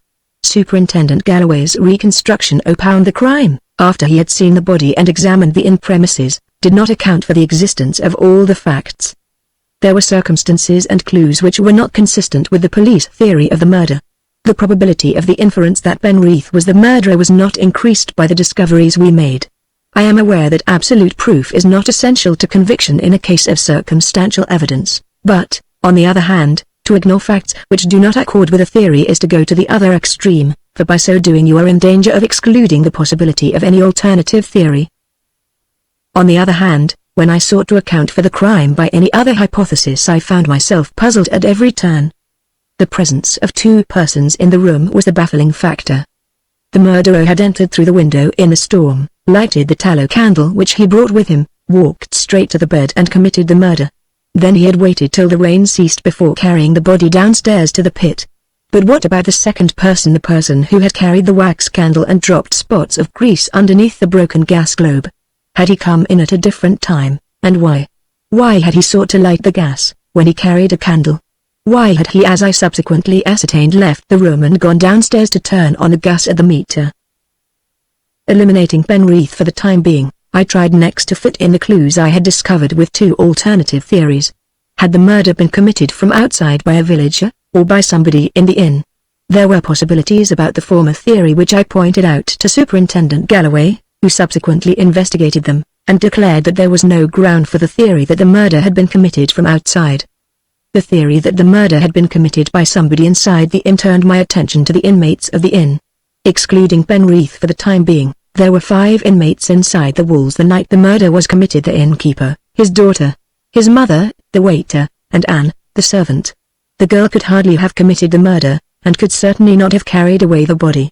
The old madwoman might have committed the murder if she could have got out of the room, but she could not have carried the body to the pit, neither could the servant. By this process of elimination there remained the landlord and the deaf waiter. For a reason which it is not necessary to explain now, my thoughts turned to the waiter when I first saw the body of the murdered man. The possibility that he was the murderer was strengthened by the slight clue of the line in the clay which I found underneath the murdered man's bedroom window. That window is about 5 feet from the ground outside, and the waiter, who is short and stout, could not have climbed through the window without something to stand on. But the waiter could not possibly have carried the body to the pit. His right arm is malformed, and only a very strong man, with 2 strong arms, could have performed that feat. There remained the innkeeper. He was the only person on the inn premises that night, except Ben Rees, who could have carried the corpse downstairs and thrown it into the pit. Although thin, I should say he is a man of great physical strength. It is astonishing to think, in looking back over all the circumstances of this extraordinary case, that some suspicion was not diverted to him in the first instance. He was very hard pressed for money, and he knew for days beforehand that Mr. Glenthorpe was going to draw £300 from the bank, a circumstance that Ben Rees could not possibly have known when he sought chance shelter at the inn that night. He was the only person in the place tall enough to have smashed the gas globe and incandescent burner in Mr. Glenthorpe's room by striking his head against it. He knew the run of the place and the way to the pit intimately, far better than a stranger like Ben Rees could. I was struck with that fact when we were examining the footprints. The undeviating course from the inn to the mouth of the pit suggested an intimate acquaintance with the way. The man who carried the body to the pit in the darkness knew every inch of the ground. It is easy to be wise after the event, but my thoughts and suspicions were centering more and more around the innkeeper when Ben Rees was arrested. His attitude altered the whole aspect of the case. His hesitating answers to me in the wood, his fatalistic acceptance of the charge against him, seemed to me equivalent to a confession of guilt, so I abandoned my investigations and returned to Durrington. I was wrong. It was a mistake for which I find it difficult to forgive myself. Ben Rees's hesitation, his silence, what were they in the balance or probabilities in such a strange deep crime as this murder? In view of the discoveries I had already made, discoveries which pointed to a most baffling mystery, I should not have allowed myself to be swerved from my course by Ben Rees's silence in the face of accusation, inexplicable though it appeared at the time. You know what happened subsequently. Ben Rees, persisting in his silence, was tried, convicted, and sentenced to death because of that silence, which compelled the defense to rely on a defense of insanity which they could not sustain. I went back to the inn a second time, not of my own volition, but because of a story told me by the innkeeper's daughter, Peggy, at Durrington 4 days ago. The night before the inquest, Peggy paid a visit to the room in which the murdered man lay. I did not see her go in, but I saw her come out. She went downstairs and hurried across the marshes and threw something into the sea from the top of the breakwater. The following day, after Penreath's rest, I questioned her. She gave me an explanation which was hardly plausible, but Penreath's silence, coming after the accumulation of circumstances against him, had caused me to look at the case from a different angle, and I did not cross-examine her. The object of her visit to me after the trial was to admit that she had not told me the truth previously. Her amended story was obviously the true one. She and Penreath had met by chance on the seashore near Leyland Hoop 2 or 3 weeks before, and had met secretly afterward. The subsequent actions of these two foolish young people prove, convincingly enough, that they had fallen passionately in love with each other. Peggy, however, had never told Penreath her name or where she lived because she knew her position was different from his, she says, and she could not understand how he came to be at the inn that night. Naturally, she was very much perturbed at his unexpected appearance. She waited for an opportunity to speak to him after hearing his voice, but was compelled to attend on her mad grandmother until it was very late. Before going to bed she went down the passage to see if by any chance he had not retired. There was a light in Mr. Glenthorpe's room, and, acting on a sudden girlish impulse, she ran along the passage to Mr. Glenthorpe's door, intending to confide her troubles in one who had always been very good and kind to her. The door was partly open, and as she got no reply to her knock, she entered. Mr. Glenthorpe was lying on his bed, murdered, and on the floor at the side of the bed she found the knife and the silver and enamel matchbox. She hid the knife behind a picture on the wall. She did a very plucky thing the following night by going into the dead man's room and removing the knife in order to prevent the police finding it, for by that time she was aware that the knife formed an important piece of evidence in the case against her lover. It was the knife she threw into the sea, but she kept the matchbox, which she recognized as Penreath's. When she came to me she did not intend to tell me anything about the matchbox if she could help it. She was frank enough up to a point, but beyond that point she did not want to go. After Penreath's conviction she began, woman-like, to wonder if she had not been too hasty in assuming his guilt, and as the time slipped by and brought the day of his doom nearer she grew desperate, and as a last resource she came to me. It was a good thing she did so. For her story, though apparently making the case against Penreath blacker still, incidentally brought to light a clue which threw a new light on the case and decided me to return to Flen. That clue is contained in the matchbox. Chapter 25. Colwyn opened the silver and enamel box, and emptied the matches on the table. I showed this matchbox to Charles on my return to the inn, and he told me that Penreath used it in the upstairs sitting room the night he dined there with Mr. Glenthorpe.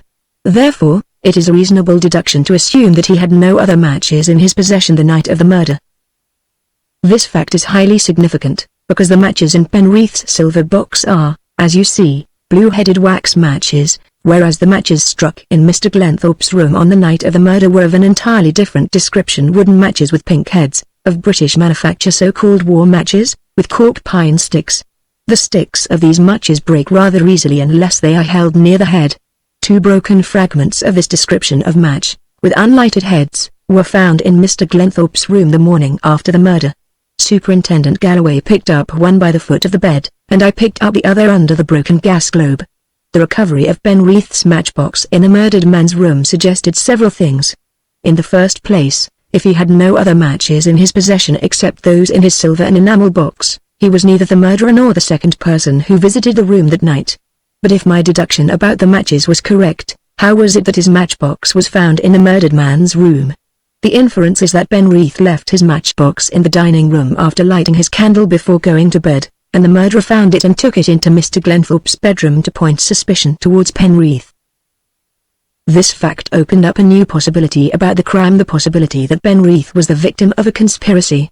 When we were examining the footprints which led to the pit, the possibility of somebody else having worn Penreath's boots occurred to me, because I have seen that trick worked before, but the servant's story suggested that Penreath did not put his boots outside his door to be cleaned, but came to the door with them in his hand in the morning. But Penreath told me this morning that he put out his boots overnight to be cleaned, but had taken them back into his room before and brought up his tea. The murderer, therefore, had ample opportunity to use them for his purpose of carrying the body to the pit and to put them back afterwards outside Penreath's door.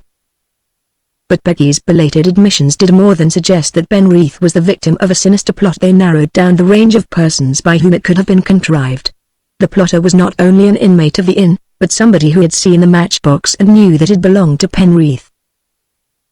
I returned to Flint to resume the investigations I had broken off nearly 3 weeks before, and from that point my discoveries were very rapid, all tending to throw suspicion on Benson.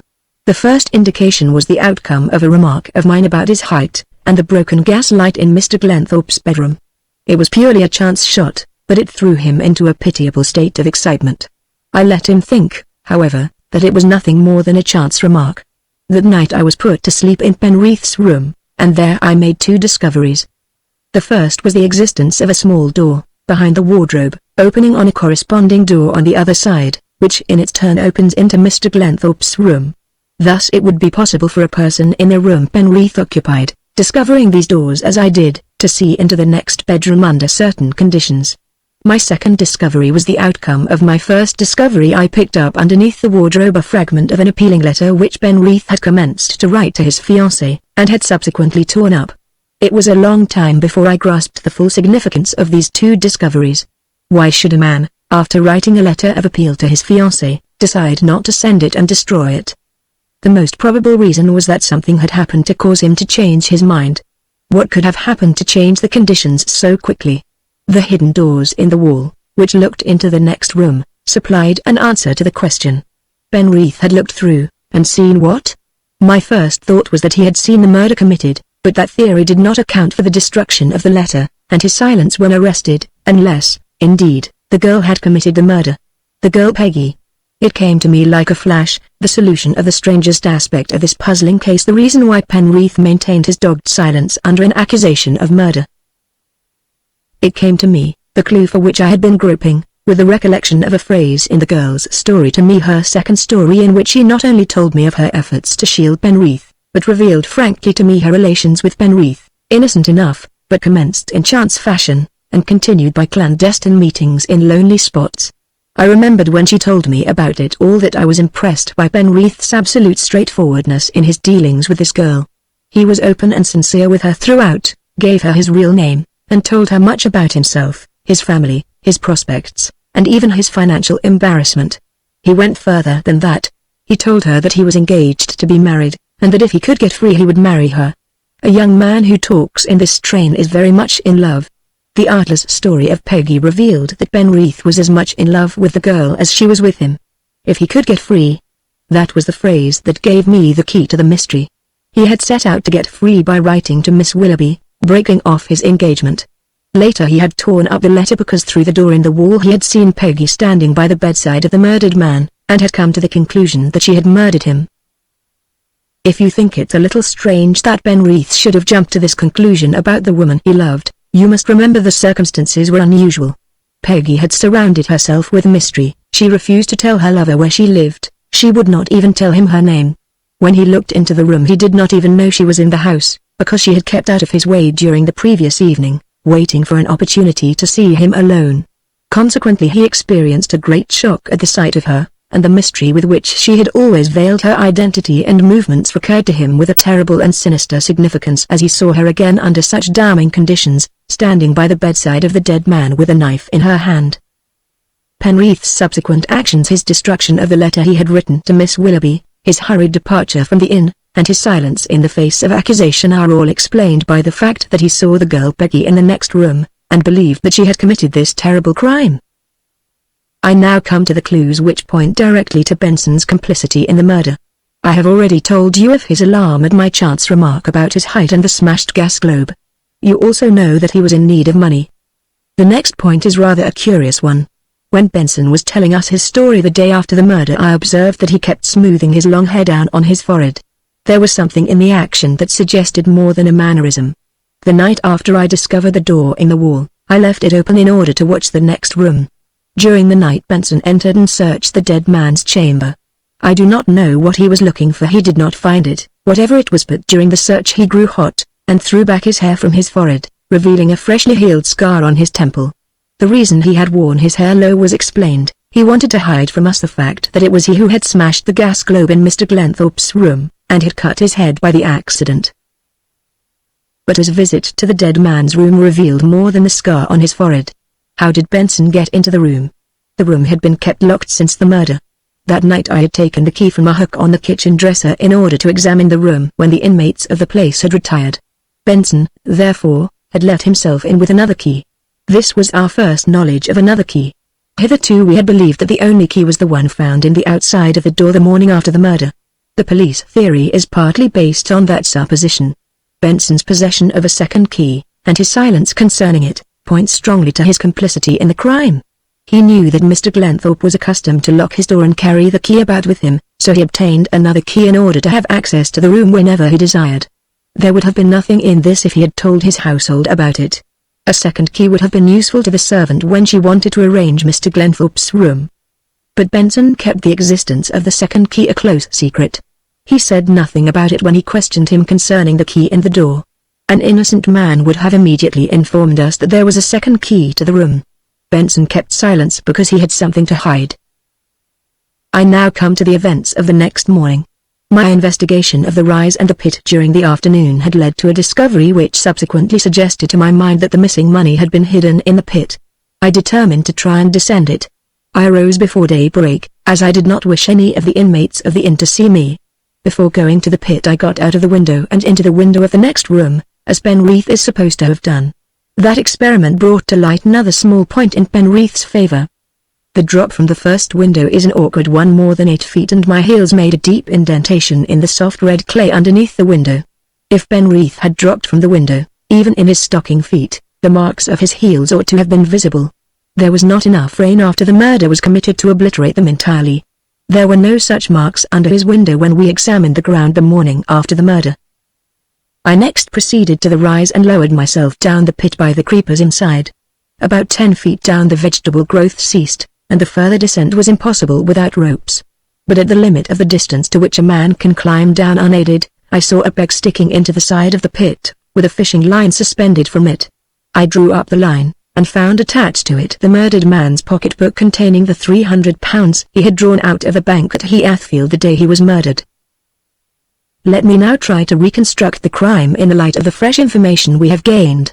Benson was in desperate straits for money, and he knew that Mr. Glenthorpe had drawn £300 from the bank that morning, all in small notes, which could not be traced. The fact that he obtained a second key to the room suggests that he had been meditating the act for some time past. It will be found, I think, when all the facts are brought to light, that he obtained the second key when he learnt that Mr. Glenthorpe intended to take a large sum of money out of the bank. Penreath's chance arrival at the inn on the day that the money was drawn out probably set him thinking of the possibility of murdering and robbing Mr. Glenthorpe in circumstances that would divert suspicion to the stranger. Penreath unconsciously helped him by leaving his matchbox in the room where he had dined with Mr. Glenthorpe.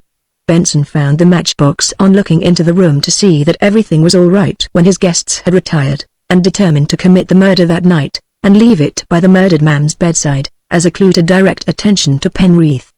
His next idea, to murder Mr. Glenthorpe with the knife which Penreath had used at dinner, probably occurred to him as he considered the possibilities of the matchbox. It is difficult to decide why Benson chose to enter the room from the window instead of by the door when he had a second key of the room. He may have attempted to open the door with a key, and found that Mr. Glenthorpe had locked the door and left the key on the inside. Or he may have thought that as Penreath was sleeping in the next room, he ran too great a risk of discovery by entering from the door, and so decided to enter by the window. We must presume that Benson subsequently found Mr. Glenthorpe's key, either inside the door or under his pillow, and kept it. He entered the windows, stabbed Mr. Glenthorpe, and placed the matchbox and the knife at the side of the bed. His next act would be to search for the money. Finding it difficult to search by the light of the tallow candle, he decided to go downstairs and turn on the gas. During his absence Peggy entered the room, saw the dead body, and picked up the knife and the matchbox. Then she picked up the candlestick by the bed, and fled in terror. Benson, after turning on the gas at the meter, returned to find the room in darkness. Thinking that the wind had blown out the candle, he walked to the gas with the intention of lighting it. In doing so he knocked his head against the globe, cutting his forehead, and smashing the incandescent burner. Benson, when he found that the candlestick had disappeared, must, in his fright, have rushed downstairs for another. He could not light the gas, because he had smashed the burner. In no other way can I account for the second lot of candle grease that I found in the room underneath the gas light, which made me believe at first that the room had been visited by 2 persons on the night of the murder. There were 2 persons, Benson and his daughter, but Peggy did not bring a candlestick into the room. It looks to me as though Benson, on returning with the second candle, attempted to light the gas with it and failed. That action would account for the gas tap being turned on, and the spilt grease directly underneath. He then searched the room till he found the pocketbook containing the money. The subsequent removal of the body to the pit strikes me as an afterthought. The complete plan was too diabolically ingenious and complete to have formed in the murderer's mind at the outset. The man who put the matchbox and knife by the bedside of the murdered man in order to divert suspicion to Penrith had no thought, at that stage, of removing the body. That idea came afterwards, probably when he went upstairs the second time with the lighted candle, and saw Penrith's boots outside the door. I cannot help thinking that the clue of the footprints, which was such a damning point in the case against Penrith, was quite an accidental one so far as the murderer was concerned. The thought that the boots would leave footprints which would subsequently be identified as Penrith's was altogether too subtle to have occurred to a man like Benson. That is the touch of a master criminal of a much higher order of criminal brain than Benson's. It is my belief that he originally intended to leave the murdered man in his room, thinking that the matchbox and knife would point suspicion to Penrith. But after killing Mr. Glenthorpe he was overcome with the fear that his guilt would be discovered, in spite of his precautions to throw suspicions on another man, and he decided to throw the body into the pit in the hope that the crime would never be found out. The fact that he had entered the room in his stocking feet supports this theory, because he would be well aware that he would not be able to carry the body over several hundred yards of rough ground in his bare feet. He took Penrith's boots, which were close at hand, in preference to the danger and delay which he would have incurred in going to his own room, some distance away, for his own boots. Having put on the boots, he took the body on his shoulders and conveyed it to the pit. There are 2 or 3 points in this case which I am unable to clear up to my complete satisfaction. Why did Benson leave the key in the outside of the door? Was it merely one of those mistakes, those oversights which all murderers are liable to commit, or did he do it deliberately, in the hope of conveying the impression that Mr. Glenthorpe had gone out and left the key in the outside of the door? In the next place, I cannot account for the mark of the box underneath the window. There is a third point, the direction of the wound in the murdered man's body, which gave me some ideas at the time that I am now compelled to dismiss as erroneous. But these are points that I hope will be cleared up by Benson's arrest and confession, for I am convinced, by my observation of the man, that he will confess. There are 1 or 2 more points. Benson is an ardent fisherman, who spends all his spare time fishing on the marshes. The stolen pocketbook was suspended in the pit by a piece of fishing line.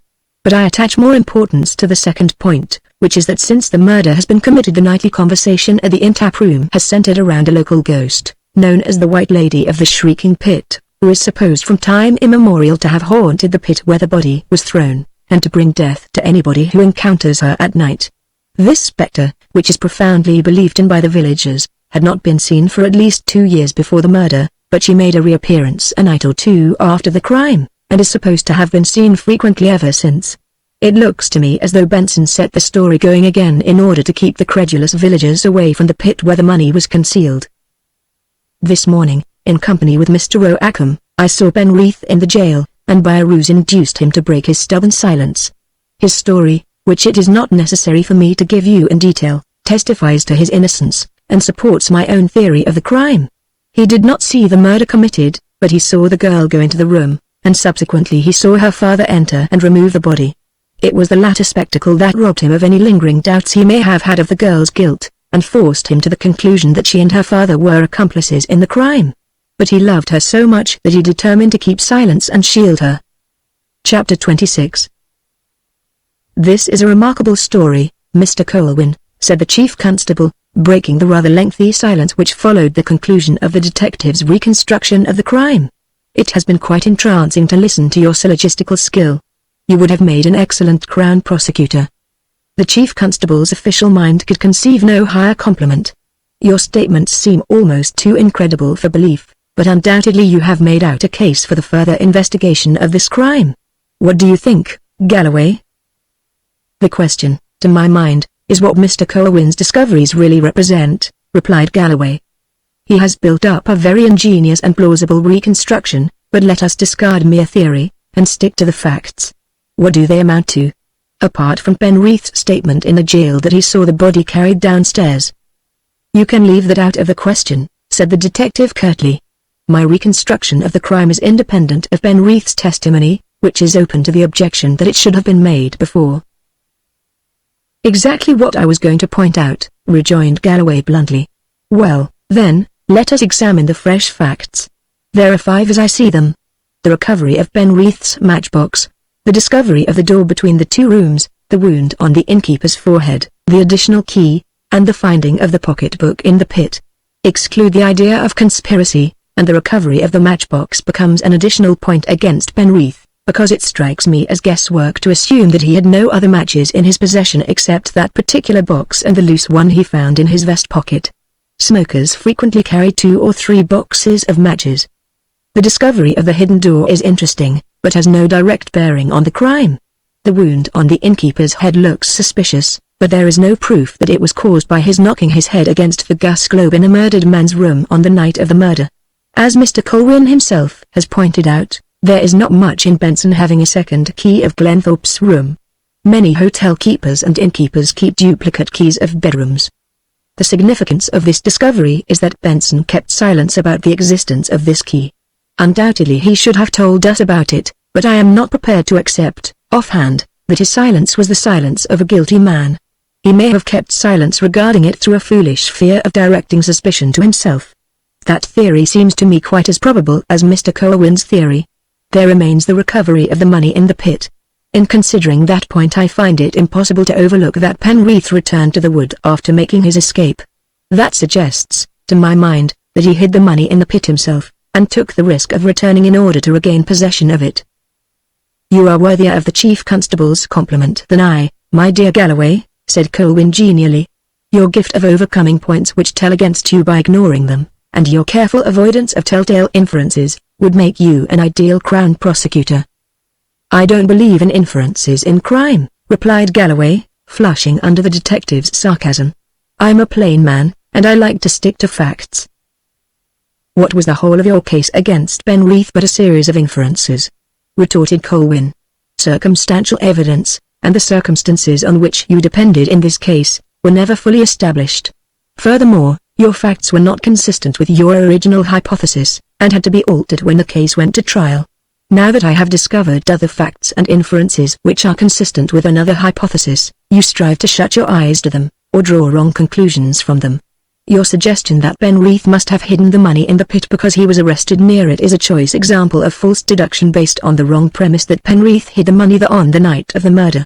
He could not have done so because he had no rope, and how was he, a stranger to the place, to know that the inside of the pit was covered with creeping plants of sufficient strength to bear a man's weight? The choice of the pit as a hiding place for the money argues an intimate local knowledge.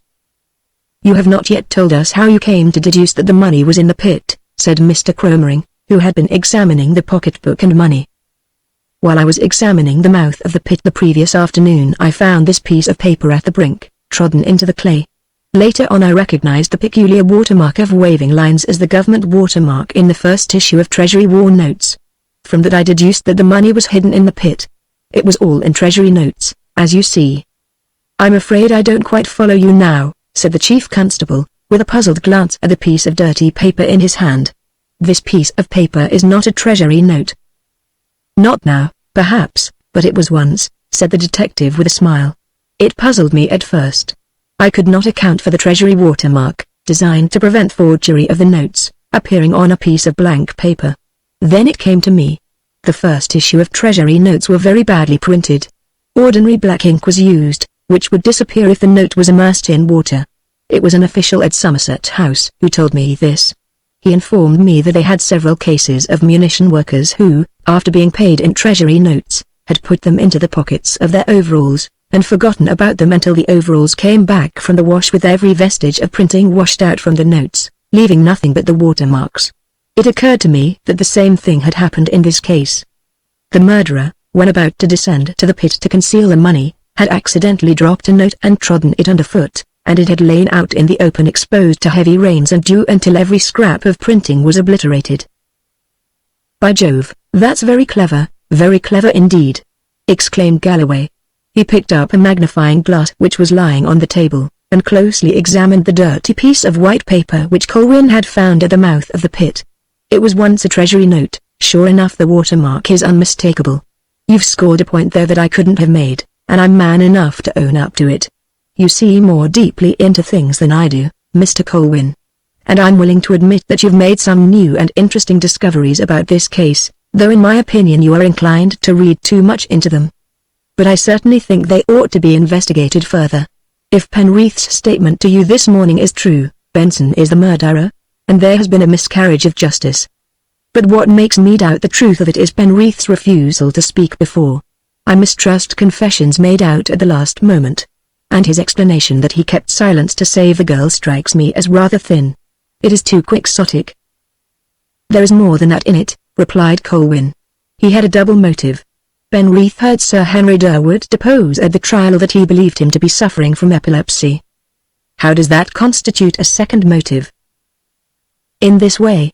Penreath has a highly strung, introspective temperament. He went to the front from a high sense of duty, but he was temperamentally unfit for the ghastly work of modern warfare, and broke down under the strain. Men like Penreath feel it keenly when they are discharged through shell shock. They feel that the carefully hidden weaknesses of their temperaments have been dragged out into the light of day, and imagine they have been branded as cowards in the eyes of their fellow men. I suspect that the real reason why Penreath left London and sought refuge in Norfolk under another name was because he had been discharged from the army through shell shock. He wanted to get away from London and hide himself from those who knew him. To his wounded spirit the condolences of his friends would be akin to taunts and sneers. When Sir Henry Durwood questioned him he was careful to conceal the fact that he had been a victim of shell shock.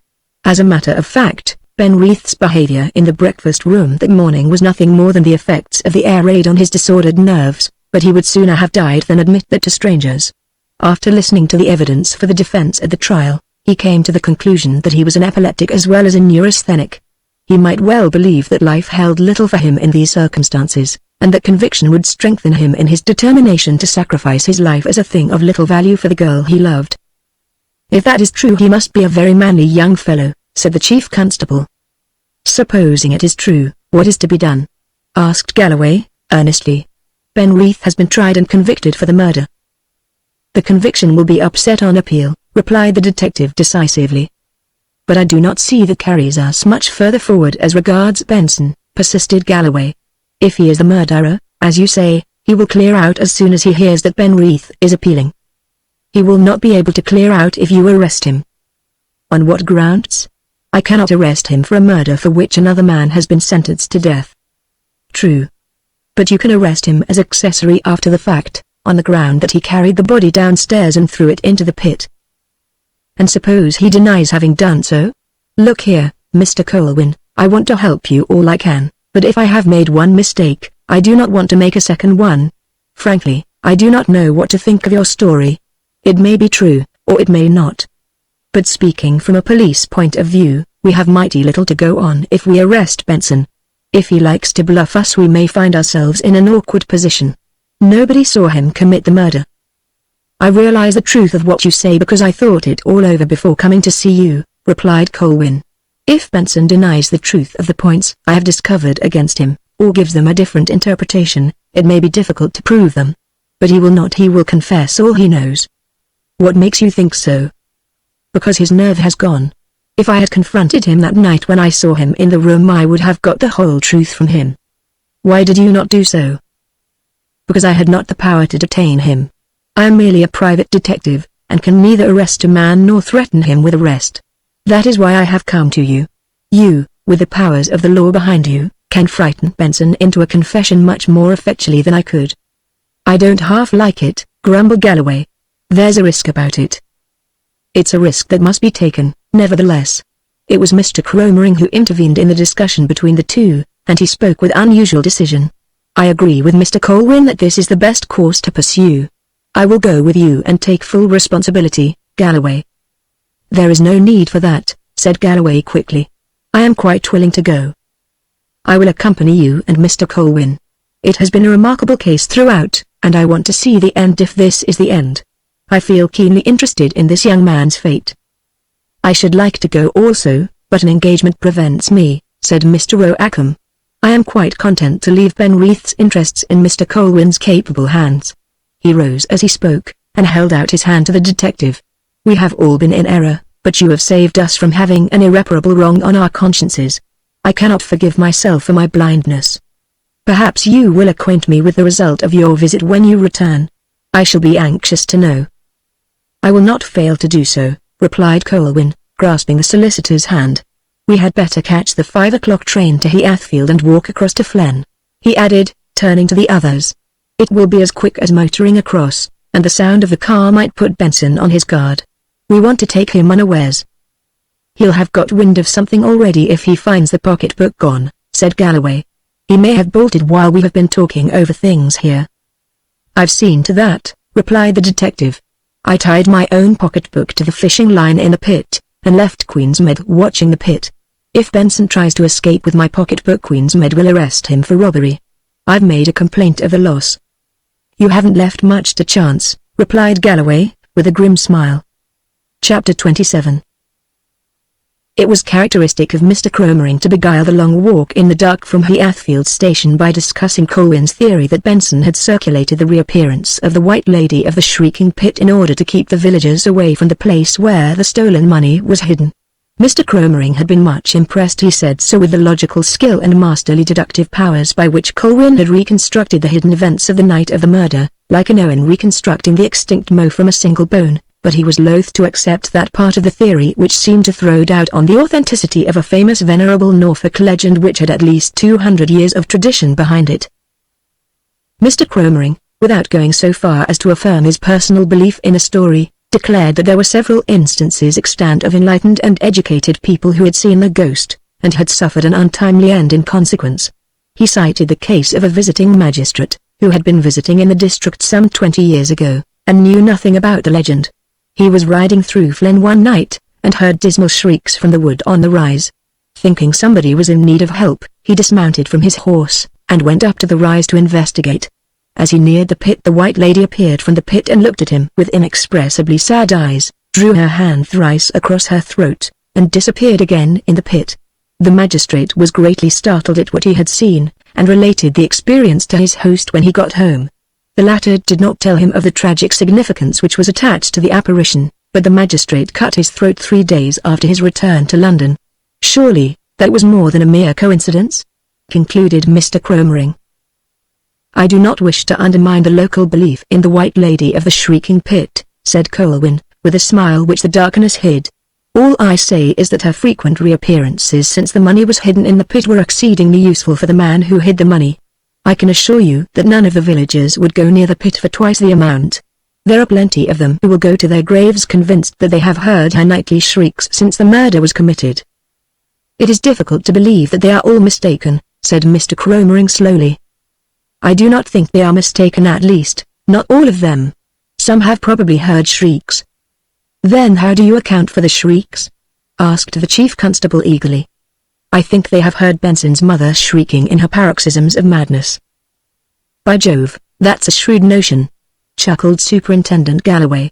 "You don't miss much, Mr. Colwyn. Whether you're right or not, there's not the slightest doubt that the whole village is in terror of the ghost, and avoids the Shrieking Pit like a pestilence.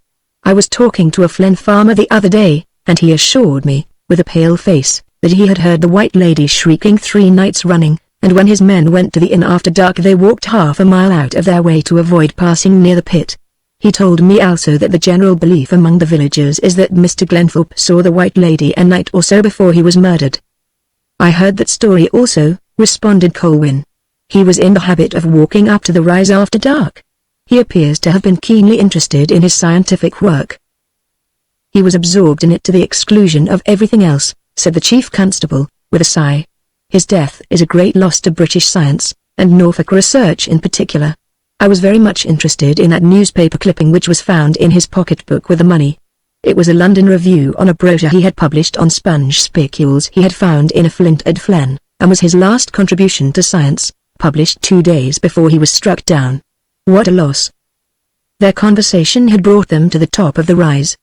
Beneath them lay the little hamlet on the edge of the marshes, wrapped in a white blanket of mist. Colwyn asked his companions to remain where they were, while he went to see if Queensmead was on the watch. He walked quickly across the hut circles until he reached the pit. There his keen eyes detected a dark figure standing motionless in the shadow of the wood. "Is that you, Queensmead?" he said, in a low voice. "Yes, Mr. Colwyn. The figure advanced out of the shadow. "Is everything all right?" "Quite all right, sir. I've watched from this spot from dark till dawn since you've been away, and there's not been a soul near the pit. I've not been disturbed, not even by the White Lady." "You have done excellently. The Chief Constable and Superintendent Galloway have come over with me, and we are going to the inn now. You had better keep watch here for half an hour longer, so as to be on the safe side. If anybody comes to the pit during that time, you must detain him, and call for assistance. I will come and relieve you myself." "Very good, sir, you can depend on me," said Queensmead quietly, as he returned to his post. Colwyn rejoined his companions, and told them what had passed. "I want to be on the safe side in case Benson tries to bolt when he sees us," he explained. "He's hardly likely to go without making an effort to get the money. Now, let us go to the inn." "One moment," said the Chief Constable. "How do you propose to proceed when we get there?" "Get Benson by himself and frighten him into a confession," was the terse reply. "I want your authority to threaten him with arrest. In fact, I should prefer that you or Superintendent Galloway undertook to do that. It would come with more force." "Let it be a Galloway," responded the Chief Constable. "You will act just as if I were not present, Galloway, and it is my wish that you do whatever Mr. Colwyn asks you." "Thank you," replied the detective. "Let us go, now. There is no time to be lost. Somebody may have seen me speaking to Queensmead." They descended the rise and, reaching the flat, discerned the gaunt walls of the old inn looming spectrally from the mist. A light glimmered in the bar, and loud voices were heard within. Colwyn felt for the door. It was shut and fastened. He knocked sharply, the voices within ceased as though by magic, and presently there was the sound of somebody coming along the passage. Then the door was opened, and the white face of Charles appeared in the doorway, framed in the yellow light of a candle which he held above his head as he peered forth into the mist. His black eyes roved from Colwyn to the forms behind him. "I'm sorry you were kept waiting, sir," he said, in his strange whisper, which seemed to have a tremor in it. "But the customers will have the door locked at night now. They are frightened of this ghost, this White Lady. She's been heard shrieking." "Never mind that now," replied Colwyn. He had determined how to act, and stepped quickly inside. "Where's Benson?" "He's sitting upstairs with his mother, sir. Shall I tell him you want him?" "No. I will go myself. Take these gentlemen into the bar parlor, and return to the bar." Colwyn made his way upstairs in the dark. He passed the rooms where Mr. Glenthorpe had been murdered and Ben Rees had slept, and the room from which he had watched Peggy's nocturnal visit to the death chamber. That wing of the inn was as empty and silent as it had been the night of the murder, but a lighted candle, placed on an old hall stand which Colwyn remembered having seen that night in the lumber room, flickered in the wavering shadows, a futile human effort to ward off the lurking terrors of darkness by the friendly feeble companionship of a light which could be extinguished even more quickly than a life. Colwyn took the candle to light him down the second passage to the madwoman's room. As he reached it, the door opened, and Peggy stepped forth. She recoiled at the sight of the detective. "You?" she breathed. "Oh, why?" "I have come to see your father," said Colwyn. It went to his heart to see the entreaty in her eyes, the pitiful droop of her lips and the thinness of her face. The door was opened widely, and the innkeeper appeared on the threshold beside his daughter. Behind him, Colwyn could see the old madwoman in her bed in the corner of the room, mumbling to herself and fondling her doll. The innkeeper fastened his bird-like eyes on the detective's face. "What are you doing here?" he said, and there was no mistaking the note of terror in his voice. "What is it you want?" "I want to speak to you downstairs," said the detective. The innkeeper looked swiftly to the right and left with the instinct of a trapped animal seeking an avenue of escape. Then his eyes returned to the detective's face with the resigned glance of a man who had made up his mind. "I will come down with you," he said. "Peggy, you must look after your grandmother till I return." The girl went back into the room and shut the door behind her, without a word or a glance. Once more Colwyn felt admiration for her as a rare type of womanhood. Truly, she had self-control, this girl. He and the innkeeper took their way along the passages and descended the stairs without exchanging a word. When they got to the foot of the stairs, Benson half hesitated, and turned to Colwyn as if for direction. The latter nodded towards the door of the bar parlor, and motioned the innkeeper to enter. Following closely behind, he saw the innkeeper start with surprise at the sight of the two inmates of the room. Mr. Cromering was seated at the table, but Superintendent Galloway was standing up with his back to the fireplace. There was a moment's tense silence before the latter spoke. "We have sent for you to ask you a few questions, Benson. I was under the impression I was led to believe that it was Mr. Colwyn who wanted to see me." "Never mind what you thought," retorted Galloway impatiently. "You know perfectly well what has brought us here. I'm going to ask you some questions about the murder which was committed in this inn less than 3 weeks ago." "I know nothing about it, sir, beyond what I told you before." "You will be well advised, in your own interests, not to lie, Benson. Why did you not tell us you had a second key to Mr. Glenthorpe's room?" There was a perceptible pause before the reply came. "I didn't think it mattered, sir." "Then you admit you have a second key?" "Yes, sir." "Very well." Superintendent Galloway took out a pocketbook and made a note of the reply.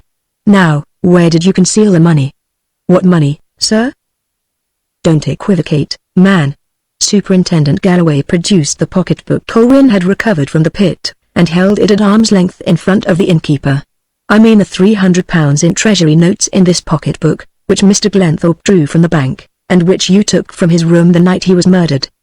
"I know nothing about it." To Colwyn at least it seemed that the expression on the innkeeper's face as he glanced at the pocketbook might have been mistaken by an unprejudiced observer for genuine surprise. "I suppose you never saw it before, eh?" sneered Galloway. "I never did." "Nor hid it in the pit?" "No, sir." Galloway paused in his questioning in secret perplexity.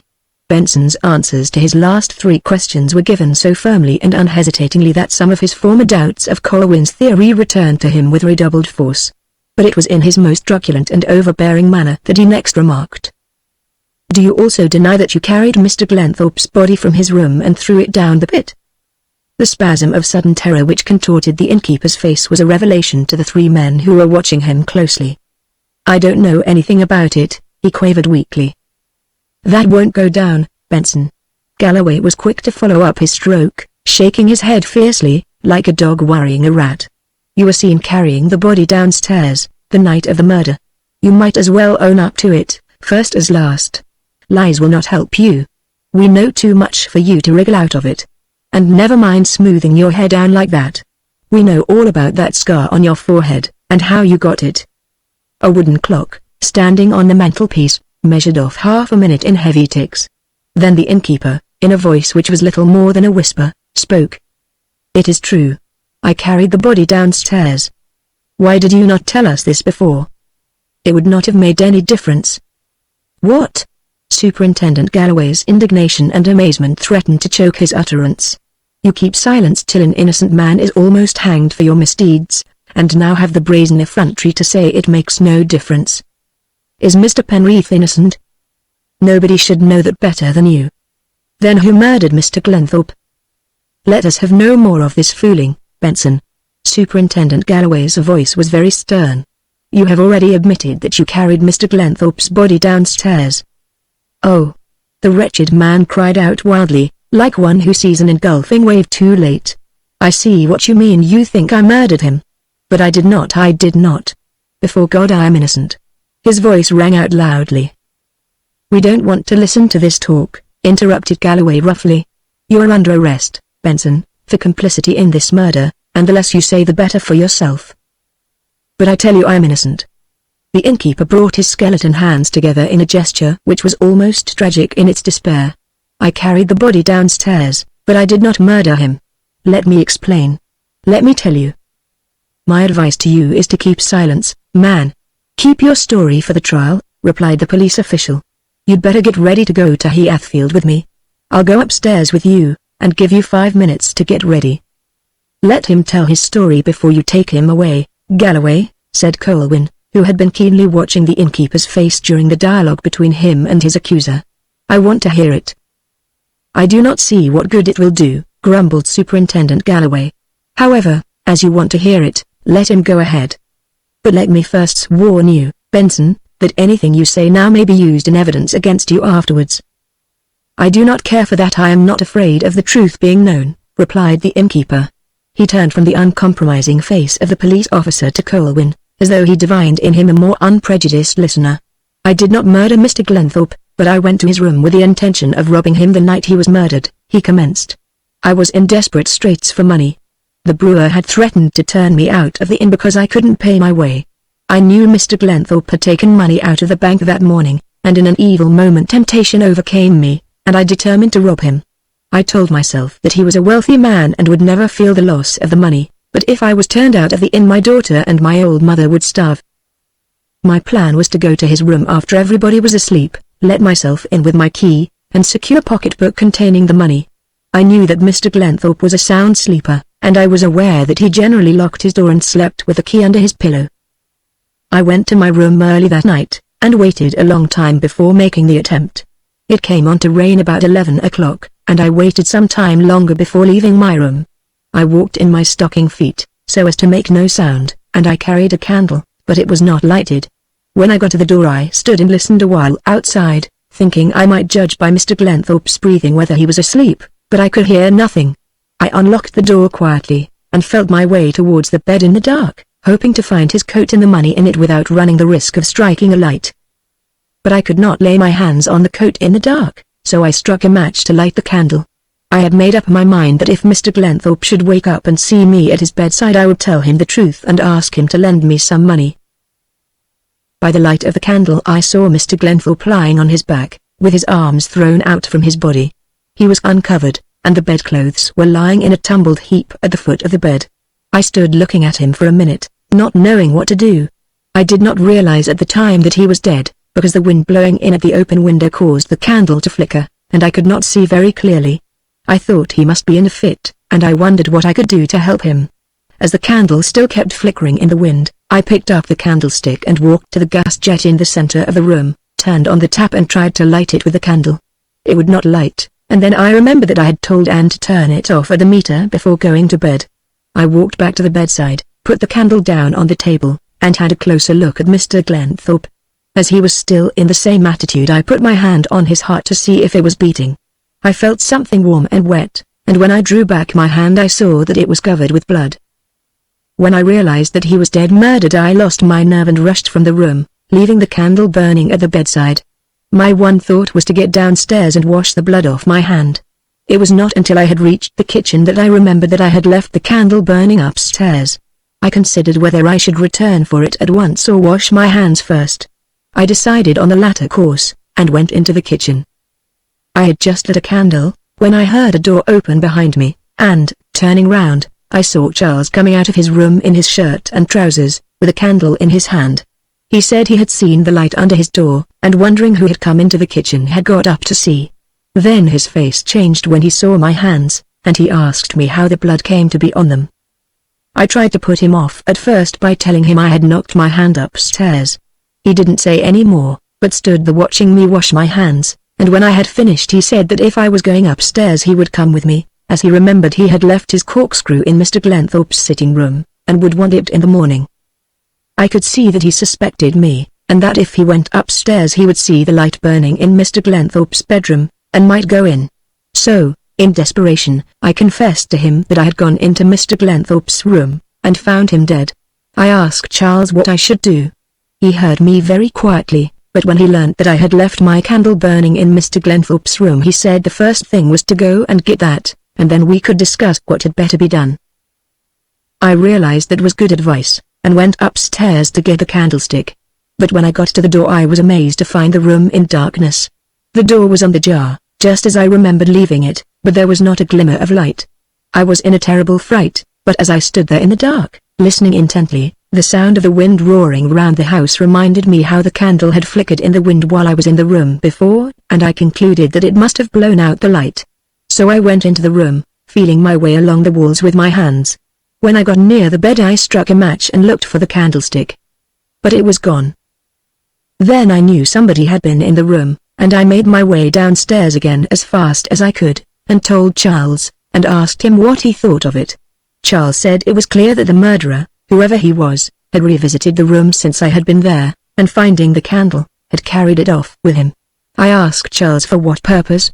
Charles turned it over in his mind for a moment, and then said that it seemed to him that he might have done it to secure himself, in case he was caught, by being able to prove that somebody else had been in Mr. Glenthorpe's room that night. I saw the force of it and was greatly alarmed, and asked Charles what he thought I had better do. Charles, after thinking it over for a while, said in my own interests I would be well advised if I carried the body away and concealed it somewhere where it was not likely to be found. He pointed out that if the facts came to light it would be very awkward for me. On my own admission I had gone into Mr. Glenthorpe's room in the middle of the night, and had come away leaving him dead in bed, with his blood on my hands, and my bedroom candlestick alight at his bedside. Charles pointed out that these facts were sure to come to light if the body was left where it was, but if the body was removed and safely hidden, it might be thought that Mr. Glenthorpe had simply disappeared. I was struck by the force of these arguments, and we next discussed where the body should be hidden. We both thought of the pit, but I didn't like that idea at first because I thought the police would be sure to search the pit when they learned of Mr. Glenthorpe's disappearance, because his excavations were near the pit. Charles, on the other hand, thought it was the safest place, much safer than the sea, which was sure to cast up the body. He said it would never occur to the police to search the pit, until the body had lain there so long that it would be impossible to say how he came by his death. Perhaps it would never be searched, in which case the body would never be recovered. We decided on the pit, and Charles said he would keep watch downstairs while I went up and got the body. But first I went and opened the back door and went to the side of the inn to see if anybody was about. The rain had ceased, it was a dark and stormy night, and everybody long since gone to bed. The rough stones outside cut my feet, and recalled to my mind that I was without boots. I knew I could not carry the body all the way up the rise without boots, and I was about to go to my room to get them when I remembered that I had seen Penreath's boots outside his bedroom door. I decided to wear them and avoid the risk of going back to my room for my own boots. I have a small foot, and I had no doubt that they would fit me. Charles suggested that I should go into the room in the dark, so as to lessen the risk of being seen, and light the candle when I got inside. I took the candle, but I said I would turn on the gas at the meter, in case the wind blew out the candle. I will keep nothing back now. The real reason was that I wanted a better light to make quite sure if the money was gone. I thought perhaps the murderer might have overlooked it, and I hoped to find it because I needed it so badly. When I got upstairs I stopped outside Mr. Penreath's room, picked up his boots, and put them on. I went into the room in the dark, intending to strike a match, and light the gas, and search for the money. I miscalculated the distance, and bumped into the gas globe in the dark, cutting my head badly. When I struck a match I found that I couldn't light the gas because the incandescent burner had been broken by the blow, so I lit the candle. I shuddered at the ordeal of carrying the body downstairs, and only nerved myself to the task by reflecting on the risks to myself if I allowed it to remain where it was. As I stood by the bedside, I noticed Mr. Glenthorpe's key of the room lying by the pillow, and I picked it up and put it in my pocket. I then lifted the body on my shoulders, carried it downstairs, steadying it with one hand, and carrying the candle in the other. Charles was waiting for me at the bottom of the stairs, and he took the candle from me and lighted me to the back door. A late moon was just beginning to show above the horizon when I got outside, and by its light I had no difficulty in finding my way up the rise and to the pit. It was a terrible task, and I was glad when I had accomplished it. I returned to the back door, where Charles was awaiting me. We then fastened the back door, and he went to his room off the kitchen, and I went upstairs to my room. As I passed Mr. Glenthorpe's room I saw the door was open, and I pulled it quickly too, but I forgot to take out the key I had left in the door when I first entered the room. I remembered the key in the morning when Anne told me Mr. Glenthorpe's room was empty, but I dared not remove it then because I knew Anne must have seen it. And later on, when you were questioning me about the key in the door, I was afraid to tell you about the second key, because I knew you would question me. When I learned from Anne that Mr. Penreath had left early in the morning, and wouldn't stay for breakfast, I felt sure it was he who had committed the murder.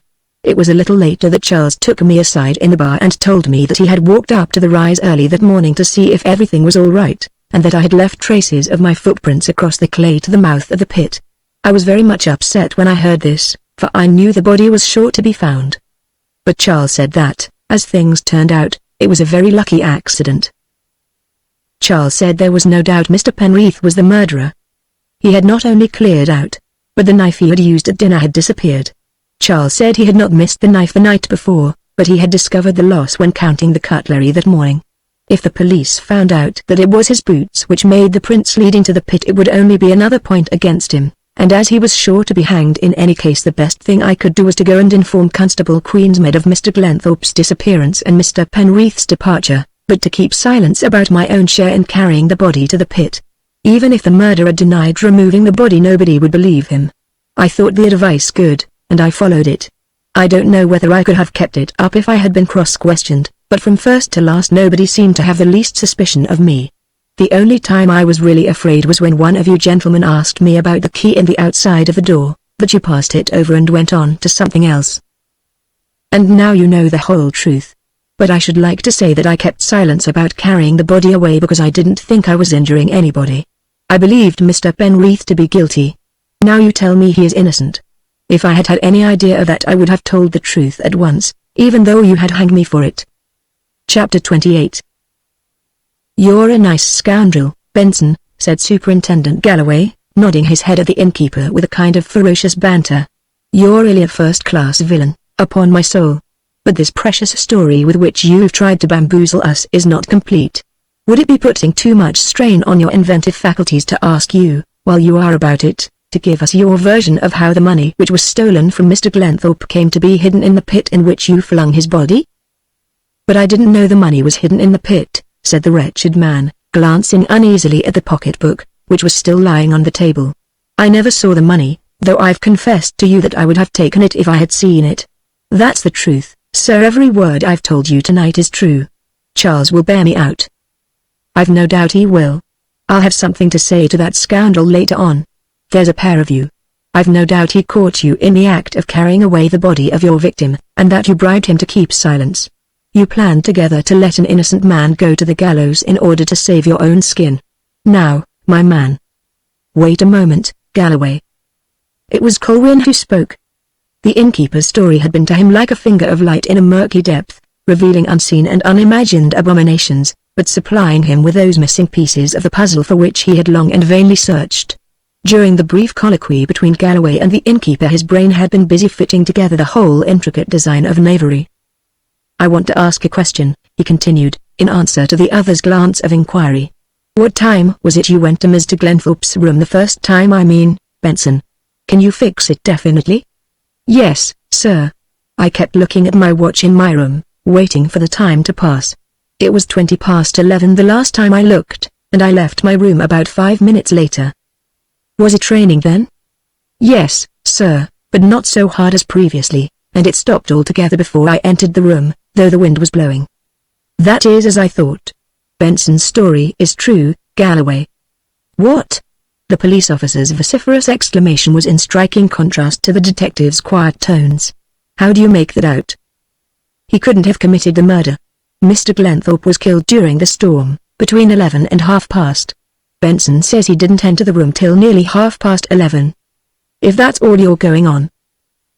It isn't. There was a trace of irritation in the detective's voice. But Benson's story fills in the gaps of my reconstruction in a remarkable way so completely, that he couldn't have invented it to save his life, because he does not know all we know. In this extraordinarily complicated case the times are everything. My original theory was right. There were 2 persons in the room the night of the murder. 3, really. But Peggy doesn't affect the reconstruction one way or the other. The murderer, who carried an umbrella to shield himself from the rain, entered the room about 11:20. He murdered Mr. Glenthorpe, took the money, and escaped the same way he entered, by the window. Benson entered by the door at 11:30, certainly not later, and after standing at the bedside for 2 or 3 minutes, rushed downstairs, as he related, leaving his candle burning at the bedside. During his absence downstairs his daughter entered the room. Benson returned for the candle and found it gone. Had he returned a minute or 2 earlier he would have seen his daughter carrying it away, because in her story to me she said she thought she heard somebody creeping up the stairs as she left the room. I thought at the time that she imagined this, but now I have very little doubt that it was her father she heard, going upstairs again to get the candle.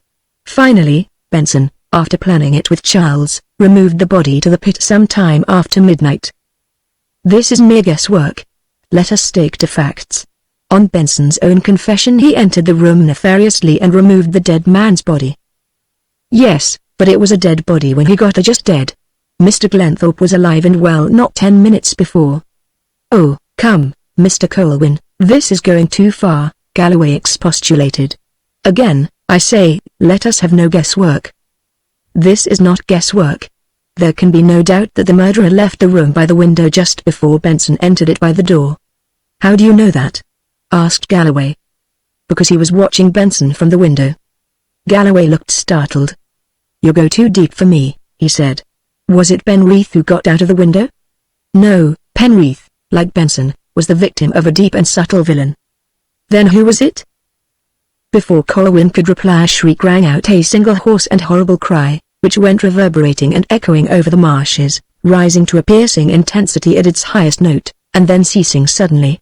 In the hush that ensued, the chief constable looked nervously at Colwyn. It came from the rise, he said in a voice barely raised above a whisper. Do you think? Colwyn read the unspoken thought in his mind. I'll go and see what it was, he said briefly. He opened the door and went out. In the passage he encountered Anne, shaking and trembling, with a face blanched with terror. It came from the pit, sir, the Shrieking Pit, she whispered. It's the White Lady. Don't leave me, I'm like to drop. God a mercy, what's that? She cried, finding her voice in a fresh access of terror as a heavy knock smote the door. For God's sake, don't you go, sir, don't you go, as you value your life. It's the White Lady at the door, come to take her toll again from this unhappy house. You be mad to face her, sir, it's certain death. But Colwyn loosened himself quickly from her detaining grasp, and strode to the door. As he passed the bar he caught a glimpse of a ring of cowering, frightened faces within, huddled together like sheep, and staring with saucer eyes. The mist spanned the doorway like a sheet. Who's there? He cried. It's me, sir. Constable Queensmead stepped out of the mist into the passage, looking white and shaken. Something's happened up at the pit. While I was watching from the corner of the wood I saw somebody appear out of the mist and come creeping up the rise towards the pit. I waited till he got to the brink, and when he made to climb down, I knew he was the man you were after, so I went over to the pit. He had disappeared inside, but I could hear the creepers rustling as he went down. After a bit, I heard him coming up again, tugging and straining at the creepers, and gasping for breath. When he was fairly out, I turned my torch on him and told him to stand still. It is difficult to say exactly how it happened, sir, but when he saw he was trapped he made a kind of spring backwards, slipped on the wet clay, lost his balance, and fell back into the pit. I sprang forward and tried to save him, but it was too late. He caught at the creepers as he fell, hung for a second, then fell back with a loud cry. Who was it, Queensmead? Charles, the waiter, sir. We must get him out at once, said Colwyn.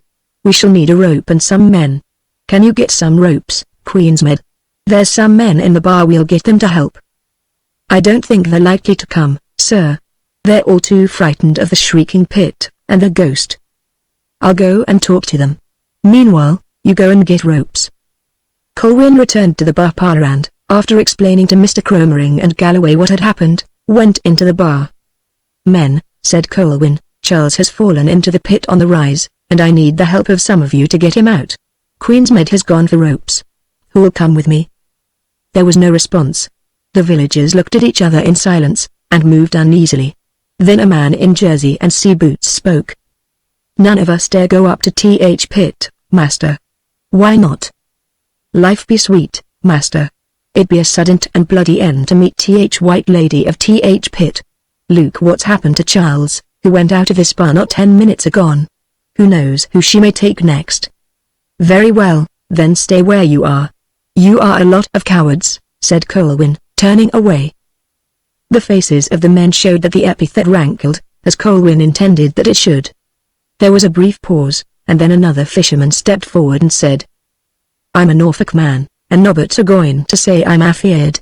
I'll go wi' yow, master. If yow again, Tom, I'll go too, said another. By the time Queensmead returned with the ropes there was no lack of willing helpers, and the party immediately set forth.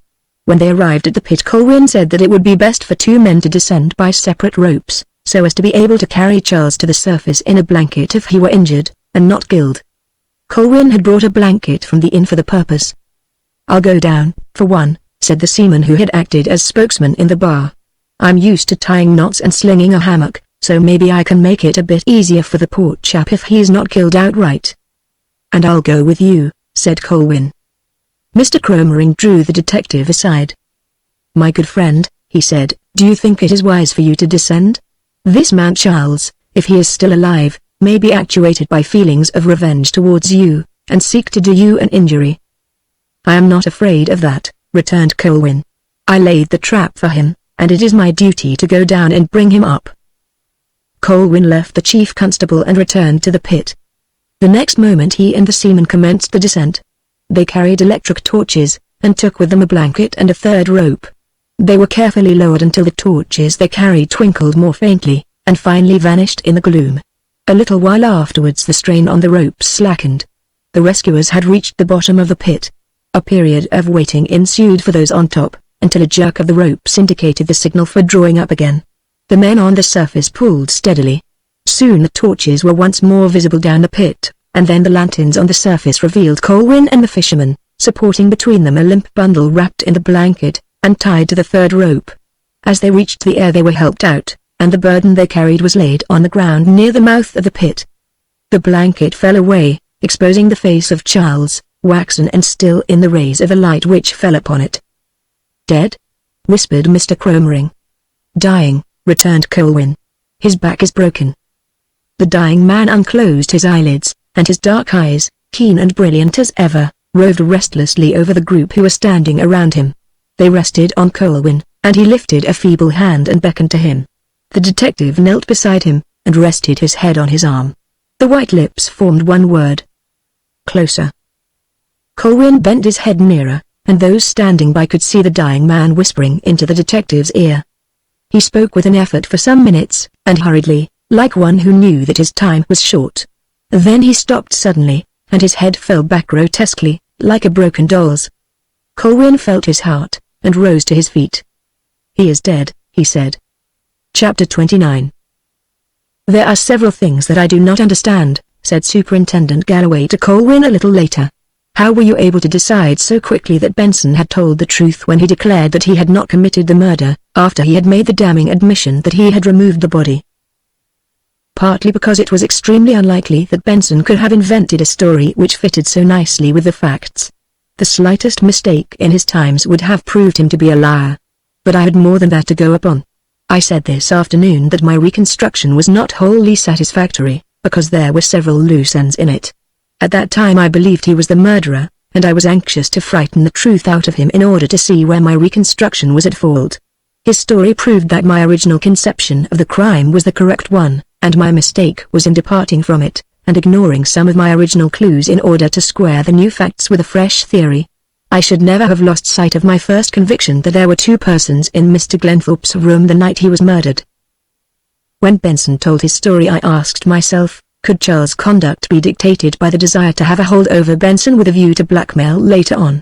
But he was not likely to risk his own neck by becoming an accomplice in the concealment of the murdered man's body. Charles, if he were innocent himself, must have thought that Benson was the murderer. It was impossible that he could have come to any other conclusion. He discovers a man washing blood off his hands at midnight, and this man admits to him that he has just come from a room which he had no right to enter, and found a dead man there. Why had Charles believed or pretended to believe Benson's story? It came to me suddenly, with the recollection of the line under the murdered man's window, one of the clues which I had discarded, and the whole of this baffling sinister mystery became clear in my mind. The murder was committed by Charles, who got out of the window by which he had entered just before Benson came into the room. Charles saw a light in the room he had left, and returned to the window to investigate. Crouching outside the window, he saw Benson in the room, examining the body, and it came into his mind as he watched that his employer had conceived the same idea as himself, had seized on the presence of a stranger staying at the inn in order to rob Mr. Glenthorpe, hoping that the crime would be attributed to the man who slept in the next room. Charles was quick to see how Benson's presence in the room might be turned to his own advantage. Charles had taken precautions, in committing the murder, to leave clues in the room which should direct suspicion to Penreath, but the innkeeper's visit to the room suggested to him an even better plan for securing his own safety. When Benson left the room, Charles got through the window again, and followed him downstairs. Charles' story, told to me when he was dying, filled in the gaps which I have omitted. He said that he watched the whole of Benson's movements from the window. He saw him searching for the money, saw him feel the body, and saw the blood on his hands. When Benson turned to leave the room he forgot the candle, and it was then that the idea of following him leapt into Charles' mind. He divined that Benson would go downstairs and wash the blood off his hands. Charles' idea was to go after him and surprise him in the act. He followed him swiftly, and was never more than a few feet behind. While Benson was striking a match and lighting the kitchen candle, Charles slipped into his own room, lit his own candle, and then emerged from his door as though he had been disturbed in his sleep. The rest of his plan was easily carried out through the fears of Benson, who agreed, in his own interests, to conceal the body of the man whom the other had murdered. The clue by which Ben Rees was virtually convicted, the track of boot marks to the pit, was an accidental one so far as Charles was concerned. It is strange to think that chance, which removed the clues Charles deliberately placed in the room, should have achieved Charles' aim by directing suspicion to Ben Rees in a different, yet more convincing manner. The murderer's revelation clears up those points which I was unable to settle this afternoon. He entered Mr. Glenthorpe's room during the heaviest part of the storm. He carried a box under his arm, because he was too short to get into the window without something to stand on. He shielded himself from the rain with an umbrella, which got caught on the nail by the window, and he lit a tallow candle which he had brought from the bar. Another clue, which I originally discovered and laid aside, is also explained. The wound in Mr. Glenthorpe's body struck me as an unusual one. You heard Sir Henry Durwood say, in answer to my questions, that the blow was a slanting one, struck from the left side, entering almost parallel with the ribs, yet piercing the heart on the right side. The manner in which Mr. Glenthorpe's arms were thrown out, his legs drawn up, proved that he was lying on his back when murdered. For that reason, the direction of the blow suggested Charles as the murderer. "I am afraid I do not follow you there," said Mr. Cromering. Charles had a malformed right hand, his left hand was his only serviceable one. The blow that killed Mr. Glenthorpe struck me at the time as a left-handed blow. The natural direction of a right-handed blow, with the body in such a position, would be from right to left, not from left to right. But, after considering this point carefully, I came to the conclusion that the blow might have been struck by a right-handed man. I was wrong. "I do not think you have much cause to blame yourself," said the chief constable. "You were right in your original conception of the crime, and right in your later reconstruction in every particular except that I picked the wrong man," said Colwyn, with a slightly bitter laugh. "My consolation is that Benson's confession brought the truth to light, as I expected it would." "It took you to see the truth," said Galloway. "I should never have picked it. I suppose there has never been a case like it." "There is nothing new, not even in the annals of crime," returned Colwyn. "But this was certainly a baffling and unusual case. The murderer was such a deep and subtle scoundrel that I feel a respect for his intelligence, perverted though it was. His master stroke was the disposal of the body. That shielded him from suspicion as completely as an alibi. I put aside my first suspicion of him largely because I realized that it was impossible for a man with a deformed arm to carry away the body. Such a sardonic situation as a murderer persuading another man that he was likely to be suspected of the murder unless he removed the body was one that never occurred to me. That, at all events, is something new in my experience. It is a wonder that Charles, with his deformed arm, was able to go down the pit and conceal the money," said the chief constable. "He did not go down very far. It is not a difficult matter to climb down the creepers inside with the support of one hand, and he was able to use the other sufficiently to thrust the small peg into the soft earth. He first hid the money in the breakwater wall, being too careful and clever to hide it in the pit until after the inquest. When he had concealed it in the pit, he revived the story of the White Lady of the Shrieking Pit so as to keep the credulous villagers away from the spot. He need not have taken that precaution, because the hiding place was an excellent one, and it was only by chance that I discovered the money when I descended the pit. But he left nothing to chance. The use of the umbrella on the night of the murder proves that. Murderers do not usually carry umbrellas, but he did, because he feared that if his clothes got wet they might be seen in his room the following day, and direct suspicion to him. He chose to commit the crime when the storm was at its height because he thought he was safest from the likelihood of discovery then. The callous scoundrel told me with his last breath that he was waiting until Penreath was safely hanged before disappearing with the money. When he opened the door to us tonight, he knew that he was at the end of his tether, and he decided to try to bolt. He realized that Benson would tell the truth when he was questioned and, although the innkeeper's story did not implicate him directly, he did our common intelligence the justice to believe that, through his dupe's confession, we should arrive at the truth. The end.